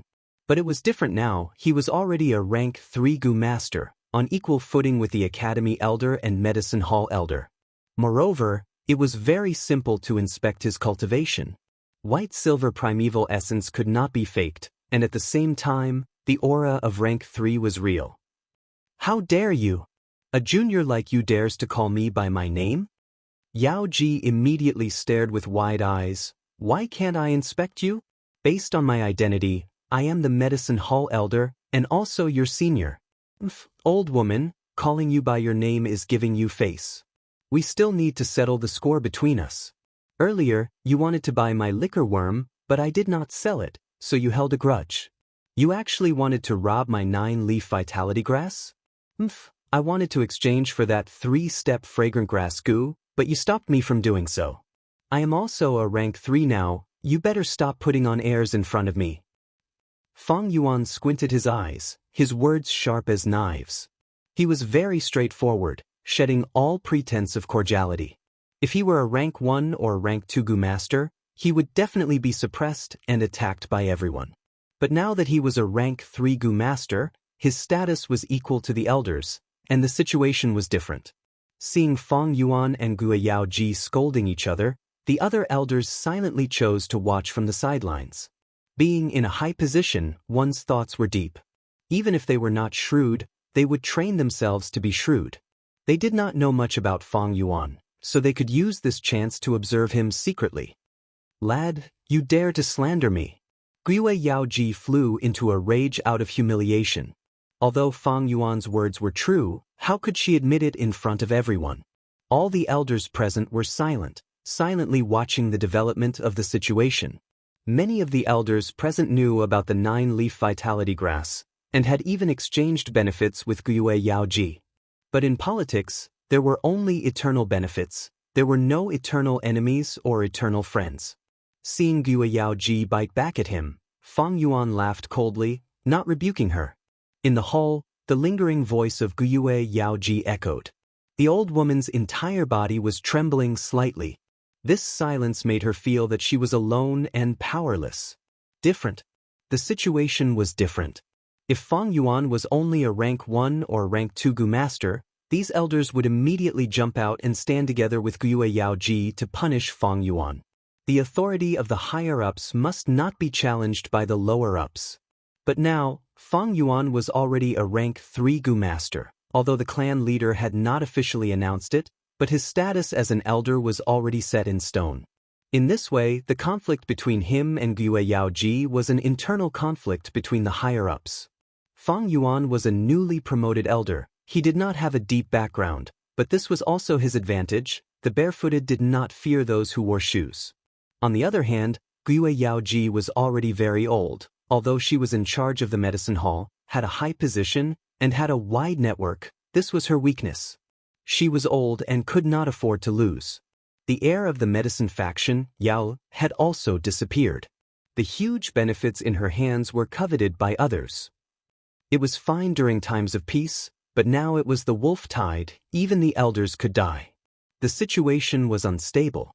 The newcomers took their positions, and the elders stepped down.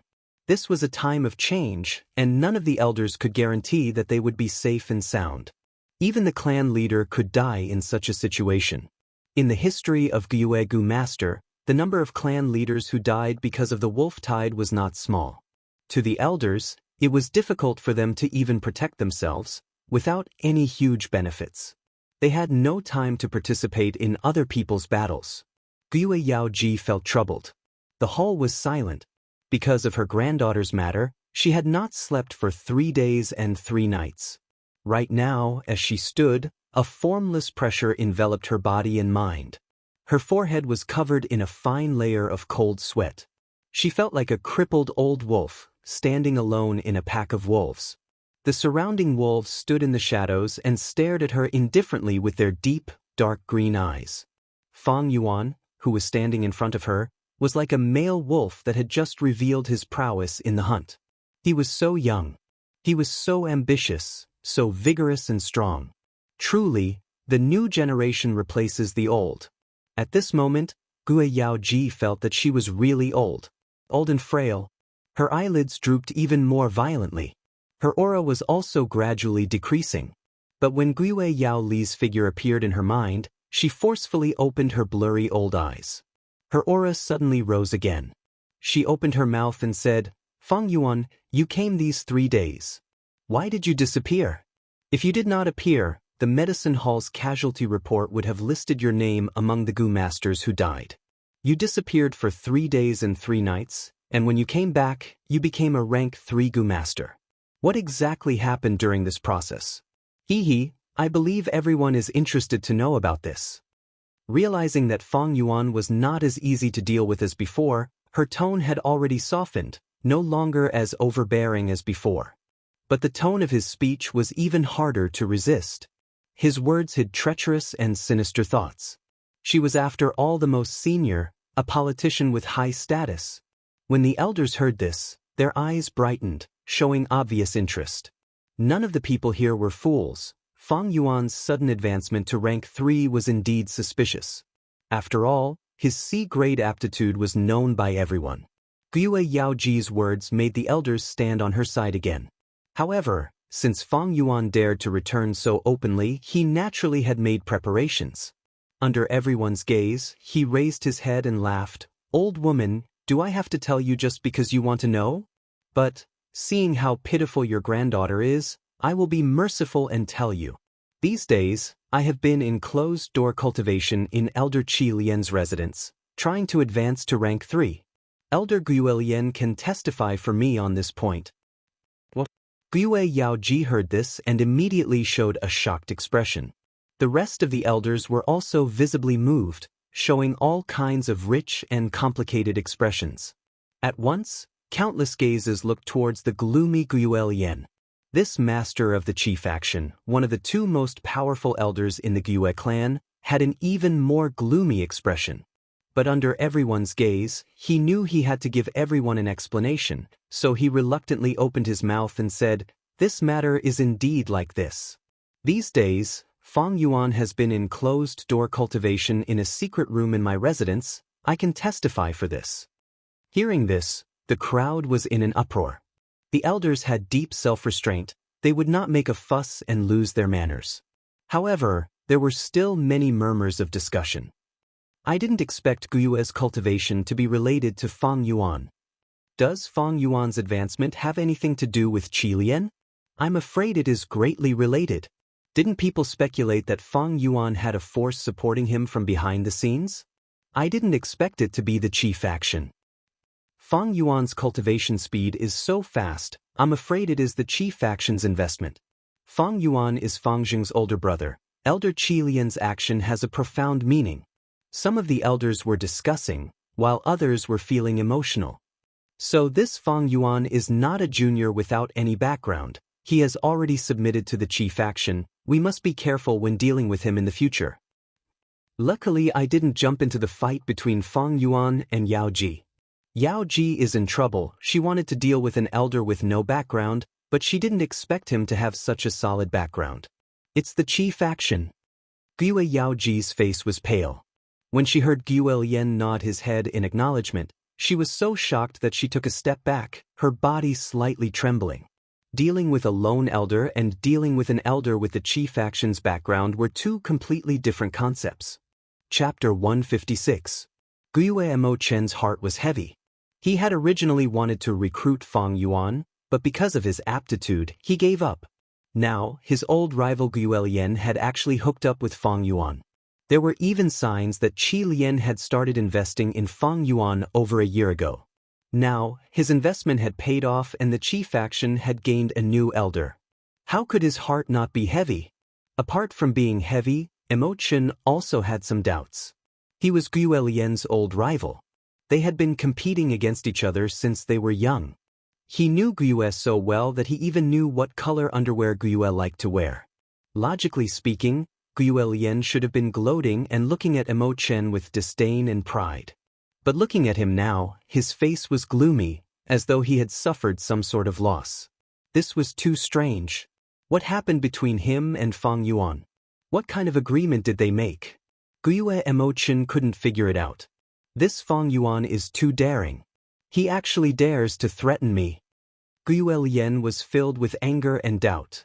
Last night, Fang Yuan had secretly found him and threatened him with Guyue Cheng faking his aptitude. Heavens! Only he, Guyue Lian, and his grandson, Qiqing, knew about this. How did an outsider like Fang Yuan know about this?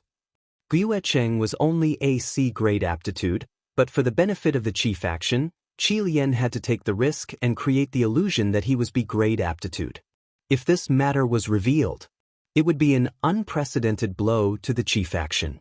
The head of the Qi faction had broken his promise and personally cheated. This would be a complete loss of reputation. More importantly, the Qi faction's successor was only C-grade aptitude. This meant that the Qi faction had almost no political future. Who would be stupid enough to rely on a faction like this? Fang Yuan grasping this secret was equivalent to grasping the entire Qi faction's weakness. When he was threatened by Fang Yuan, Guyue almost couldn't help but kill him. But he forced himself to hold back. Because he didn't know who else knew this secret, who Fang Yuan had told, and what kind of letters and other evidence were left somewhere. Calm him down first, figure out the situation, and then deal with him.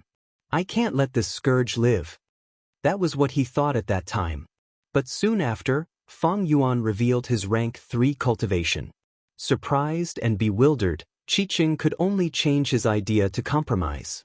Rank 3 was already an elder, they wanted to kill the elder. The seriousness of this matter was no different from cheating.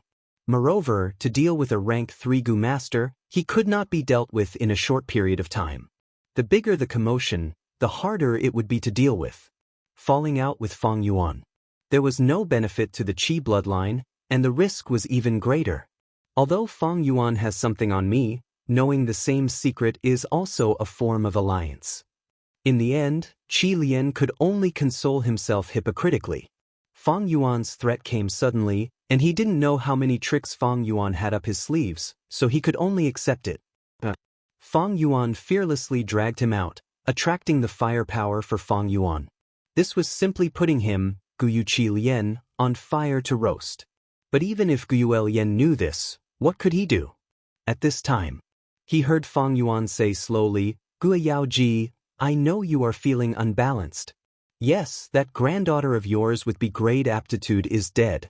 She died without a complete corpse, and your medicine branch has no successor. But I, a C-grade aptitude kid, managed to advance to the 3rd rank. You are angry and uncomfortable, so you want to vent your anger on me, I can understand. What did you say? Guyue Yaoji stared with his eyes wide open, unable to restrain his anger. Little thing, I am telling you Guyue Yao Lu is not dead. Fang Yuan laughed, shrugging his shoulders indifferently. What does her death have to do with me? Yaoji, you don't have to emphasize it so much. But he suddenly changed the topic. You, Guyue Yaoji, in order to search for your granddaughter, you gathered people and wasted a lot of manpower and resources. This has something to do with me, with all the clan elders here, and with Lord Clan Leader. Guyue Yaoji, letting you lead the medicine hall is because everyone trusts you. But what did you do? You sent all the healing Gu masters of the medicine hall out to search for your granddaughter. You ignored those injured Gu masters and our clansmen. You are too selfish. Yao Li's sacrifice is indeed the clan's loss. But you made the loss even greater. You are not fit to be the clan elder of this medicine hall. Fang Yuan's words pierced the heart, each word exposing Yaoji's reverse scale and scars. But what he said was indeed reasonable. Hearing Fang Yuan's words, many clan elders secretly frowned. Which clan did not have injured Gu masters? Guyue Yaoji's actions were indeed a little overboard, transferring healing Gu masters on her own and ignoring the proper business to search for her own granddaughter. Guyue Yaoji trembled in anger, pointing at Fang Yuan, unable to speak for a moment. Her eyes seemed to be spewing fire, wishing she could strangle this hateful Fang Yuan to death on the spot. Fang Yuan's gaze was cold, meeting her gaze without fear. He was giving her a taste of her own medicine. Guyue Yaoji's words just now were filled with righteousness, arousing the curiosity of many clan elders towards the secret of Fang Yuan's advancement. Fang Yuan's words were the same, every word was reasonable, standing on the highest point of the clan's rules, causing many clan elders to subconsciously defend it. To the clan elders, Upholding the clan's rules was protecting their own interests. Gyue Yaoji's actions these few days had indeed infringed on their interests. This Fang Yuan, bastard. Truly a bastard. Gyue Yaoji trembled in anger, not knowing that Gyue Lian was also fuming with anger. Fang Yuan had offended Gyue Yaoji to death. Fang Yuan was hated by Yaoji, and the chief faction that Fang Yuan joined would probably also be angered by Yaoji. But in fact, his chief faction was really innocent. Was he, Gyue Lian, an idiot? Why would he offend Gyue Yaoji, who had the most connections and seniority, for no reason? Gyue Lian subconsciously shrunk his body, praying in his heart, I hope the other clan elders don't shift their attention to me. Fang Yuan's actions were his own idea. It had nothing to do with his chief faction. But Fang Yuan's next words completely shattered Qi Lian's fantasy into countless pieces. He suddenly turned around and reported to clan leader Gyue Bo, Lord Clan Leader, I deeply doubt whether Gyue Yaoji has the ability to continue managing the medicine hall.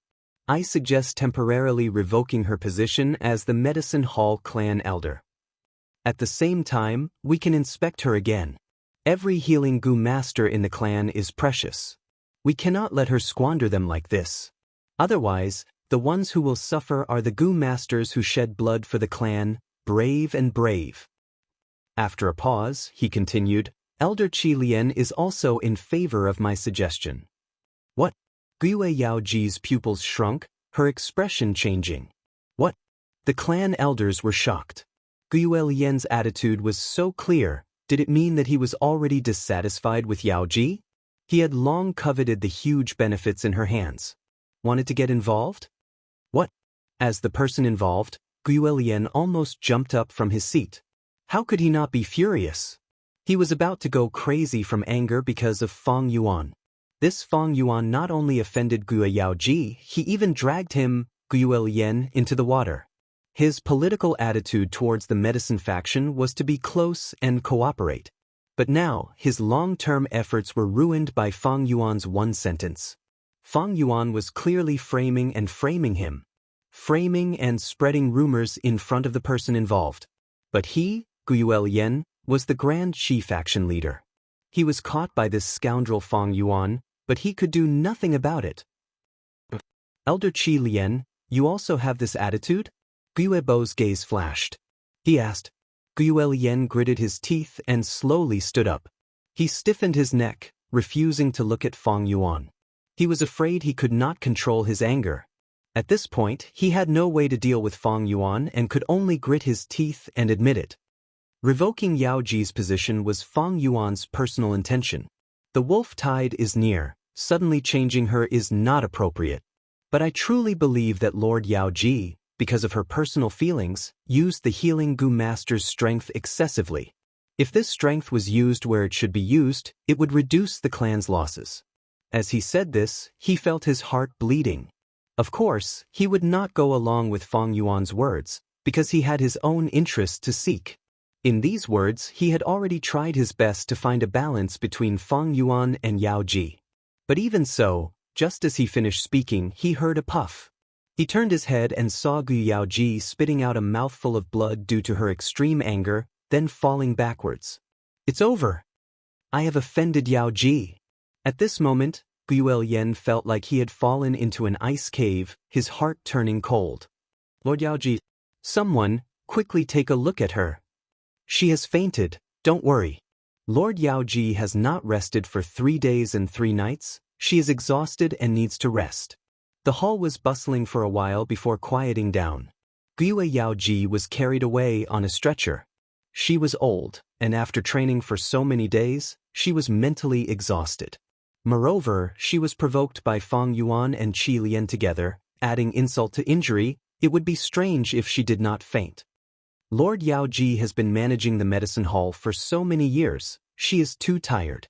Actually, letting her rest and recuperate is for her own good. Lord Yaoji is unconscious. The medicine hall cannot go a day without someone managing it.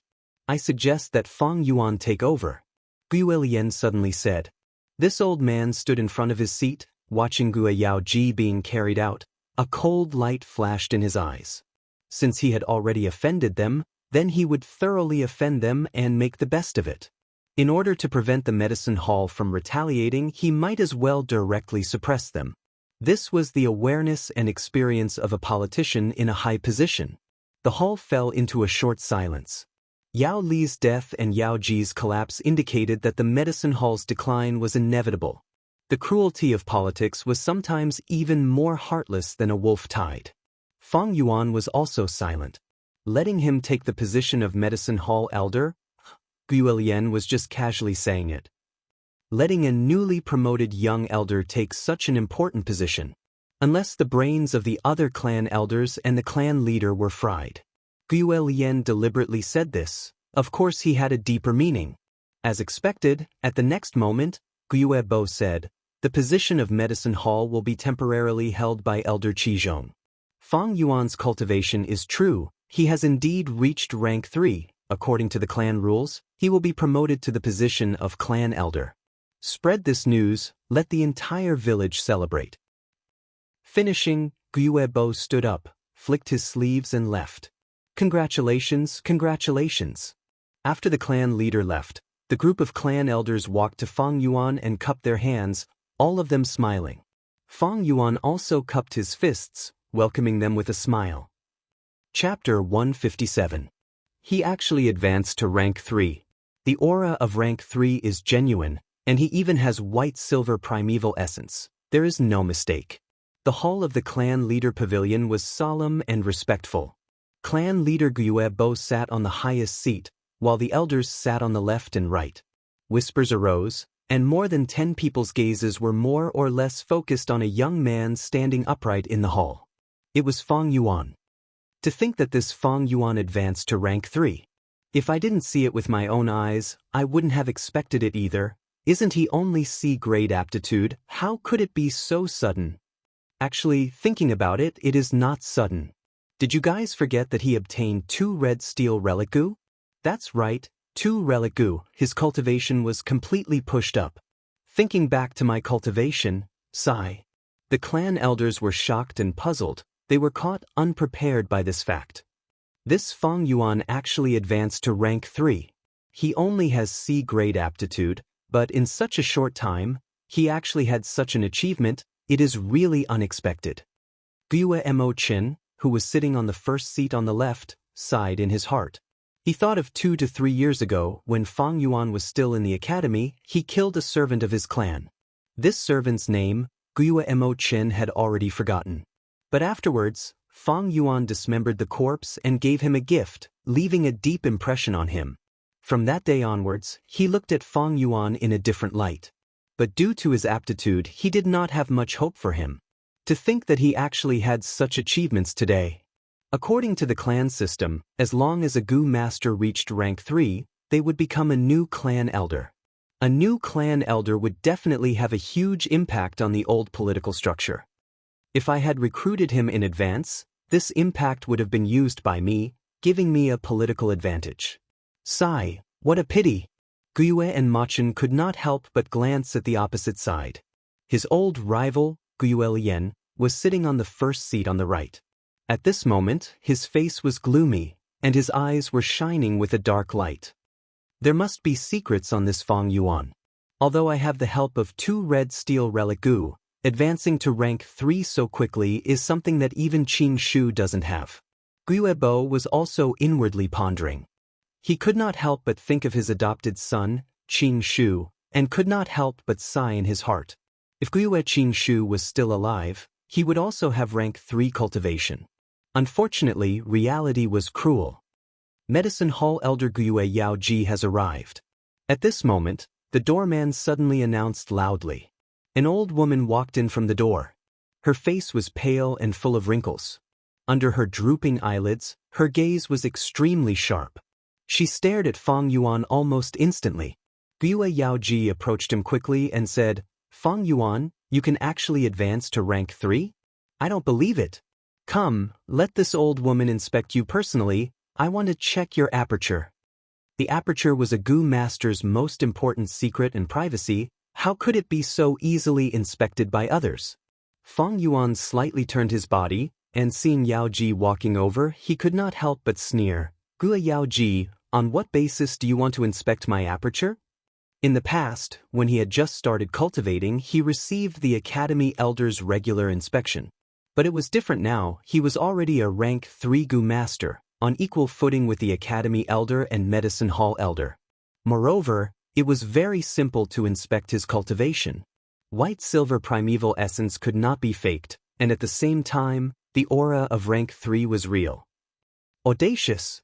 A junior like you dares to call me by my name? Yao Ji immediately stared with wide eyes. Why can't I inspect you? Just based on my identity, I am the Medicine Hall Elder, and also your senior. Old woman, calling you by your name is giving you face. We still need to settle the score between us. Previously, you wanted to buy my liquor worm, but I didn't sell it, so you held a grudge. You actually wanted to rob my 9-leaf vitality grass? I wanted to exchange for that 3-step fragrant grass goo, but you stopped me from doing so. I am also a rank 3 now, you better stop putting on airs in front of me. Fang Yuan squinted his eyes, his words like knives. He was very straightforward, shedding all pretense of cordiality. If it was a rank 1 or rank 2, he would definitely be suppressed and attacked by everyone if he said such words. But now, with his rank 3 cultivation, his status was already equal to the elders, and the situation had changed. Seeing Fang Yuan and Gua Yaoji scolding each other, the other elders silently chose to watch from the sidelines. Being in a high position, one's mind was deep. Even if one was not shrewd, they would still train to be shrewd. They did not know much about Fang Yuan, so they could use this chance to observe him secretly. Lad, you dare to slander me.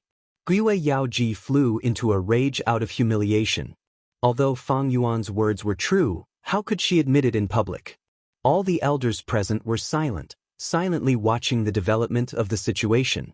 Many of the elders present knew about the 9-leaf vitality grass, and had even exchanged benefits with Gua Yaoji.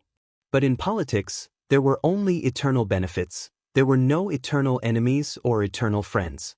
Seeing Gua Yaoji bite back at him, Fang Yuan laughed coldly, not rebuking her. In the hall, Gua Yaoji's lingering voice resounded. This old woman's body was slightly trembling. This silence made her feel that she was alone. Different. The situation was different. If Fang Yuan was only rank 1 or rank 2, these elders would immediately jump out and stand together with Gua Yaoji to punish Fang Yuan. The authority of the higher-ups could not be challenged by the lower-ups. But now, Fang Yuan was already rank 3, and although the clan leader had not officially announced it, his status as an elder was already set in stone. In this way, the conflict between him and Gua Yaoji was an internal conflict between the higher-ups. Fang Yuan was a newly promoted elder. He did not have a deep background, but this was also his advantage. He had nothing to lose. On the other hand, Gua Yaoji was already very old, although she was in charge of the medicine hall, had a high position, and had a wide network. This was her weakness. She was old and could not afford to lose, and the heir of the medicine faction, Yao, had also disappeared. The huge benefits in her hands were coveted by others. It was fine during times of peace, but now it was the wolf tide. Even the elders could die. The situation was turbulent. New people took their positions, and old people stepped down. This was a time of change, and none of the elders could guarantee that they would be safe and sound. Even the clan leader could die in such a situation. In the history of Guyue clan, there were many clan leaders who died because of the wolf tide. To the elders, it was difficult to even protect themselves. Without huge benefits, they had no time to get involved in other people's battles. Guyue Yaoji felt troubled. The hall was silent. Because of her granddaughter's matter, she had not slept for 3 days and 3 nights. Standing now, an invisible pressure enveloped her body and mind, causing a layer of cold sweat to form on her forehead. She felt like a crippled old wolf, standing alone in a pack of wolves. The surrounding wolf pack stood in the shadows, using their deep green eyes to stare at her indifferently. The Fang Yuan standing in front of her was like a male wolf that had just revealed his prowess in the hunt. He was so young, so ambitious, so vigorous and strong. It was really, the new generation replaces the old. At this moment, Gua Yaoji felt that she was really old and frail. Her eyelids drooped even more, and her imposing manner gradually decreased. But when Guyue Yao Li's figure appeared in her mind, she forced her blurred eyes open, and her imposing manner rose again. She opened her mouth. Fang Yuan, why did you disappear these 3 days? If you did not appear, the medicine hall's casualty report would have listed your name in the list of Gu masters who died. You disappeared for 3 days and 3 nights, and when you came back, you became a rank 3 Gu master. What exactly happened during this process? Hehe, I believe everyone is interested to know about this. Realizing that Fang Yuan was not as easy to deal with as before, her tone had already softened, no longer as overbearing as before. But her words were even harder to resist, with treacherous and sinister thoughts hidden in her words. She was after all the most senior politician. When the elders heard this, their eyes brightened, showing obvious interest. No one here was an idiot. Fang Yuan advancing to rank 3 was indeed fishy. After all, his C-grade aptitude was known to everyone. Guyue Yaoji's words made the elders stand on her side again. However, since Fang Yuan dared to return so grandly, he was naturally prepared. Under everyone's gazes, he raised his head and laughed. Old woman, do I have to tell you just because you want to know? But, seeing how pitiful your granddaughter is, I will be merciful and tell you. These days, I have been in closed-door cultivation in Elder Qi Lian's residence, trying to break through to rank 3. Elder Guyue Lian can testify for me on this point. What? Guyue Yaoji heard this and immediately showed a shocked expression. The rest of the elders were also visibly moved, showing all kinds of rich and complicated expressions. At once, countless gazes looked towards the gloomy Guyue Lian. This chief action clan head, one of the 2 most powerful elders in Guyue clan, had an even more gloomy expression, almost to the point of dripping water. But under everyone's gazes, he knew he had to give everyone an explanation, thus he reluctantly opened his mouth. This matter is indeed like this. These days, Fang Yuan has been in closed-door cultivation in a secret room in my residence. I can testify for this. Hearing this, the crowd was in an uproar. The elders had deep self-restraint. They would not make a fuss and lose their manners. However, there were still many murmurs of discussion. I can't believe that Guyue's cultivation has something to do with Fang Yuan. Does Fang Yuan's advancement have anything to do with Qi Lian? I'm afraid there is a huge connection. Didn't people speculate that Fang Yuan has a force supporting him from behind the scenes? I can't believe it is Qi faction. The reason why Fang Yuan's cultivation can be so fast is probably because of Qi faction's investment. Fang Yuan is Fang Jing's brother. Elder Qi Lian's action has a profound meaning. Some of the elders were discussing, while some of the other elders' emotions were in turmoil. This Fang Yuan is not a junior without any background. He has already joined Qi faction. We must be careful with him in the future. Luckily I didn't jump into the fight between Fang Yuan and Yao Ji. Yao Ji is in trouble now. She wanted to deal with an elder with no background, but she didn't expect him to have such a solid background. It's Qi faction. Guyue Yaoji's face was deathly pale. When she heard Guyue Lian nod his head in acknowledgement, she was so shocked that she took a step back, her body slightly trembling. Dealing with a lone elder and dealing with an elder with Qi faction background were 2 completely different concepts. If you like this work, you are welcome to subscribe and reward me. Your support is my biggest motivation. Chapter 158. Guyue Mo Chen's heart was heavy. He originally wanted to recruit Fang Yuan, but he gave up because of his aptitude. Now, his old rival Guyue Lian had actually hooked up with Fang Yuan. There were even signs that Qi Lian had started to invest in Fang Yuan over a year ago. Now, his investment had paid off and the Qi faction had gained a new elder. How could he not feel heavy? Apart from being serious, Mo Chen also had some doubts. He was Guyue Lian's old rival. They had been competing against each other since they were young. He knew Guyue so well that he even knew what color underwear Guyue liked to wear. Logically speaking, Guyue Lian should have become cocky and looked at Mo Chen with disdain and pride.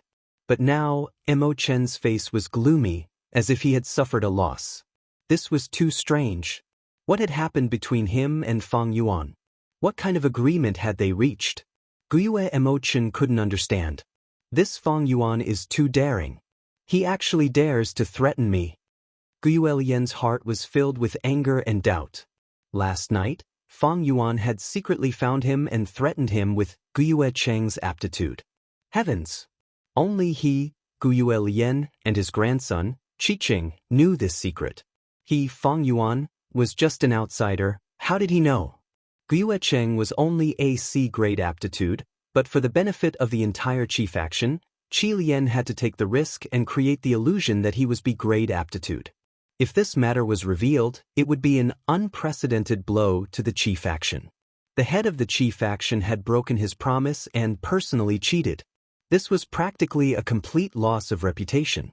More importantly, the Qi faction's successor was only C-grade aptitude. This meant that the Qi faction had almost no political future. Who would be stupid enough to rely on such a faction? Fang Yuan grasping this secret was equivalent to grasping the entire Qi faction's weakness. When he was threatened by Fang Yuan, Guyue almost couldn't help but kill him. But he forced himself to hold back, because he didn't know who else knew this secret, who Fang Yuan had told, and what kind of letters and other evidence were left somewhere. Calm him down first, figure out the situation, and then deal with him. I can't let this scourge live. That was what he thought at that time. But soon after, Fang Yuan revealed his rank 3 cultivation. Surprised and bewildered, Qiqing could only change his idea to compromise. Rank 3 was already a clan elder. If one wanted to kill a clan elder, the seriousness of this matter was no different from cheating. Moreover, to deal with a rank 3 Gu master, he could not be dealt with in a short period of time, and the commotion would be even more troublesome. Falling out with Fang Yuan wouldn't benefit the Qi faction at all, and the risk was even greater. Although Fang Yuan has something on me, knowing the same secret is also a kind of alliance. In the end, Qi Lian could only console himself hypocritically. Fang Yuan's threat came out of nowhere, and he didn't know how many trump cards Fang Yuan had, so he could only pinch his nose and accept it. Now, Fang Yuan fearlessly dragged him out to attract the firepower for Fang Yuan. It was like putting Guyue Lian on a rack to roast. But Guyue Lian knew this, so what could he do? At this time, he heard Fang Yuan say slowly, "Gui Yaoji, I know you are feeling very unbalanced. Yes, your B-grade granddaughter died without a complete corpse, and your medicine faction has no one to continue. But I, a C-grade talent kid, advanced to rank 3. You are angry and uncomfortable, so you want to vent your anger on me. I can understand." "What did you say?" Guyue Yaoji stared with wide eyes, unable to restrain her anger. "Little thing, I'm telling you, Guyue Yaolu is not dead." Fang Yuan laughed, shrugging his shoulders indifferently. "What does her death have to do with me? Yaoji, you don't have to emphasize it so much." But he suddenly changed the topic. "You, Guyue Yaoji, in order to search for your granddaughter, you gathered people and wasted a lot of manpower and resources. This has something to do with me, with all the clan elders here, and with Lord Clan Leader. Guyue Yaoji, letting you lead the medicine hall is because everyone trusts you. But what did you do? You sent all the healing Gu masters of the medicine hall out to search for your granddaughter. You ignored those injured Gu masters and our clansmen. You are too selfish. Yao Li's sacrifice is indeed the clan's loss. But you made the loss even greater. You are not fit to be the clan elder of this medicine hall." Fang Yuan's words pierced the heart, each word exposing Yaoji's reverse scale and scars. But what he said was indeed reasonable. Hearing Fang Yuan's words, many clan elders secretly frowned. Which clan did not have injured Gu masters? Guyue Yaoji's actions were indeed too much, transferring healing Gu masters on her own and not doing proper business, to search for her own granddaughter. Guyue Yaoji trembled in anger, pointing at Fang Yuan, unable to speak for a moment. Her eyes seemed to be spewing fire, wishing she could strangle this hateful Fang Yuan to death on the spot. Fang Yuan's gaze was cold, meeting her gaze without fear. He was giving her a taste of her own medicine. Guyue Yaoji's words just now were filled with righteousness, arousing the curiosity of many clan elders towards the secret of Fang Yuan's advancement. Fang Yuan's words were the same, every word was reasonable, standing on the highest point of the clan's rules. causing many clan elders to subconsciously defend him. To the clan elders, defending the clan's rules was equivalent to defending their own interests. Gyue Yaoji's actions these days had indeed infringed on their interests. This Fang Yuan, bastard. Truly a bastard. Gyue Yaoji trembled in anger, not knowing that Gyue Lian was also fuming with anger. Fang Yuan had offended Gyue Yaoji to death. Fang Yuan was hated by Yaoji, and the chief faction that Fang Yuan had joined would probably also be angered by Yaoji. But in fact, his chief faction was really innocent. Was he, Gyue Lian, a fool? Why would he offend Gyue Yaoji, who had the most connections and seniority, for no reason? Gyue Lian subconsciously shrunk his body, praying in his heart, I hope the other clan elders don't shift their attention to me. Fang Yuan's actions were his own idea. It had nothing to do with his chief faction. But Fang Yuan's next words completely shattered Qi Lian's fantasies into countless pieces. He suddenly turned around and reported to clan leader Gyue Bo, Lord Clan Leader, I deeply doubt if Gyue Yaoji has the ability to continue managing the medicine hall. I propose to temporarily revoke her position as the medicine hall clan elder, and at the same time, conduct another inspection on her. Every healing Gu master in the clan is precious. We cannot let her squander them like this. Otherwise, the ones who will suffer are the Gu masters who shed blood for the clan, brave and brave. After a pause, he continued, my suggestion, Elder Qi Lian is also in favor. What? Gyue Yaoji's pupils shrunk, her expression changing. What? The clan elders were shocked. Gyue Lian's attitude was so clear. Did it mean that he was already dissatisfied with Yaoji, coveting the huge benefits in her hands, and wanted to meddle? What? As the person involved, Gyue Lian almost jumped up from his seat. How could he not be angry? He was about to go crazy from anger because of Fang Yuan. This Fang Yuan not only offended Gyue Yaoji, he even dragged him, Gyue Lian, into the water. His political attitude towards the medicine faction was to be close and cooperate. But now, his long-term efforts were ruined by Fang Yuan's one sentence. Fang Yuan was blatantly framing and spreading rumors in front of the person involved. But he, Gyue Lian, the Grand Qi faction leader, was helpless against this scoundrel Fang Yuan. Oh, Elder Qi Lian, you also have this attitude? Gyue Bo's gaze flashed as he asked. Gyue Lian gritted his teeth, slowly standing up. He stiffened his neck, refusing to look at Fang Yuan. He was afraid that Fang Yuan would not be able to control his anger. Now that things had come to this, and he had no way to deal with Fang Yuan, he could only grit his teeth and admit it. Revoking Yaoji's position was Fang Yuan's personal intention. The wolf tide is imminent. Suddenly changing her is not appropriate. But I truly believe that Lord Yaoji, because of her personal feelings, used the healing Gu master's strength excessively. If this strength was used where it should be used, it would reduce the clan's losses. As he said this, he felt his heart bleeding. He naturally would not go along with Fang Yuan's words, because he had his own benefits. In these words, he had tried his best to find a balance between Fang Yuan and Yaoji. But even so, as soon as he finished speaking, he heard a puff. He turned his head and saw Gu Yaoji spitting out a mouthful of blood due to her extreme anger, then falling backwards. It's over. I've offended Yaoji. At this moment, Gyue Lian felt like he had fallen into an ice cave, his heart turning cold. Lord Yaoji, someone, quickly take a look at her. She has fainted, don't worry. Lord Yaoji has not rested for 3 days and 3 nights. She is exhausted and needs to rest.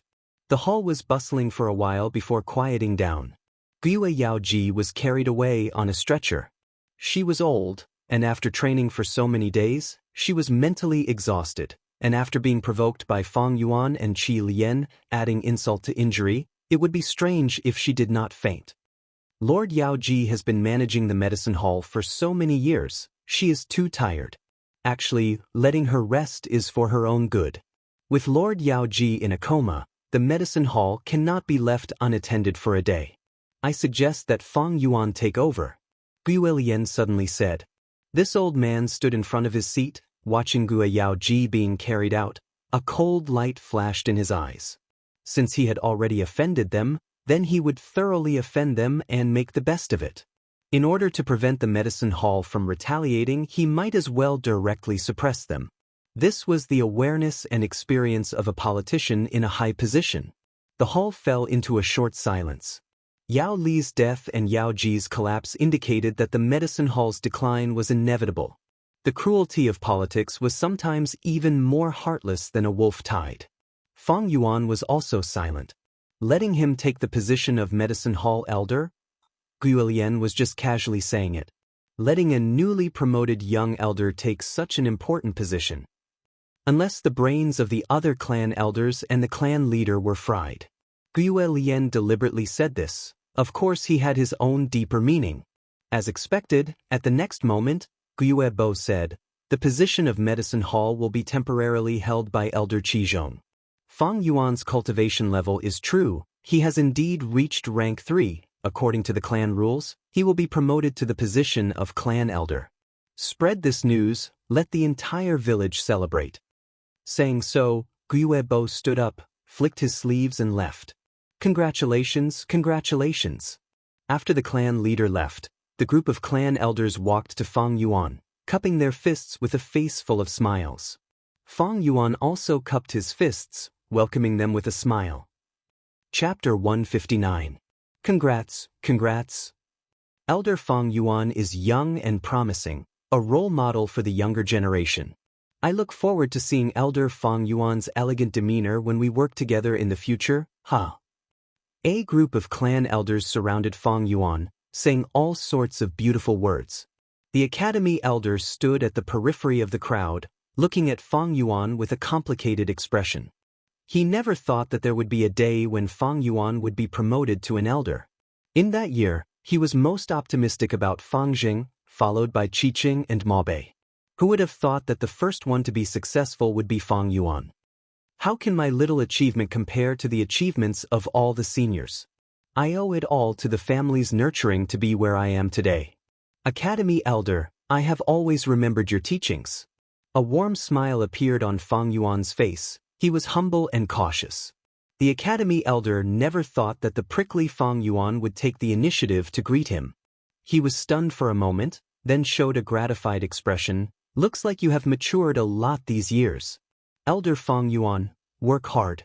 The family needs new blood like you. I am proud of you. Fang Yuan once again thanked the academy elder sincerely, and at the same time he responded to the other elders. He had 500 years of experience. This kind of acting was a piece of cake. He advanced and retreated, his words were gentle, his attitude was humble, making people feel like they were bathing in the spring breeze. Guiyue watched coldly from the side. The more he watched, the colder his heart became. This Fang Yuan's way of dealing with the situation, his every word was so reserved. Was he really just a teenager? Could it be that he was born to be a politician? The academy elder was shocked. He thought back to when they were in school. Fang Yuan was so unruly, even exploiting his classmates. He felt a headache because of this. He did not expect Fang Yuan to have such an earth-shattering transformation. On the other hand, Guiyue and Emochen were not surprised by Fang Yuan's behavior. He had already experienced Fang Yuan's schemes. At this moment, looking at Fang Yuan's cultured and refined manner, becoming the center of attention and the center of the crowd, he sighed in his heart that Guiyue had practiced a good move. This exchange was casual and did not last long. But no matter what the clan elders were thinking, no matter where they stood, they couldn't help but look at Fang Yuan in a new light. They all sighed in their hearts. Rumors were indeed unreliable. In the end, Fang Yuan politely declined the invitations of some elders and left the patriarch pavilion with a smile on his face together with Guiyue. Are you satisfied now? Not only did you topple Guiyue and Yao Ji, you even dragged our Qi family into this. Qi Lian finally stopped pretending in the study, and the smile on his face was replaced by anger. Fang Yuan sat opposite him and said with a smile, "Speaking of which, you have to thank me for this matter. With Guiyue and Yao Ji's downfall, it is your Qi branch that has gained a great advantage." Guiyue's eyes flickered. Young man, your thinking is too simple. Qi Zhong may be a member of my Qi branch, but his wife is from the Yao branch. The clan leader appointed him as a temporary medicine hall elder only to balance the internal strife between my Qi and Yao branches. How on earth did you know about Qiqing? At the end of his speech, Guyue suddenly asked. His eyes were fixed on Fang Yuan, flashing with the sharpness of an eagle. Fang Yuan shrugged indifferently and said, Old man, I don't have enough yuan stones on me. Give me 3,000 first. But Guyue fiercely slammed the table and growled in a low voice, Fang Yuan, don't think that just because you know this secret that you can control my Qi branch. I'm old and don't have many years left to live. At worst, I'll give up my life. I can accept cooperation, but I won't be threatened. I won't allow what happened today to happen a second time. If you carelessly make enemies and then casually drag my Qi branch into this mess, you will definitely regret it. Do you really think that secret can destroy the entire Qi branch? Don't be naive. Fang Yuan was silent, his eyes distant as he let Guyue berate him. After Guyue slammed the table, his aura was as shocking as a tiger, but the more he spoke, the weaker it became. In the end, it was obvious that he was out of breath and lacking confidence. Until he stopped talking, Fang Yuan leisurely smiled, Old man, don't be so angry. I'm indeed short on money recently. I'm not asking for these 3,000 yuan stones from you for free, I'm borrowing them from you. I can write an IOU for you. Guyue coldly snorted, his tone slightly relaxed. You won't be lacking in yuan stones. You've just become an elder, so you don't know the preferential treatment the clan gives to elders. As long as you're an elder, you'll get 100 yuan stone every week. And this is the amount during peacetime. Now that the wolf tide is here, you'll get 300 yuan stone every week. Not only that, you can also get a rank 3 gu worm for free. At the same time, the clan's recipes, from rank 1 to rank 3, will be open to you. You can choose as many recipes as you like to refine your rank 3 gu worm. There are also other privileges, for example, ordinary gu masters can only marry one wife. After becoming an elder, they can marry one wife and 2 concubines. So it's like that. Fang Yuan was naturally aware of this, but on the surface, he showed an expression as if he was hearing it for the first time. But even so, I still want to borrow 3,000 yuan stone. You know, I just advanced to rank 3. Refining a rank 3 gu worm naturally requires a large amount of yuan stone. Fang Yuan sincerely said. Guyue was silent. He pondered, with Fang Yuan's status as an elder, he won't go so far as to not pay back his debt. Then what about his reputation? But what if he dies in the wolf tide, then wouldn't my 3,000 yuan stone be for naught? Wait, isn't it better if he dies? Qiqing's aptitude can continue to be concealed. But this secret, how did he know?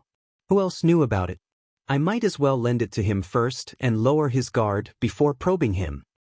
Thinking so, Guyue did not persist and took out a pen and paper. Fang Yuan wrote an IOU and made a fingerprint. Guyue called the housekeeper and instructed. Soon, a few full money bags were brought over. Fang Yuan weighed each money bag in his hand, but did not find any problems. He really needed this yuan stone. To refine the man-beast life burial gu, he had almost used up all his savings. These 3,000 yuan stone could be considered a timely rain. Advancing to rank 3 was just the beginning. He needed to refine a rank 3 gu worm to truly possess the fighting strength and survivability of a rank 3 gu master. Regarding this, he already had a rough plan in his heart. 3,000 yuan stone might not be enough. But it was not important, the chief action would be his large bank. Borrowing yuan stone this time was just the beginning. If there was a first time, there would be a second time, first time unfamiliar, second time familiar. As for paying back the debt, after getting the yuan stone, Fang Yuan was not in a hurry to leave, but smiled, I still want to borrow something. Don't push your luck. Guyue's expression sank, but he still said, Speak, what is it? Cleansing water gu. Fang Yuan narrowed his eyes and said frankly, the caravan had once sold a cleansing water gu. If anyone was most likely to buy this gu, it was most likely Guyue gu. Because he used his own primeval essence to nurture his grandson Qiqing's aperture, raising his cultivation. This caused the aperture to contain a strange aura that could only be removed by cleansing water goo. Absolutely not. Gyue Gu resolutely refused. He had indeed bought that cleansing water goo, but this goo worm was prepared for his grandson Gyue Cheng. If he wanted to buy it again, he would have to rely on luck. Don't be so ruthless. Fang Yuan chuckled. A cleansing water goo or the Qi faction's reputation, which is more important? I believe Lord Gyue Lian, as the Qi faction's leader, can clearly distinguish between them. Gyue Lian's expression completely sank, turning cold. He fiercely stared at Fang Yuan, gritting his teeth. Fang Yuan, you need to know what you are doing. You are extorting me, extorting the Grand Qi faction's leader. No, I am not extorting, this is a discussion. I am only borrowing the cleansing water goo, I will return you a new one in the future. I can also write an IOU for this. Fang Yuan smiled, but his tone was firm, showing his determination to obtain it. Don't even think about it. Qi Lian's attitude was also firm. An hour later, Fang Yuan left Qi clan with 3,000 yuan stones and a cleansing water goo. Meanwhile, Gyue Lian was sitting in the study, looking at the 2 light IOU slips written by Fang Yuan on the table. The anger in his heart was like a surging river, surging endlessly. Qi faction's weakness was in Fang Yuan's hands, causing Qi Lian to be in an extremely passive position. Fang Yuan's victory was also within reason. 3 days later, Fang Yuan sat cross-legged on the bed, his face reflecting a white light. A white ball of light floated in the air. The goo fusion had reached its final stage. Fang Yuan used his consciousness to maintain the ball of light while throwing yuan stone after yuan stone into the ball of light. The ball of light suddenly disappeared, and a brand new goo flew into Fang Yuan's palm. Its appearance was like a large ladybug. Its semicircular milky white carapace was dotted with black spots. Its size was relatively large, about the size of an adult's fist. Rank 3 Sky Canopy Goo. Finally, the fusion is complete. Fang Yuan nodded in satisfaction. This was his second fusion. Sky Canopy Goo was fused from the rank 2 White Jade Goo and a Water Attribute Defensive Goo. Fang Yuan's first fusion used the Water Shield Goo and the White Jade Goo.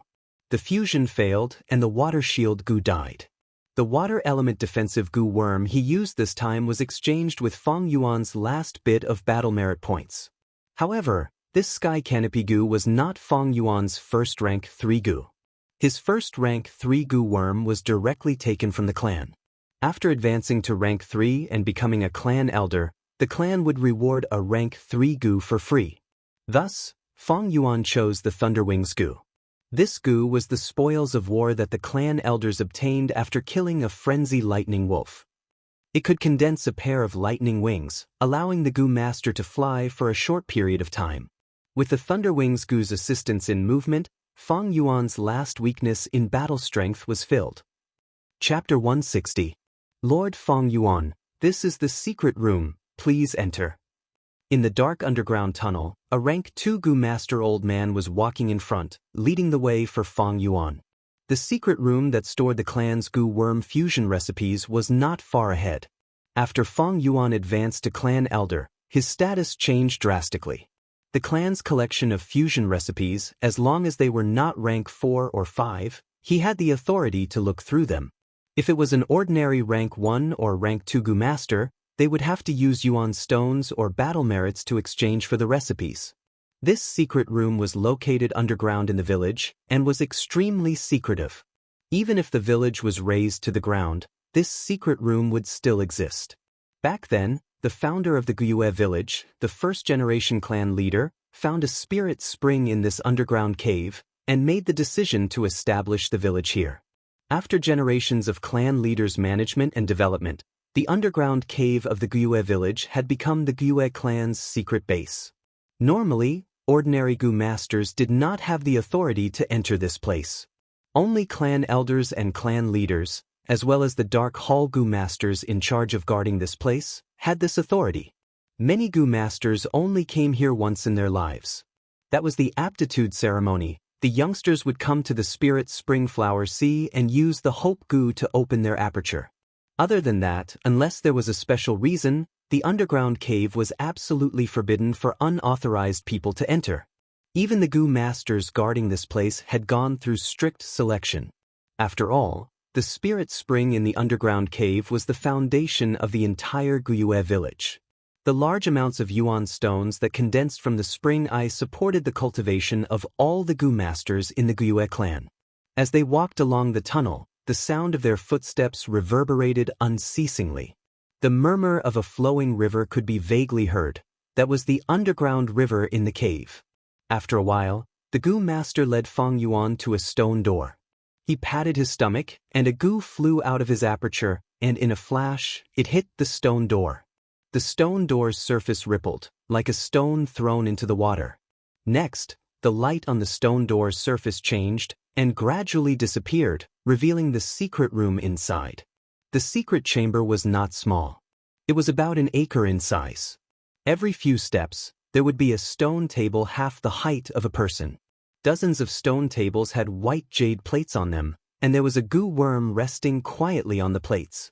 These goo worms came in all kinds of colors and were about the size of a fist. They looked very similar, like silkworms. On its head were two compound eyes similar to those of a bee or a dragonfly. His compound eyes were brightly colored, like enamel glass. However, its surface was not soft. It was covered with a layer of glossy carapace, and the carapace even had a metallic luster. Lord Feng Yuan, this is your first time in this secret chamber. Let me introduce them to you. These rank 2 digital shadow goo all had a recipe recorded in them. The green digital shadow goo contained almost all the rank 1 recipes in the clan. The red and black digital shadow goo contained a rank 2 recipe. The white goo contained a rank 3 recipe. The orange digital shadow goo contained the rank 4 recipe. As for the rank 5 recipe, it is naturally in the purple digital shadow goo at the center of the stone platform. At the side, the elderly goo master introduced. The digital shadow goo was a type of goo worm that could record images. One step further would be the rank 3 photo-audio goo. After fusing it into a photo-audio goo, not only could it record images, it could also hear sounds. In the rock crack secret cave, the flower wine monk used a photo-audio goo to leave Feng Yuan his last words regarding the inheritance. But recording the recipe did not require sound, thus the digital shadow goo was enough. The fusion recipe was extremely precious. If it was recorded on ordinary bamboo paper, if it was stolen, not only could it be used to fuse the Guyue clan's unique goo worm, it would also be a serious leak of the clan's information. Know thyself and know thy enemy, and you will never be defeated. An experienced goo master could tell the strengths and weaknesses of the fused goo worm from a recipe. If the recipe was leaked, to a clan, it would be a huge loss. In future battles between goo masters, the clan's goo masters could be countered by the enemy. Thus, recipes were strictly controlled, graded, and specially preserved. The digital shadow goo was easy to refine, and the cost was not high. It was the most common method of preserving recipes. Lord Feng Yuan, these digital shadow goo belong to the secret hall clan elder, but it does not hinder you from activating your primeval essence and reading it. It is just that with your current status, you are still unable to read rank 4 and rank 5 recipes. There are 2 more points. The secret room is the clan's important place. Your every move here will be monitored in secret. Every day, you can only stay in this secret room for 15 minutes at a time. After the time is up, you will have to come out. The elderly goo master said again. I understand. Feng Yuan nodded. Lord Feng Yuan, I do not have the authority to enter. I will stand at the door. Once the time is up, I will call you out. The elderly bowed. Feng Yuan stepped into the secret room. Just as he entered, the stone door behind him turned from virtual to real, locking him in the secret room alone. Walking in the secret room, it was quiet. Footsteps echoed in his ears, and on the surrounding walls, there were a few water-like goo. The light emitted from their bodies rippled like water, and as the light and shadow changed, there were layers of ripples, bright and dim. Feng Yuan took out a red and black goo worm and injected his white-silver primeval essence into it. Immediately, the digital shadow goo's compound eyes shone with 2 pillars of rainbow light. He slightly raised the digital shadow goo, and aimed the compound eyes at the white jade plate on the stone platform. The two pillars of rainbow light converged on the white jade plate, and after a series of changes, words appeared. This was a recipe on how to refine the moon's Kargu. First, it listed the pros and cons of the moon's Kargu. The advantage of the moon's Kargu was its attack range, which was twice that of the moonlight Gu. Its weakness was that its attack power was not outstanding. Next was the refinement recipe. The moon's Kargu was refined from the combination of the moonlight Gu and the scar stone Gu. Next was the matters to take note of during the refinement, and the trick during the refinement. If you add some jade stones in the middle of the refinement, or at night when there was plenty of moonlight, refining outdoors would have a higher chance of success. Finally was the experiences of the refiners of the past. This part had the most content, with a voluminous amount of over 10,000 words. Fang Yuan looked at it and memorized some things in his heart. After all, it was the crystallization of countless people's experiences and experiences. Some of the content even Fang Yuan did not know. After all, the Moonlight Gu was a Gu unique to the Guyue clan.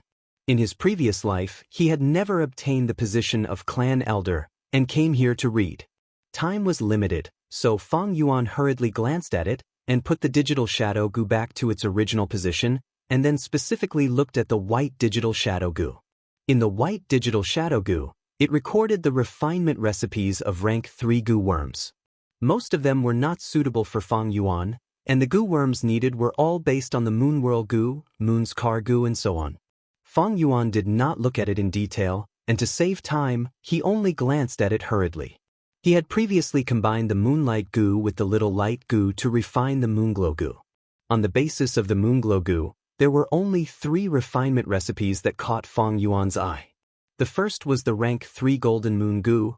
The range was still the same as 10 steps, but the attack power was increased. Once it was shot out, the golden crescent was half a person's height, and emitted a trace of domineering might. The second was the Frost Moon Gu. The moon blade was eerie white and cold, emitting a frosty aura. The victim would feel the cold enter their body, and their movement would be slow. The third was the Phantom Moon Gu. This Gu was special. It was not used to attack, but once activated, it would allow the Gu master to create a phantom, diverting firepower and confusing the enemy. Especially this Phantom Moon Gu, if it was refined, it could be used as a base to advance, and above that would be the rank 4 Moonshadow Gu. Moonshadow Gu can be planted into a Gu master's aperture and suppress the Gu master's primeval essence. In the records regarding the Phantom Moon Gu, there was also some information about the Moonshadow Gu, providing a reference. Moonshadow Gu, isn't it the Gu that the rank 4 clan leader used to plot against the Flower Wine Monk? Fang Yuan saw this, and his heart moved, his brows furrowing. There were many Gu worms in this world, and even with his 500 years of experience, he only knew 1 out of 10,000 Gu worms. He originally did not know much about the Moonshadow Gu, but now that he knew its use, his heart was filled with doubts. The Moonshadow Gu had a special effect, suppressing a rank 4 Gu master's primeval essence by 30%, a rank 5 Gu master by 15%, and a rank 3 Gu master by 60%. In other words, a C-grade talent like Fang Yuan, with only 40 to 50% primeval essence, if hit by the Moonshadow Gu, would not be able to use any primeval essence, and their battle strength would plummet, as if they were crippled. Of course, if it was Fang Yuan himself, using the Moonshadow Gu against him would be like throwing a meat bun at a dog, with no return. This was because once the Moonshadow Gu entered his aperture, the spring-autumn cicada would show its might, and under its pressure, the Moonshadow Gu would be instantly refined by Fang Yuan, becoming his possession. What made Fang Yuan suspicious was that it was not the Moonshadow Gu, but the Flower Wine Monk. I remember on the image wall, the Flower Wine Monk's image was covered in blood and wounds. Earlier when he fought with the 4th generation and the clan elder, he only suffered light injuries. I thought those injuries were caused by the Moonshadow Gu, but I never thought that the Moonshadow Gu's effect was only to suppress primeval essence, preventing the Gu master from using it. Then how did the Flower Wine Monk's injuries come about? Fang Yuan was a cautious person, and the more he thought, the more puzzled he became. After the Flower Wine Monk lost to the clan elder and temporarily retreated, what happened? If the Moonshadow Goo was not the main cause of his death, then what was the reason? In an instant, the originally clear flower wine monk's inheritance became confusing in Fang Yuan's eyes. Lord Fang Yuan, it has already been 15 minutes, I believe you must have gained something. No matter what, please come back tomorrow. At this moment, the stone door turned into nothingness again, and the old Goo master stood at the door and said respectfully, "All right." Fang Yuan's eyes flashed, and he put down the photographic shadow Goo in his hand and left the secret room. Whether it was the Golden Moon, Frost Moon, or Mirage Moon, these fusion recipes were not what he wanted. That was because these Goo worms ate large amounts of moon orchid petals. Moon orchid petals were hard to store and could only be stored for a few days. In Fang Yuan's plan, he wanted to leave the Gyue village and roam the world. If he refined these Goo worms without food to feed them, they would die in half a year. He might as well not refine them. However, there were still some rank 3 recipes that he did not see. I'll come back tomorrow. Such a thought flashed through his mind. Chapter 161. Guzhenren 157_Guzhenren free reading Section 157. Blood Moon Goo. The next day, secret room. Colorful lights gathered on the white jade plate, forming a recipe, Blood Moon Goo. Using the fusion of rank 2 Moonglow Goo and Blood Chi Goo, a rank 3 Goo is formed. Once activated, the moon blade will be blood red, the size of a basin, and if a wound is formed, it will bleed non-stop. This is it. Fang Yuan's gaze swept over it, memorizing the recipe. He closed his eyes and recalled, then opened his eyes to compare. After repeating this for 3 to 5 times, he was sure he had memorized the recipe without any mistakes. Compared to Golden Moon, Frost Moon and Phantom Moon, the 3 classics, this Blood Moon Goo was much more unorthodox. In the fusion recipes of the first 3, there were close to 100,000 words of fusion knowledge and experience. But this Blood Moon Goo's recipe only had a few thousand words. It could be seen that in history, there were very few Goo masters who chose to fuse the Blood Moon Goo. The Blood Moon Goo's attack power was barely passable, and its range was only 10 meters. Even if it attacked and created a bleeding effect, the effect was not good. Rank 1 to rank 5 Goo masters, because of their limited primeval essence, would usually be able to determine the victor in a short battle. The bleeding effect in a real battlefield was only a small problem. Against Goo masters who specialized in healing, they would have corresponding methods to counter it. And the Blood Moon Goo had a huge flaw. During a few days of every month, it would ooze blood. Blood flowed out continuously, and in this period of time, its attack power would fall to a third of normal. But it had a great advantage that Fang Yuan liked. It was easy to feed. It was much easier to feed than Golden Moon, Frost Moon, and Phantom Moon. Its food was no longer moon orchid petals. It needed fresh blood. Although there was a lot of blood, there was no limit to the type. It was hard to say in Western Desert, but in Southern Border, there were thousands of miles of undulating mountain ranges, and all kinds of wild beasts could be seen in the depths of the forests. Killing them would allow one to extract their blood on the spot. To the Blood Moon Goo, its food was all over Southern Border. It could be seen everywhere. Next, I will fuse this Blood Moon Goo. Fang Yuan quickly made up his mind. He had already memorized the detailed steps of the fusion and the things to take note of. He already had the Moonglow Goo. But the other Goo, the Blood Chi Goo, was slightly troublesome. The Blood Chi Goo was precious. It could replenish the Goo master's blood chi. A Goo master who possessed the Blood Chi Goo. They were full of energy, and even if they were injured or lost too much blood, the Blood Chi Goo could replenish it. Thus, their survivability in the battlefield was higher than ordinary Goo masters. Xiong Jiang had once yearned for a Blood Chi Goo. If the Blood Chi Goo was used with the roaming zombie Goo, the repercussions of the latter would be reduced to 0. This greatly extended the time he could remain a zombie, and he no longer had to worry about the consequences. He was already a well-known figure among rank 2 Goo masters and had a high status, but until he died in battle, he didn't get what he wanted either.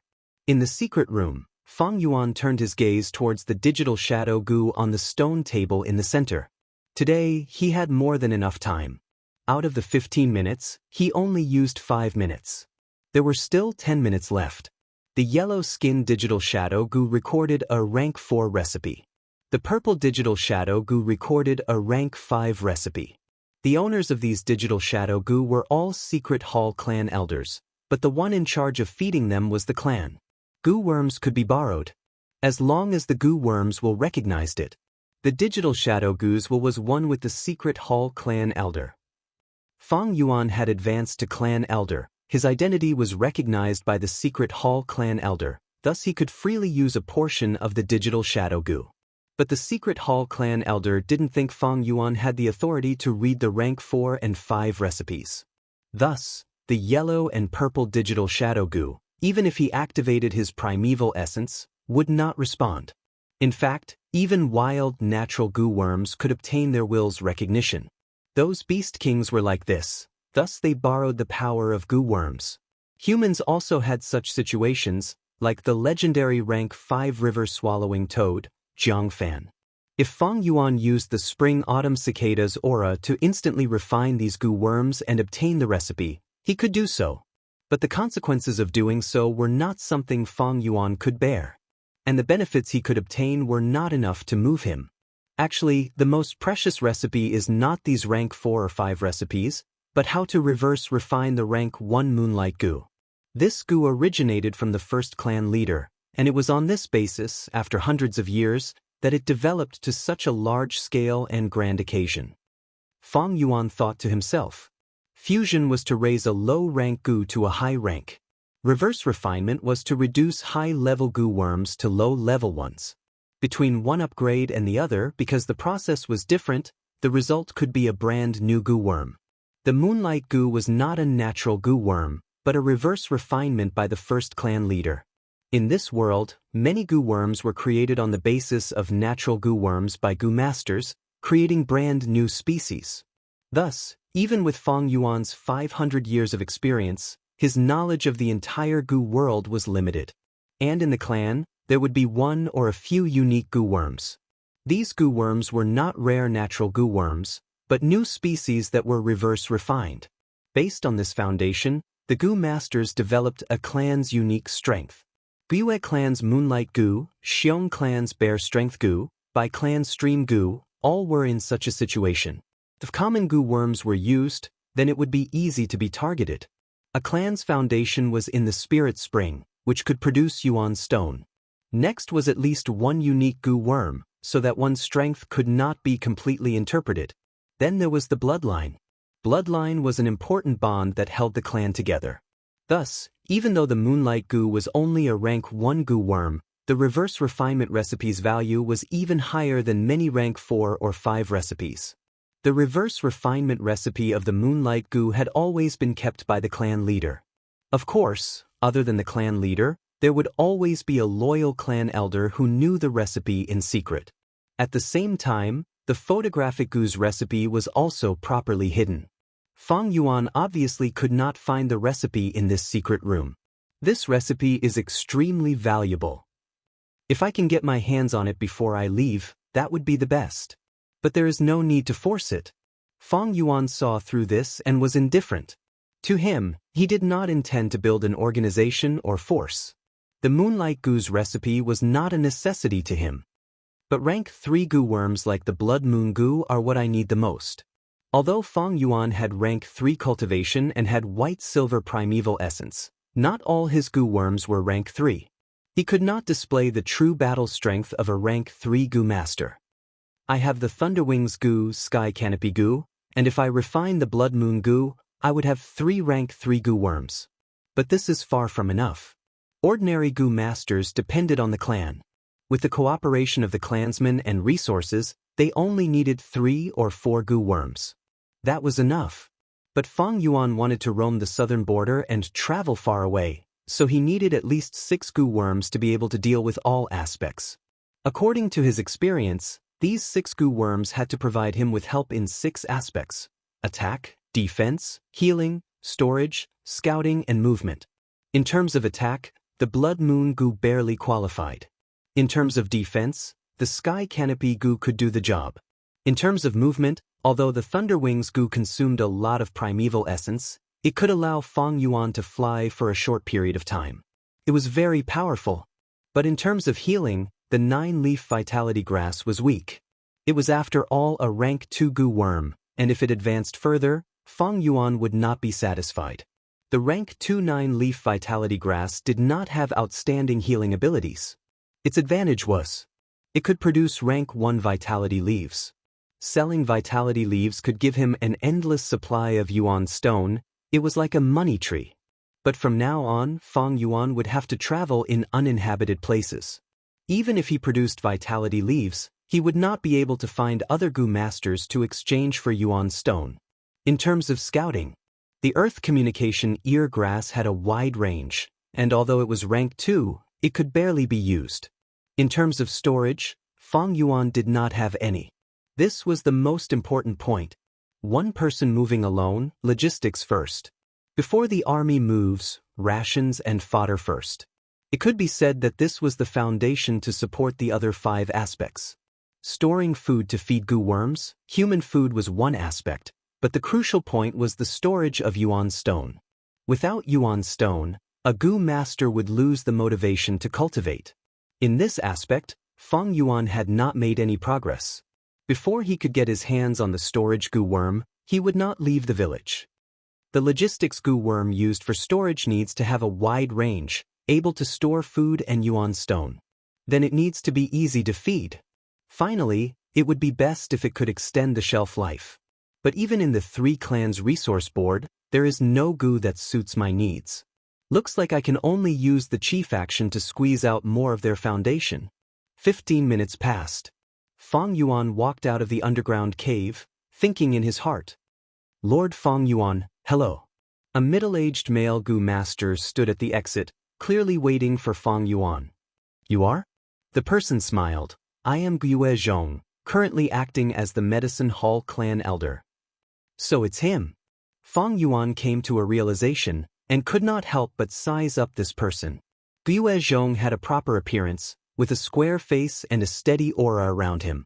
Like Fang Yuan, he was also a clan elder, but his cultivation was already at rank 3 middle stage. After Fang Yuan made Gue Yaoji faint from anger, Gue Zhong was appointed by the clan leader to temporarily lead the medicine hall. And his wife was an important member of the medicine faction. This was Gue Bo's political move to balance the conflict between the 2 factions. But no matter what, Gue Zhong had risen to the top because of this. Here are 300 Yuan stone. This is a week's allowance for the clan elder. I knew you were here, so I brought it here for you. I hope you don't mind my decision. Gue Zhong said, passing a money pouch to Fang Yuan. This man. Fang Yuan squinted, receiving the money pouch. Clan elder's allowance had to be personally received by the clan elder. But Gue Zhong could receive it on his behalf. From a certain perspective, this was hinting at Fang Yuan's connections and status in the clan. But this kind of hint was just right, mixed with a friendly acknowledgement, which made people feel that it was not aggressive. To speak the truth, I came to find Lord Fang Yuan this time because I have a request. Soon after, he got straight to the point, directly stating his purpose. Oh, you want me to hand over the 9-leaf vitality grass? Fang Yuan showed a profound expression. Guzhenren 157_Guzhenren's full text free reading _section 157, Blood Moon Gu's update complete. Chapter 162. Gue Yaoji once fancied the 9-leaf vitality grass in Fang Yuan's hands, so she used her authority to set up a policy to hand over the 9-leaf vitality grass. But when Fang Yuan advanced to rank 3 and became a clan elder, he made a powerful counterattack, causing Gue Yaoji to faint on the spot, forcing Gue Zhong to take the stage.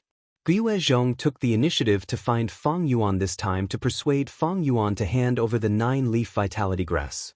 It is not impossible to hand over the 9-leaf vitality grass. Fang Yuan pondered for a while and said, there is a saying that goes, times have changed. Today is different from the past. In the past, Gue Yaoji wanted Fang Yuan to hand over the 9-leaf vitality grass. It was a command from the top, you have to hand it over even if you don't want to.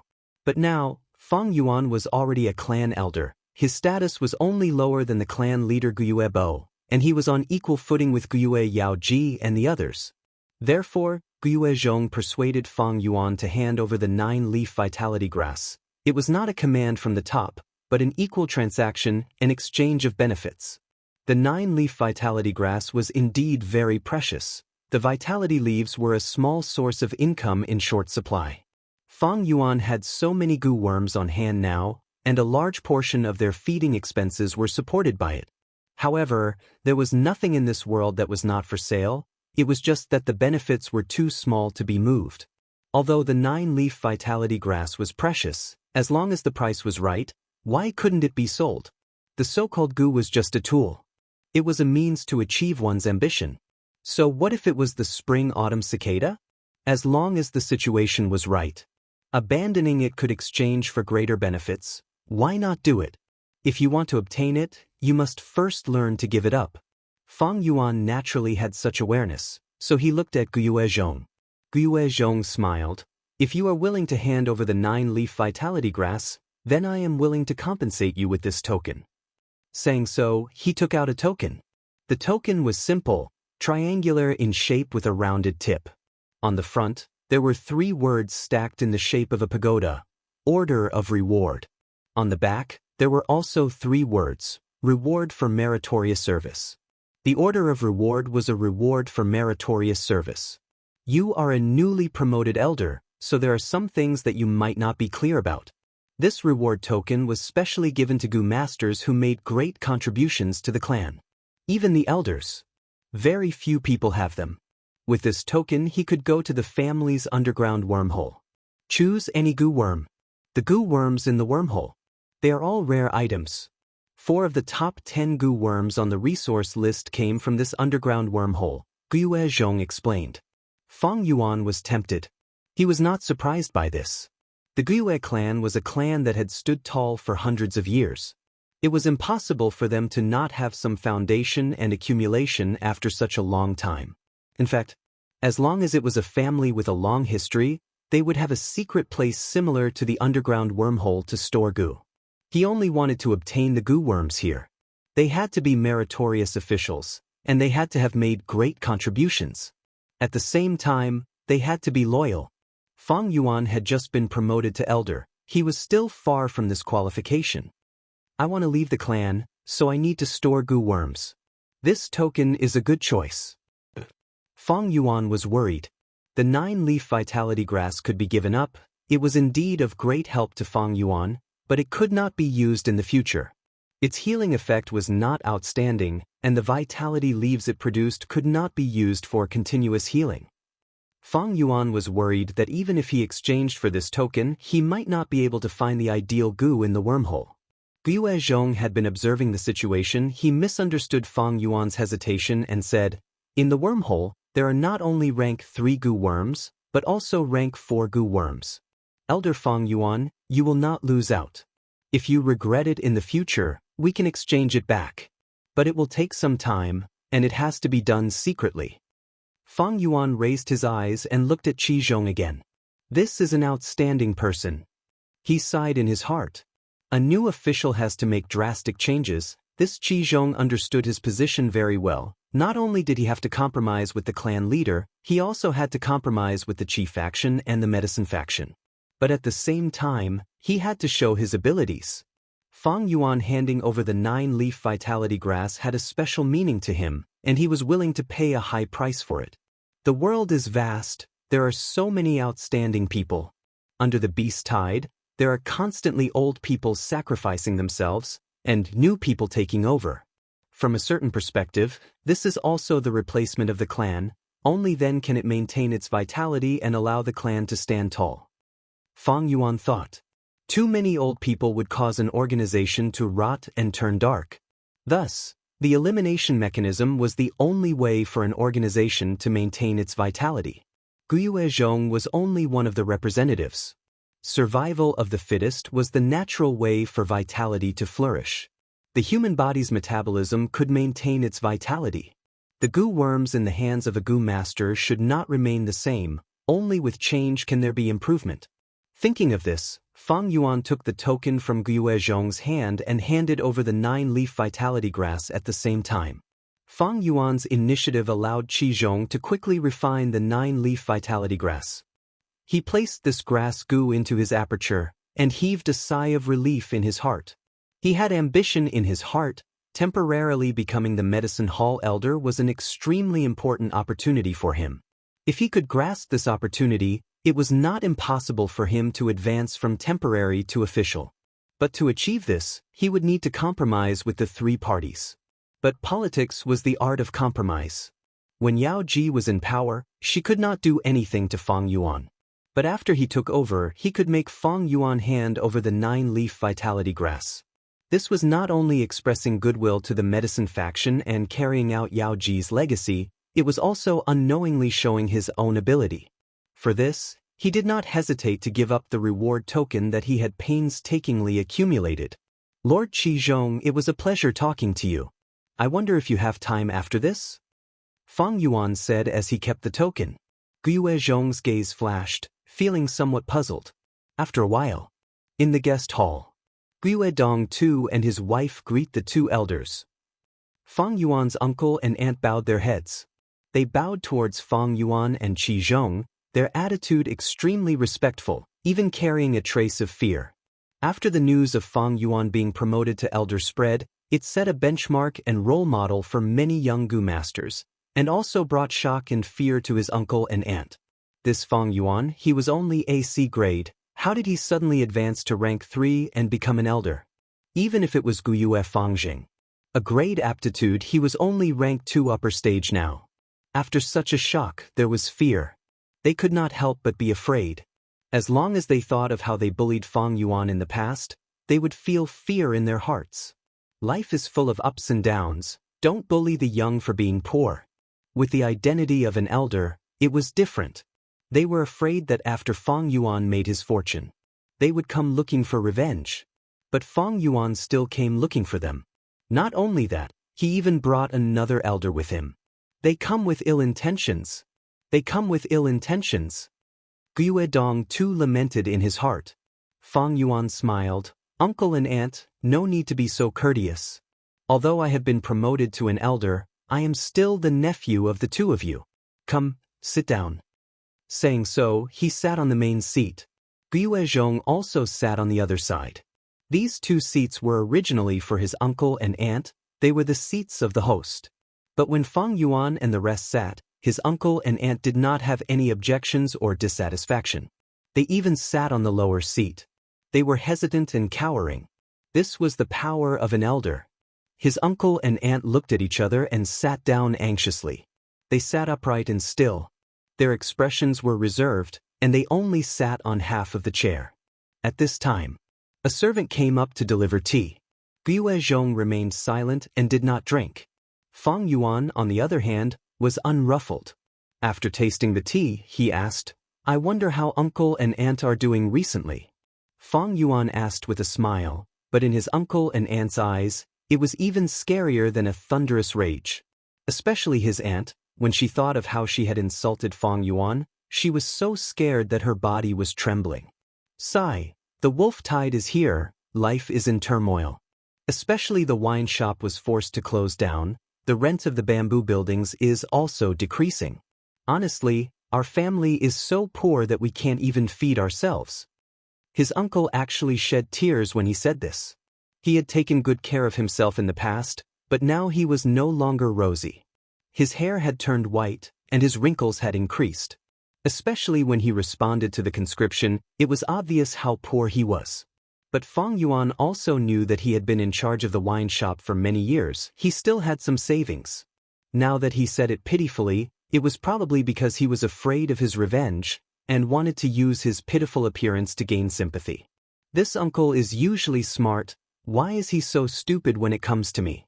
If I came for revenge, would I bring Guyue Zhong? Fang Yuan laughed coldly in his heart.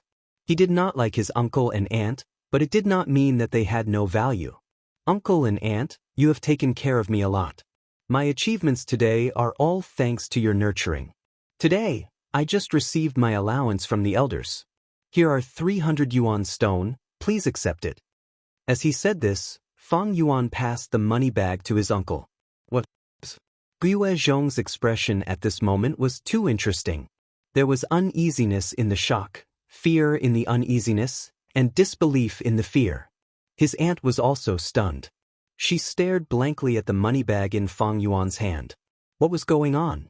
Instead of the revenge they imagined, they were given 300 yuan stone? Fang Yuan's words just now were harsh to their ears no matter how they listened to them. Take care of, nurture. These words were full of sarcasm, making them feel even more strange. What is this Fang Yuan planning? What does he want? How does he want to torture us? His uncle and aunt looked at each other, hesitating. They did not dare to accept the money bag. Since it is elder Fang Yuan's filial piety, just accept it, Guyue Zhong said expressionlessly. Yes. His uncle nodded repeatedly and accepted the money. Although he was nicknamed the Hidden Elder, he was nothing compared to the current medicine hall elder. He held the 300 yuan stone with both hands. Even with his stingy character, he felt that the money bag was too hot to handle. He really wanted to throw it away immediately. Since uncle has already accepted it, then I shall take my leave, Fang Yuan said as he left. His uncle and aunt wanted to see him off, but Fang Yuan stopped them. Stop looking. In the corner, Mother Shen sighed and said to her daughter, Shen Chui. Shen Chui's expression was gloomy. She only retracted her gaze when Fang Yuan and Qi Zhong's silhouettes completely disappeared. Mother, did I make the wrong choice? She asked. Elders could marry one wife and 2 concubines. If she had been faithful, she might have become Fang Yuan's concubine. I really didn't expect Fang Yuan to reach this stage with his C-grade aptitude. Mother Shen shook her head helplessly. Girl, don't take it too hard. Fang Zheng has a great aptitude, he won't be any worse than him. Yes. Shen Chui agreed, her dim eyes blossoming with a faint light. In this world, mortals are so lowly. Just look at her, how many things could move the hearts of Gu masters? Since she has already given her body to Fang Zheng, that is the bet of her life. There is no turning back. Chapter 163. Howl. For frenzy lightning wolves raised their necks and howled loudly. Swish, swish, swish. Heavy rain poured down, the curtains of rain intertwined and dark clouds covered the sky. It caused the sky to darken, greatly hindering one's vision. Quick, there's a gap near the east gate, Xing Nan's group will go up. Healer? We have a heavily injured person here. Kill, kill, kill. Kill all these wolf cubs. Competing with the wolf howls were the shouts of Gu masters. Everyone was fighting a bloody battle. Surrounding the village, the battle lines stretched on like a raging fire. The people's shouts, the wolf howls, the sound of heavy rain and the sound of the wind mixed together.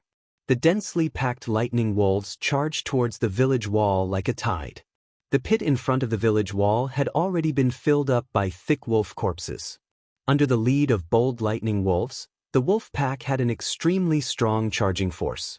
Rank 1 and Rank 2 Gu masters were fighting on the front lines. Large numbers of moonblades shot towards the wolf pack, flipping over the lightning wolves one by one. But the wolf pack also had lightning bolts and lightning balls that shot towards the village, causing casualties to the Guyue clan. Elder Fang Yuan, this is the casualty report from the medicine hall, please take a look. A messenger Gu master rushed over. After seeing Fang Yuan, he bowed and handed over the report with both hands. Fang Yuan was already a rank 3 Gu master and had become a clan elder. He was given a mission by the clan and became the leader in suppressing this western area. Fang Yuan retracted his gaze from the battlefield and received the bamboo report, saying to the Gu master, "You may leave." The Gu master bowed again and left. His speed was fast. Using a Gu worm to increase his speed, he quickly left and rushed to the next area. Any Gu master assigned to deliver messages had at least one movement assistance Gu worm, some even had 2. Fang Yuan opened the report and glanced at it. The casualty figures on the battle report were quite shocking. Until now, the wolf tide had attacked the Guyue village almost 10 times. The casualties of the clan's Gu masters were extremely severe. Guyue Zhong, who was the temporary elder of the medicine hall, was under even more pressure. He was originally a middle-aged man, but when Guyue Zhong saw him by chance these few days, he actually had some white hair. However, because Fang Yuan had the memories of his previous life, he was mentally prepared, so he was not surprised. This wolf tide is one of the most severe in the history of the Guyue clan. Casualties are unavoidable. He thought to himself as he activated the moonlight in his palm and crushed the report into powder. Only the elders of the clan had the right to read these reports. If they were to be announced to the public, it might cause panic. Even though the Guyue stronghold was already panicking enough, the feeling of unease was getting heavier by the day. At this moment, the moonlight in Fang Yuan's palm was no longer pure blue. Instead, it was blood red. This was a rank 3 blood moon goo. In order to refine this goo, Fang Yuan had failed once. It wasn't until the second time that he succeeded. As for the materials for the fusion, they were naturally obtained by squeezing out Guyue's cultivation. Fang Yuan closed his eyes, his mind entering the aperture in his body. In the aperture walls were shining, sometimes bright and sometimes dark, but there were no impurities, it was pure white. The primeval essence droplets were all white, with a metallic silver luster. This was a rank 3 Gu Master's white-silver primeval essence. The water accumulated into a sea, and the aperture was a sea of white-silver primeval essence.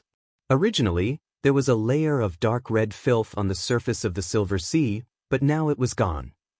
Fang Yuan had already used the cleansing water goo that he extorted from Guyue's cultivation. The aftereffects of the man-beast life burial goo had been completely eliminated. But this was not without a price. Fang Yuan's aptitude had dropped by a little. Originally it was C grade 44%, but now because of the man-beast life burial goo, it had dropped by 2 points, and the aperture could only hold 42% primeval essence. But this price, Fang Yuan was already mentally prepared. In the end, he still had to thank Guyue's cultivation. If not for his cleansing water goo, that dark red filth would contaminate his primeval essence for a long time, and Fang Yuan's aptitude would drop even more. A big ladybug with a white shell and black spots was flying in the air above the sea. This was the sky canopy goo.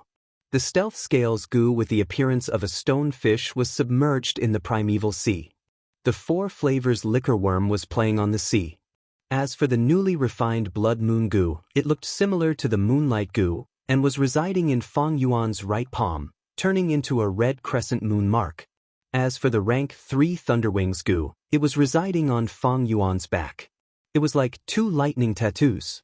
What was worth mentioning was the spring-autumn cicada. Its condition was getting better, and its recovery speed was also getting faster. This situation made Fang Yuan secretly happy, but also somewhat worried. The spring-autumn cicada was a rank 6 goo master, and he was only a rank 3 goo master. With his current aperture, he might not be able to hold the fully recovered spring-autumn cicada. The spring-autumn cicada's aura was getting stronger, like a paper tube filled with iron. The aperture might not be able to hold it. If there's really no other way, I can only leave it by my side. Fang Yuan sighed in his heart. This move had a huge disadvantage. Rank 6 goo worms were all related to the Tao, and contained fragments of the laws of heaven and earth. Leaving it outside for a long time would cause the laws to resonate, and unless it was in hibernation, the commotion would not be small and would cause all sorts of phenomena, attracting the attention and greed of other experts. But this was the only way. At this time, a loud wolf's howl entered his ears. Fang Yuan suddenly retracted his consciousness. Lord Elder, frenzy lightning wolves have joined the attack. Guyue, Jiang Jian and the other elders are defending near the east gate, and hope you can go and help them. A Gu master hurriedly reported. With the sound of thunder and lightning, 2 wings appeared on Fang Yuan's back. These 2 wings were formed by blue electric currents, and their appearance was simple and abstract. But with just a flap of the wings, it brought Fang Yuan up into the sky, its speed extremely fast, rushing towards the east gate battlefield. Flying in a straight line, Fang Yuan arrived at the battlefield in just a few breaths' time. The frenzy lightning wolf was trying to attack the east gate, and a few elders were near the entrance, fighting fiercely with it. The frenzy lightning wolf suddenly jumped out of the battlefield, and its tail swept towards a rank 1 Gu master girl in the corner. This Gu master's face turned pale, and hearing the sound of the wind, seeing the wolf tail sweeping towards him, he cried out bitterly in his heart, "It's over." With his ability, he might not be able to dodge or block it. But at this critical moment, a figure suddenly descended from the sky and hugged her. The girl only felt the world spinning in front of her, and when she came back to her senses, she saw that she was already flying in the air. The wolf tail swept below her, and a 2-story bamboo building suffered a heavy blow, on the verge of collapse. Her expression turned even worse. If she was hit by the wolf tail, she would have turned into meat paste. Immediately after, she realized that she had been saved. Who was it that saved her? She raised her eyes to look at this person and was stunned. It's him? Guiyue Feng Yuan. For a moment, the girl's heart was filled with complex emotions, and it was hard to describe with words. She and Feng Yuan were classmates, and Feng Yuan had once snatched her Yuan stone, so she naturally hated and loathed Feng Yuan. But she could not help but admire Feng Yuan's achievements. Especially when the news of Feng Yuan being promoted to clan elder spread, she was shocked and in awe. Like Feng Yuan, she was also a C-grade talent, but she was still a rank 1. Now, she was saved by Feng Yuan. This was a life-saving grace. She was grateful towards Feng Yuan, but also shocked and in awe. There was still a trace of hatred, but it seemed to have disappeared completely. The battlefield here is dangerous. Retreat far away. Feng Yuan flapped his lightning wings and landed on the ground, putting down the girl in his arms. He had some impression of this girl. She seemed to be his classmate, but he could not remember her name. After saying this, he turned around and left, no longer flying, but sprinted over and joined the battlefield. The Thunderwings Gu was fast, but its consumption of primeval essence was not slow either. Feng Yuan was a C-grade talent, and among rank 3 Gu masters in terms of primeval essence reserves, he was at the lowest level, thus primeval essence should be used more sparingly. Blood Moon Gu. He waved his hand, and a moon blade flew out. This moon blade was blood red, and when it hit the frenzy lightning wolf's body, it immediately caused a wound, and blood flowed continuously. The girl stayed on the spot, staring blankly at Feng Yuan's fighting figure. Slowly, her eyes started to shine with an indescribable light. 17 to 18 years old, it was the age of love. This Feng Yuan, what do you think? Far away, clan leader Guiyue Bo saw this scene and asked a trusted aide beside him. The aide immediately said, "I heard Elder Feng Yuan has already responded to the medicine hall's call and handed over the 9-leaf vitality grass in his possession. He had just received the first allowance and gave it all to his uncle and aunt as a sign of filial piety. These days, he has repeatedly participated in killing frenzy lightning wolves, and his attacks are sharp and ruthless, gaining many merits. Not only that, he has saved his clansmen many times. His reputation is getting better and better. There are already some rumors in the clan. Prodigal son turning over a new leaf is more valuable than gold. Let's see the new elder of the Feng faction, etc. From what I see, although Feng Yuan is only a C-grade talent, he has quite an outstanding battle talent. He came at a good time. With his parents' inheritance, just that 9-leaf vitality grass alone is an endless source of income. He has used 2 red steel relic Gu, but to be able to cultivate to rank 3, there is still luck involved." As he said this aide could not help but reveal a slightly jealous expression.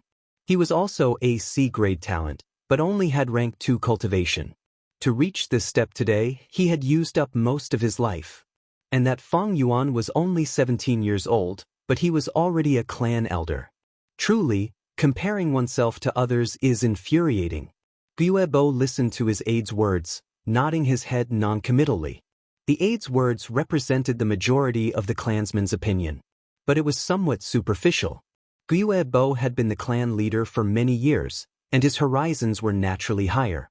Feng Yuan handed over the 9-leaf vitality grass, so he must have made some kind of deal with Guiyue Zhong.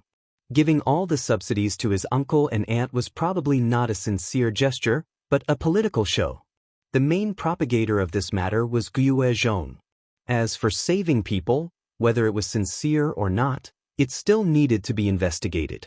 But no matter what, Feng Yuan no longer acted alone. Even if it was an act, it was worth being gratified. His actions after being promoted to clan elder were to actively get close to the clan and to contribute to the clan. And the clan's prosperity naturally required these contributions. Thinking of this, Guyuebo instructed, "Those people from Dark Hall, these few days of investigation have not yielded any results. Forget it, let's temporarily stop the investigation on Fang Yuan." "Yes, subordinate will inform them now." The aide retreated. Guyuebo stayed on the spot, squinting his eyes. He thought inwardly, despite all sorts of reasons, my cultivation speed is still quite fast. This Fang Yuan definitely has some secrets on him. But at this time, the wolf tide is serious, every bit of strength must be used wisely, wasting it on Fang Yuan is a waste. But the investigation is necessary, we can only wait until after the wolf tide. Chapter 164. With a boom, the frenzy lightning wolf's elephant-sized body fell to the ground. Its mouth was wide open, its eyes losing focus, its life leaving it. Its body was covered in wounds, and fresh wolf blood flowed out continuously, dyeing the surrounding ground red. The rain continued to pour down, diluting the wolf blood and spreading it in all directions. The ground was muddy, and the few clan elders standing beside the frenzy lightning wolf's corpse were panting heavily. Their bodies were drenched by the rain, and even splashed with wolf blood and mud. They were in a sorry state. "We finally killed it."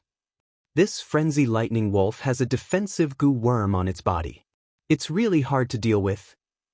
Luckily we had Elder Fang Yuan's blood moon goo, accumulating its injuries, or else killing it would have been even more difficult. As the elders spoke, they looked at Fang Yuan one after another. When they heard that Fang Yuan had refined the blood moon goo, they did not think much of it. But now it seemed that it was very effective against the frenzy lightning wolf.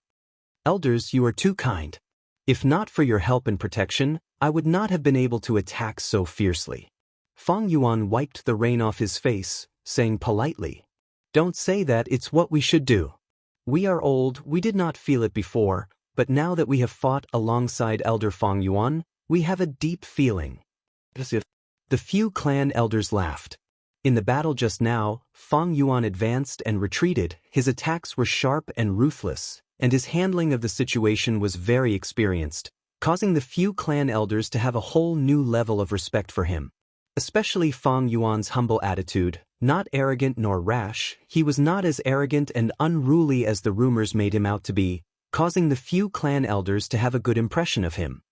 "I still have many areas to learn from you," Fang Yuan said respectfully, but a trace of darkness flashed in his eyes. This blood moon goo had its pros and cons. After using it so many times, he had some experience. The blood moon goo was good at prolonged battles, causing injuries that could not be stopped.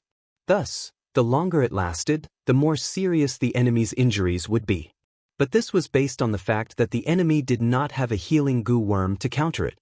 Nature was balanced, there was no strongest goo, only strong and weak. The biggest weakness of the blood moon goo is that there would be a few days every month when blood would seep out, causing the goo's battle strength to plummet.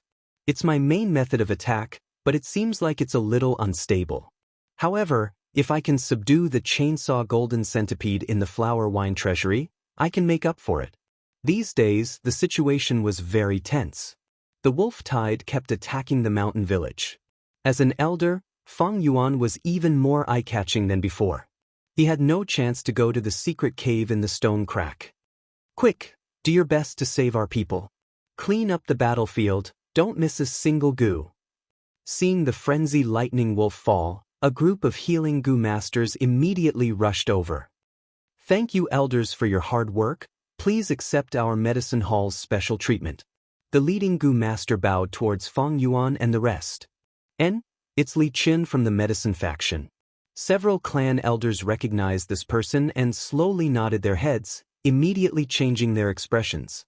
They were very polite to Fang Yuan, their faces full of smiles. But towards this person, their expressions were reserved, carrying the arrogance of a superior. This was the difference in status.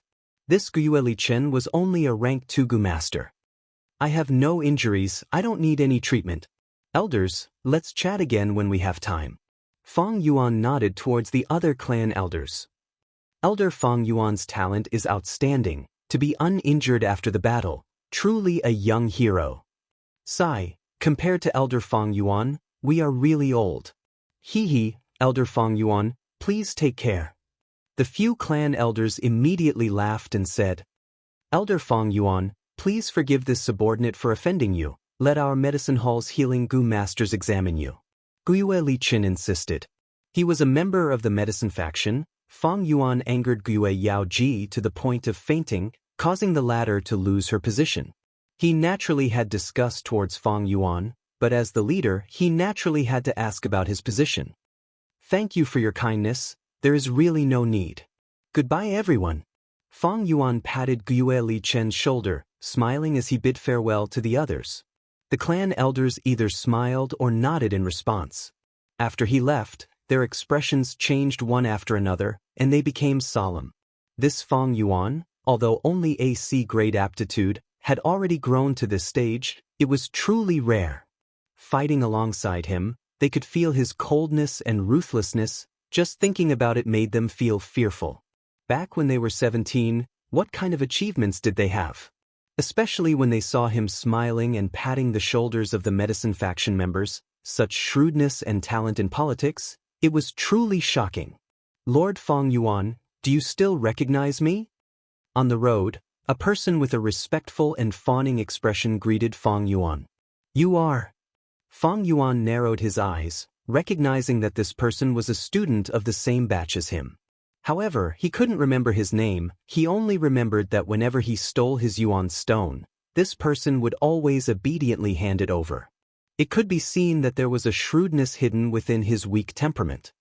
Lord Fang Yuan, I am Guyue Dingzong. It is this lowly one's honor to be your classmate for a year.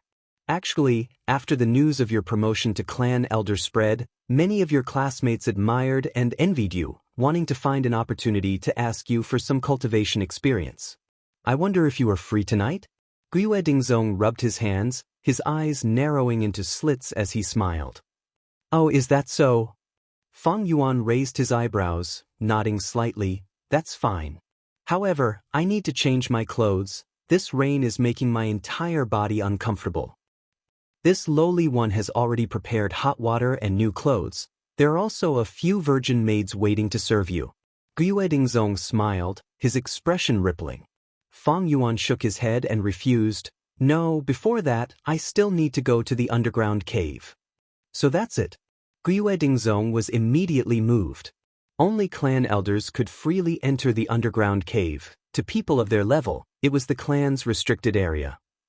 Next, his smile became even more humble, his waist also drooping, his words revealing a flattering tone. Lord, please go ahead and do what you need to do. This lowly one's time is not valuable. Waiting for you is also a kind of honor. Fang Yuan nodded, no longer speaking. He took a step and walked away. Guyue Dingzong hurriedly took a step back, giving way, slightly bending his waist as he watched Fang Yuan leave. Entering the underground cave again. This secret room that stored precious goo worms was very spacious, almost as big as the square on the ground. But the number of goo worms stored inside was not many, only a few dozen.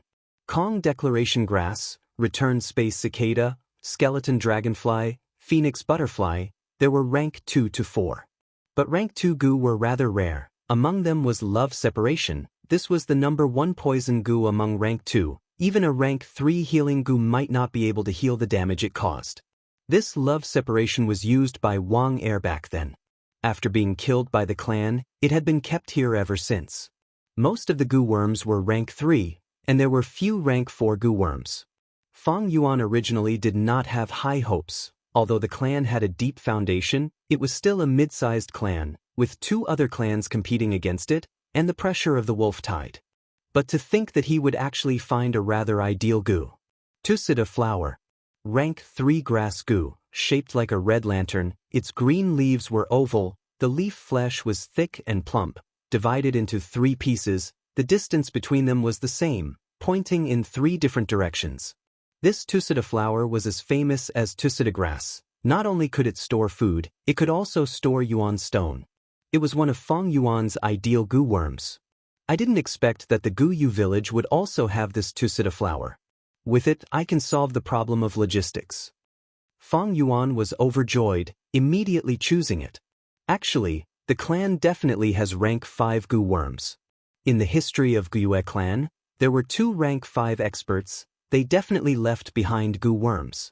But it is impossible to leave them here. These rank 5 Gu worms are the clan's trump card, and are fed by the clan with all their resources. Rather than feeding, it is more like offering. Fang Yuan left the cave. The rain had stopped, but the sky was still gloomy, and the air was not very fresh, filled with the smell of blood. Fang Yuan changed into a clean set of clothes, before slowly making his way to the gathering location. Elder Fang Yuan, you are here. Your presence brings light to my humble abode.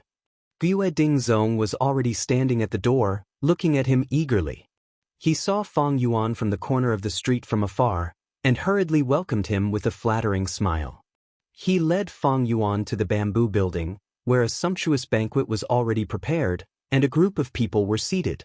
After seeing Fang Yuan, they quickly stood up. Next, all kinds of flattering words flooded towards Fang Yuan like a tidal wave. Greetings, Elder Fang Yuan. Elder Fang Yuan, I haven't seen you for a day, but you are even more elegant than before. This lowly one is full of admiration. To be able to be classmates with Elder Fang Yuan, I am truly fortunate. Now that I think about it, it is a dreamlike experience. Fang Yuan glanced around, seeing that these people were all from the same batch as him. They were all familiar faces, and he had snatched Yuan's stone from them before. No problem. He smiled lightly, sitting on the highest seat. Serve the dishes, serve the good wine. Guyue Dingzong shouted, and the servants immediately became busy. All sorts of dishes were served like flowing water. The taste was excellent. This Guyue Dingzong's family still had some assets. To be able to prepare such dishes under the wolf tide, they had indeed paid a price, showing their sincerity.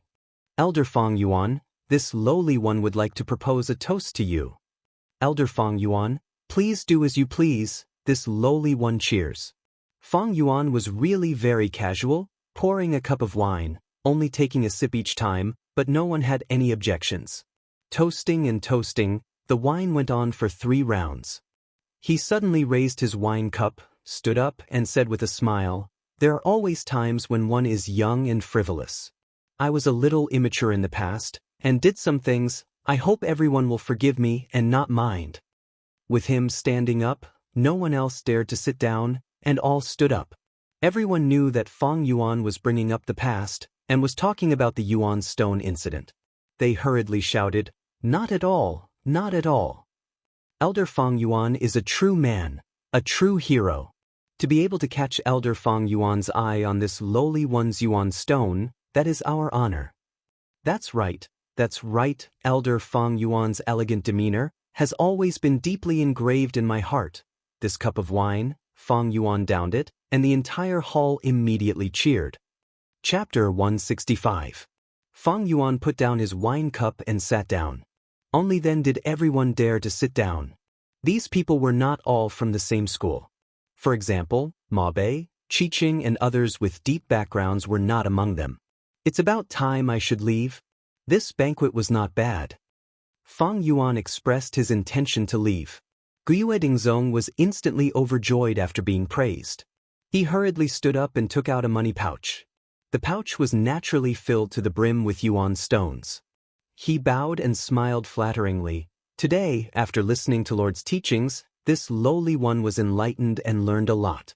This is just a small gift to express my gratitude. He was full of nonsense. Since the start of the banquet, he had only been bootlicking. When did he ask for any cultivation topics? But everyone acted as if this was really happening. They loudly cheered and encouraged Elder Fang Yuan to accept it. Fang Yuan did not refuse. He smiled and naturally took the money pouch. Following that, the second and third person came up to give gifts. All of them were Yuan stones. Well said, well said. Fang Yuan squinted his eyes and smiled as he accepted all of them. How could Fang Yuan carry tens of bags of Yuan stones?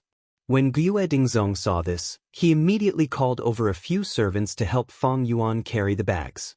In a short time, Fang Yuan had collected close to 10,000 pieces of Yuan stones. Finally, Fang Yuan stood up and raised his wine cup again. It is fate that brought us together. You and I will remember this camaraderie. It is worth a toast. Lord Fang Yuan said it very well. His words are incisive and wonderful. He said exactly what we are thinking in our hearts. Everyone stood up and praised as they raised their wine cups. They either had no background or did not have a strong background. They were afraid of Fang Yuan's revenge after he was promoted to elder. At the same time, they wanted to get close to Fang Yuan.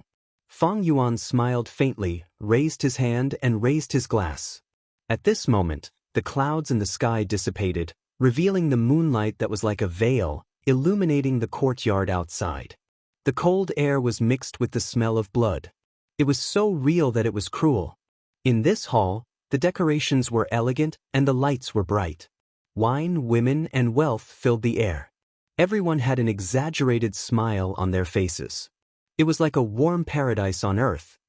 This is the charm of an organization. Fang Yuan's eyes flickered with a clear light as he stared at the thick wine in the cup, his thoughts drifting. In the past, when he robbed and blackmailed his classmates, it was just a few pieces of yuan stone, but that was enough to incur the wrath of the masses. Now, he didn't even mention it to them, and they were already rushing to deliver the yuan stone to him. Each bag contained more than 100 yuan. On the surface, it seemed that Fang Yuan had the status of an elder. But it was actually because he was previously outside the system, and now he was in the upper echelons of the organization. Under the system, the members were all willing to be exploited. Even without Fang Yuan hinting anything, there would be people who would take the initiative to bribe, people who would take the initiative to seek refuge, and women who would throw themselves at him. This world was like this, and it was the same on Earth.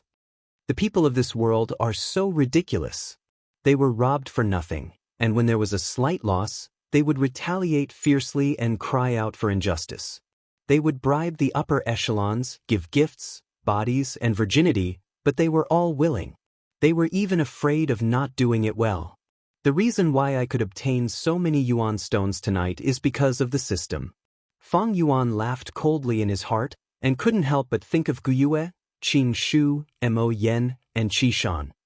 Talents like Guyue and Qing Shu, who had great talent, were actually much more talented than Fang Yuan in terms of cultivation.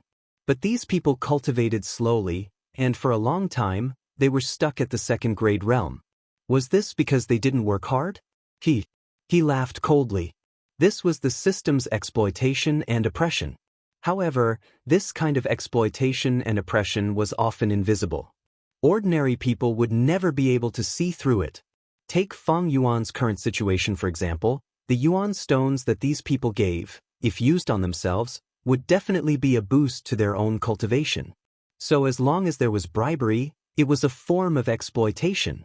Countless lower echelons would fight to bribe the upper echelons, and this was the upper echelons raising funds to increase their authority. Other than money, there was also the exploitation of time. Elites like Guyue and Qing Shu naturally didn't need to bribe others, but their time was being taken up.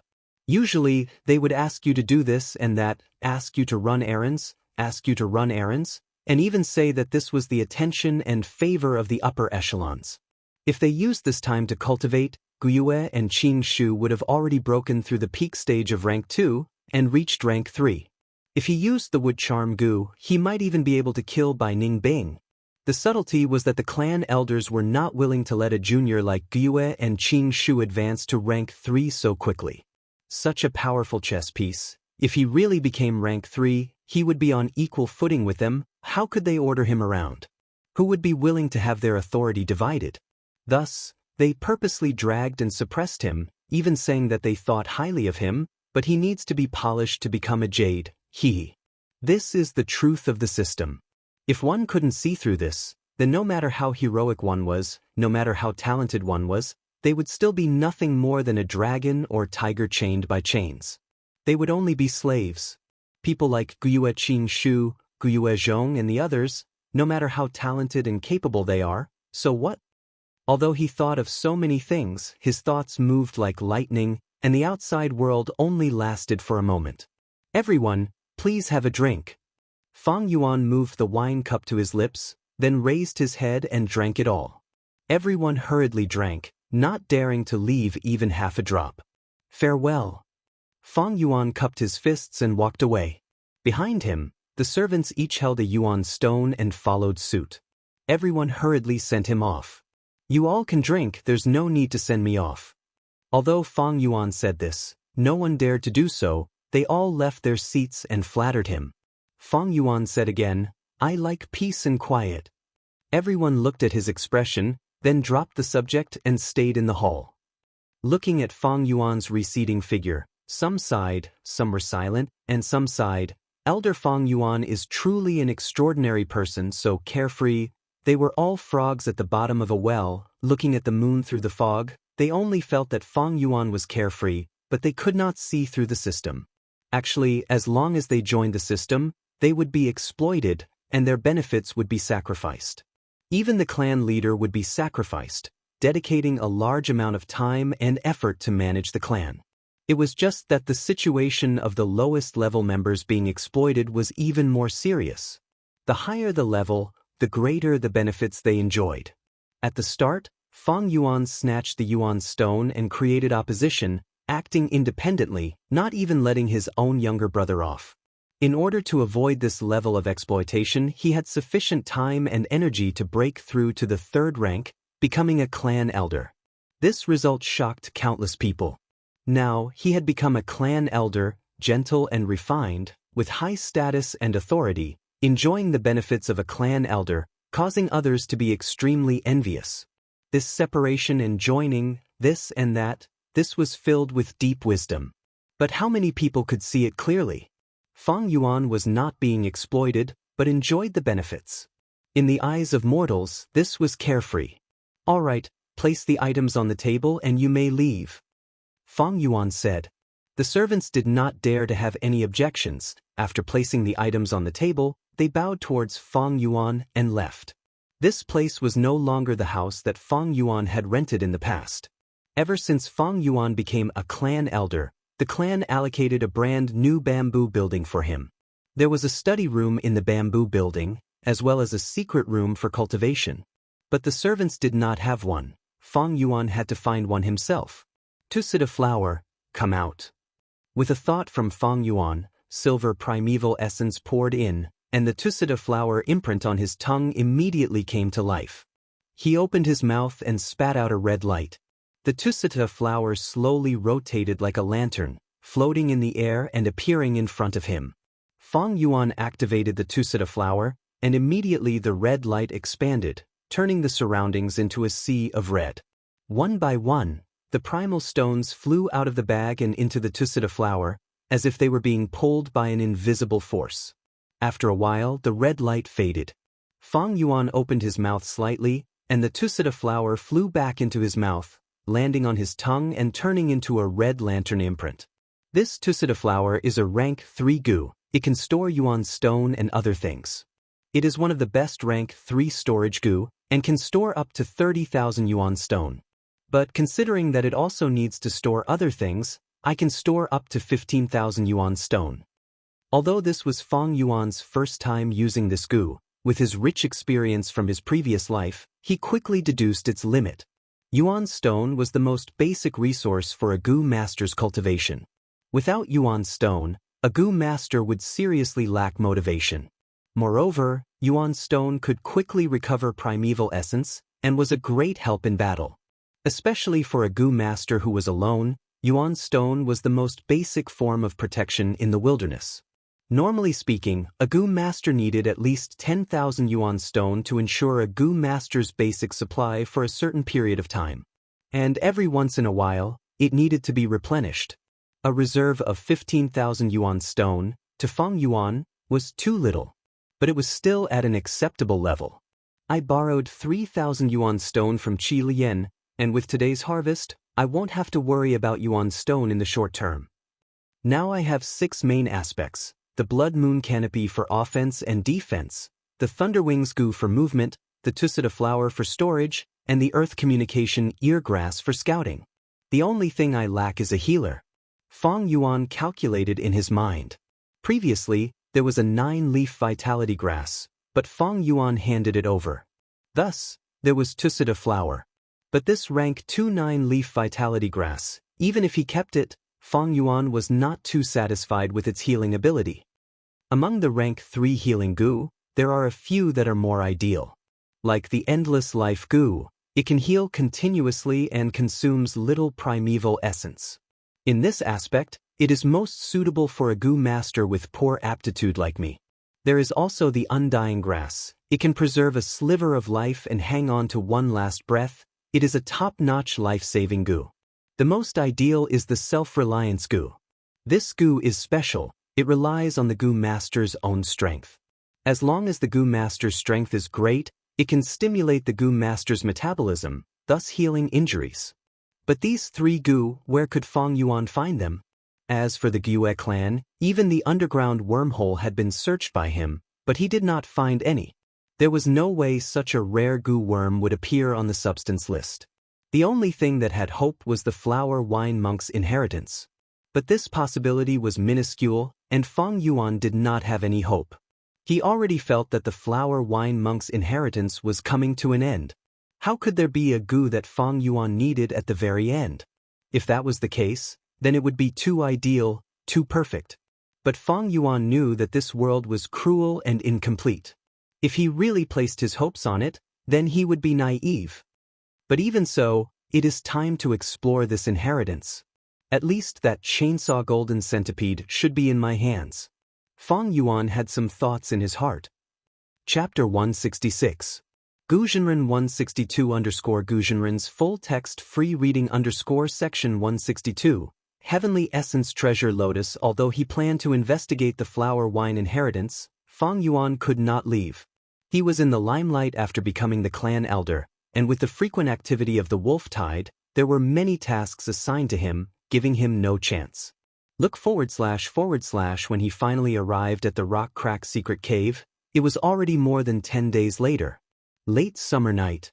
The light rain had just stopped, bringing with it the scent of autumn. In the sky, a golden moon, round like a plate, hung high up in the sky. Faint wolf howls could be heard, mixed with the cicadas' cries. Fang Yuan hid himself on the slope and turned around to take a look. Gyue village was lit up with countless lights, the broken walls were repaired again and again, and had long lost the peace and tranquility of the past. It was like a huge beast that had gone through countless battles, lying on the ground and panting. After rebirth, even the progress of the wolf tide changed a lot. In my memory, the Thunder Crown Wolf had arrived 3 days ago. But now it is nowhere to be seen. Fang Yuan took a glance, then turned his gaze away. Tonight was the time he had fought for, he had to make good use of it. After a while, he entered the rock crack secret cave again. The cave entrance was covered in dust, but there were no footprints, showing that this place had not been discovered yet. This little detection method was not very useful, but in Fang Yuan's experience, it was surprisingly useful. Of course, he did not only set up this method. After a few inspections, he confirmed that this secret cave was temporarily safe. He heaved a sigh of relief. Ever since his rebirth, more and more things had changed. Especially during the wolf tide, goo masters moved out frequently. Who knows, someone might discover this place. He walked into the tunnel and entered the second secret room, pushing open the stone door and arriving at the mountain rock forest. In the rock forest, there were many jade eye stone monkey groups migrating along the previously cleared path. But now, Fang Yuan was already a rank 3 goo master. Although the Blood Moon goo was a rank 3 goo master, its attack power was not outstanding. But it was definitely much better than the rank 2 Moonglow goo. Fang Yuan spent 6 hours, exterminating close to 10 monkey groups and reopening the path. He came to the center of the room and climbed the rough stone steps to enter the third secret room. The stone door blocked his way, and on the stone door was engraved, "In the Golden Centipede Cave there is a fatal disaster. Use the earthly hearing to avoid the disaster." Last time he stopped here, but this time, he resolutely pushed open the stone door and stepped inside. He held a torch in his hand. It illuminated a radius of 10 steps. The Golden Centipede Cave was spacious. The main road was at least 3 meters high and 2 meters wide. There were also many slightly narrow branches that branched out in all directions. Wherever Fang Yuan went, fire would illuminate and darkness would recede. At first, only the sound of his footsteps echoed in the cave, but not long after, rustling sounds came from all directions. The voices converged into one. It was endless. Soon, countless centipedes appeared at the edge of the fire. They were ferocious. However, due to the bright firelight, he did not attack Fang Yuan. But Fang Yuan knew. As time passed, more and more centipedes appeared. The stalemate would soon be broken. But he did not care. If he was rank 2 and only had the white jade goo's defense, he would not purposely create such a commotion and attract the centipedes. But now that he was rank 3, the sky canopy goo's defense was enough for him to withstand the attacks of the centipedes. The only thing he had to worry about was the Worm King here, the chainsaw golden centipede. It had already appeared. Fang Yuan purposely moved a trace of white-silver primeval essence from his aperture and let it flow out of his body, revealing his rank 3 goo master aura. This aura made the chainsaw golden centipede feel an intense threat. To it, Fang Yuan was a strong, wild beast that had stepped into its territory. It needed to kill him immediately. Fang Yuan and it were confronting each other. This chainsaw golden centipede was over a meter long, its body as wide as 2 fists. At first, it landed at the edge of the area illuminated by the fire. It coiled its body like a python lurking in the shadows, waiting for an opportunity to strike. But soon, it moved slowly, its countless limbs supporting its body as it pressed towards Fang Yuan. Fang Yuan's rank 3 aura made it alert, but not afraid. If it was a rank 4, it would not take the initiative to press forward. If it was a rank 5, as long as its aura leaked out, it would turn around and escape. Fang Yuan raised the torch high. The flame on the torch was burning, illuminating the surrounding cave with light and shadows. In the light of the fire, the chainsaw golden centipede's dark golden shell shone with a faint light. The sides of its body were filled with silver serrated teeth. As it pressed forward, the serrated teeth also moved slowly, like a slowed-down electric saw, making a buzzing sound. The other small centipedes surrounded Fang Yuan from the ground and walls. Some of them climbed to the top of the cave, then fell down, landing on Fang Yuan's shoulders and back.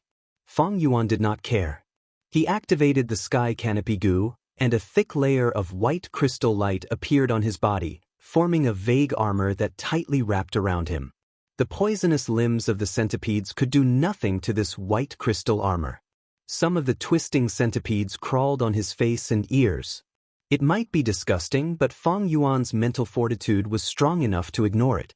In his previous life, when he was in the wilderness, he ate everything. He even ate centipedes that were not poisonous. Actually, the taste was not bad. It tasted weird at first, but he got used to it after a while. He only focused on the chainsaw golden centipede. The chainsaw golden centipede advanced slowly, shortening the distance between it and Fang Yuan. When it was 3 to 4 steps away, Fang Yuan stopped the leakage of his white-silver primeval essence, causing his aura to weaken. The chainsaw golden centipede acutely sensed it, and its speed increased, like a golden line. In the blink of an eye, it had crossed the distance and climbed up Fang Yuan's calf. Its speed was really fast, and when it moved, a golden light flashed. By the time Fang Yuan reacted, the chainsaw golden centipede had already coiled around his waist like a snake, opening its mouth and attacking Fang Yuan's face. Fang Yuan quickly stretched out his hands and grabbed the centipede's head. The chainsaw golden centipede struggled intensely, and even though Fang Yuan had the strength of 2 boars, he was gradually losing strength. Especially since the chainsaw golden centipede had a row of serrations on each side. It started to spin rapidly. Crack, crack, crack. A strong tearing force ground the sky canopy goo's white crystal light.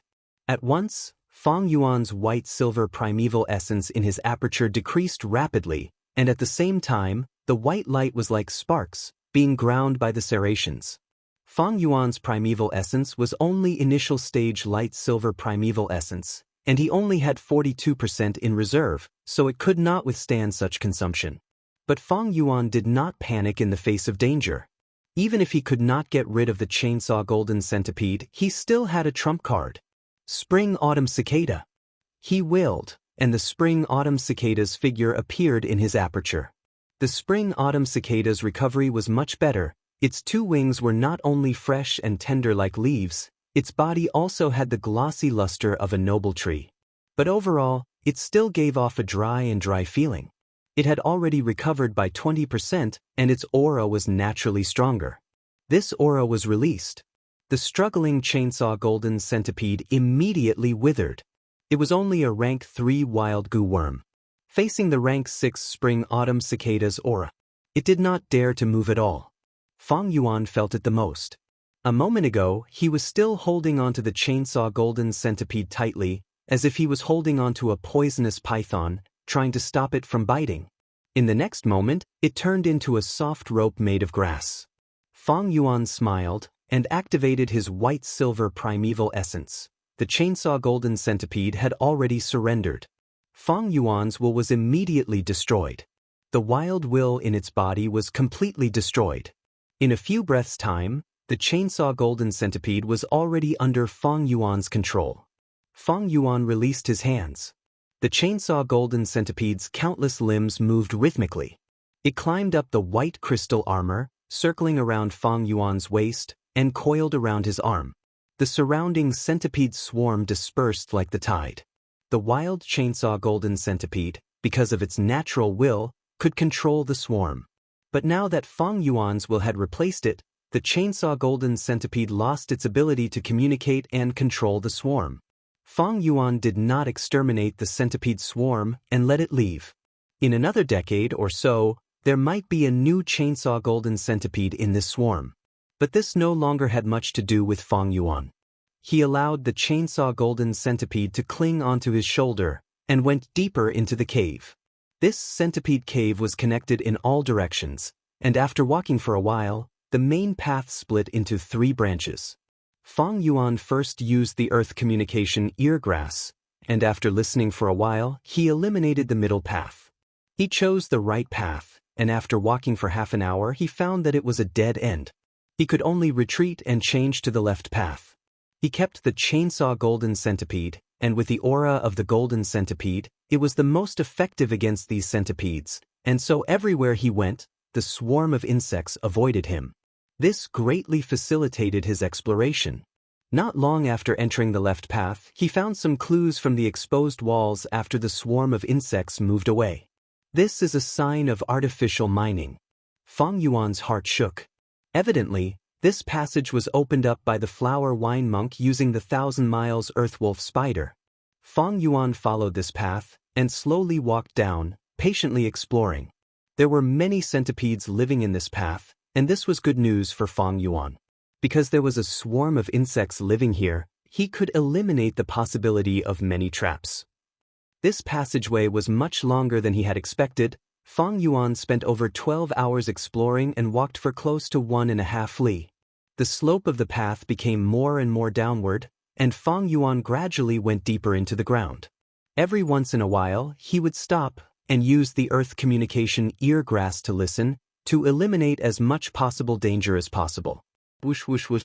What is this sound? Fang Yuan gradually heard a strange sound. Immediately he realized what this sound was. This is the sound of water, could it be? His heart moved and he already had a vague guess. At the end of the path he saw a crystal wall. Behind the crystal wall was water. In the water, there were streams of grayish-white water, forming a spiral shape, rotating around each other. It was like a miniature tornado, rising and falling, growing and multiplying endlessly. Just as I guessed, this is a natural spirit spring. Seeing this, Fang Yuan's eyes could not help but focus. Immediately, he saw that there was something else in the spirit spring behind the crystal wall. A blue and white flower bud was floating leisurely in the spring water. This is actually the heavenly essence treasure lotus. Fang Yuan's heart shook. Chapter 167. Fang Yuan looked at the heavenly essence treasure lotus in front of him, and the doubts in his heart dissipated by half. He deduced the rough history. Turning back time, close to 1,000 years ago, a rank 5 Gu Master expert, alone, came to Qingmao Mountain and coincidentally found this natural spirit spring in the underground cave. He was overjoyed and set up camp here, moving the mortal villages at the foot of the mountain, forming the embryonic form of the Gyue village. He wantonly married hundreds of wives and concubines, spreading his bloodline. He was the ancestor of the Gyue clan, the founder of the Gyue village. After the first generation passed away, time passed. The second generation, third generation, and finally the fourth generation. The fourth generation clan leader had a great aptitude, and also cultivated to rank 5, bringing the clan to another golden age. One day, a demonic Gu master came to the village. He was a bald man, dressed in pink, and was a loner. He loved to violate the chastity of innocent girls. He was the famous demon of the demonic path at that time, the flower wine monk. This flower wine monk had some sort of fortuitous encounter, and knew the recipe to refine the heavenly essence treasure lotus. He made a lot of preparations, and was just short of a natural spirit spring to refine this flower goo. He searched left and right, and finally chose the spirit spring in the Gyue village. Initially, he used the moon orchid as a pretense to get close to the higher-ups of the Gyue clan, and finally found out the truth of the Gyue clan. Then, in the battle with the fourth-generation clan leader, he used his great battle strength to almost obtain a complete victory. Not only did he kill the fourth generation, he even got rid of most of the clan elders. But he was poisoned by the Moonshadow Goo.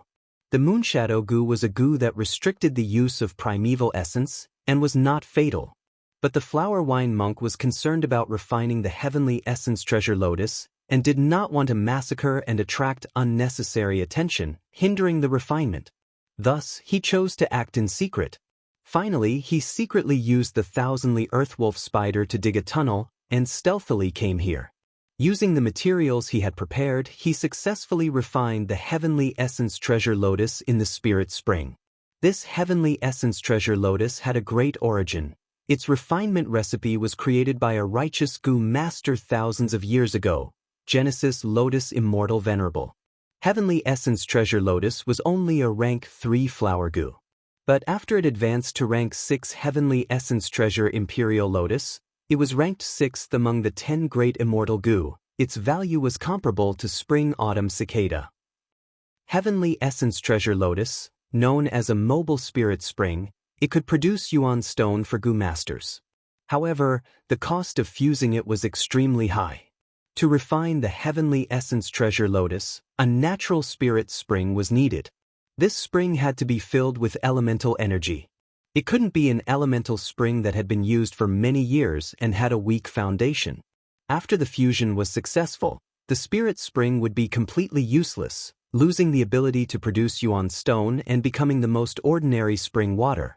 The value of a natural spirit spring was enormous. Just look at how it fed Gyue tribe and countless Gu masters for close to 1,000 years. It was clear. Refining the heavenly essence treasure lotus would require the destruction of such a spirit spring. But this was just the beginning. In the future, to advance to rank 4, he would need to waste 7 spirit springs. At rank 5, he would waste another 9 mouths. At rank 6, he would need to waste another 11 mouths. Besides this, he would need to use other precious goo worms as supplementary materials, each of them priceless. If I had this heavenly essence treasure lotus, it would be like having a miniature spirit spring with me. Heavenly Essence Treasure Lotus is only rank 3. The Yuan Stone it produces cannot compare to a normal spirit spring, but it is enough to support my cultivation expenditure. There were many benefits to this. With the Heavenly Essence Treasure Lotus, he could directly produce Yuan Stone. His income would definitely be much higher than the 9-leaf vitality grass. With Yuan Stone, not only could he advance his cultivation, he would also have enough money to exchange for it. With this treasure lotus, Fang Yuan could reduce the amount of Yuan Stone he had to carry. In the Tusita flower, he could only store food and other things, greatly reducing the burden on his logistics. But I heard that the process of refining this treasure lotus is complicated and mysterious. The treasure lotus goes from nothing to something, and during this period, it seems illusory yet real. Ordinary people cannot see it with their naked eyes. Only through crystals can they see it clearly. This goo is delicate and needs to be nurtured in the spirit spring for 9 days and 9 nights. Only when this treasure lotus has 9 complete lotus leaves can it be plucked and stored in the primeval sea in the aperture. If I am too hasty, all my efforts will be wasted. All my previous hard work will turn into bitter water and flow away. Fang Yuan did not know the exact recipe of the heavenly essence treasure lotus, he only knew some secret rumors. To him, he had no idea how to further refine it.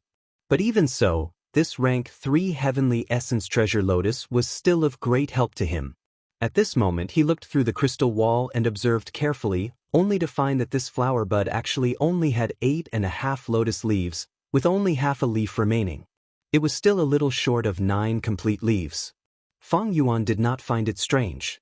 Hundreds of years had passed, the Spirit Spring's foundation had been depleted and was no longer as good as it was during the 4th generation.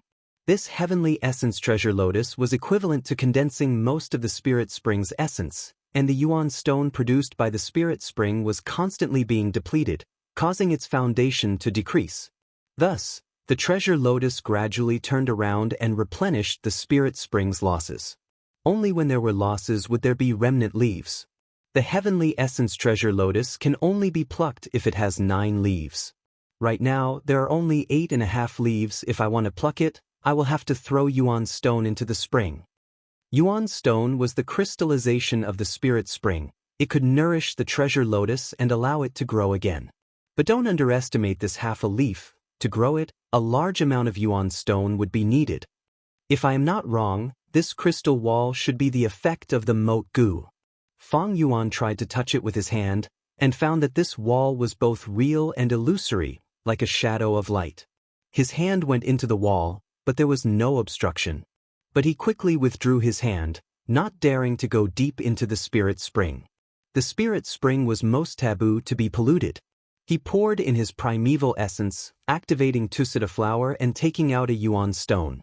He threw the Yuan stone into the crystal wall, and as if the wall did not exist, the Yuan stone went through it and quickly entered the spring. It crashed into the heavenly essence treasure lotus phantom. The blue and white flower bud of the heavenly essence treasure lotus immediately shook like water. Almost in an instant, this Yuan stone was digested by the heavenly essence treasure lotus. When the flower returned to normal, Fang Yuan focused his attention, but did not see any changes in the leaf. His expression was calm, and he threw in tens of Yuan stone, but the leaf still did not grow. Fang Yuan continued to throw in Yuan stone, and at the same time, counted the number of Yuan stone in his heart. When he threw in more than 500 Yuan stone, he saw the leaf grow by a little. Seeing this, Fang Yuan's heart sank. According to this calculation, he would need to throw in more than 50,000 Yuan stone at once. If he threw it in batches as time passed, the clan would continuously take out Yuan stone, and the heavenly essence treasure lotus would consume itself to replenish this Spirit Spring. More than 50,000 Yuan stone. I already have more than 10,000 with me, I still need 40,000. With his status as a clan elder, it was not difficult for Fang Yuan to gather 40,000 Yuan stone. But the real problem was, once this heavenly essence treasure lotus was plucked, this Spirit Spring would be completely destroyed. At that time, it would definitely attract the wrath of the entire clan, and they would go crazy in their investigation. Fang Yuan was experienced, but his methods were limited. If he really did not care about the consequences, he would definitely be found. In reality, the higher-ups of the clan had long suspected him, but due to the wolf tide, they did not act up. Once the flower wine monk's inheritance was exposed, Fang Yuan would definitely be the first suspect. Even if Fang Yuan secretly escaped, he would be hunted down by the entire clan. I will not give up on the heavenly essence treasure lotus. Even without the recipe, who knows what will happen in the future? But once I pluck this goo, it will be like poking a hornet's nest and I will be killed. Fang Yuan thought to himself. To collect this heavenly essence treasure lotus, he had to wait for the right opportunity to appear. This heavenly essence treasure lotus should be the last of the flower wine monk's inheritance. But there are still many suspicious points in this whole matter. In order to refine the heavenly essence treasure lotus, the flower wine monk came here. But what unforeseen event happened that caused him to be heavily injured, and he hurriedly set up this inheritance before he died? The reason the flower wine monks set up the inheritance, Fang Yuan already knew. It was to take revenge on the Gyue clan. If the heavenly essence treasure lotus was taken out from the spirit spring, no matter if it was successful or not, the natural spirit spring would definitely be destroyed. Without the natural spirit spring, the Gyue clan would not have a base to stay here. Falling apart was something that would happen sooner or later. Forget it, without any new evidence, there will be no progress in dwelling on this suspicious point. Let's return to the village first. Finally, Fang Yuan shook his head and began to return along the path he came from. But before he left the secret cave, a shrill and loud wolf howl could be heard continuously. This sound, Fang Yuan's heart sank and he hurriedly walked out. Walking to the riverbank outside the stone crack, a thick smell of blood assaulted his nose. Although he was still a distance away from the village, the battle cries, wolf howls, and explosions interweaved together, making it extremely noisy. Fang Yuan turned invisible and climbed up a hill. It was now dawn, and the sky was dimly lit. Countless wolf packs, like a tide, rushed towards the Gyue village in waves. Fang Yuan's gaze swept across, and his body shook. At the back of the wolf pack, he found a lightning wolf that was as large as a small mountain. King of beasts, Thunder Crown Wolf. This wolf's body was slender, its limbs strong, and its entire body was covered in blue scales. Tufts of golden wolf fur were distributed on the wolf's claws, head, and tail. Especially the fur on its head, it was all puffed up, forming the shape of a towering crown. It half squatted on the ground, and was as quiet as a statue. The frenzy lightning wolves and bold lightning wolves that were constantly howling around it only served to accentuate its elegance and nobility. It was only sitting on the ground, but it already brought great psychological pressure to the Gyue clan. We finally welcomed the King of Beasts. The Gyue village has reached a crucial moment of life and death. Fang Yuan looked towards the village, where countless Gu masters were fighting intensely, trying their best to resist the crazy wolf tide.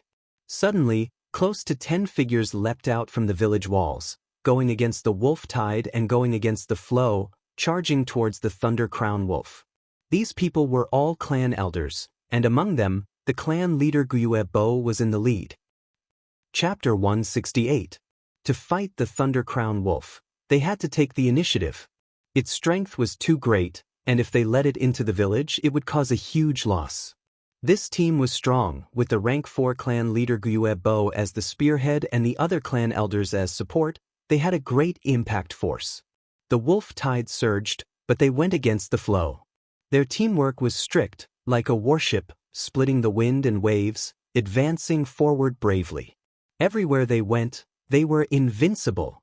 The closer they got to the Thunder Crown Wolf, the greater the pressure from the wolf tide. Gyue Bo's face was calm. Suddenly, he stretched out his right palm and slashed fiercely in front of him. Swoosh! A golden moonblade, the size of a grown man, formed in an instant and shot forward. Swoosh, swoosh, swoosh. After flying for a few meters, the moonblade suddenly changed, splitting into 3. The 3 moonblades moved side by side, bringing with them the sound of the wind. Like a knife cutting through flesh, 3 bloody paths were carved out. The wolf pack fell down, broken limbs flying everywhere and miserable cries could be heard. A frenzy lightning wolf growled, pouncing towards the Gu masters from the right. Let me! A clan elder took a deep breath and suddenly turned from a skinny man to a fat man. There was a loud bang. He used his round belly and sent the frenzy lightning wolf flying. The frenzy lightning wolf was aggressive, and the greater the impact, the stronger the rebound. It was thrown high up in the air, drawing an arc in the air and landing hundreds of meters away. The other clan elders also displayed their abilities.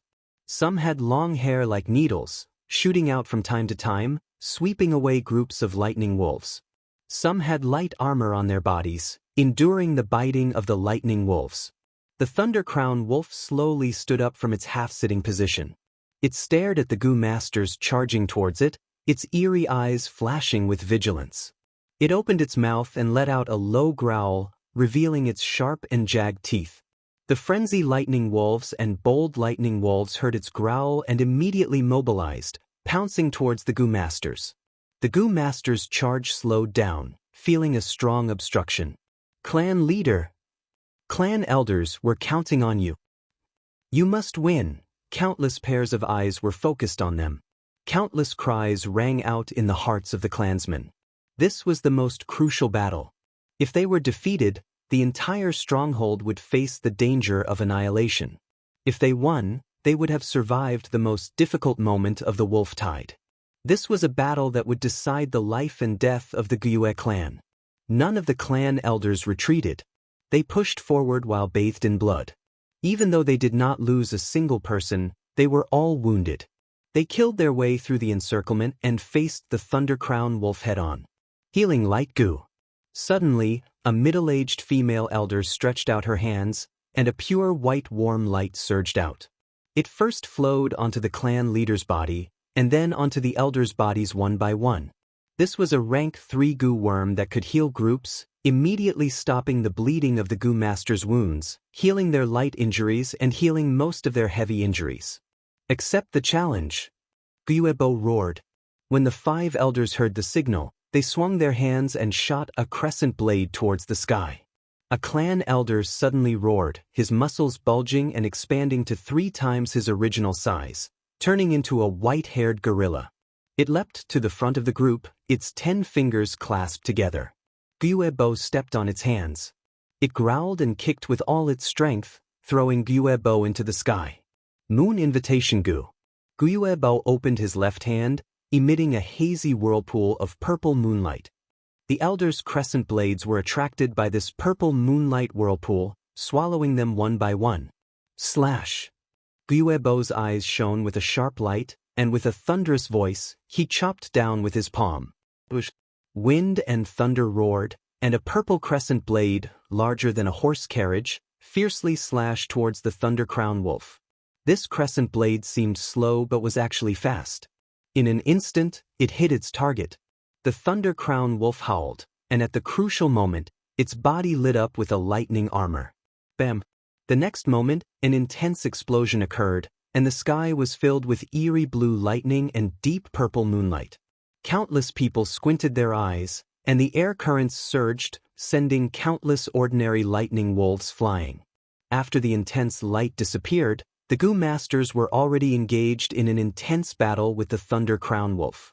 The clan elders were all experienced and had great teamwork. An old man's white hair fluttered in the wind, shooting out needles like rain. A woman's nostrils were filled with fire like snakes, and she breathed out a wave of orange flames, attacking from both sides.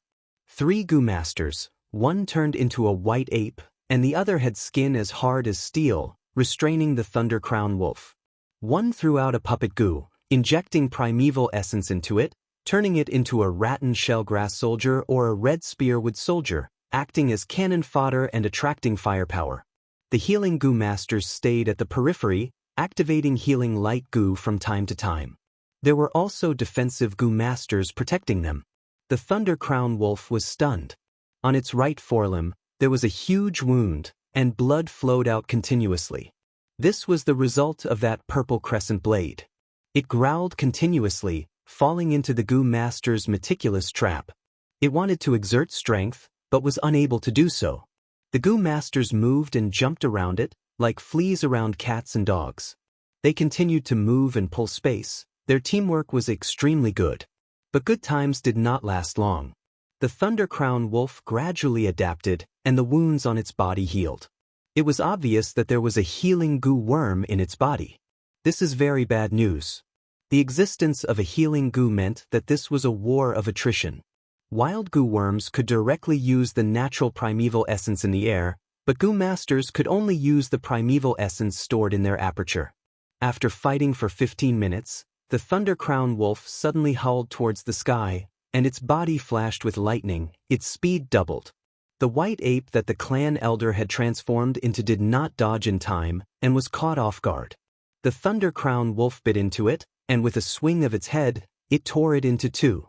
It tore a gap in the battle line, and with a swing of its tail, waves of purple-blue lightning shot out. The Gu Masters could only retreat. In the face of danger, clan leader Gyuebo stepped forward. He was a rank 4 expert, his attacks were sharp, and his defense was outstanding. He was like a pillar of strength, using all his strength to turn the situation around. Mountain rocks crumbled, lights and shadows exploded. The battle expanded, and the aftermath wreaked havoc on the battlefield. Not a single lightning wolf dared to join the battle. The battle became more and more intense. The Thunder Crown Wolf's injuries worsened, and blood flowed non-stop. Some wounds were so deep that bones could be seen. The Goo Masters also suffered heavy losses, losing 6 clan elders one after another. If not for the clan elders in the village rushing out to provide support, the battle would have already collapsed. Everyone hold on, and we will win. Gyuebo's eyes were bloodshot, his voice hoarse as he tried to raise the morale. But at this moment, the Thunder Crown Wolf suddenly went berserk, and its body was covered in a layer of bright red light. Rank 4 Berserk Goo. Its strength, speed, agility, and other attributes had all increased by 2 times from its original foundation. Bam! With a loud sound, its right claw smashed a clan elder into meat paste. With a swing of its tail, the wind howled, and an electric net flew over, covering a group of grass puppets, turning them into charcoal.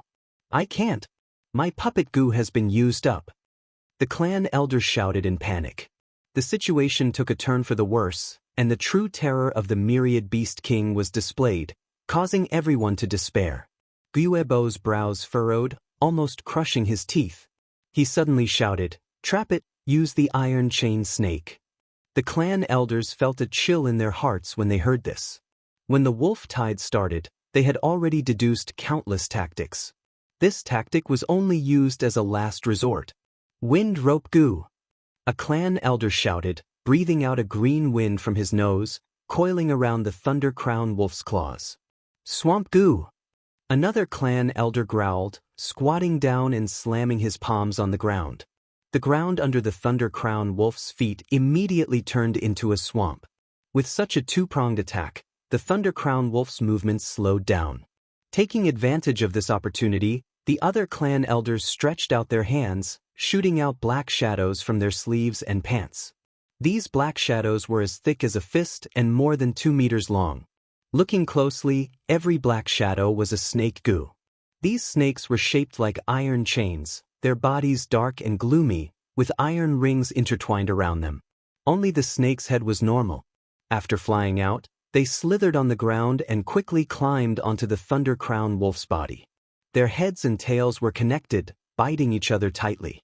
In the blink of an eye, they had formed a metal net, taking root in the ground and trapping the Thunder Crown Wolf in place. But this situation was only temporary. As the Thunder Crown Wolf continued to struggle, the iron chains broke one by one. In just 5 to 6 minutes, this iron chain snake formation collapsed, no longer able to trap the Thunder Crown Wolf. Qi Guang, Suoping, stay behind and prevent the wolf group from attacking the iron chains. The rest of you, retreat to the village with me. Gyuebo shouted coldly, choosing to retreat. But the other clan elders were not surprised. They already knew the clan leader's intention. They retreated to the village, and an elder immediately came to receive them. Lord Clan Leader, everything is ready. Gyuebo nodded and led everyone to the clan leader pavilion. In the square in front of the pavilion, there were already many Goo Masters sitting on the ground, more than 100 of them.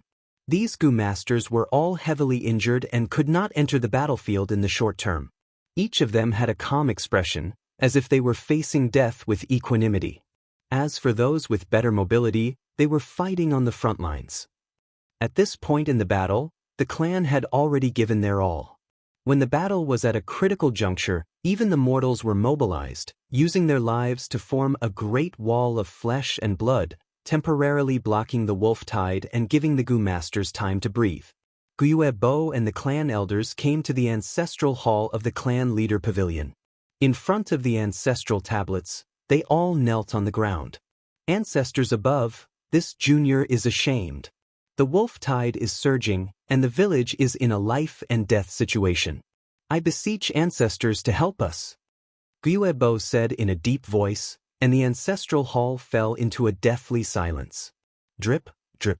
The blood of some clan elders seeped out from the hastily bandaged wounds and dripped onto the ground.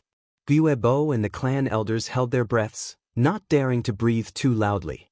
In the past, the first-generation clan leader had a premonition of impending death and left the village. Before leaving, he left behind his will. If the clan met with a calamity in the future, facing the danger of extinction, he could pray to his own tablet, and at that time, a goo worm would descend from the sky and help the clan through the crisis. In history, the Guyue clan had met with several major crises and passed through them all like this. This was the final trump card of the Guyue clan. Chapter 169. The ancestral hall was deathly silent. The clan elders and clan leader lowered their heads, feeling like a huge rock was pressing down on their hearts. After a goo master dies, the goo worms they leave behind still have the will of the person. They cannot be considered wild goo worms, and have lost the ability to directly use the primeval energy in nature. These goo worms can be considered as the goo master's life, continuing in another way. Everyone's heart was filled with unease. The first clan leader had passed away for close to 1,000 years. Was the method he left behind still effective? This was an unknown. After all, it had been 200 years since the last crisis. Why did they retreat? On the hill, Fang Yuan saw this scene and could not help but feel suspicious. In his previous life in the village, his cultivation was too low, and he could not come into contact with the clan's secrets. But soon, his body shook as he found a group of flying insects descending from the sky. This is... Fang Yuan squinted his eyes into a line, a cold light flashing in his eyes. There were over 100 of these goo worms, flying and coiling around each other, forming a red cloud that spiraled down and landed in the village square. Buzz, buzz, buzz. The noise of the insect group entered the ancestral hall, and some clan elders raised their heads, showing an expression of wild joy. Thank you, ancestor, for your protection. Clan leader Guebo's heart was relieved, and he respectfully bowed before standing up. Let's go and take a look. The clan leader sighed. Other than joy on his face, there was also pain and sorrow, his expression complex. Leaving the ancestral hall, standing in the corridor of the tall building, everyone saw that on the square, there was a red whirlwind blowing, and the goo worms were wreaking havoc. These goo worms were only the size of a fingertip, shaped like flying mosquitoes. They had a sinister appearance and were completely red. They burrowed into the bodies of the goo masters sitting in the square, absorbing their blood and primeval essence, and in a few breaths of time, from one to several. The number of goo worms increased, and there were constantly new flying goo worms, burrowing through the goo master's skin, flying out and burrowing back in. Screams and snorts could be heard in the square, but not a single goo master escaped. Before they came, they had already been informed of this by the clan elders. For the clan, they were willing to use their bodies to nurture goo, using their own sacrifices to exchange for the clan's survival. These are the good sons of my tribe. Guebo watched this scene from upstairs. His voice was extremely low, and his hands that were holding onto the windowsill were trembling slightly. The rest of the elders had pained expressions and remained silent. This situation was exactly the same as the family's records. This group of goo worms left behind by the first-generation ancestor had to be fed with the lives of goo masters before they could be satisfied. Only then would they be able to help the clan resist external enemies. Soon this group of flying goo were full. They flew up again.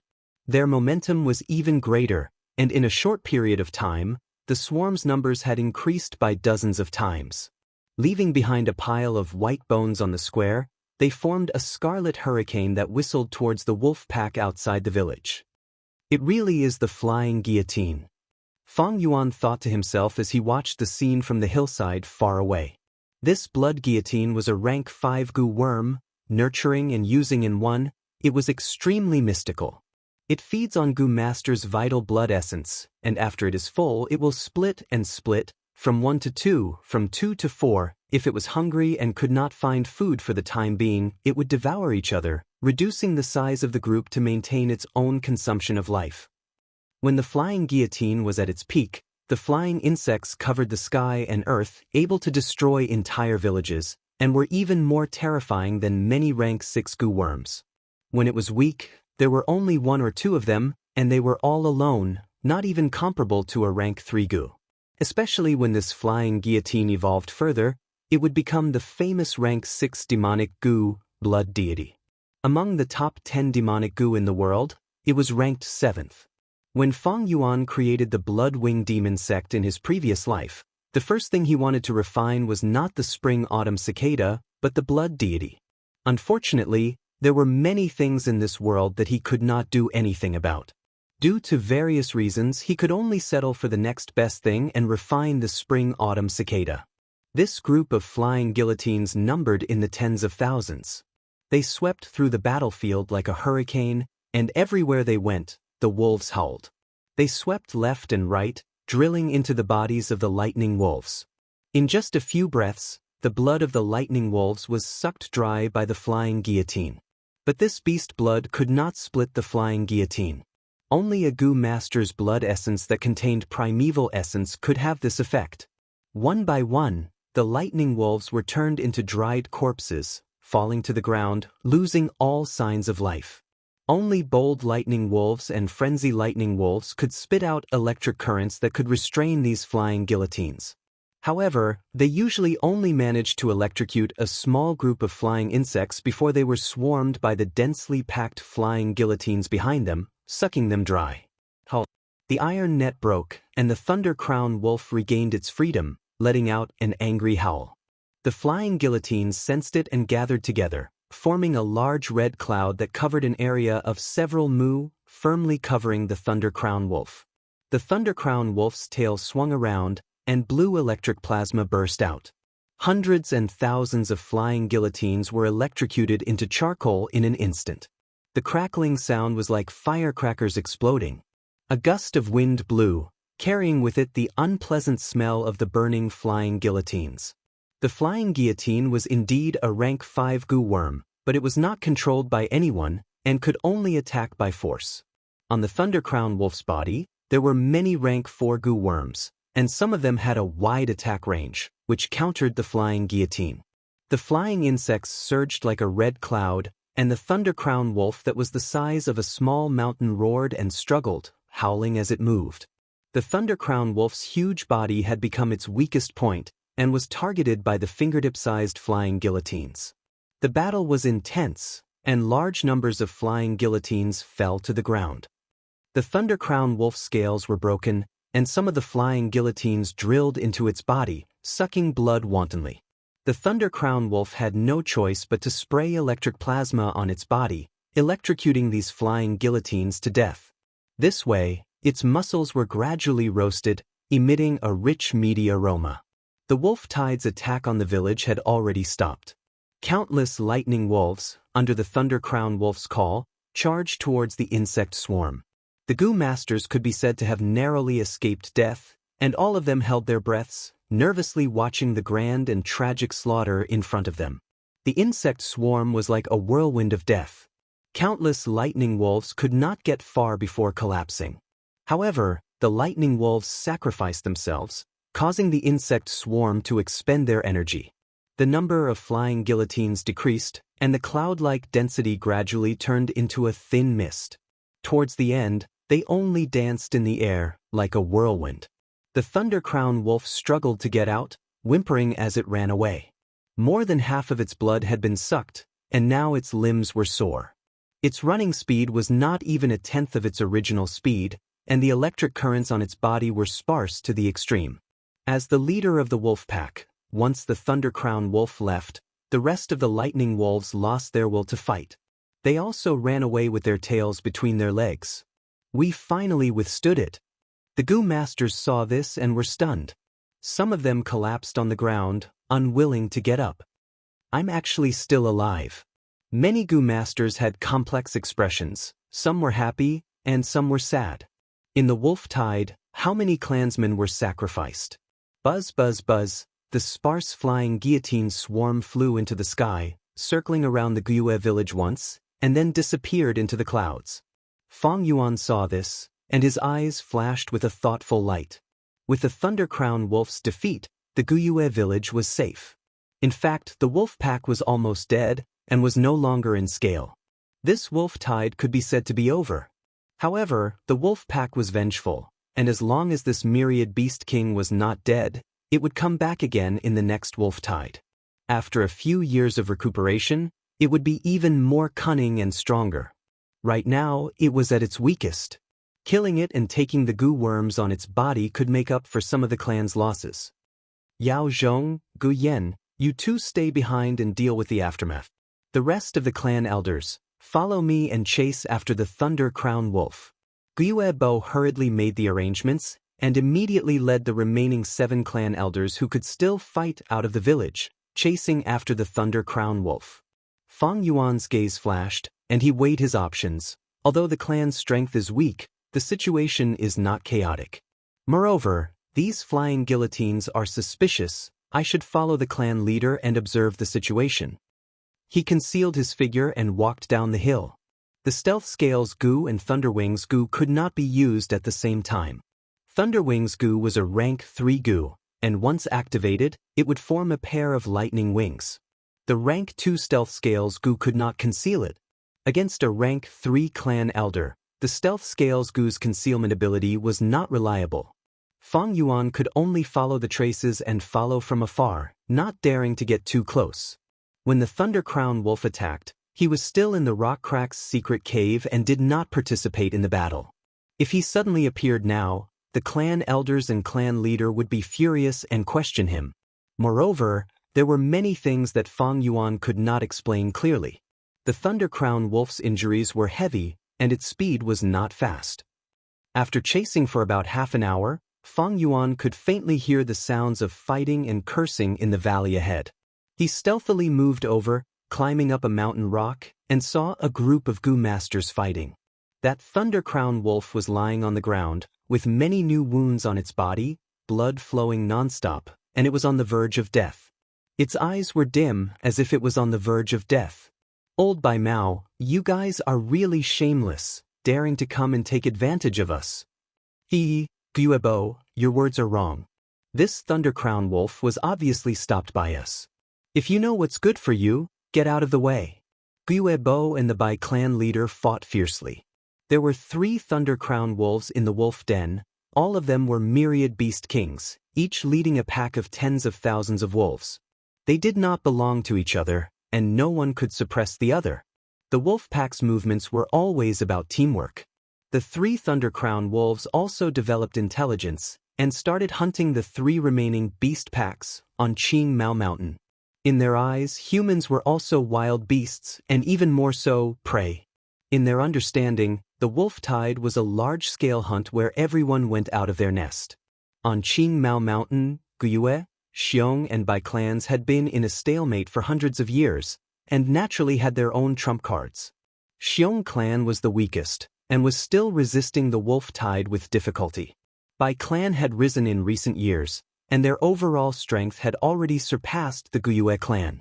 After killing the Thunder Crown Wolf and repelling the wolf tide, the Bai clan leader brought a group of clan elders and rushed to the Guyue village to see if there was anything to take advantage of. Who would have thought? They really did take advantage of a loophole and trapped the Thunder Crown Wolf in this valley. On the Thunder Crown Wolf's body, there were many goo worms, some as high as rank 4. The Thunder Crown Wolf's blood, skull, eyes and fur were all precious refinement materials. The Guyue clan would definitely not give it up, and in their anger, they started an intense battle. Fang Yuan, you really came. I've been waiting for you for a long time. On the mountain wall, a cold laugh could be heard. Fang Yuan raised his head and saw a white-clothed young man descending from the sky, an ice blade whistling through the air, mercilessly slashing towards his face. Chapter 170. White clothes, one arm, snow-white hair, blue eyes. If not by Ning Bing, who else could it be? Before the ice blade even reached his body, Fang Yuan felt a cold aura assaulting him, like a cold star falling to the ground. The killing intent was cold and merciless. Fang Yuan's eyes were eerie black, not moving in the face of danger. He leapt backwards and poured his primeval essence into the sky canopy goo, creating a white armor to protect himself. With a muffled sound, the ice blade heavily struck the ground, and in that instant, a pile of white icicles burst out, protruding from the ground. Crack crack. The sharp icicles protruded all the way, extending in a straight line towards the direction Fang Yuan was retreating, forming an ice path. Fang Yuan lightly flipped to the side, dodging it. The mountain path was narrow, and he slid down into the valley. Fang Yuan, oh Fang Yuan, why do I always want to kill you when I see you?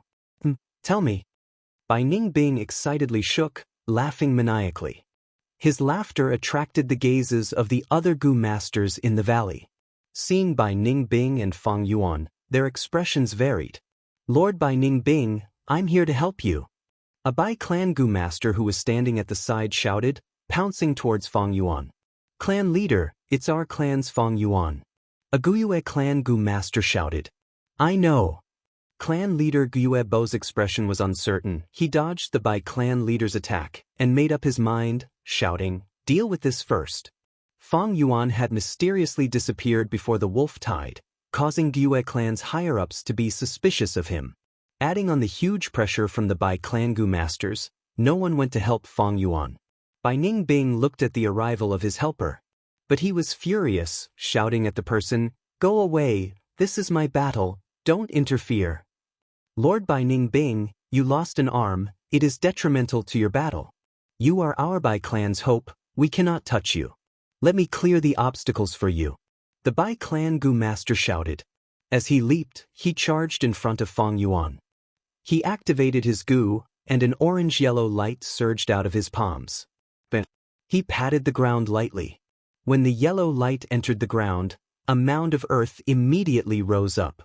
The mound moved rapidly towards Fang Yuan, growing larger and larger. Suddenly, the mound exploded. A yellow and muddy hand appeared. This hand was incomparably huge and was as tall as an adult. It grabbed at Fang Yuan from afar, and its might was suffocating. Fang Yuan snorted disdainfully.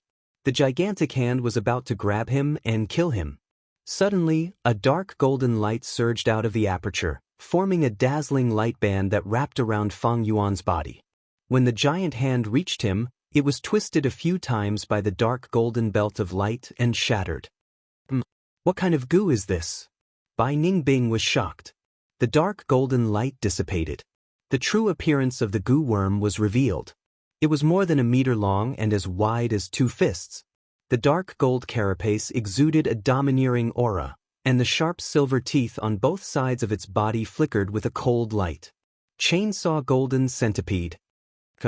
Fang Yuan shouted, and shook his right arm. His right hand turned into a palm. The Chainsaw Golden Centipede's countless legs climbed agilely on his body. Its body twisted like a snake, coiling around his right arm.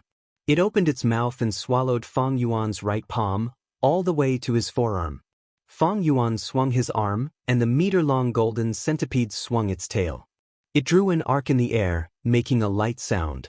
At this moment, the golden centipede shrunk its body to the limit. Its length of nearly 2 meters immediately shrunk to 1.5 meters. At the same time, its 2 legs shrunk into the carapace. Only 2 rows of silver teeth were left. At first glance, it was as if Fang Yuan was holding a dark gold and silver sword with a pointless blade. The Bai clan Gu master who came to help was shocked. He had never thought that the Chainsaw Golden Centipede could be used like this. Gu masters nurture Gu, refine Gu and use Gu, all of them were profound. Fang Yuan's usage could be said to be bold and imaginative, pushing the limits of one's imagination. In fact, this usage was not invented by Fang Yuan. In his previous life, 300 years later, there was a new talent of the demonic path, known as the Chainsaw Mad Demon. He used the rank 4 Lightning Tooth Killer Centipede, which was one of the directions of the rank 3 Chainsaw Golden Centipede's advancement. But in this life, Fang Yuan's usage of it was unprecedented. I'll show you. Fang Yuan's lips curled into a cold smile, activating his aperture's primeval essence and pouring it into the Chainsaw Golden Centipede's body. Buzz. Buzz. Buzz. The Chainsaw Golden Centipede's 2 rows of silver teeth started moving crazily, letting out a manic sound that caused one's heart to tremble. Thunderwings Gu. Fang Yuan's eyes shone with a sharp light, and a pair of eerie blue lightning wings formed behind him with a swoosh. Swoosh. The thunder wings flapped, and he shot out like lightning. Fast. Fast, fast. This speed caused the Bai Clan Gu Master's pupils to shrink, a cold glint flashing in his eyes. The aura of death assaulted him, and he screamed, activating his strongest Gu worm. His body shone with a thick yellow light. The yellow light was like armor, but before it could fully form, Fang Yuan had already charged towards him. His black hair danced in the wind, his eyes like lightning, like a demon god coming out of a nightmare to kill his way into the mortal world. His movements were fierce, completely stretching out his muscles, and the strength of 2 boars burst out to the limit.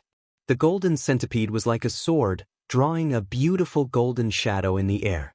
The sawteeth spun crazily, fiercely slashing at the Bai Clan Gu Master's waist. Crack, crack, crack. The yellow light armor was crushed by the sawteeth, and before it could fully form, it disintegrated in an instant. The sawteeth pierced into flesh like cutting butter. Fang Yuan swung, and his flesh was minced into pieces, his spine snapped, and his organs were instantly destroyed. The Bai Clan Gu Master's upper body flew up, but his lower body remained on the spot. Plop. His eyes were wide open, looking at his lower body in horror, and he died in extreme shock. This commotion caused the attacks of everyone in the midst of a fierce battle to stagnate. They looked at Fang Yuan, their gazes filled with shock and anger. This Bai Clan Gu Master was a rank 3 elder and was quite famous. But Fang Yuan's attacks were wild, pressing forward with indomitable will, killing him in an instant. His body was covered in blood, and the Bai Clan Gu Master's flesh and bones were still on him. The chainsaw golden centipede's 2 rows of sawteeth spun crazily, such a ferocious might that people could not help but look at it. What a good Gu worm! Bai Ningbing shouted, his eyes suddenly shining with crazed excitement. Fang Yuan, you did not disappoint me. Let's fight. He shouted, his expression as passionate as fire, pouncing towards Fang Yuan. Noisy! Fang Yuan's expression was cold as ice. He turned around and counterattacked. Bam! The chainsaw golden centipede and the ice blade fiercely collided, and with a cracking sound, the sawteeth cut into the ice blade. Ice shards flew in all directions. The next moment, the chainsaw golden centipede broke the ice blade and swept towards Bai Ningbing's face. Bai Ningbing's expression changed. He decisively gave up on the ice blade and retreated, pulling out a distance of over 2 meters. The chainsaw golden centipede was only 1.5 m long when shrunk. Including Fang Yuan's right arm, it was still a little short of Bai Ningbing's size. But Fang Yuan willed, and the chainsaw golden centipede suddenly extended its body. This? Bai Ningbing was shocked, not expecting such a change. He was hit in the chest by the centipede's tail. Even with the protection of the ice muscles, a large wound was still cut open. At that moment, he felt a strong force surging towards him. He unavoidably flew backwards, crashing into a huge rock behind him. Blood splattered on the surface of the rock, but the ice muscles quickly stopped the bleeding. Bai Ningbing coughed violently and was about to get up when he suddenly heard a thunderous wind. The wind howled in his ears. An unprecedented sense of danger filled his heart. Bai Ningbing's pupils shrunk, and without raising his head, he quickly rolled away. Bam! The next moment, the chainsaw golden centipede descended from the sky, carrying a fierce aura as it heavily struck the huge rock he was lying on. The silver edges of the blade moved crazily. The huge rock crumbled. If this attack landed on me, I'm afraid. Bai Ningbing felt a chill in his heart, and an unyielding anger rose in his heart. Ever since the battle with Gyue Qingshu, he did not suppress his cultivation, and allowed it to grow freely. Although he lost an arm, his cultivation was still intact, but he was actually suppressed by a rank 3 initial stage Fang Yuan. Unwillingness. Humiliation. Anger. Kill. He roared, and with a flick of his wrist, primeval essence poured into the ice blade Gu in his palm, creating a brand new ice blade. Seeing Bai Ningbing charging over, Fang Yuan sneered and went on the offensive. He had obtained the black and white boar Gu, and his strength was above Bai Ningbing's. Right now, the chainsaw golden centipede was as light as a tree branch. Cut, chop, hack, twist, twist. The golden centipede's blade moved crazily, and in Fang Yuan's hands, it was sometimes agile like a bee, sometimes heavy like an elephant, sometimes fierce like a tiger, and sometimes soft like a snake. More importantly, the golden centipede moved according to Fang Yuan's will, shrinking and lengthening at times, sometimes long and sometimes short, sometimes straight and sometimes curved, making Bai Ningbing very uncomfortable and unable to defend against it. He screamed loudly, retreating step by step, his body full of injuries. His white battle robe had already turned into a ragged beggar's attire. Fang Yuan's black wind danced, and his expression was cold as he displayed his proficient sword skills, blade skills, axe skills, and rod skills. He combined all of them together, and the chainsaw golden centipede became a deadly weapon. Goo worms also depended on who was using them. Good one, Fang Yuan. Bai Ningbing screamed. Countless ice blades were destroyed, and he finally realized that he could not fight with Fang Yuan head-on. His body was bathed in blood, and his ice muscles' defense was almost broken, but this made him even more passionate for battle. If close combat was not possible, then long range. Bluebird ice coffin goo. Bai Ningbing pulled some distance away and spat. Birds flapped their wings, flying towards Fang Yuan. Fang Yuan was not flustered, and his expression did not change. With a flick of his left wrist, the blood moonblade intercepted these ice birds, causing them to self-destruct in the air. Others were usually only good at using one hand's moonblade, but with Fang Yuan's rich battle experience, he could use his left hand's moonblade skillfully and skillfully. Bai Ningbing saw that this did not work, and used icicle goo. Icicle after icicle flew out, and mixed with the bluebirds, forming a concentrated attack. Fang Yuan only had one long-range method, and could only choose to intercept the more threatening ice birds. As for the icicles, he dodged them and used the sky canopy goo to block them. Bai Ningbing finally gained the upper hand and was about to increase his battle prowess when he suddenly saw Fang Yuan sneer, and with a flick of his right hand, the chainsaw golden centipede left the ground and quickly burrowed into the ground. The hidden threat was simply too great. Bai Ningbing was stunned. She cursed out loud and hurriedly leaped back. Chapter 171. You forced me to do this. Bai Ningbing gritted his teeth, forming an ice blade. At the same time, he secretly activated the whirlwind goo and fierce wind goo. The white ice blade storm rose again. At first, it was only a small wave, but soon it expanded. Icy winds howled, frost and snow flew everywhere. Ice spread on the ground, effectively restraining the chainsaw golden centipede's underground assault. This ice blade storm was Bai Ningbing's unique move. It also displayed the battle talent of this northern dark ice soul physique. This was the combination of the ice blade goo, whirlwind goo and fierce wind goo, forming the profundity of both offense and defense. Without the cooperation of two or more defensive goo worms, it was impossible to resist. The fierce winds howled, the blades froze, and the white storm spun like a huge beast awakening, opening its mouth and wanting to swallow Fang Yuan. This was the simultaneous attack of three goo. The attack was fierce and fierce, able to freeze all life. Even with the sky canopy goo's defense, Fang Yuan might not be able to block it. As the storm approached, Fang Yuan showed a disdainful expression. The lightning wings on his back spread, and he flew backwards like lightning, pulling a large distance away from this ice blade storm. Now was different from the past. If it was before, his movement speed would not be able to match the storm, but now, the storm could not catch up to him. Fang Yuan's eyes shone, and he nimbly made a turn in the air, flying towards the valley. The ice blade storm chased closely behind him. Don't come over. Get lost. Be it the Bai clan Gu masters or the Gue clan, they were all cursing and shouting.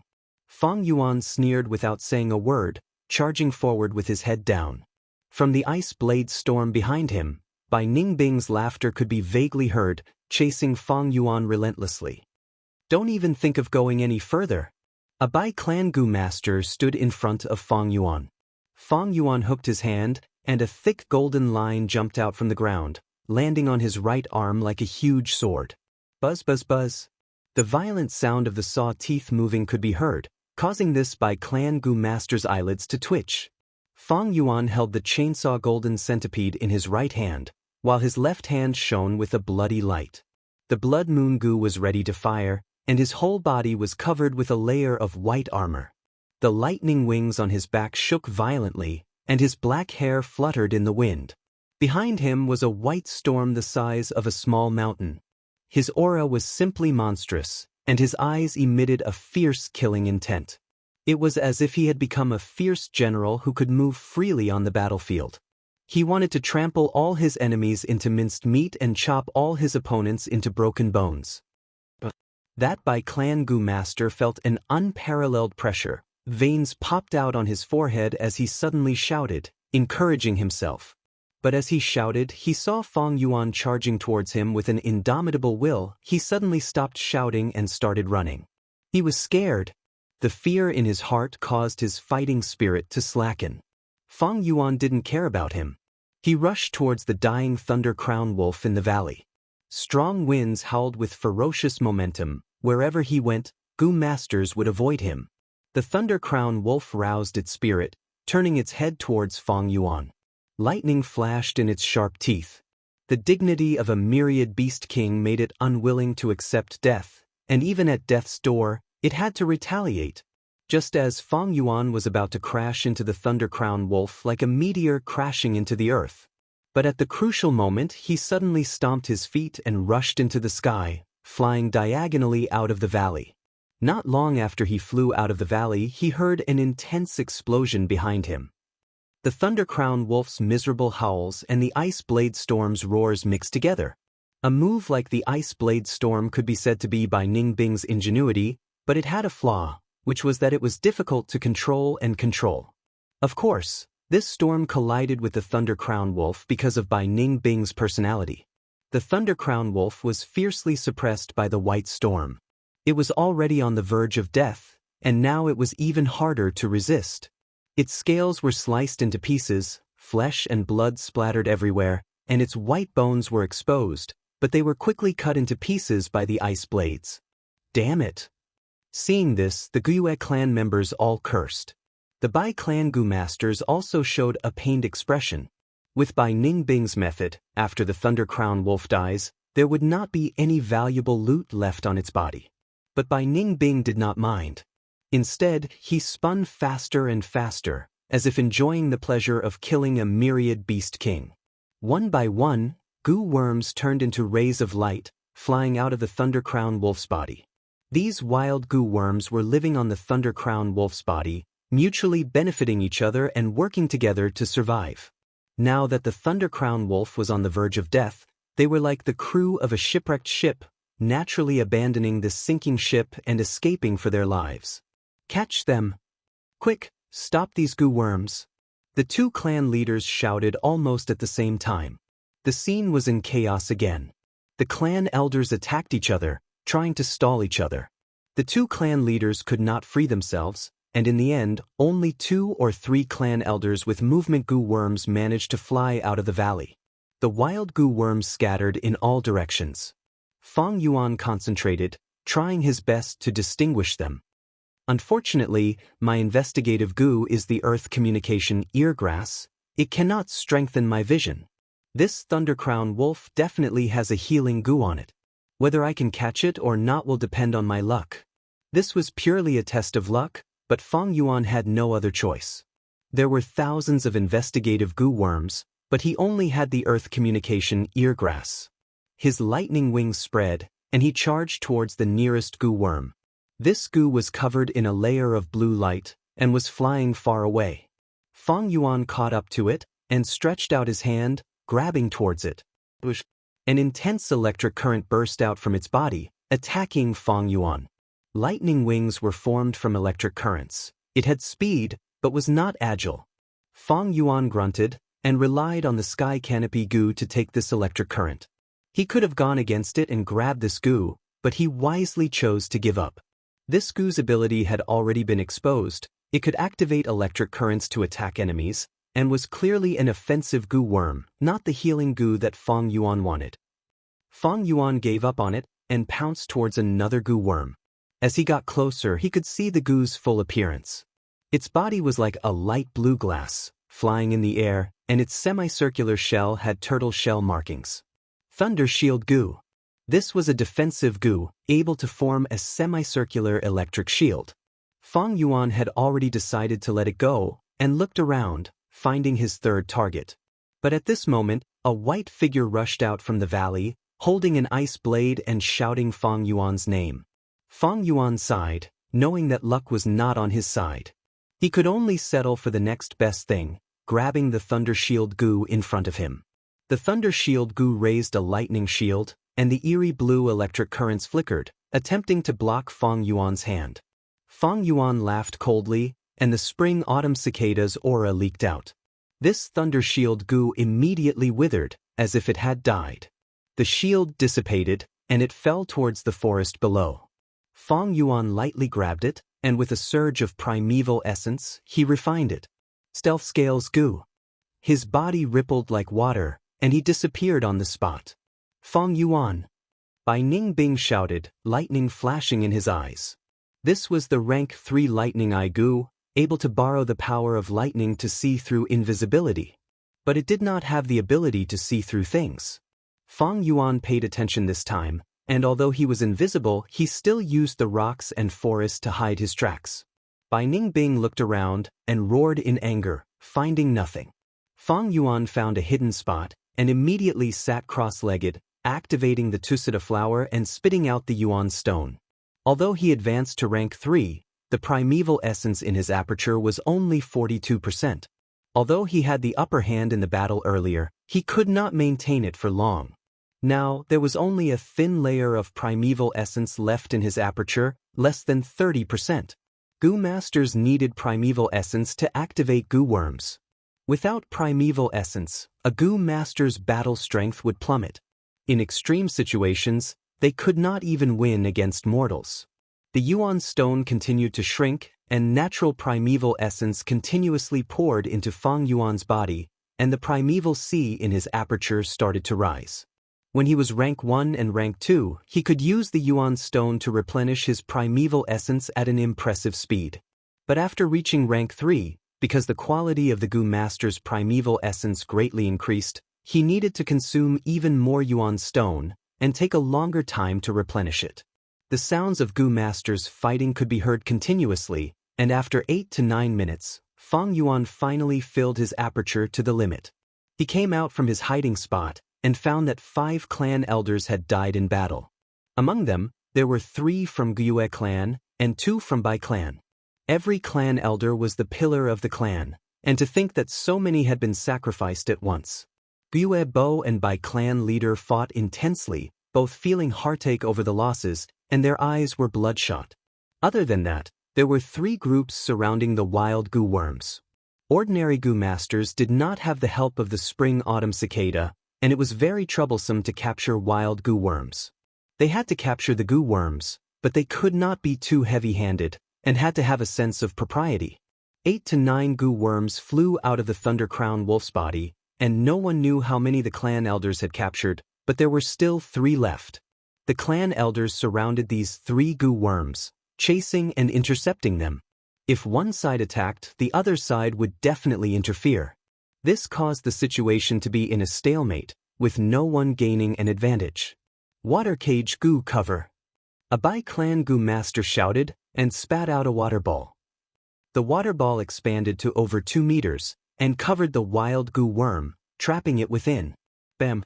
At the next moment, a golden moon blade slashed the water ball cage, causing it to explode. The goo worm swaggered away, escaping without a trace.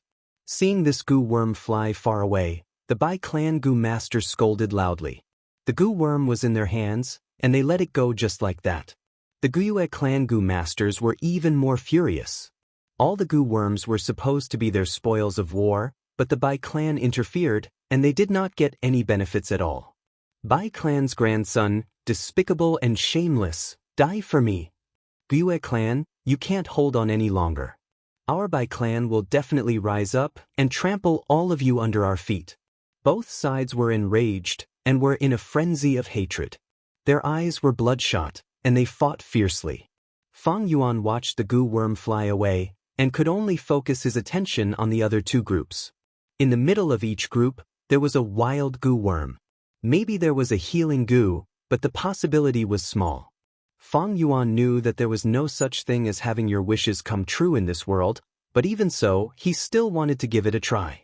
However, just as he was about to charge forward, wolf howls came out like a bugle call, rising and falling. Following that, a horde of lightning wolves rushed over like a tide. There was no lack of bold lightning wolves and frenzy lightning wolves, but the most shocking one was a giant wolf the size of a small mountain. Thundercrown Wolf. Is there a fourth Thundercrown Wolf? The clan elders were shocked and shouted in fear. Chapter 172. The wolf pack surged forward, howling as it approached. The situation took a turn for the worse, causing the two clan leaders and the clan elders' expressions to change. Although the two clans had successfully resisted the wolf tide, they were in a precarious situation and barely held on.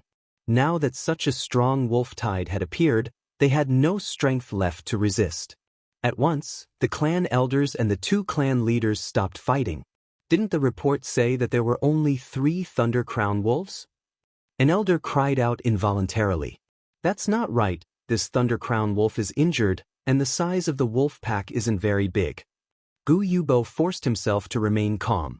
Don't tell me, this is the Thundercrown wolf that attacked Xiong village? An elder slapped his forehead and shouted.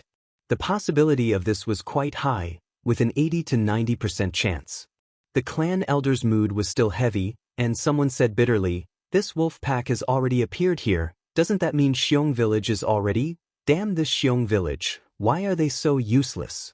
They can't even defend against a wolf tide. Someone cursed loudly. But there were also people who were optimistic. Look, this Thundercrown wolf's front limbs are heavily injured, its muscles and bones are all atrophied. Everyone looked towards the source of the voice, and their dejected morale was slightly raised. It was true. This Thundercrown wolf's hind limbs were well developed, but its front limbs were short and its muscles atrophied. This caused it to only use its hind limbs when running, jumping like a kangaroo. Wait, this doesn't seem to be a Thundercrown wolf. My clan leader suddenly thought of something, and his body shook. It's a lightning leakin. Fang Yuan already had an answer in his heart. 5 tigers, 1 tiger, 3 dogs, 1 mastiff, 10 wolves and 1 leakin. The leakin was also a wolf, but it was much smarter than a wolf, and often acted as the wolf pack strategist. This lightning leakin in front of them looked like a Thundercrown wolf, so it was normal for investigative Gu masters to misunderstand it. But it was a true myriad beast king, with intelligence no less than a human. This lightning leakin might be weaker than a normal Thundercrown wolf in terms of close combat, but it had human-like intelligence, making it far more dangerous than a Thundercrown wolf. Adding on the countless lightning wolf army, it was no wonder Xiong village was exterminated. Let's go! Fang Yuan flapped his lightning wings and flew into the air.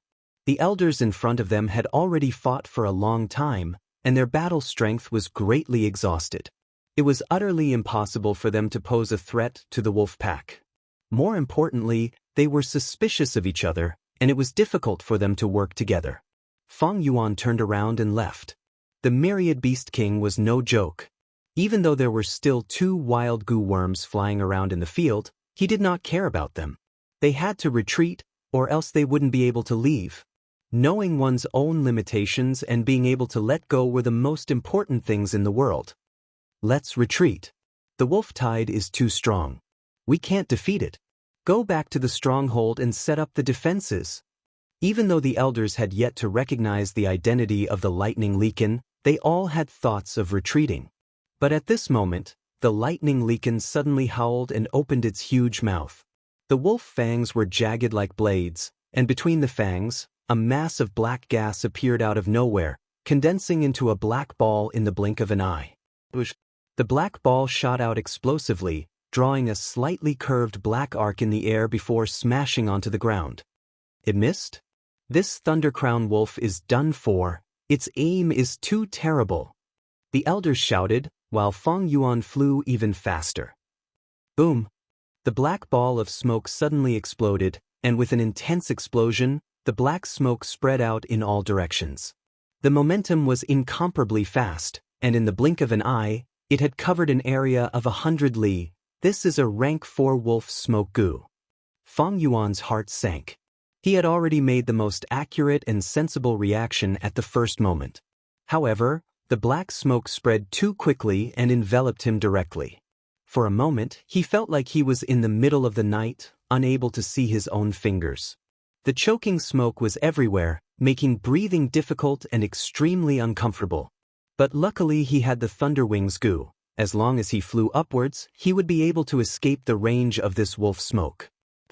At the next moment, a bolt of lightning split apart the layers of black smoke, like a lightning snake or a mad dragon, crossing 100 li and striking towards Fang Yuan.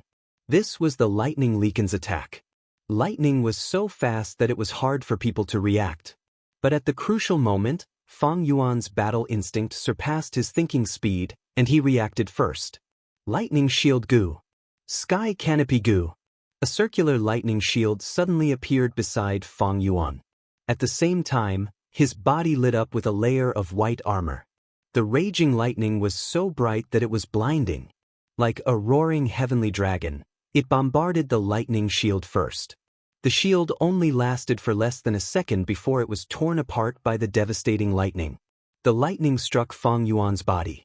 At that moment, even though Fang Yuan had closed his eyes, he still felt the piercing pain. A huge force surged and knocked him down. He almost fainted. The lightning wrapped around him and numbed his muscles, almost making him forget to breathe. With a plop, he fell to the ground. Intense pain assaulted him, causing him to wake up. He endured the pain and numbness all over his body, and quickly climbed up. The lightning shield goo was already dead, and the Thunder Wings goo was also affected. It was on its last breath and could not be used anymore. The Sky Canopy goo's injuries were not light, and it was slightly dispirited. After all, it had suffered such a strong impact from the lightning. The lightning Liken's attack just now was definitely the power of a rank 4 goo. The higher the goo's rank, the difference in power of a rank was like heaven and earth. A rank 4 offensive goo needed at least 2 rank 3 goo to defend against it. Of course, the reason why the lightning shield goo died was because it had fought for a long time, accumulating many injuries. To think that this lightning Liken thought so highly of me. Fang Yuan laughed bitterly, observing his surroundings. It was pitch black, and there was thick smoke everywhere, making it impossible to tell his location. Be careful, that lightning crown wolf has shrunk to the size of an ordinary lightning wolf, and is hiding in the wolf pack. At this time, from the depths of the black smoke, an elder's shout could be heard. Fang Yuan's pupils shrunk when he heard this. This lightning Liken was too cunning and very vicious. It seemed to want to capture all these goo masters in one fell swoop. Just now, it targeted Fang Yuan, and did not want to let a single one go. The surroundings quickly lit up with countless pairs of wolf eyes. Low growls and the sound of the wolf pack's charging wind could be heard towards Fang Yuan. In such a pitch-black environment, the goo master's vision was greatly hindered. But the wolf pack had no problem, because these lightning wolves had abandoned their sense of smell and had excellent vision. I need to escape as soon as possible. Who knows if I will meet that lightning Liken? Even if I don't meet it temporarily, I will be surrounded by the wolf pack. With only 40% of my primeval essence left, I won't be able to fight a battle of attrition. Fang Yuan's thoughts moved like lightning, and he activated the earth communication eargrass. More than 10 roots grew out of his right ear, spreading outwards. Countless sounds could be heard.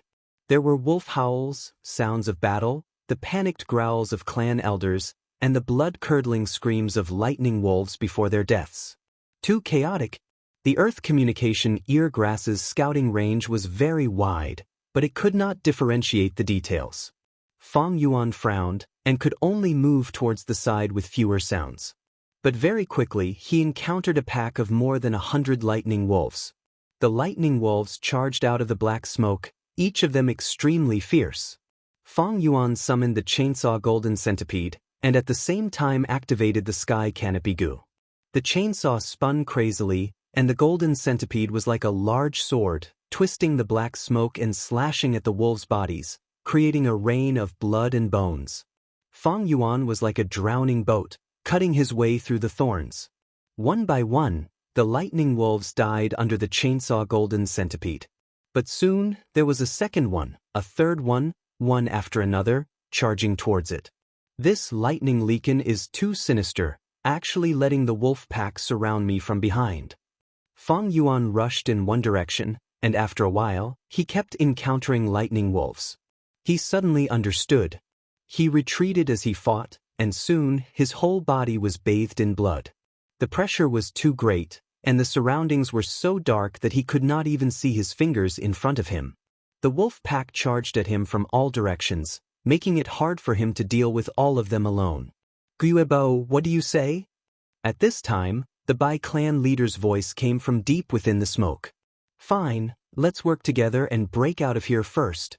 Guiyebo's shout followed closely. This was also because of the situation. Only by working together would they have a chance of survival. Otherwise, if they fought alone, their primeval essence would be quickly depleted by the lightning wolves, and they would be eaten by the wolf pack.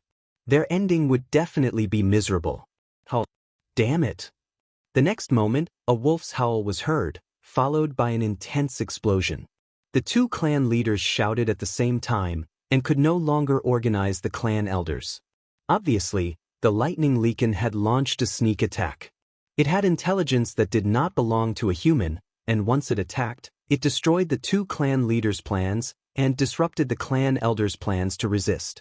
Without the two clan leaders suppressing the situation, could the clan elders cooperate sincerely? This was a huge question. I can't. I have expended too much primeval essence. I need to borrow other people's strength. After charging for a while, Feng Yuan felt tired. He had the strength of two boars, but his muscles were still aching all over. His primeval essence was already insufficient, and there were injuries all over his body.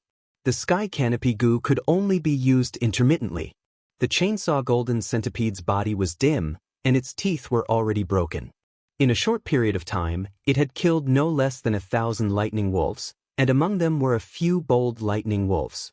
Among them, a few had defensive goo worms, and were harder than iron and stone. The chainsaw golden centipede was not invincible, and without its teeth, its cutting ability fell drastically, becoming a tragic sight to behold. Feng Yuan did not linger, and moved as he fought. He relied on the earth communication eargrass, and tried his best to distinguish. Once he heard the frenzy lightning wolf's heavy footsteps, he would immediately change directions, and try his best to avoid it. He could not fight 1,000 beast king like the frenzy lightning wolf alone. Once he was pinned down and fell into a heavy encirclement, he would definitely die. I can't accept this. Suddenly, the clan elder's miserable cries came from the thick smoke, and the voice stopped abruptly. In the black smoke, the wolf tide surged, and many clan elders died tragically in the wolf's mouths, letting out unresigned howls. I can't hold on any longer. Feng Yuan felt the aura of death, but his expression was cold. The more dangerous the situation, the calmer his heart became. His heart did not waver in the slightest. In his previous life, there were many more dangerous situations than this. The current situation was not too bad, and the two clan leaders were still fighting with the lightning leakin, so Feng Yuan still had hope. There are sounds of fighting ahead. Feng Yuan heard the sound, and immediately changed his direction. He could not hold on any longer, and whether it was the Gyue clan or the Bai clan Gu masters, it was beneficial to him. Kill, kill, kill. From afar, he could hear the Gu masters' loud roars, and was in a fierce battle. Feng Yuan rushed over, but his momentum suddenly stopped. Bai Ningbing. Chapter 173.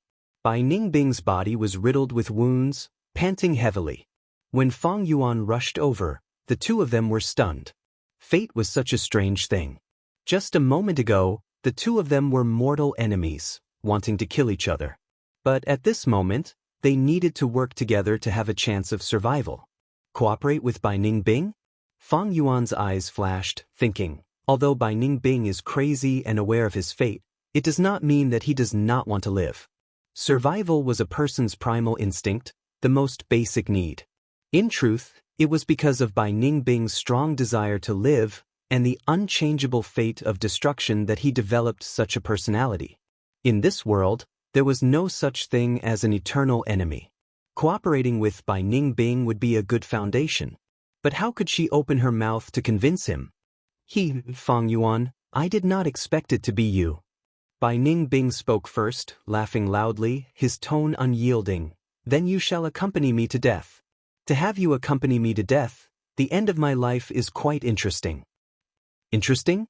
Fang Yuan pondered, smiling as he slowly walked towards Bai Ningbing. The surrounding lightning walls attacked. Fang Yuan swung his hand, the chainsaw golden centipede whistled, slapping 2 to 3 lightning wolves to death and sending them flying. Up until now, the chainsaw golden centipede's 2 rows of teeth were mostly destroyed, its cutting ability was greatly reduced. It could only slap. With these wolves surrounding us, wouldn't it be more interesting to have a life and death battle? Fang Yuan slowly approached Bai Ningbing. His lips curled into a cold smile. Bai Ningbing's eyelids twitched. He did not expect Fang Yuan to be stronger than him. But this was in line with his intentions. If Fang Yuan's attitude softened, in order to survive, and blindly cooperated with him, he would look down on Fang Yuan, and would even feel a sense of humiliation, wanting to kill Fang Yuan. In this world, some people were like that. You blindly treated him kindly. He would instead think that you were easy to bully and look down on you. You were unyielding, yet you received respect. You really want to die? Then I'll fulfill your wish. Bai Ningbing narrowed her eyes, revealing a dangerous aura. Fang Yuan laughed heartily. He slowed down his pace and said in a leisurely tone, 100 years of life is like a dream. What is the purpose of living in this world? It was nothing more than a trip. They were just witnessing something exciting. Although I don't want to die, I'm not afraid of death. I'm already on my way. I won't regret it even if I die. This was what Fang Yuan was thinking. Who hasn't died since ancient times? Even a rank 9 Gu master. Even the human ancestor only had a long life, not eternal life. In the end, he still had to face death. So what if I die? What's the big deal? Even if Fang Yuan really died in this wolf tide at the next moment, he would not regret it. It was all because he had already fought for his goal. He had tried his best and lived according to his wishes. Let go of life and death. Only then can one see the magnanimity of life. Only then can one truly be free and unrestrained. Bai Ningbing heard this. His entire body trembled violently. He kept saying that he wasn't afraid of death, but that wasn't because he was truly carefree. He just couldn't see through it and couldn't let go of life and death. When a person is afraid, he becomes a slave. To think that he, Bai Ningbing, was just a slave under life and death. But this couldn't be blamed on him, he was still too young. Many things needed to be experienced before one could truly see through them. However, Fang Yuan's words had opened a window for him who had been conflicted about this. Witnessing something exciting, already on my way. No regrets even if I die? Bai Ningbing mumbled and suddenly asked, Path? What is a path? Fang Yuan sneered and continued to get closer. Everyone has their own path, I don't need to tell you my path. How would I know your path? In this world, many people don't have a path from birth to death. Some people walk on the path, constantly searching, walking towards the holy land in their hearts in the darkness. Bai Ningbing's sky-blue eyes suddenly burst out with a dazzling light. Not bad, I want to find my path. At this moment, the excitement in his heart was hard for others to understand. It was like a man who bitterly chased after a girl but couldn't find her, and suddenly one day found the correct method. He was also like a treasure hunter who had been stuck at the last checkpoint for a long time, and one day he suddenly found a way to break through. It was like solving a difficult problem, and bitterly pondering for many years without any progress, and suddenly found the correct method to solve the problem. Bai Ningbing had no path, and couldn't find the meaning of life, so he was lost. Fang Yuan couldn't directly dispel his confusion, but he beat around the bush and gave him hope. He gave him a consolation for facing death. As long as you are on the path, even if you die without regrets, death will not be scary. I feel that I'm about to find my path. Bai Ningbing clenched his fists, his expression became extremely excited. He looked at Fang Yuan and said meaningfully, I finally understand the difference between you and me. You are already on the path, but I'm still wandering. He suddenly laughed, and his excitement was bordering on malevolence. Fang Yuan, if you want to fight, I will definitely accompany you to the end, but not now. Why don't we work together? I have the lightning eye goo, but my vision is obstructed, and I can only see for 30 steps. After we escape, we can choose another day to fight, and work together with our old enemies. Don't you think that would be more exciting, more interesting? Oh, how can I believe you? I'm not asking you to believe me. You can choose to believe me, or you can choose not to believe me. You can leave your back to me, or you can attack me at any time, and sneak attack me. It all depends on your mood at the time. Bai Ningbing laughed and shrugged his shoulders, giving off a carefree aura. Thick smoke billowed, and the surrounding wolves howled. Fang Yuan lowered his eyelids, as if thinking about Bai Ningbing's suggestion. Actually, convincing a person is very difficult, but also very simple. The key is to accurately hit the person's mind. All right. Fang Yuan stretched out his hand to stroke the chainsaw golden centipede's dark gold carapace, and raised his eyes, but you better be prepared for my sneak attack.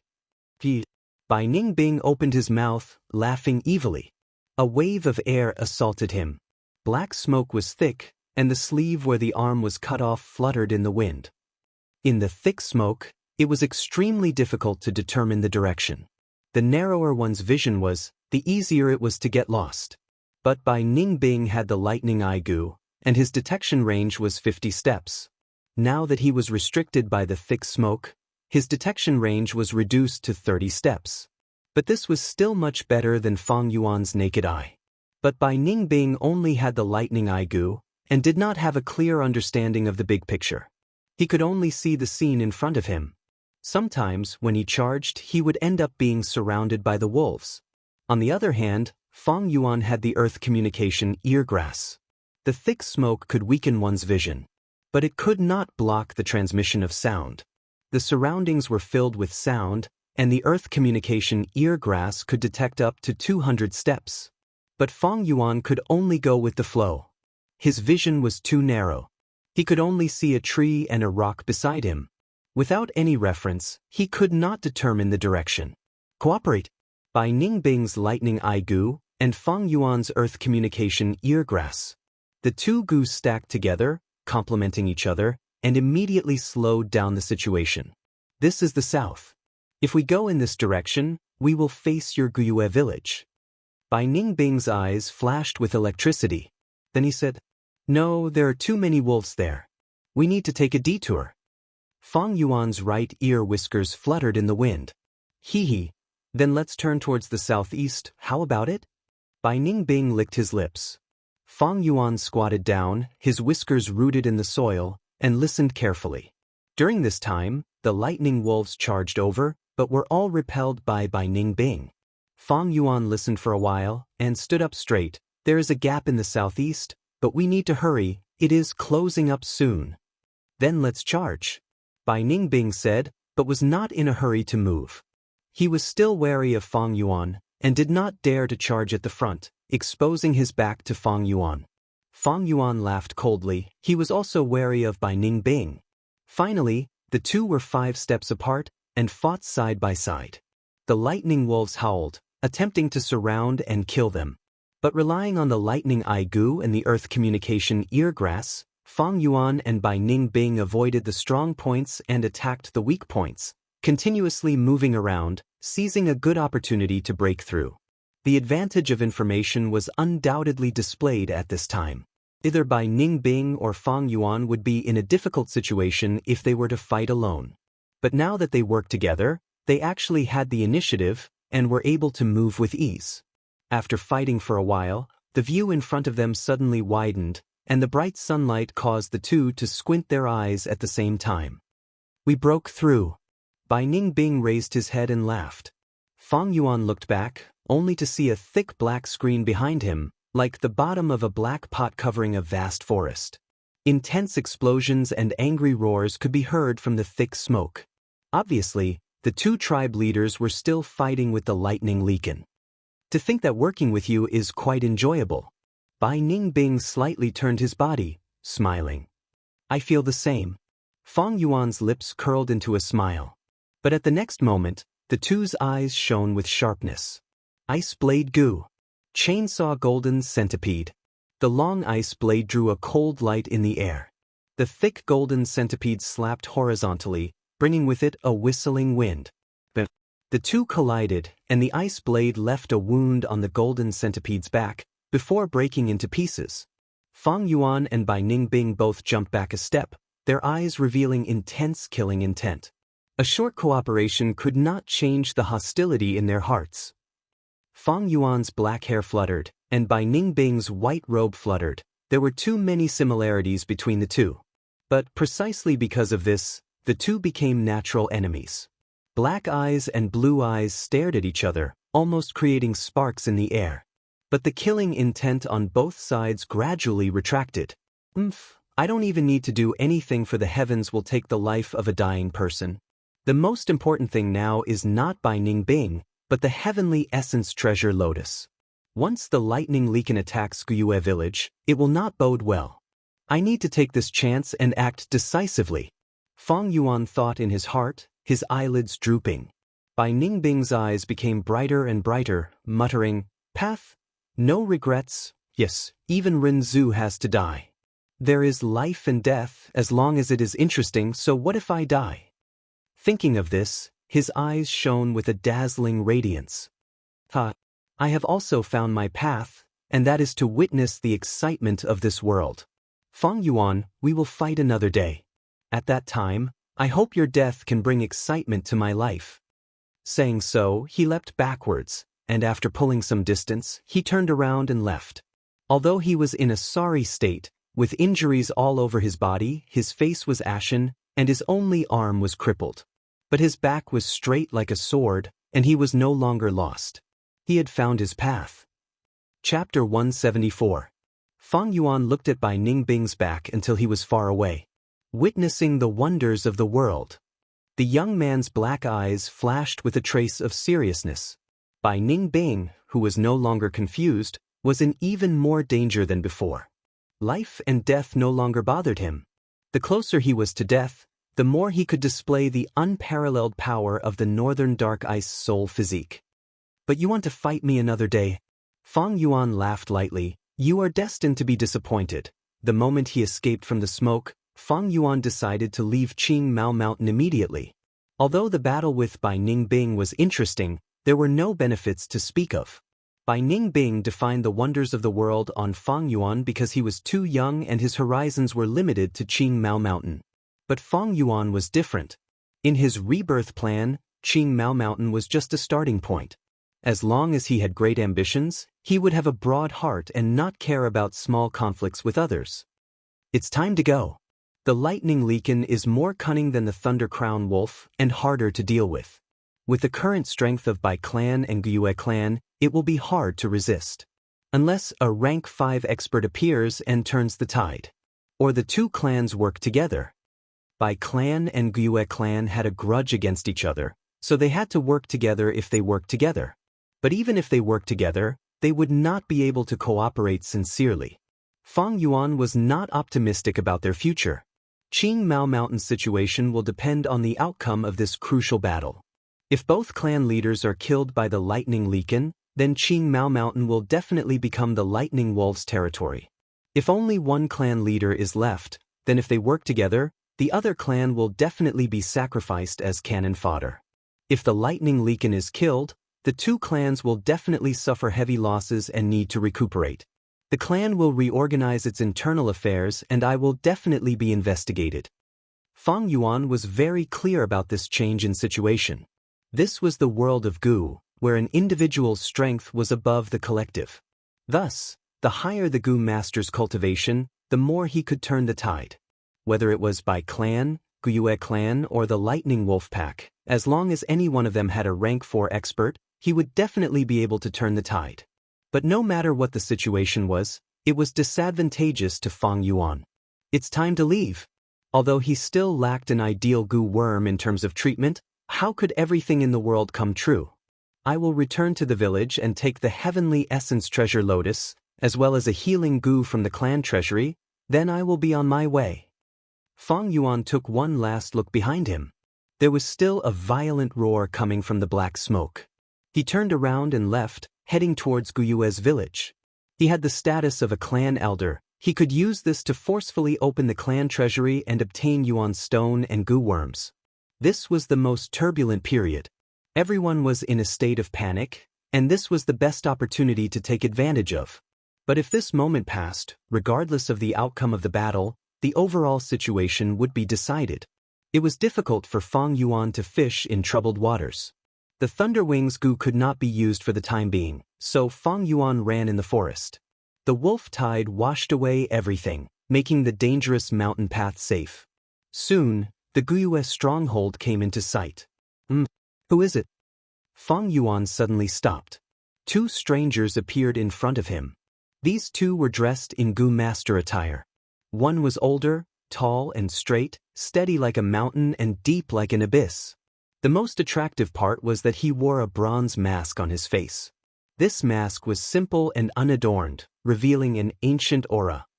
There were 3 openings on the mask, revealing the wearer's eyes and lips. His eyes were filled with vicissitudes of life, revealing a dignified, righteous aura. His lips were pursed, the lines like they were carved by a knife, showing this person's unwavering will. The mask could not cover his ears, and his sideburns were white, showing this person's age. The other was a young man. His eyebrows were straight like swords, his eyes were clear and bright, emitting a sharp light as he looked around, like an eagle or a tiger. Looking at his appearance, this young man's age was similar to Fang Yuan's. But this person's belt had a silver plate, and on the silver plate was carved the word 3. At this age, he was already a rank 3 gu master. His cultivation talent could be seen. This was a young genius. But Fang Yuan's gaze only paused on the young man for a moment, before turning to the older man. This young man's skin was slightly dark, his lips were also pursed, and his whole body emitted a capable and vigorous aura, not to be underestimated. But her slightly bulging chest, the details of her hands, feet and throat, allowed Fang Yuan to see through her identity as a young girl. Fang Yuan never underestimated women, but compared to this heroic young girl, the middle-aged man beside her had such a great background that he could not help but raise his eyebrows. Tai Xueling. Fang Yuan's heart shook, secretly revealing this middle-aged man's identity. He wore a bronze mask, and on the purple crystal plate on his belt, there was a word carved, 5. He was a rank 5 gu master, the law enforcer of the world, solving cases like a god, the number 1 southern border divine investigator Tai Xueling. He was impartial and emotionless. Many demonic cultivators had been captured by him, and many evildoers had been beheaded by him. He was a role model of the righteous path, traveling the southern border, solving countless cases, and had a great reputation. Little brother, please enlighten me. Tai Xueling cupped his fists towards Fang Yuan. He had been famous for a long time, and was also a rank 5 gu master, but his attitude was very polite and easygoing. I see little brother's body is full of injuries, and you seem to be in a hurry. Could it be that your clan leader and the elders have encountered some trouble? He continued to ask. Fang Yuan's expression naturally changed to one of anxiety, surprise, and even suspicion and fear. Who are you? How do you know this? That's right, we were chasing the Thunder Crown Wolf, and encountered some trouble. We met a lightning leakin. I was just about to rush back to ask for help. I am Tai Xueling, a friend and not an enemy. I just came out from the Guyue village. Little brother, you don't need to go back to ask for help. Under the beast tide, humans are one, and we should advance and retreat together. I will naturally contribute my meager strength. Tai Xueling immediately said without hesitation. Damn it, to think that I, Guyuebo, will die here today. Even if I die, I won't let this lightning leakin have an easy time. Guyue clan leader and by clan leader were full of injuries, and their primeval essence was almost depleted. They could feel the thick aura of death. The thick smoke had already dissipated, and the elders were all dead, leaving only the 2 clan leaders. The lightning leakin was not in a good state either, and some of the injuries on its body were so deep that bones could be seen. It gritted its teeth and hid behind the lightning wolf army. Its eyes shone with a cunning light, but it did not personally join the battle. "Come on, you coward!" The Bai family patriarch roared. But the lightning Leakin shrunk back again and let out a wolf howl, commanding the ordinary lightning wolf group to charge towards the two rank 4 Gu masters. "Cunning thing, sigh." Gyue Bo and Bai clan leader looked at each other and sighed. They had originally prepared a powerful counterattack before they died. But the lightning Leakin had intelligence that did not lose to humans, and did not fall for it. "My life is over, damn it, dying in the mouths of these ordinary lightning wolves." Just as the two clan leaders were raging, a voice came from afar. "Both of you, persevere." The voice reverberated in the forest. The two clan leaders' bodies shook at the same time, and when they turned around, they saw a tall figure flying towards them. The figure swayed, freely passing through the wolf group. After a few breaths, he stood beside the two clan leaders. "You are?" the two clan leaders asked at the same time. "I am Tai Xueleng." "Hiss." Bai clan leader sucked in a breath of cold air. He was surprised, happy and suspicious, not knowing why Tai Xueleng was here. Gyue Bo knew the reason, and was overjoyed. "So it's divine investigator Tai." Just as he spoke, the wolf group approached. "A bunch of evil beasts." Tai Xueleng's voice was like thunder, and with a low growl, he activated the Gu worm in his aperture. Boom! A formless aura suddenly exploded, radiating in all directions. This aura was like a mountain, indomitable and unshakable. It was like the firmament looking down on the world, seeing through all living beings. Righteous Gu. Only a Gu master with a righteous heart could use it. Righteous Gu could cause fear in the hearts of evildoers. Within a certain range, the weaker the enemy's willpower, the more they would be weakened. Tai Xueleng had once used this Gu to make a rank 4 Gu master throw away his armor and lose his fighting spirit. This was a weapon that could subdue the enemy without even fighting. Howl howl, the lightning wolves' momentum stopped. Under the pressure of this aura, their legs trembled, not daring to move forward. Howl. The lightning Leakin at the back howled, trying to command the lightning wolf group. "Such guts!" Tai Xueleng stared, and suddenly stretched out his right hand, grabbing towards the lightning Leakin. Rumble! The air rippled, and a huge black iron hand broke through the air, grabbing towards the lightning Leakin. Rank 5 Iron Hand Grappling Gu. The lightning Leakin had a crafty nature, and lacked bravery. Adding on the injuries on its body, it did not dare to face it head-on, and quickly dodged. But this black iron hand firmly locked onto the lightning Leakin, chasing after it. The lightning Leakin could not escape, and with a loud growl, its ferocious nature roused, clashed with the black iron hand. The hand collapsed, and the lightning Leakin was heavily injured, its bones almost breaking. It let out a whimper, not daring to find trouble with Tai Xueleng anymore. Finally, it looked at Tai Xueleng and the two clan leaders with hatred, before turning around and running away with its tail between its legs. "It's escaping! Quickly stop it!" The two clan leaders shouted, but Tai Xueleng just stood at the same spot, not making a move. "Divine investigator, please make a move." Gyue Bo cupped his fists and pleaded. Tai Xueleng slightly shook his head. At this time, Fang Yuan and the young girl also rushed over, and saw the scene of the lightning Leakin being forced away by the iron hand. "Father, you are injured, how can you fight?" The young girl ran over, stomping her feet in anger. Her reproachful tone revealed deep concern. "Ruanan, this lightning Leakin is extremely crafty. Only by forcing it to retreat is the best way to deal with it." Tai Xueleng said indifferently, and suddenly his body shook. With a puff, he spat out a mouthful of blood. His blood was a strange green color, and when it landed on the ground, it instantly corroded a patch of green grass, giving off an unpleasant smell. It was obvious that he had suffered a serious injury. "Father, how are you?" The young girl, Tai Ruanan, quickly raised her hands, wanting to treat Tai Xueleng. "No need to make a fuss, it's not like you don't know about this injury. I will feel much better after spitting out some blood." Tai Xueleng laughed, waving his hands to reject the treatment. Seeing this scene, the two clan leaders, who were still harboring resentment, immediately revealed a look of shame. Divine investigator is impartial, And even though you are heavily injured, you still helped. We are deeply grateful for your help. I have long heard of Tai Shueleng's great name. Seeing you today, you truly live up to your reputation. Truly admirable. Thank you, Divine Investigator, for saving my life. The two clan leaders cupped their fists and thanked him. Lord Divine Investigator, please come to our Bai clan as a guest. We must repay you for saving our lives. The Bai clan leader said again. At the side, how could Guebo just watch as the Bai clan pulled Tai Shueleng away? He knew Tai Shueleng's motive and smiled proudly. I already know why Lord Divine Investigator is here. You were asked by Jia Fu to investigate the murder case, right? Our Guiyue clan will definitely cooperate with you. Hearing this, the Bai clan leader's expression instantly changed. Tai Shueleng said, that's right.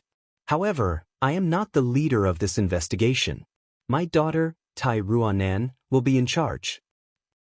In an instant, everyone's gaze focused on the young girl. Chapter 175. What? Father, you want me to solve the case? The young girl pointed at herself, her face full of shock. What, you're not willing? Tai Shueleng smiled.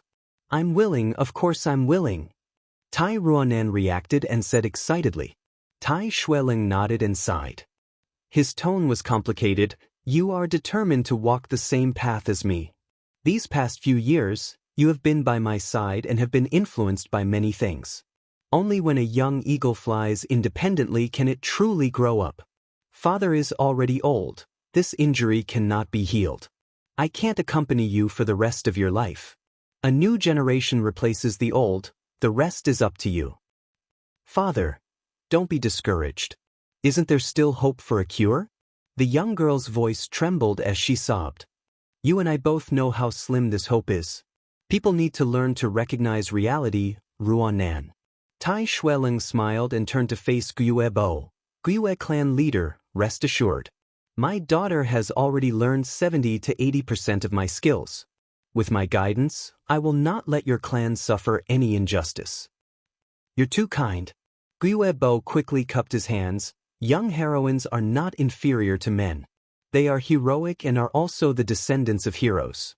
How can I not be assured? Please come to the village and let the two of you wash away the dust. The dishes were laid out on the table. The fragrance of the wine filled the air as it formed a line in the wine jar and poured into Tai Shueleng's cup.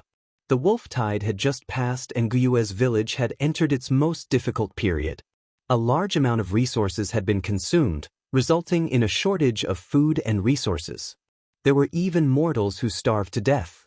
But even so, in order to receive Tai Shueleng, Guiyue's clan still put together this banquet. As the clan leader, Guiyebo sat on the main seat with Tai Shueleng and the young girl Tai Ruanan beside him. In addition, there were Guiyue Zhong, Guiyue Guyen, Guiyue Lian, Guiyue Yaoji, as well as Feng Yuan and the others. They were all clan elders. Before the wolf tide, the Guiyue clan had dozens of elders. But now, only this table was left, and there weren't even 10 people left. Not only that, all the elders present were injured. This was especially true for Guiyue Lian, who was seriously injured in the resistance battle 2 weeks ago and had been hiding in a secret room to recuperate. He was originally lying on the bed.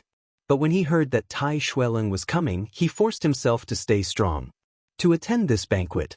However, this allowed him to escape a calamity. Meanwhile, his old rival, Guiyue Emochen, had followed the chief to hunt down the Thunder Crown Wolf, but had been killed by the Lightning Leakin. If it wasn't for Brother Tai's help today, I'm afraid I would have become the Lightning Leakin's meal. Guiyebo stood up, held the cup with both hands, and slightly bowed as he sincerely expressed his gratitude. I did what I could. Tai Shueleng raised his glass. He took a sip of wine.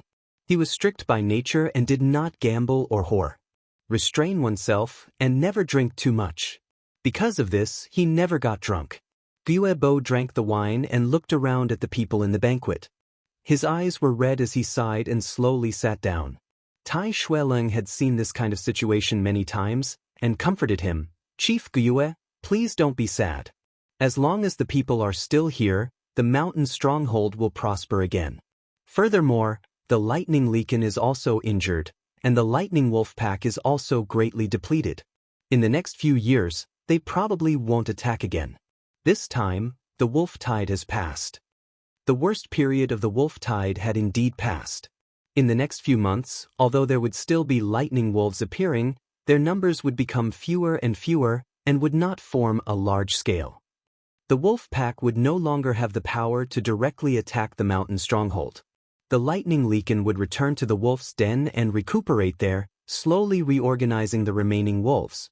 Many lightning wolves would be summoned back, and the death of a large number of lightning wolves would greatly reduce the wolf pack's need for food. The wolf pack could once again be self-sufficient. In the next few years, the lightning wolf pack would gradually grow, and during this time, there would be new 100 Beast King Bold Lightning Wolf, 1,000 Beast King Frenzy Lightning Wolf, and myriad Beast King Thunder Crown Wolf. Prosperity leads to decline. Decline leads to prosperity. Be it humans or wolf packs, they all followed this law of change. Although the young girl's words were correct, humans were not plants, how could they be emotionless? Chief Gyue knew this truth better than Tai Ruanan, but the pain and sorrow in his heart could not be avoided. The sacrifice was too great, just the higher-ups of the clan had lost more than half. The Rank 2 and Rank 1 Gu Masters had even more casualties. The entire Gyue mountain stronghold strength was at rock bottom, and could not withstand any more disturbances. Why didn't you all counterattack and directly destroy the wolf's den? At the side, Tai Ruanan did not understand and asked in confusion. That is because there are over 10 thunder chi worms living in the wolf's den, numbering close to 1 million. There are also large numbers of wild Gu mixed in. It is hard to do anything unless the 3 clans join forces. Gyue Yaoji opened her mouth and explained. As she said this, she suddenly snorted, casting a sinister gaze towards Fang Yuan. But this possibility is too small. Even in our Gyue clan, there are clan elders who shrink back at the last moment, and when the wolf tide attacked, who knows where they hid? Hearing this, the other clan elders could not help but shift their gazes towards Fang Yuan. Earlier, Fang Yuan had been exploring the flower wine hidden treasure in the rock crack's secret cave, causing him to miss the battle against the wolf tide. In everyone's eyes, this was a sign of being crafty and being a coward. Thus, the clan elders looked at Fang Yuan with dissatisfaction, disdain, and a faint anger. Even Gyue Bo's expression was not good. As the clan leader, he hated people like Fang Yuan the most, who did things his own way, was mysterious, had his own plans, and did not let people feel at ease using him. The atmosphere at the table suddenly changed.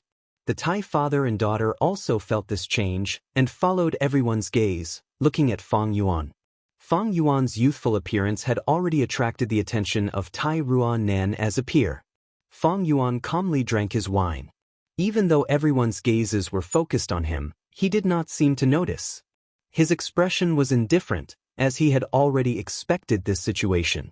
This matter is troublesome. He sighed in his heart. Although he was worried, he was not panicking. Tai Xueling's appearance had seriously ruined his escape plan. If he took the Heavenly Yuan treasure lotus and destroyed the foundation of Gyue's mountain stronghold, this would definitely cause the Tai father and daughter to capture him.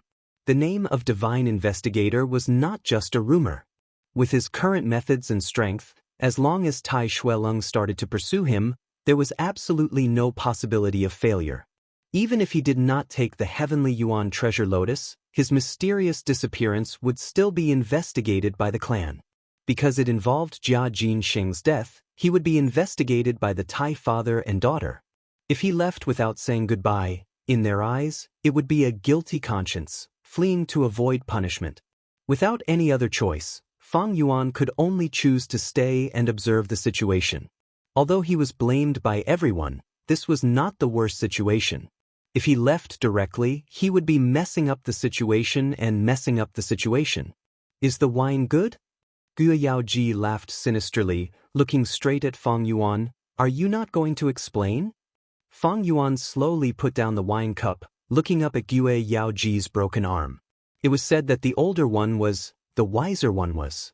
In order to save her life, Gyue Yaoji cut off her own arm, using injury as an excuse to escape the clan's mission.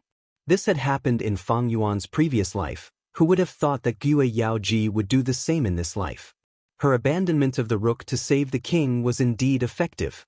To prevent being killed by the Thunder Crown Wolf, she did not participate in the pursuit, so her life was saved.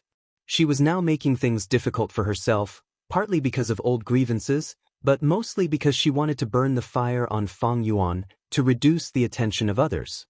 What do you want me to explain? Explain that you cut off your own arm in order to drag out an ignoble existence? Fang Yuan sneered. What? Gue Yaoji was shocked and angry, suddenly standing up from her seat. She opened her eyes wide, pointed at Fang Yuan's nose, and screamed, "You little bastard! You dare to bite me, slander me, and frame me! How can you be so despicable? How did our Gue clan produce such a thing like you?" Gue Yaoji. Gue Bo's expression changed and he shouted, "Sit down, we have an important guest here. Where is the propriety of yelling?" Gue Yaoji wanted to continue scolding, but seeing the Gue clan leader's gloomy expression, she could only swallow her words back into her stomach. She angrily glared at Fang Yuan, and angrily sat down. After Gue Bo dealt with Yaoji, he shifted his gaze to Fang Yuan. "Elder Fang Yuan, I need an explanation. When the wolf tide attacked the village, where did you go?" "Fang, he is Fang Yuan?" Tai Shuileng's eyes flashed with a strange light. In Jia Jinxing's mysterious disappearance, Fang Yuan played an extremely important role. Before Tai Shuileng came here, he naturally received a lot of information about Jia Fu. But he did not expect that this young elder was Fang Yuan. All of a sudden, Tai Shuileng's interest was aroused. He had solved countless cases and was able to deduce the truth from the clues he had left behind. Looking at everyone's reaction, he guessed that Fang Yuan had retreated at the last minute. However, the facts that people know are often superficial. What is the truth? No matter what the truth was, Fang Yuan's answer would reveal a corner of his heart. This would be very helpful in solving the next case. Feeling Tai Shuileng's attention, Fang Yuan's heart tightened, but his expression did not change. He lightly swept his gaze over everyone, and a mocking smile appeared on his lips. "There is nothing to explain. But since you've asked, I'll just say it directly. I was very scared at that time, and the pressure that had been accumulating for a long time, as well as the fear of death, had reached its limit. I could not bear it, so I was cowardly and hid in a corner, not daring to go to the front lines." When these words came out, everyone was stunned. They had been waiting for Fang Yuan's excuse and reason, and had already prepared how to expose Fang Yuan and expose Fang Yuan. They never thought that Fang Yuan would directly admit it. Any lie, as long as it is not the truth, will have flaws. Moreover, Tai Shuileng is here. Fang Yuan's expression was calm as he lowered his eyes and stared at the wine cup in front of him. Tai Shuileng's eyes flashed with a strange light. He subconsciously frowned, and a sense of disgust rose in his heart. Chapter 176. In the banquet, there was complete silence. Everyone was stunned, looking at Fang Yuan blankly. They did not expect Fang Yuan to answer like this, admitting it directly and being so honest. He is still too young to actually say such words. These words mean the destruction of his entire political future. From now on, this Fang Yuan is no longer a concern. The clan elders' thoughts were in turmoil. At this point in the wolf tide, the outcome was already set. In the next few months, only small wolf packs would appear, and with the continuous recall of the lightning leaken and the elimination of Gu masters, the lightning wolves would basically disappear by the end of the year. But the fights would never stop. Where there are people, there are benefits. Where there are benefits, there are fights. Under the wolf tide, there are fights between humans and wolves. Now that the most difficult part of the wolf tide had passed, the internal fights between the clans had surfaced, becoming the main conflict. When the wolf tide attacked the village, many Gu masters died, and the old forces were destroyed. The benefits that these forces originally controlled lost their original owners, and naturally needed to be redistributed and divided. In the Gue clan's upper echelon, there were many elders who originally had a share of the entire village's profit cake. But now, only Fang Yuan and less than 10 elders were left, but the cake was still there. To split this big cake, there was naturally a need to compete. Political fights, although not as bloody as the wolf tide, plots and calculations, cold wind and traps, were deep and dangerous. Originally, Fang Yuan was the only newly promoted clan elder. He had great momentum and was in the limelight. But now that he admitted it, destroying his own political future, it was equivalent to giving up the chance to compete with the other clan elders for the profit cake. In an instant, the threat level of Fang Yuan in the hearts of the clan elders decreased by many times. The many gazes towards Fang Yuan, the pressure contained within was clearly reduced. At this time, clan leader Guiyebo sighed. Since Fang Yuan has already admitted it, then as the clan leader, I have no choice but to punish you for deserting. According to the clan rules passed down by the ancestors, deserters will be stripped of their clan elder positions. According to the family rules passed down by the ancestors, those who deserted in the face of battle would be stripped of their positions as family elders. However, the final outcome will be decided by me and a few other elders. We will decide according to the circumstances. But no matter the result, I hope you can accept it. The others all had different expressions. Fang Yuan nodded. He did not speak as if he had already accepted his fate. Guiyue and Yao Ji cut off one of their arms. His life was saved. Such ruthlessness and decisiveness. Fang Yuan had one as well. It was just that he gave up even more. He even gave up his status as a clan elder. His biggest problem now was the sudden appearance of the Tai family's father and daughter. If he got involved in the political whirlpool and suffered from political strife, the situation would definitely be even more dangerous. I'm willing. This was life. The identity of an elder was originally for better cultivation. That's why I used it. For the sake of immortality, I embarked on the demonic path and could even give up my life. What else was there to be unwilling to give up? The position of family elder? Fang Yuan did not feel the slightest bit upset or regret in his heart. This was the wisest choice. Moreover, although there would be a punishment, it would definitely be light. After all, there was a lack of clan elders now. As a rank 3 Gu master, his strength had to be taken seriously. The clan leader had to punish him and also borrow Fang Yuan's strength to stabilize the village.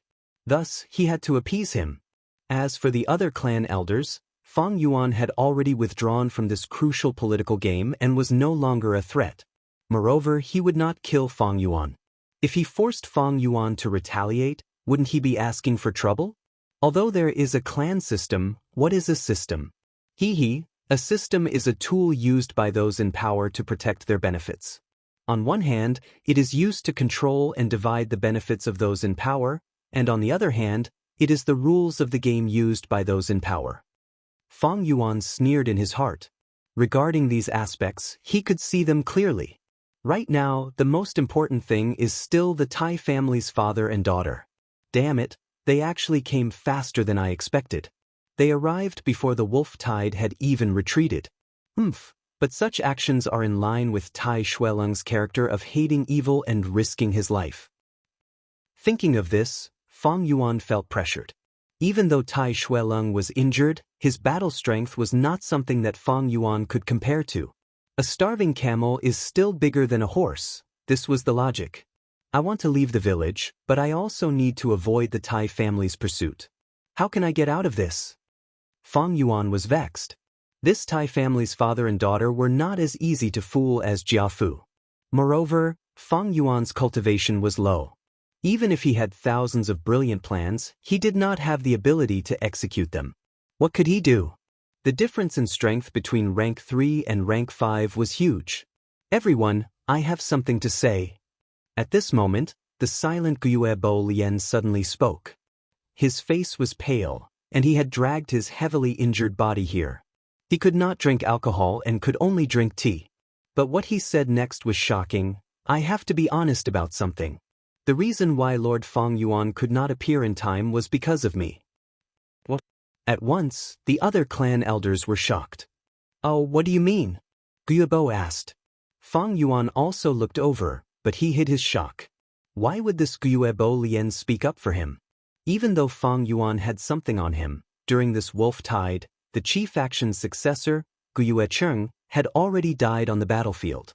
Even though the chief action had already done their best to protect Qiqing. But the battlefield was always the place with the most accidents.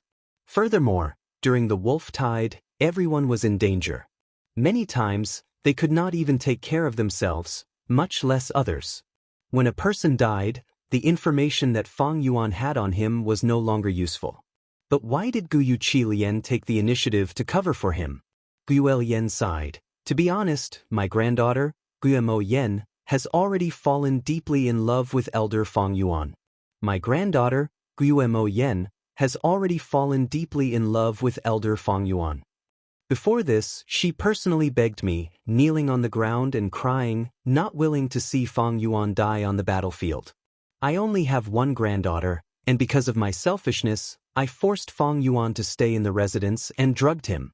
Only when he chased after the Thunder Crown wolf did I let him out. So it was all my fault.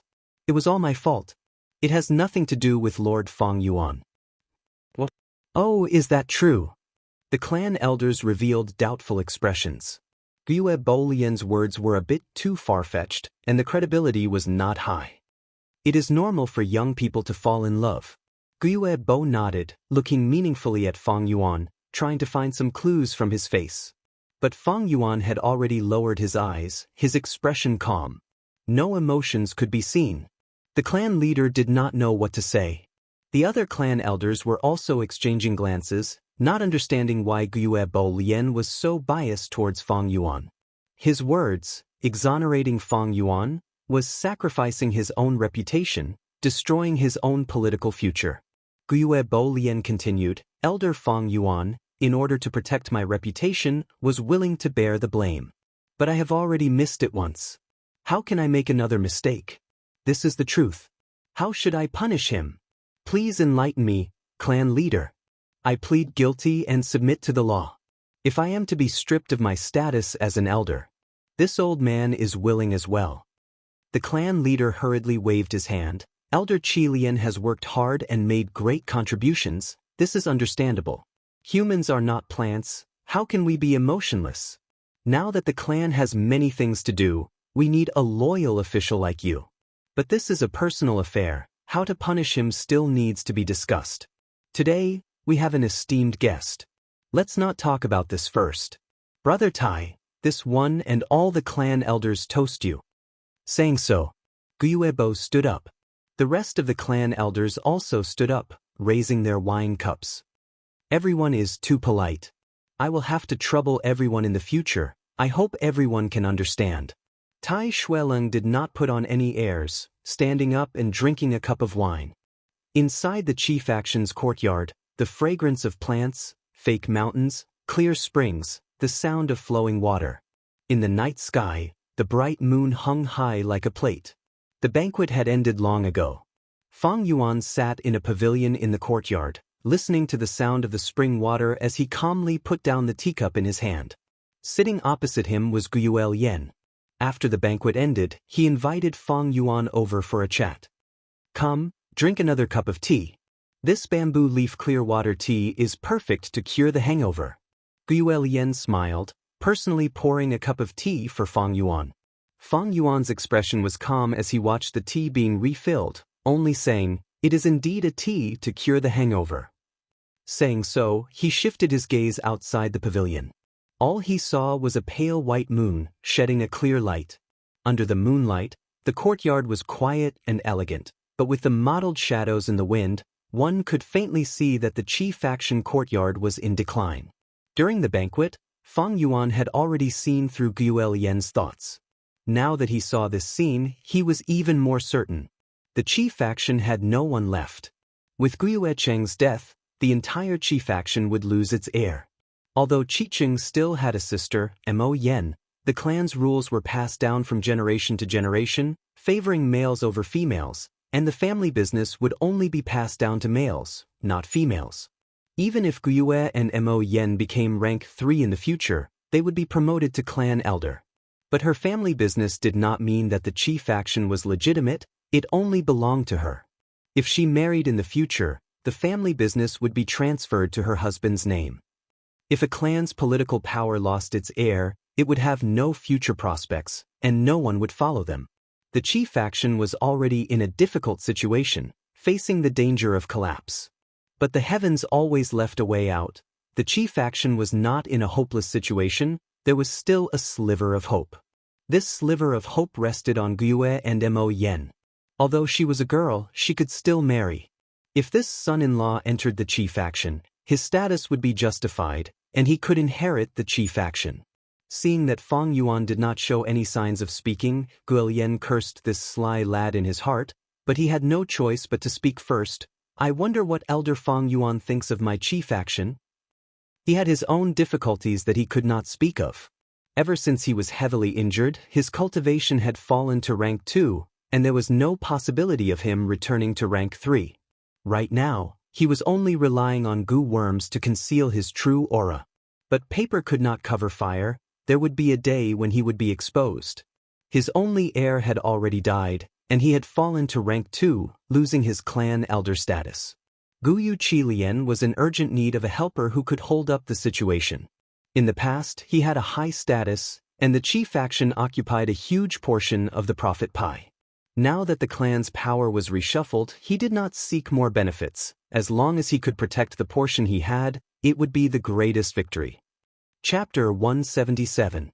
The sunset clouds overflowed with coldness. The silver hands spun silently. Bai Ningbing looked at the night sky through the window. A bright moon, sparkling and translucent, hung in the night sky. Wolf howls could be heard from afar, adding a sense of desolation to the moonlight. In the study room, Bai clan leader sat by the side, his face revealed a despondent expression. Just now, Bai Ningbing had told him about the Northern Dark Ice Soul Physique. Northern Dark Ice Soul Physique. 10 Extreme Aptitude. Bai clan leader muttered. I feel that I don't have much time left. My aperture is gradually unable to bear the burden. These years, I have caused you trouble. Bai Ningbing sighed lightly. His expression was calm, the morbid wildness and madness of the past had disappeared. Replacing it was a sense of tranquility and peace. This tranquility came from the heart. He, Bai Ningbing, had found his own path, and was no longer troubled by life and death. Everyone grows up. Under the stimulation of life and death, one could become even more mature. The moonlight was like water, pouring down, shining on Bai Ningbing's white skin. As the light flowed, his blue eyes had a trace of profoundness. A beautiful young man with snow-white hair and white clothes, he was like an immortal in the clouds, attracting the attention of others. How can this be? When I tested your aptitude back then, it was clearly a grade 99%, it was not the Northern Dark Ice Soul Physique. Bai clan leader still could not accept it. That is indeed the case. But in the process of cultivation, there was a day when my aptitude rose. I have checked the clan's records, and this situation was also recorded in the books. 99% of a grade aptitudes have the possibility of becoming 10 extreme aptitudes during cultivation. Bai Ningbing said, 10 extreme aptitudes defy the heavens, the great Tao does not tolerate it. Even the 10 children of Renzu did not have a good ending. Sai, is there really no way to save it? Bai clan leader looked at the beautiful young man in front of him, feeling pity and regret. He was the pride of the clan, the hope to rise. But he did not have much time left, his life was coming to an end. Even though he was becoming more and more resplendent, but like fireworks, he could only be dazzled at the last moment. There is no way to eradicate it, but there are some ways to delay it. But these methods require many years of preparation, and I no longer have the time. At this point, Bai Ningbing smiled faintly. He was calm and collected, as if he wasn't talking about himself, but an unrelated outsider. It doesn't matter. Who didn't die? True immortality does not exist. As long as you live a wonderful life, that's enough. He comforted the chief instead. I can't accept this. Absolutely not. Damn it, my Bai family has been suppressed by the Gyue family for hundreds of years. We finally had hope, but this is the result. No, there's still a glimmer of hope. There's still hope. The clan chief's voice grew louder and louder. Then, a look of determination appeared on his face, as if he had made up his mind. Come with me, I'll take you to a place. He stood up and said, after a while. The moonlight was like water, shining on a deep pond. Could this be the spirit spring? Bai Ningbing asked. Led by the Bai clan leader, he walked through a long secret passage and arrived at this place. Not bad. This was the forbidden area of the clan, the location of the spirit spring. As you know, the foundation of every clan is a natural spirit spring. They can use it to produce yuan stone for cultivation. Our Bai family is only a small to medium-sized clan. Only after we swallow up the Gyue family and the Xiong family, and possess at least 3 spirit springs, can we be considered a large clan. The Bai clan leader sighed. Then why did you bring me here, clan leader? The Bai clan leader showed a complicated expression. He turned to look at Bai Ningbing, and his expression became hesitant. I never thought of bringing you here. But life is unpredictable. I didn't expect you to have the northern dark ice soul physique. Your only chance is in this spirit spring. What's in this spirit spring? Bai Ningbing asked. There's a great deity. The Bai clan leader said solemnly. Great deity? Bai Ningbing was surprised. Great deity is a respectful title for it. It's a snake goo left behind by our first ancestor. It likes cleanliness and feeds on the spirit spring water. It has always been secretly residing in the spirit spring. The Bai clan leader introduced. Back then, before the first ancestor passed away, he set up the inheritance treasure and left behind this snake goo as a clue. If you can get the recognition of the great deity, it will lead you to the inheritance treasure. If you can't get its recognition, the Bai clan leader hesitated. Then what will happen? Bai Ningbing asked. The Bai clan leader's expression was solemn. Then it will kill you. At the same time, Gyue village. In the room, Tai Ruanen kept her investigative goo and nodded in satisfaction. The environment here is not bad, it's clean. The clean she was referring to was not the cleanliness of the room, which was clean and tidy. It was because there were no surveillance methods in the surroundings. But there were definitely none. That was impossible. After all, Tai Shueleng was a rank 5 expert. He was too much of a threat and had to be guarded against. But the defense and surveillance of Gyue family was just right. The level was very low, and did not cause any disgust. It could even be understood as overly enthusiastic and enthusiastic reception. Thus, Tai Ruanen commented that it was clean. Tai Shueleng nodded slightly. Ruanen, you have followed me for so long and have indeed learned many things. But some things have to be done by yourself. Just watching from the side is not enough. Thus, I will let you solve this case. Father, I will definitely work hard and do my best. Very good. Then let me ask you, what will be your first step? Tai Shueleng purposely tested her. Tai Ruanen laughed, suddenly turning her body to look at the moon outside the window. The moon is bright tonight, father. Do you have the mood to follow your daughter to tour around this Gyue village? Tai Shueleng's lips finally showed a gratified smile after hearing this. Starting a case was not to be in a hurry to understand the details of the case. Surveying the surroundings was the first step to solving the case. The Tai family father and daughter strolled slowly on the streets. After resisting the wolf tide's terrifying attack, the Gyue village was in a sorry state. The bamboo buildings had collapsed and were covered in blood. Miscellaneous items were piled up everywhere, and from time to time, the soft moans of the injured could be heard. The Tai family father and daughter walked a large circle, and during this time, both of them were silent. Fang Yuan, you stinking brat, get out of here. Suddenly, a roar came from within the courtyard. The Tai family father and daughter could not help but stop. After a while, the door opened, and Fang Yuan rubbed his nose and walked out with a faint smile. It's little brother Fang Yuan. Not far away, Tai Shueleng took the initiative to greet him.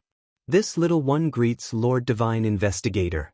Fang Yuan withdrew his smile and cupped his hands. Little brother, the two of us have just arrived and are not very familiar with some places. I wonder if you can explain a thing or two to us. Tai Shueleng suddenly invited. Tai Ruanen glanced at her father, but did not say anything. Fang Yuan's eyes narrowed slightly. He was just about to meet them, but he did not expect this opportunity to be delivered to him. The two of you have traveled tens of thousands of miles and tirelessly come to solve this case. The entire village should assist you. Both of you, this way please. Fang Yuan spoke frankly with assurance, not showing any signs of guilt as he walked in front. The spirit spring bubbled like boiling water. Suddenly, with a splash, the spring water surged up like a wave. After reaching a certain level, the spring water split apart and splashed everywhere. A slender white snake covered in snow scales stepped on the waves, showing its elegant figure. Its eyes were like jade, indifferent like jade, revealing a cold indifference. On both sides of its head, there was a pair of long whiskers that fluttered in the wind like an immortal's ribbons. Rank 5. White Form Immortal Snake Gu. Greetings to Great Immortal. Bai clan leader excitedly kneeled on the ground and anxiously instructed, Bai Ningbing, why aren't you kneeling as well? I never kneel to a Gu. Bai Ningbing coldly snorted, his body straight like a spear. Even though the white form immortal snake Gu emitted a faintly cold aura, concealing a dense killing intent, Bai Ningbing had no fear. But Bai Ningbing had no fear, his blue eyes staring straight at the white form immortal snake Gu's snake eyes. Time seemed to have stopped. The spirit spring and Bai clan leader became irrelevant in the background. Under the bright moonlight, the blue-eyed youth was like a painting, and the silver-whiskered white snake was like an immortal, gazing at each other. After a long while, the white snake suddenly cried out and turned into a white rainbow, crashing into Bai Ningbing.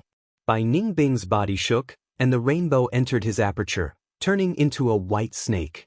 The white snake occupied the center of the primeval essence, immediately pushing the surrounding Gu to the side with a domineering attitude. This situation. Bai clan leader stood up with a puzzled expression. It doesn't match the clan's records. There were corresponding records in the clan's records. Once a Gu master is acknowledged, the white form immortal snake Gu would carry the inheritor and ascend to the sky, obtaining the treasure in the sky. But the current situation was somewhat strange. The white form immortal snake Gu entered Bai Ningbing's aperture, not killing him, it should have acknowledged him. But why didn't it carry Bai Ningbing and directly ascend to the sky? Could it be there was a mistake in the records?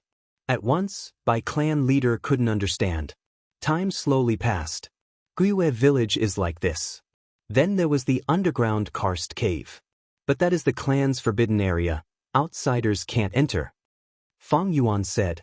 He looked at the bright moon in the night sky and continued, It's getting late, why don't you two rest early? You will have the energy to solve the case tomorrow, right? Yi, Elder Fang Yuan is right. Thank you Elder Fang Yuan for your guidance along the way. Elder Fang Yuan, please return. Tai Xueling said. Since that's the case, I'll take my leave. Fang Yuan cupped his fists and left decisively. Tai Xueling looked at Fang Yuan's back with interest, only retracting his gaze when Fang Yuan turned a corner. Ruanan, what do you think of this Fang Yuan? He suddenly asked. I don't like him. My intuition tells me that there is a shadow behind him. The young girl Tai Ruanan frowned. Tai Xueling nodded. I know you have the intuition Gu, which can increase your intuition. But we pay attention to evidence when solving cases. Intuition alone won't convince people. Don't rely on your intuition too much. Don't use intuition Gu to solve this case. His father. Chapter 178. Tai Xueling continued, Now, analyze Fang Yuan as a person. Father, are you suspecting Fang Yuan? Tai Ruanan was stunned for a moment before continuing. He is a very rational and intelligent person. When he introduced the village to us, every sentence he said was appropriate and logical.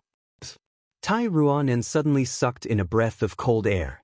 She frowned. I didn't notice it earlier, but now that you reminded me, I realized it. This Fang Yuan is too good with words. Every sentence he says is the objective truth, abandoning his personal feelings. He calmly narrates from a spectator's perspective. No one can find any flaws in his words, nor can they find any clues beyond his words. His words are very, very, very clean. The young girl hesitated for a moment before finally using the word clean. Tai Xueling nodded, then shook his head. He did not abandon his personal feelings. Everyone has feelings, even the most cold-blooded assassin has feelings. He just hid his feelings very well and controlled them very well. This young man has a demonic nature. Demonic nature? That's right. Think about it, he was frank during the banquet, saying that he was afraid and did not dare to go to the battlefield. Tell me, if it was any other person, would they do that? Tai Xueling asked. Tai Ruonan shook her head. No. Gu masters view their clan's honor and their own reputation as more important than their own lives. But that might not be the case. There were many people who destroyed their own reputations in history, right? That's right. But who were those people? Tai Xueling's gaze was deep. Tai Ruonan thought for a while, her expression slightly shaken. They were all outstanding people. That's right. In history, those who destroyed their own reputations only had two goals. One was to have a grand scheme, and compared to the goal, reputation is nothing. As for the other one, it's to protect himself, to avoid suspicion. Tai Ruonan's eyes brightened. Father, you are saying? You are overthinking. I just feel that this young man is very interesting. Unfortunately, he only has C-grade aptitude. Tai Xueling said. This night, the moonlight was like water. Fang Yuan walked on the empty street, his footsteps heavy but firm. After interacting with Tai Xueling, Xiaochen knew that Tai Xueling lived up to his name. This Tai Xueling had eyes that could see through the affairs of the world, and his intelligence and shrewdness were unfathomable. He had roamed the southern border unhindered for decades, making a name for himself. He was truly an outstanding person. It was extremely difficult to get rid of suspicion in front of such a person. As long as they were given enough time, they would definitely find out the truth. We have to fight for time now. However, the recruitment of the Mo bloodline can indeed be used. Not long ago, in the courtyard of the Mo family, Fang Yuan had asked for an exorbitant price.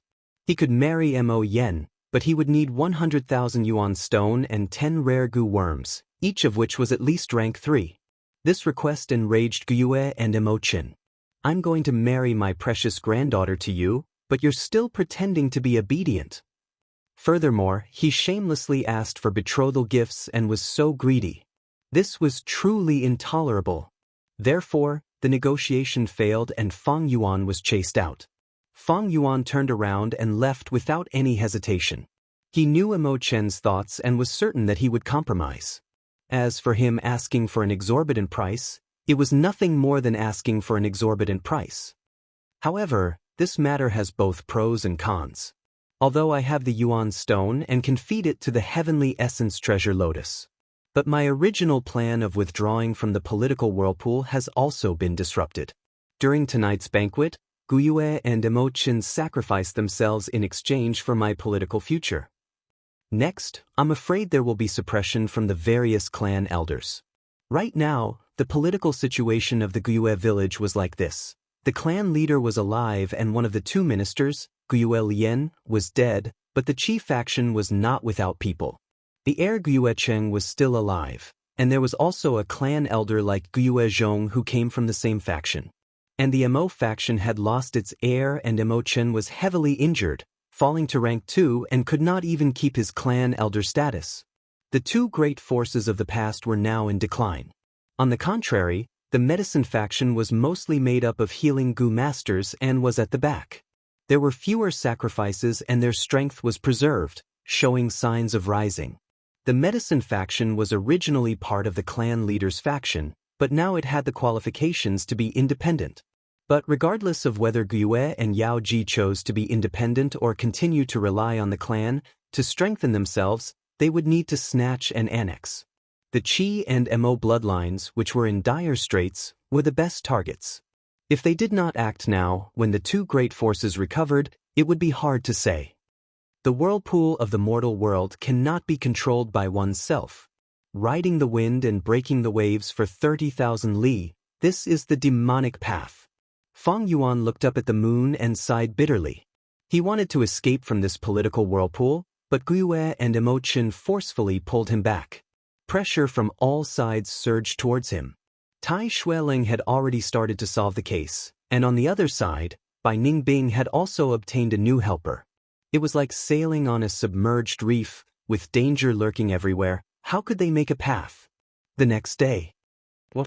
You said Jia Jinsheng's killer has been found and even killed? Even killed? Tai Ruonan was astonished. This morning, she woke up early and started to understand the case.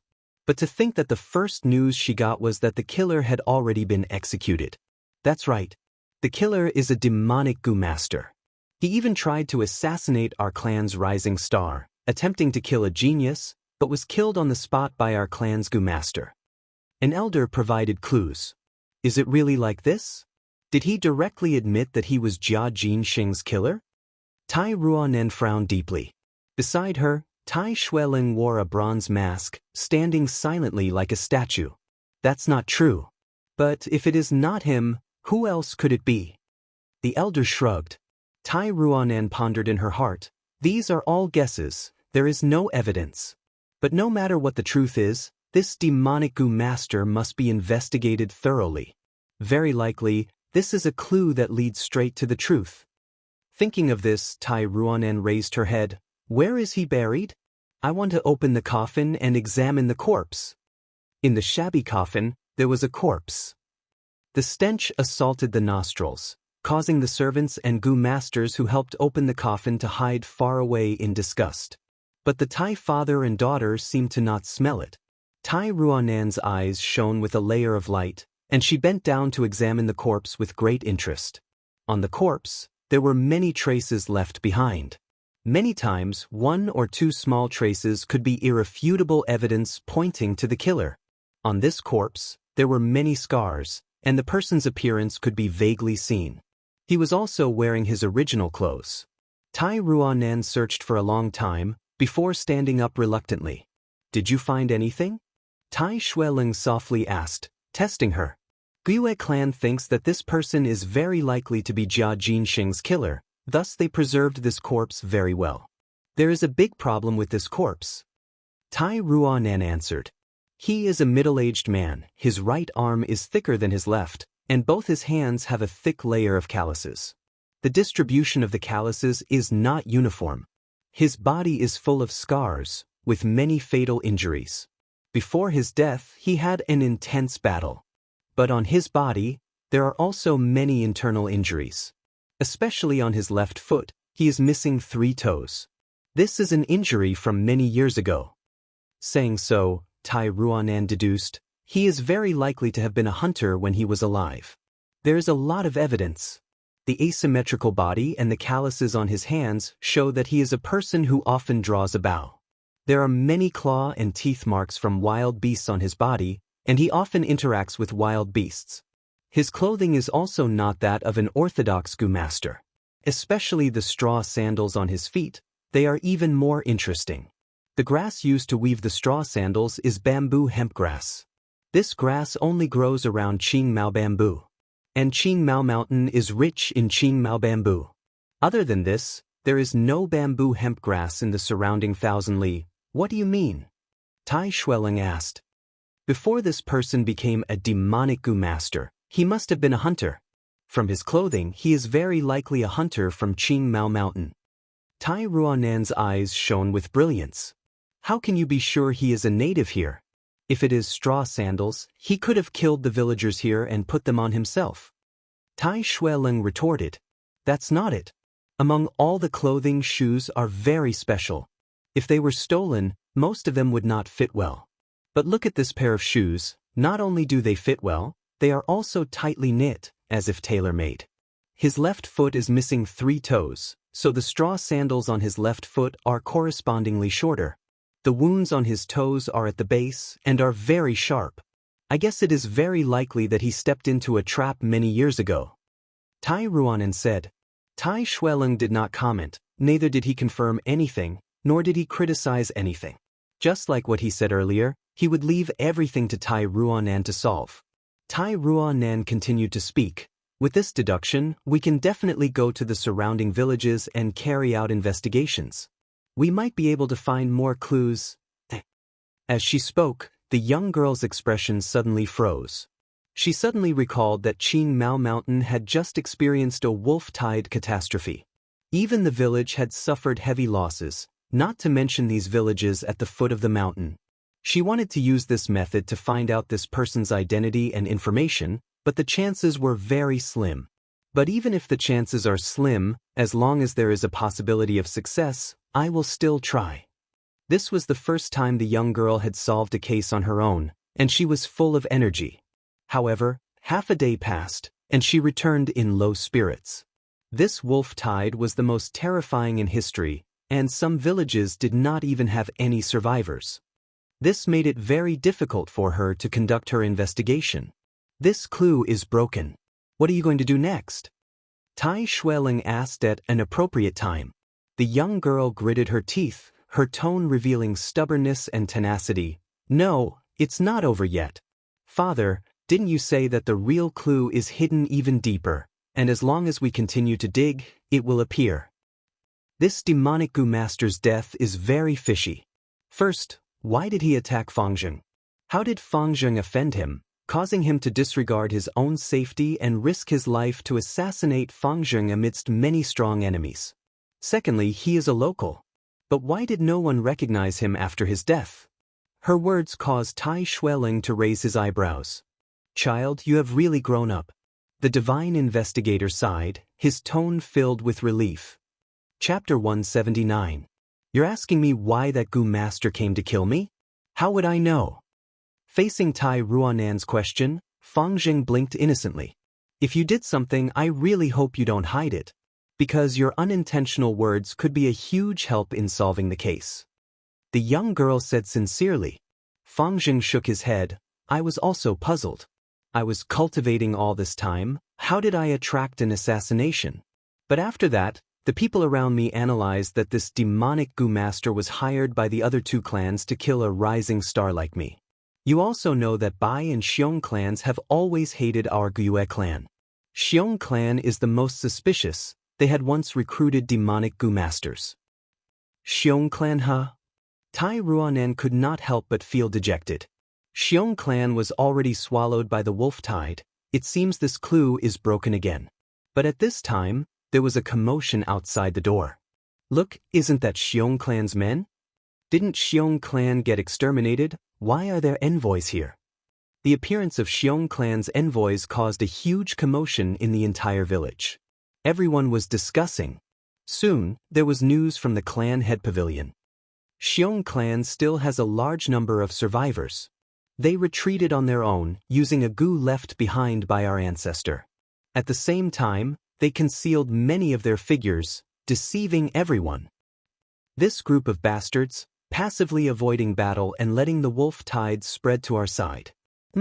These Xiong clan people are big and crude, but their hearts are actually very sinister. They want to use the wolf tide to weaken us. Too despicable. Guyue clansmen were filled with righteous indignation. The appearance of Xiong clan's envoys caused the entire situation of Qing Mao Mountain to change drastically. Originally, they thought it would be a battle between Bai clan and Guyue clan, but to think it would still be a battle between three clans. But thinking about it, it was understandable. Xiong clan was a clan that had stood strong for hundreds of years, and similarly had a deep foundation. Which clan did not have an old ancestor or a trump card?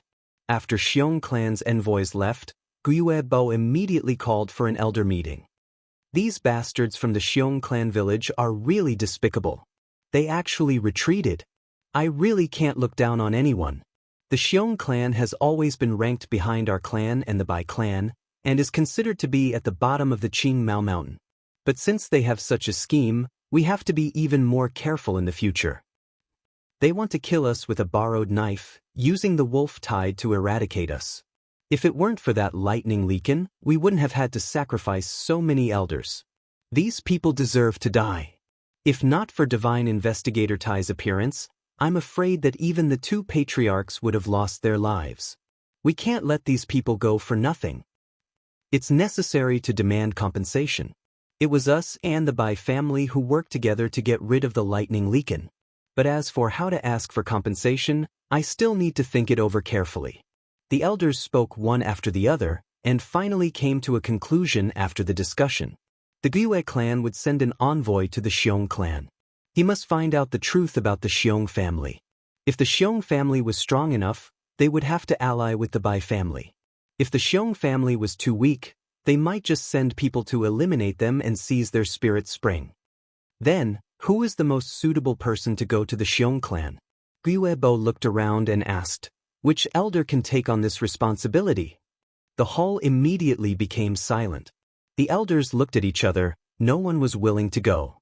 Now was the time of internal strife and the crucial time to divide the cake of benefits. If they went to the Xiong clan and caused their own bloodline to be leaderless, others would take advantage of it. When they returned, the situation would be set.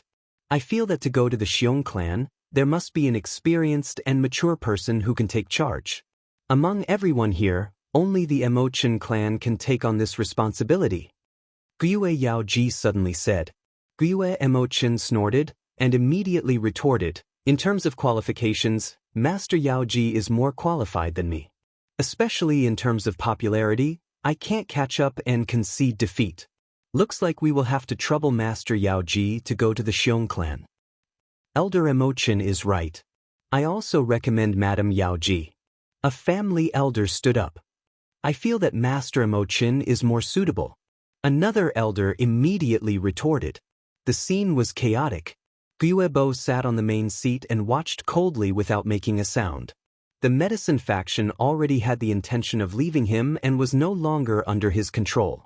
Therefore, he didn't want to help either side, and quietly watched the situation. This was the first contest between the medicine faction and the MO faction.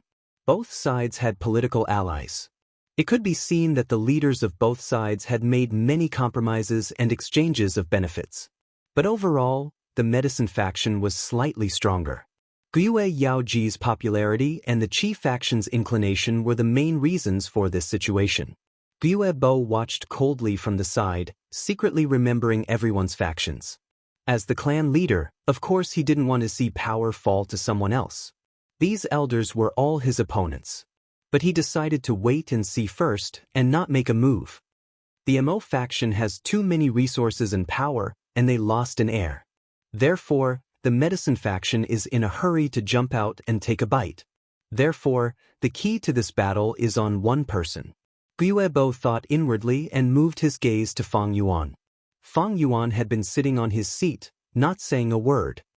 It seems that this Fang Yuan and the MO faction aren't very close and haven't reached an agreement of benefits. Otherwise, he would have helped already. Is this my chance? Guiebo couldn't help but think. But at this time, Fang Yuan suddenly stood up from his seat. His action instantly attracted everyone's attention. Then he said something shocking. "The mission to the village is very important. It concerns the rise and fall of our clan. I am willing to take on the mission and investigate the Xiong clan's situation for the clan." What? Fang Yuan is volunteering to go?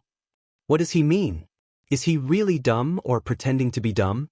Isn't he afraid that by the time he returns, the benefits will have already been divided? All the elders were bewildered. Fang Yuan had his own plans. If he went to the Xiong clan, he might be able to find an opportunity to instigate a conflict between the three clans. Even if he couldn't, he would have a chance to leave. Wait a minute. Anyone can be the envoy, but not Fang Yuan. The door suddenly opened and Tai Ruanan rushed in. Fang Yuan turned around and his pupils shrunk. He saw the father and daughter of the Tai clan walking in with two people following behind them. One of them looked very similar to Fang Yuan. It was his younger brother, Gyue Fangjing. The other was Gyue Jianghe. I wonder why Divine Investigator Tai is here? Guiebo stood up to welcome them. His tone was slightly displeased. This is Gyue clan's internal discussion. How can you just barge in like this? Gyue clan leader and elders, I have already investigated the true identity of the demonic Gu master who tried to kill Gyue Fangjing. Tai Xueling said. It's like this. Wasn't that demonic Gu master ordered by the Xiong clan? Could there be some kind of inside story? That's right. This demonic Gu master's true identity is actually a hunter in the village at the foot of the mountain. But due to a coincidence, he became a demonic Gu master. His name is Wang Er, and the reason why he tried to kill Gyue Fangjing was because of Fangjing's brother, Fang Yuan. Saying so, Tai Ruanan stared at Fang Yuan. Brother, to think you are such a person. Fangjing clenched his fists, his eyes showing anger. Little girl, what do you mean? Gyue Emochen's voice turned gloomy. Don't tell me, Fang Yuan hired this demonic Gu master to assassinate his brother, Fang Zheng? Gu Yao Ji said excitedly. Even Gu Yubo's expression changed, slightly adjusting his posture in his seat. You are mistaken. Tai Ruanen shook her head. The real situation is that Fang Zheng killed innocent people and killed old man Wang's family, causing Wang Er to take revenge. But Wang Er did not know Fang Yuan had a brother, and mistook Fang Zheng for Fang Yuan, so he killed him to take revenge. Little girl, everything needs to be based on evidence, an elder said. Of course I have evidence. Gue Jianghe, tell us everything you know. Tai Ruanen came prepared, and was not flustered. Gue Jianghe sighed, looking at the Tai father and daughter in fear, walking forward while trembling. He then knelt on the ground, crying, This subordinate has failed in his duty, clan leader, please punish me. Gue Bo's expression was gloomy. What's the matter? Say it first. Don't hide anything. Back then, when Fang Yuan killed old man Wang's family, it was under Gue Jianghe's jurisdiction, and was discovered by him when he rushed to the scene. Because of the assessment, he had suppressed this matter and concealed it from the public. But to think that today, it was exposed by Tai Ruanan. That's what happened. Jianghe stammered.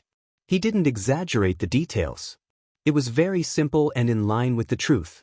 At this moment, he did not dare to lie. Fang Yuan was also an elder, he did not dare to exaggerate. I did not expect the truth to be like this. Fang Yuan killed Wang Er's father. Wang Er came to take revenge and found Fang Zheng. So it was like this. Fang Zheng suffered an undeserved calamity and blocked a calamity for Fang Yuan. The elders whispered to each other. Fang Zheng clenched his fists even tighter, anger rising in his heart.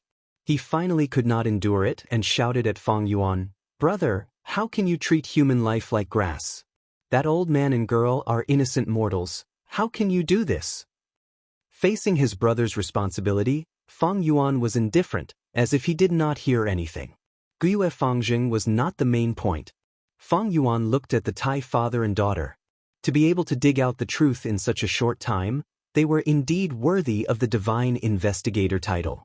No matter what Gu they used or what methods they used to make Jianghe yield and reveal his secret, they were indeed capable. Such ability made Fang Yuan even more certain that the matter of him killing Jia Jinxing would be exposed by the Tai father and daughter. It was only a matter of time.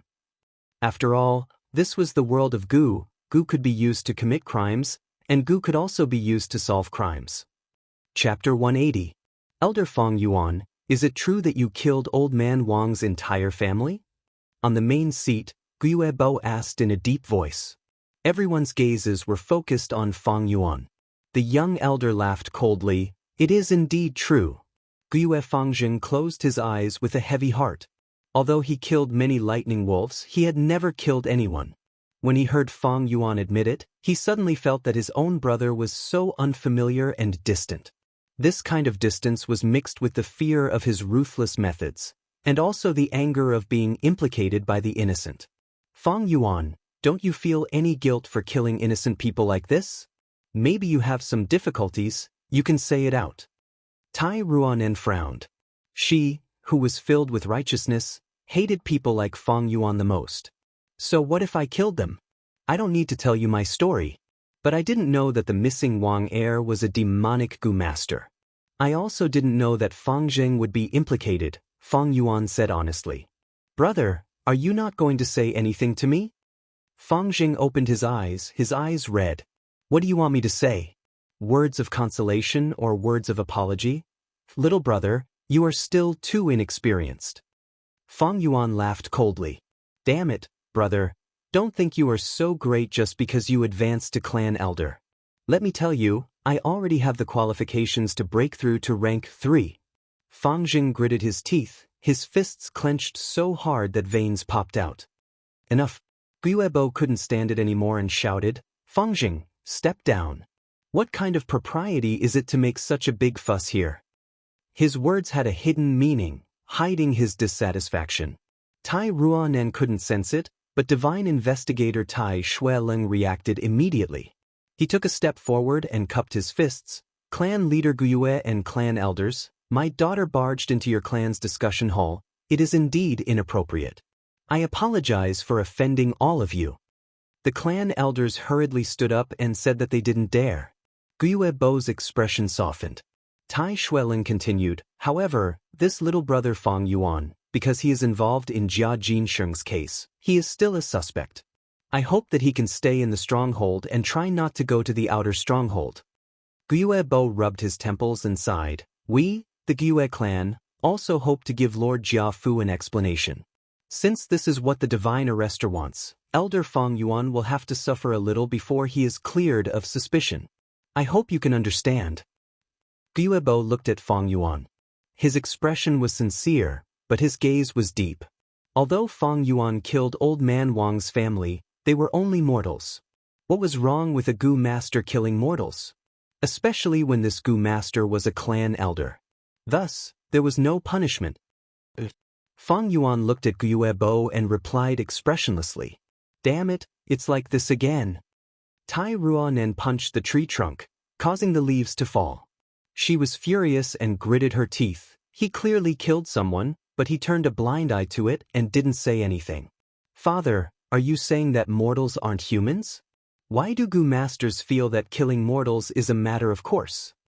Tai Xueleng was silent like a statue at the side. The weather was gloomy and the wind blew, causing the leaves in the forest to rustle. Tai Ruanen suddenly lowered her head, her expression dejected. I'm sorry, father. She apologized. I didn't listen to your instructions and used the intuition Gu. Sigh. The divine arrestor heaved a long sigh, his deep gaze falling on the young girl. Child, you hate evil so much and have a strong sense of justice, just like me when I was young. As a father, I feel gratified but also worried. Worried about what? Your ambition is even greater than mine. When I was young, my ambition was to capture all the criminals in the world and fill up the demon suppression tower. But you want to make everyone equal, to make Gu masters and mortals alike, to make law and reason spread throughout the world. This kind of ambition and ideal is too big and too heavy. Tai Xueleng's words were filled with vicissitudes of life. But father, the so-called law, justice and justice, if we don't treat everyone equally, then what is the meaning of justice and law? How could a young man be considered a young man if he didn't have some arrogant ideals? I believe in human effort. As long as I work hard, I might be able to achieve it. Tai Ruanen's tone was agitated, her eyes filled with longing. Tai Xueleng was silent for a while before saying, one day, you will understand, Ruanen. But that's good, young people should walk their own path. Setbacks will lead to maturity. Father is old, I won't interfere with you anymore. I only hope you can live the life you want. Saying so, he took out a letter from his pocket and handed it to Tai Ruanen. This is? Tai Ruanen opened the letter and was immediately overjoyed. This letter was Jia Fu's reply. It recorded all the information regarding Jia Jinsheng's case, including Fang Yuan's stone gambling, possessing the liquor worm, how he used the bamboo gentleman Gu to interrogate Fang Yuan, and even the second time Fang Yuan made a bid, the talent he displayed during the transaction, and the fact that he was recruited by Jia Fu. Tai Ruanen read the contents of Fang Yuan's bid 3 times, her eyes shining brightly. This Fang Yuan is not only ruthless and cruel, he is also intelligent and scheming. My intuition tells me that he is very suspicious. If he really is the murderer, then he is really terrifying. His lies did not cause the bamboo gentleman Gu's expression to change. What kind of method is this? Tai Ruanen muttered to herself. What are you going to do next? Tai Xueleng asked. Jia Jinsheng's case has happened a long time ago. It is full of mysteries and mysteries. Up until now, Jia Jinsheng's corpse has not appeared, and we can't even deduce the crime scene. This case is too clean, I don't know where to start. There is only one prime suspect, Fang Yuan. Even though Wang Er's clues are cut off, and there is no evidence to prove that he is the murderer. But without any other targets, I can only rely on my intuition to investigate this Fang Yuan. Tai Ruanen replied energetically. You feel that there is something suspicious about Fang Yuan? Tai Xueleng asked. There are many suspicious points. Tai Ruanen immediately said, This Fong Yuan clearly only has C-grade aptitude. Why is his cultivation speed faster than Fang Jing's? Although he has the help of the liquor worm and the relic Gu, this speed is still too fast.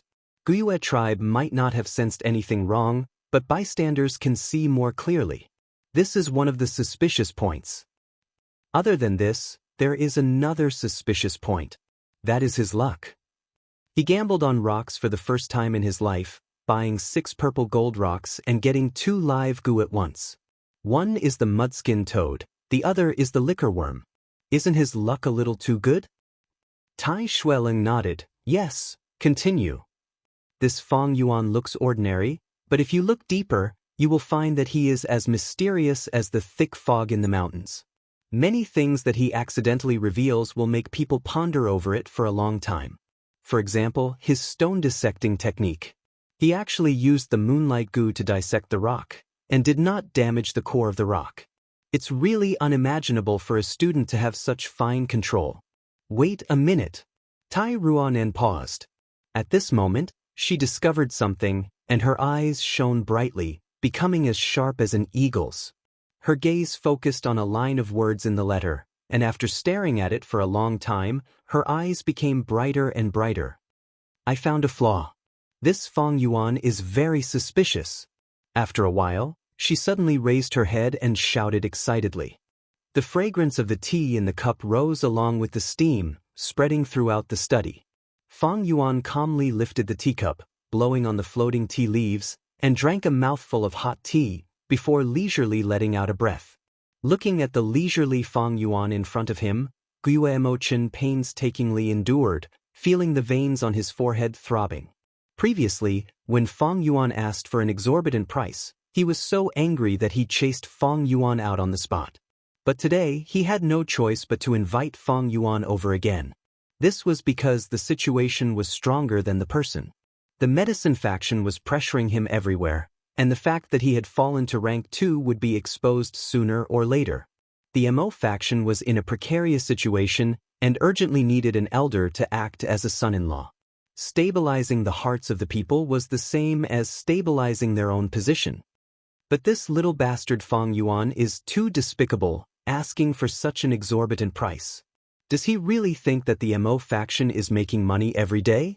Guyue Mo Chin fiercely cursed in his heart, while putting on a warm smile on his face, speaking in a negotiating tone. Elder Fong Yuan, your price is too ruthless, it greatly exceeds the bottom line of the MO faction.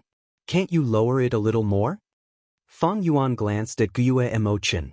This old man in front of him knew when to yield and when to stand tall. He was worthy of admiration. Actually, his current situation was getting worse. The Tai family father and daughter were forcing him into a desperate situation. Once they found out that he was Jia Jinsheng's murderer, Guyue tribe would definitely hand him over to appease the Jia family's anger, and at the same time, exchange for the Jia family's annual trade.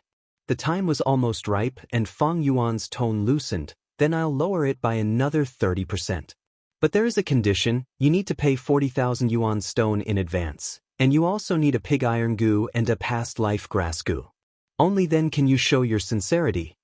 Guyue Mo Chin heard this and couldn't help but rub his brows, saying in a deep voice, I can give you the pig iron Gu first, but my MO faction really doesn't have the past life grass Gu.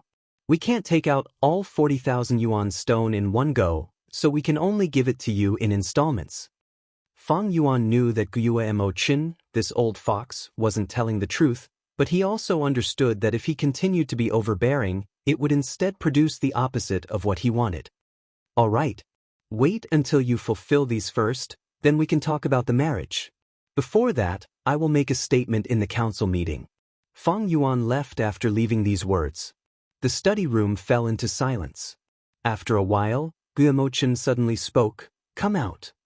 The secret door was pushed open, and a young girl with red eyes from crying walked out. Grandpa. She bowed, it was Guyue Mo Yen. Guyue Mo Chin heaved a long sigh. You are quite clear about the clan's situation. Mo Yen, the clan needs your sacrifice. Can you understand? The young girl choked with sobs, lowering her head. No matter which world, there was no free lunch. Even Fong Yuan, as a clan elder, had contributed a lot to the clan. It was just that the specific amount of effort and gain varied from person to person. As for these youngsters who were born with a golden spoon in their mouths, they similarly didn't have free rights. To enjoy the clan's nurturing, they had to have the awareness of sacrifice. And this awareness, Guyue Mo Yen had long ago. You're tuning in to the Passion Pages YouTube channel.